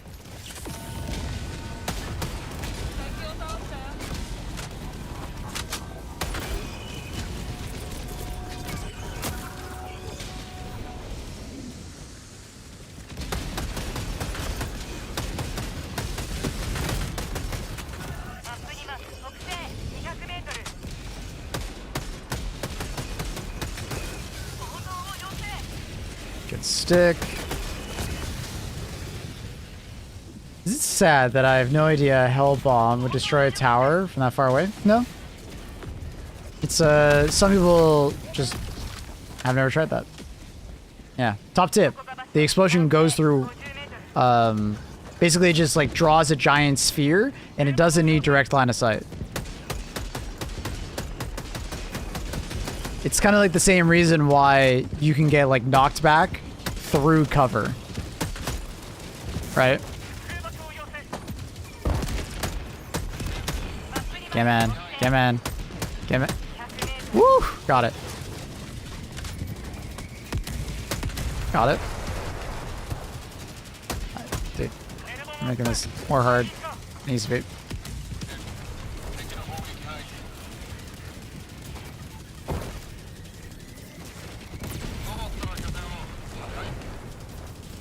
This changed everything. It definitely comes across as a lot better when you do that, huh? When you don't need direct line of sight. I can't hit it. I love it when they all just stand still for me.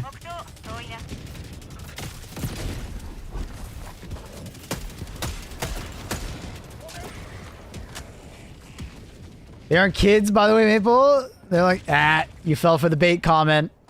The bait comment. Got him. I got him.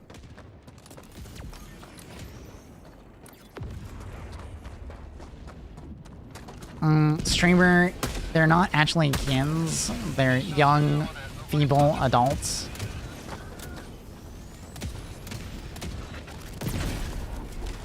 I got you. I baited you. Streamer, we established they are not kids. Behave yourself. Viewer, we established it's a bait comment. I'm trying to bait you guys into commenting on it, okay?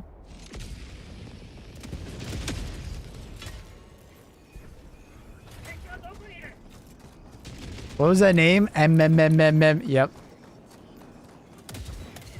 Yep. Maybe he likes M&Ms? I don't know.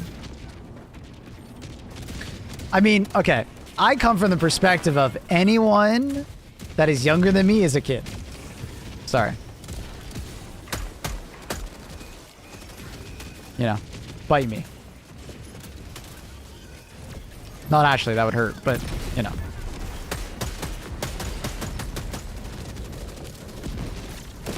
Annie's older than me. Before you say anything, Swizzy, shut the fuck up. I see where that brain was going, Swizzy. Shut the fuck up.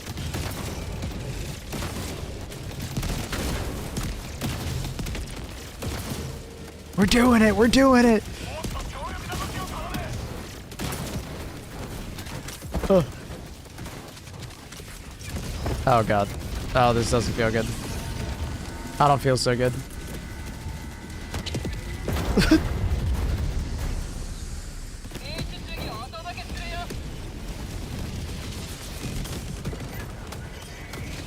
You're 2 years younger than me.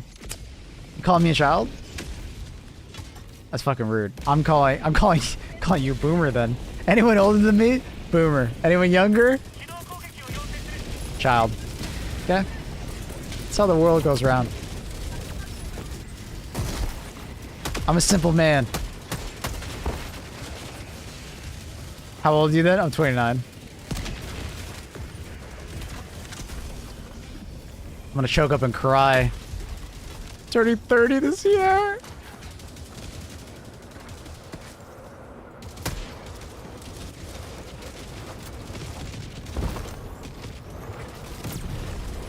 Kooks, I'm gonna tell you right now, chill the fuck out, brother. It ain't that big of a deal.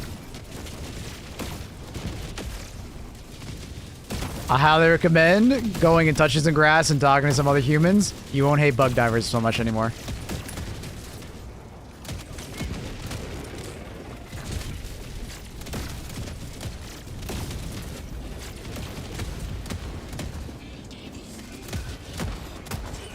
My mental age is still young, though. What does that mean?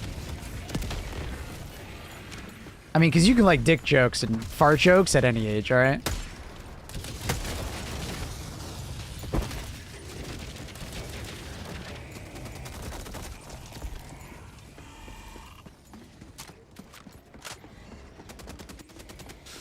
Anyone driving slower than me is a coward. Anyone faster is a madman. I mean, it's pretty accurate. I mean, I'd agree with those sentiments.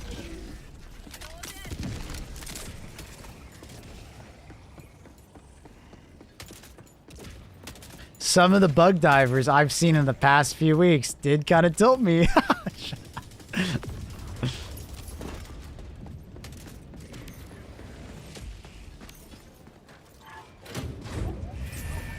So is everyone here also rescuing the kids? We're rescuing both. We are saving both currently. That's the plan. We are actively working towards saving both. That is the goal.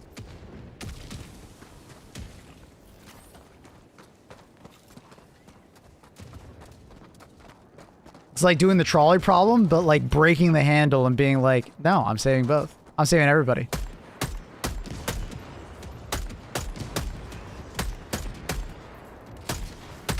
Where's this guy going? Did you stop moving so much?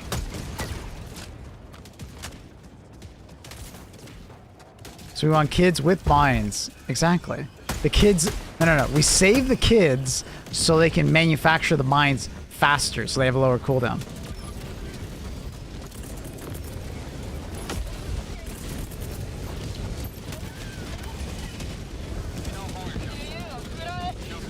I think the math is sound on that.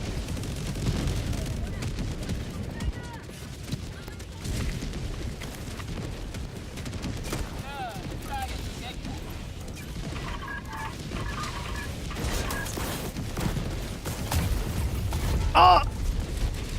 Who put the fire there?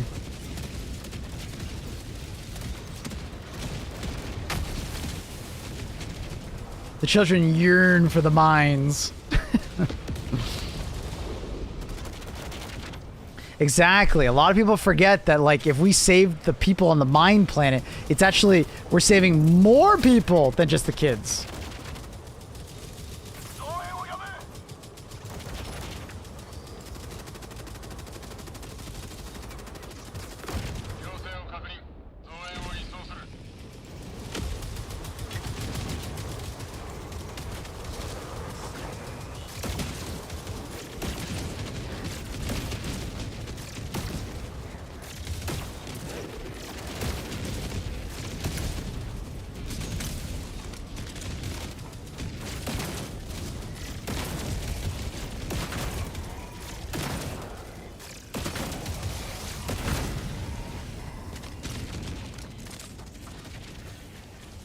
Ba-da-bum. Is Joel gonna pull something like, nope, can't say both? I mean, in the dispatch it says that saving both is unlikely, right? Or something along those lines. So they're kind of alluding to the fact that, you know, it is possible to save both. At least that's how I read it. You know. You may read it differently, but that's how I read it.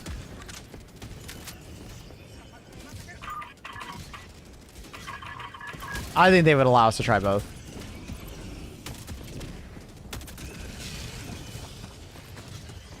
It's how you read it? Oh, dude. Reddit is literally living rent-free in your head.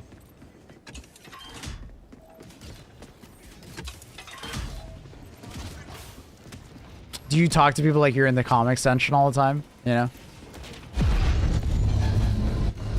Gaslight, gaslight, gaslight, deflect. Egotistical remark. Gatekeep. Silly, funny joke. It's not me. Thousands of people use PSN outage of the region. Wait, sorry, what's up? Lucky. Wait, what? Likely VPN. Just, wait, what are you guys talking about right now? What's this conversation? Likely VPN is just in case using PSN outside other countries. By region for years. I was banned for a decade. Oh, are you guys talking about that? The PSN stuff? Yeah, it's grossly exaggerated. PC gamers are just. PC gamers are weird in the sense that you would swear they'd never been on the internet before, or they've had to like sign in with like a VPN or, you know, lie about where they've been on the internet. Like, you would think PC gamers would be more acclimated with that, not less acclimated with that. But anyways, like, yeah, making a PSN account is super easy if you're outside the region. PSN, even on their website, says you can make a PSN account if you go on vacation or away on business. Chat, get yourself a VPN, go on vacation or business, and make an account. Like, bro. I swear people are just like being daft on purpose just to, you know, hate Sony more. And it's like, yeah, dude, we all hate Sony when they make stupid decisions, but like, instead of like spending the next 3 hours on the internet like complaining about Sony, why don't you just go like solve the problem? Let them know their business practices suck and then go solve the problem.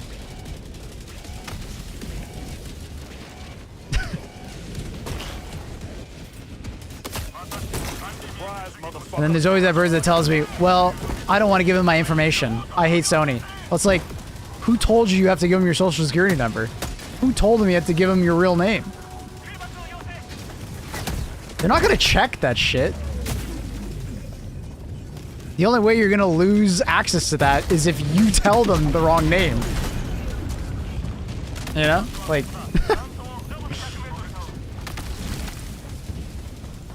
It's like I'm talking to someone who's like, you know, in the 5th grade, they just never like got on the internet and they feel like they have to tell the truth everywhere and they can't use a VPN. They're not allowed, even though they probably use a VPN to watch stuff on Netflix.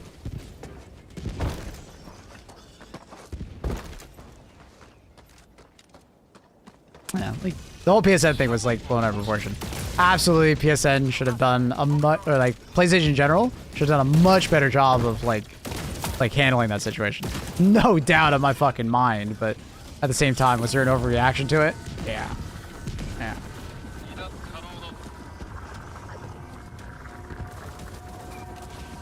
But that's the internet. Outside avoiding their blocking, do you agree with Sony handling this? Wait, what? Wait, like... Oh, of course not. I don't agree with Sony. Now, do I think it's okay for Sony to ask for you to use PSN? To use, like, crossplay?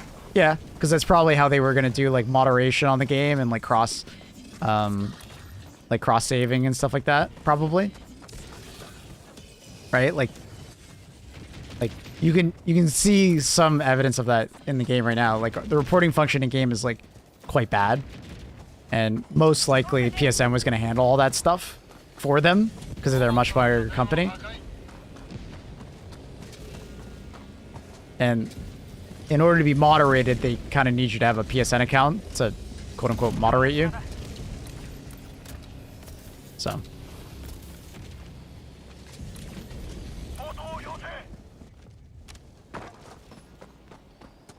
PC player, I don't like the whole PSN thing from Sony, but like giving them your information, come on guys. People all kind of social media without like second thought. Yeah. Yeah, I mean like Sony did it in a terrible way. Like they should have better communicated that it was necessary. They disabled it at the start of the game. It's also Arrowhead's fault. Arrowhead should have communicated that they disabled PSN for a bit and they were going to re-enable it later. And then when you communicate that you're going to re-enable it, don't like lock people out of the game, right? Like, it's stupid. And then the whole bureaucracy behind like Sony only selling to certain regions, yeah, it's fucking stupid. But there's got to be some weird bureaucracy going on, right? Because like Sony doesn't hate money, so there must be something wild going on bureaucracy-wise to stop them feeling that they can't do it or shouldn't do it. It's probably some stupid thing like, well, because we don't sell our consoles in this region of the world, we can't sell our games there. Probably something stupid like that. The rest of the PC gaming industry doesn't have it, so they shouldn't either. But at the same time, are you locked out if you're not from that region? No. Just buy a third-party key online. Yeah, you can't buy it off of Steam, but just buy it from like a third-party key reseller. There's hundreds of them. There's some really, like, you know, well-known ones. And most likely your favorite content creator is probably sponsored by. I am not sponsored by any. I assume the PSA and country restrictions has something to do with Sony not having some kind of server infrastructure in the country. I mean, to be able to buy it on Steam, they're not using Sony servers though, right? I also guess that maybe it's like they don't have support in that region because they don't have like the localized language or they don't have staff to handle support. Even that's a little bit vague. Like the only thing I can think of is it's like they're just trying to use the exact same policies that they use for like their servers for console as they are for this game, right?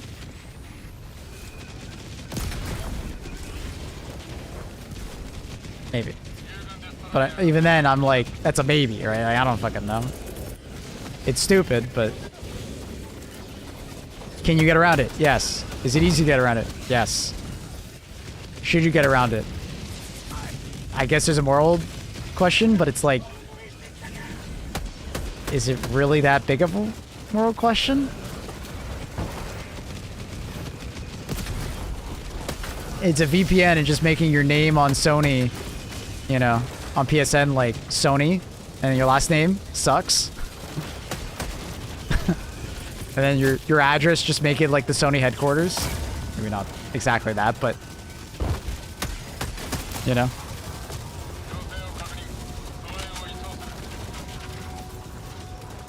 Should you have to get around it is the question. Does it matter to?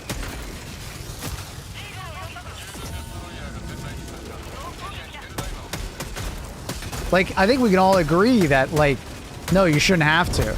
But, like we've all fucking done it with, like, Netflix or watching a Jackass movie or a TV show on YouTube. Sorry, this YouTube video is not available in your country. It's like,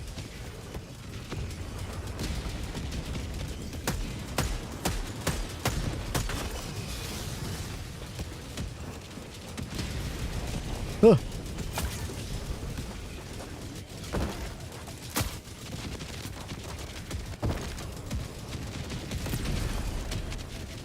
Like I said, lodge your complaint with Sony, but then there's like a million ways to get around it.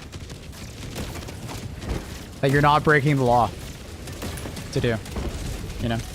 Well, you're arguing about how big of a deal it is. Blocking people out of the game they bought unless they do exploit is BS and shouldn't be supported. I didn't support it. See, this is where like I can't have this conversation anymore because like I never said that. You're like, I don't know if this is like Like you're getting emotional about it or something, but it's like, I never said that.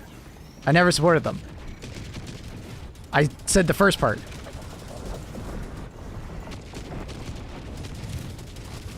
Having an over-exaggerated backlash is not, and me like criticizing the backlash being too big is completely different.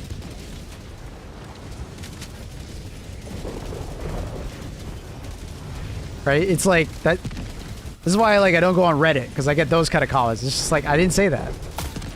All I said was like, it was an overreaction. Lodge your complaint and then deal with it. Right? Like, sorry, not trying to say you support it. I'm just saying that people accept it and just move on.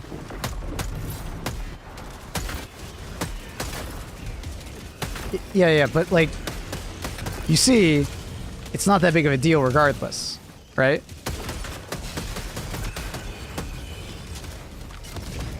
Because at the end of the day, you bought a game that said it, you needed a PSN account. It said it on Steam day one. I bought the game on Steam. A lot of people didn't buy it on Steam, they bought it on a third-party account, and then they claimed that it wasn't there on day one. You just didn't read it, and that's okay. I logged in the day one, and I had to log in with a Sony account. They just disabled it later. They should have communicated better. But the game did require PSN account on day one. Right? The way they handled like locking people out of it if they had bought it and didn't know they needed PSN, absolutely, they fucked up. At the end of the day, a lot of people bought the game and didn't realize it said it needs a PSN account.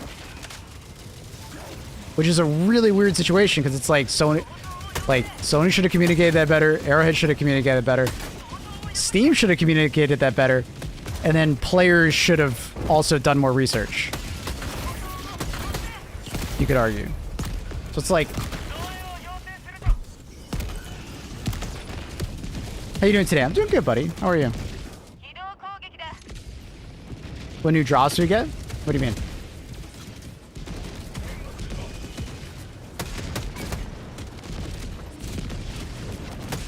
Because I know a lot of people bought the game on third-party sites. And on the third-party sites, it doesn't say anything about needing a PSN account. On Steam, it did. But on other third-party accounts, it doesn't, right? Which I understand a lot of people were confused about, right? And then Sony being, you know, dicks in the way they phrased it, they were getting locked out. Absolutely.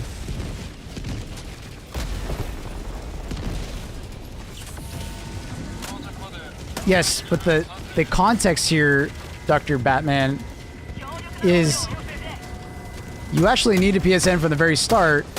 They just disabled it on day one because the servers were getting overloaded. Right? You needed PlayStation from day one. They just disabled it, and they were going to re-enable it at a later point. The problem is that Sony, like basically came at people with like a threat, and a lot of people didn't know that you needed PSN. So a lot of people felt very like, you know, deceived by that. But I mean, some of that is like, as a consumer, it says it on Steam, right? There's a big yellow box on the right side of like you having to assign EULAs, needing third-party accounts, and so on and so forth. People make the claim that it didn't say that. It did. Were the region restrictions there on day one when the PSN required? Was the play? If you didn't have a PSN account, they were there. Does that make sense? From day one. Because if you couldn't make a PSN account, the region restriction was there. They have now just enforced a PSN account retroactively in a weird way, but you can get around it by just buying a third-party game key that's not on Steam. Super fucking convoluted. But you can get around it even today, right? But it's the same thing, right?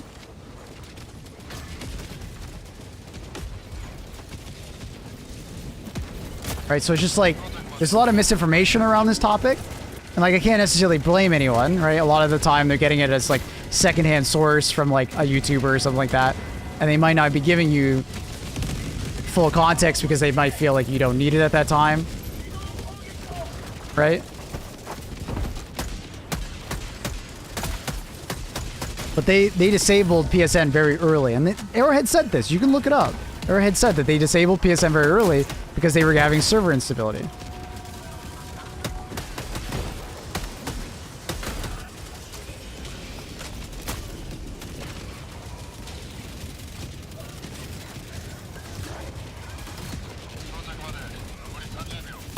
I remember signing in. They disabled it really early on for Helldivers. Like, I played the first day and had to sign in for PlayStation, right? Well, I don't think I had to. I think I could have done it later. I think there was a do this later button. Because I'm pretty sure my friend did that.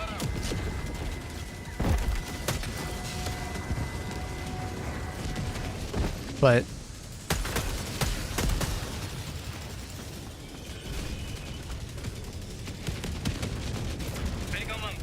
streamer, you're locked out. Nah, we're doing great. Everything's going fine. I'm talking and we're gunning. Dude, oh. Thank you for stopping moving. I went over his head.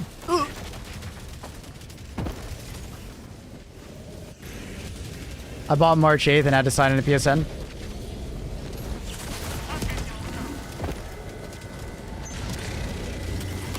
I mean, the country restrictions on Steam side of things, like, it would be weird to be able to buy the game on Steam or being unable, which is why they implemented afterwards. Awesome Wolverine. Both Steam and Sony should have done a better job there. They just shouldn't have let you buy the game if you couldn't make a Steam account, I guess. But at the same time, I actively think Sony does not mind if you break their rules. I have like this tinfoil hat idea that they actively like are okay with you getting and skirting around the rules because it means they get more money. Right? I believe that they have a lot of these rules due to like trade restrictions and stuff like that and not needing to have like certain support for certain regions. But if you skirt around their rules, they're still getting money, right? So they're probably like playing a blind eye to it because they're like, okay. And as long as they don't get caught for it, they're like, hey, money. Should they be doing that? Probably not.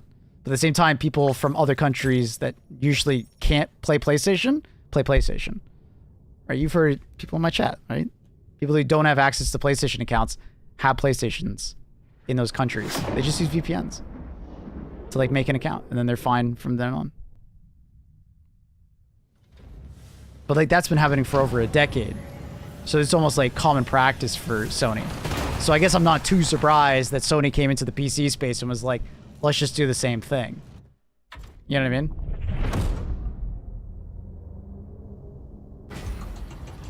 Should they be doing it? No.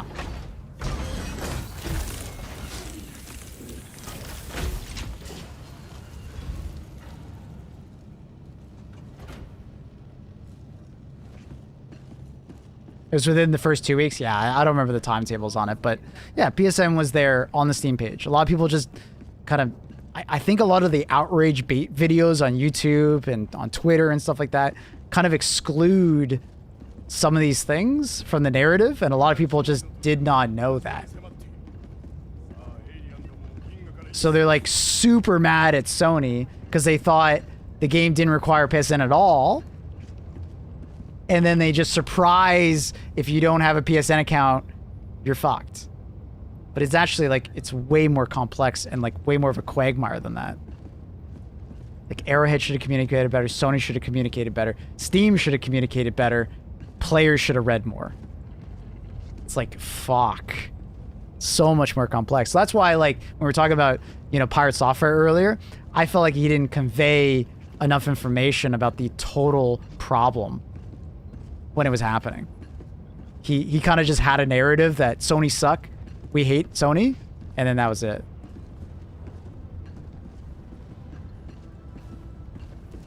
Comedy of errors, yeah. Did you just die in the last second? I'm not sure. I think I survived. Like when Sony bought PlayStation officially brought PlayStation to Brazil on PS3. Someone from Sony had interviewed about the expectations, and they were like, we already are dominating the console in the country. Yeah.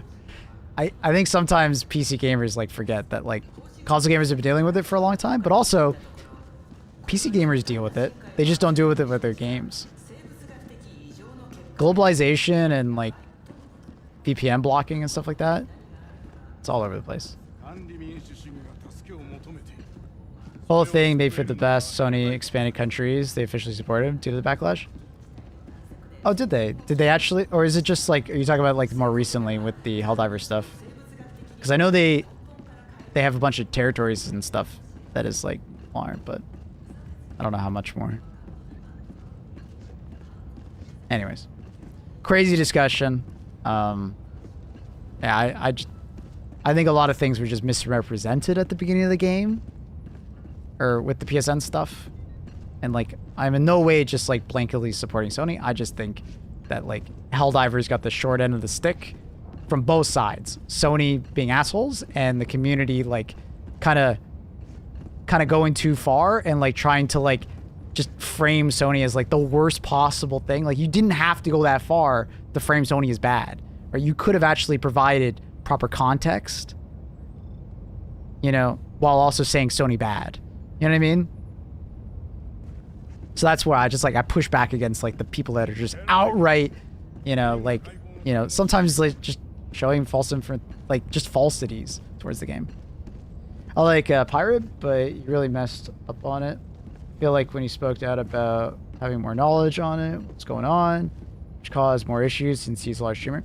When you're like a large voice, you know, you have to be very careful, right? Like, would I be speaking so openly if I was a bigger streamer? Absolutely not. I would be holding my tongue and like wanting to research, and like I'd be phrasing things differently if I was a huge streamer, right? Because you're held to a higher standard the bigger you get, because you're more influential over things, right? And a lot of your audience will not fact check. I hope you guys fact check me. I don't want you guys to just take me at my word. No, fact check me. Absolutely. Because like when you fact check me, I might get something wrong. Then you can just tell me I got something wrong, and then I can correct it, right?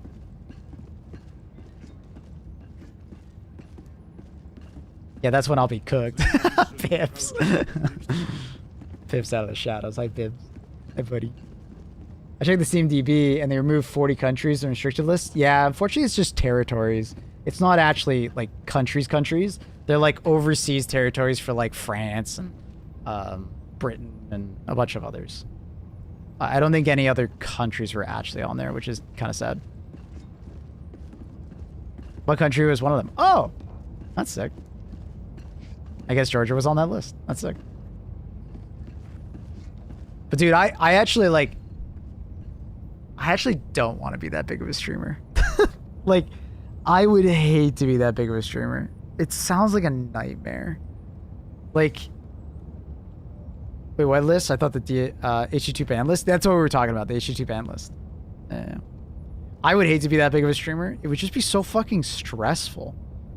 Like, everything you do and say, you know, will just be under a microscope.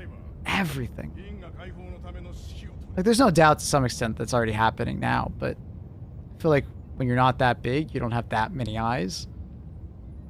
You can make a mistake, be corrected on it, and it's just like, you know, it's understood. But when you like get super, super big and you make a mistake, that shit could be just shared on Reddit or shared on Twitch, and then you become like the absolute like hated person ever. I remember when King of Italian streamed during the PSN issue. Ashley led me here. His chat was a madhouse, not him. No. Well, welcome. Happy to have you. Make 3 videos about it, calling about. Dude, it's crazy. Nah, dude, it's fun. Imagine all the people you can trigger. Yeah, but dude, if you trigger the wrong person, oof. I don't think you're a drama streamer. I don't think it's that bad. But I think drama comes to you regardless when you're that big. Like, it'll just be inevitable. Eventually, it'll come to you in some form. Like, every large streamer I can think of has had some form of drama at some point. There's very few that don't fit that bill. And it's like I have hard time, like, thinking of them, you know?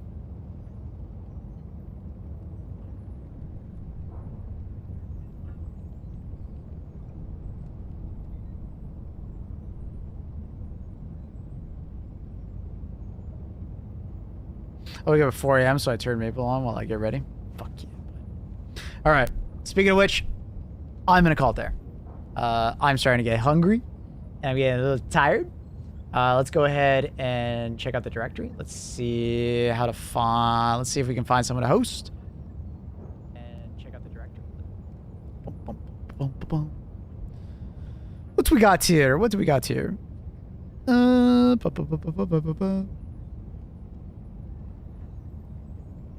I don't see anyone I know.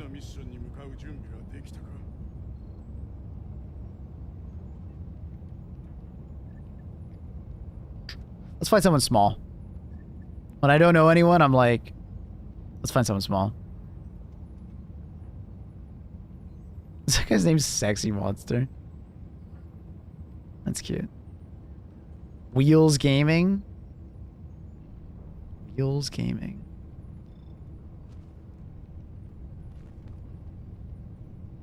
We'll do Wheels Gaming. Good vibes only. I'm a fan. I'm a fan. Good Vibes Gaming from Wheels Gaming.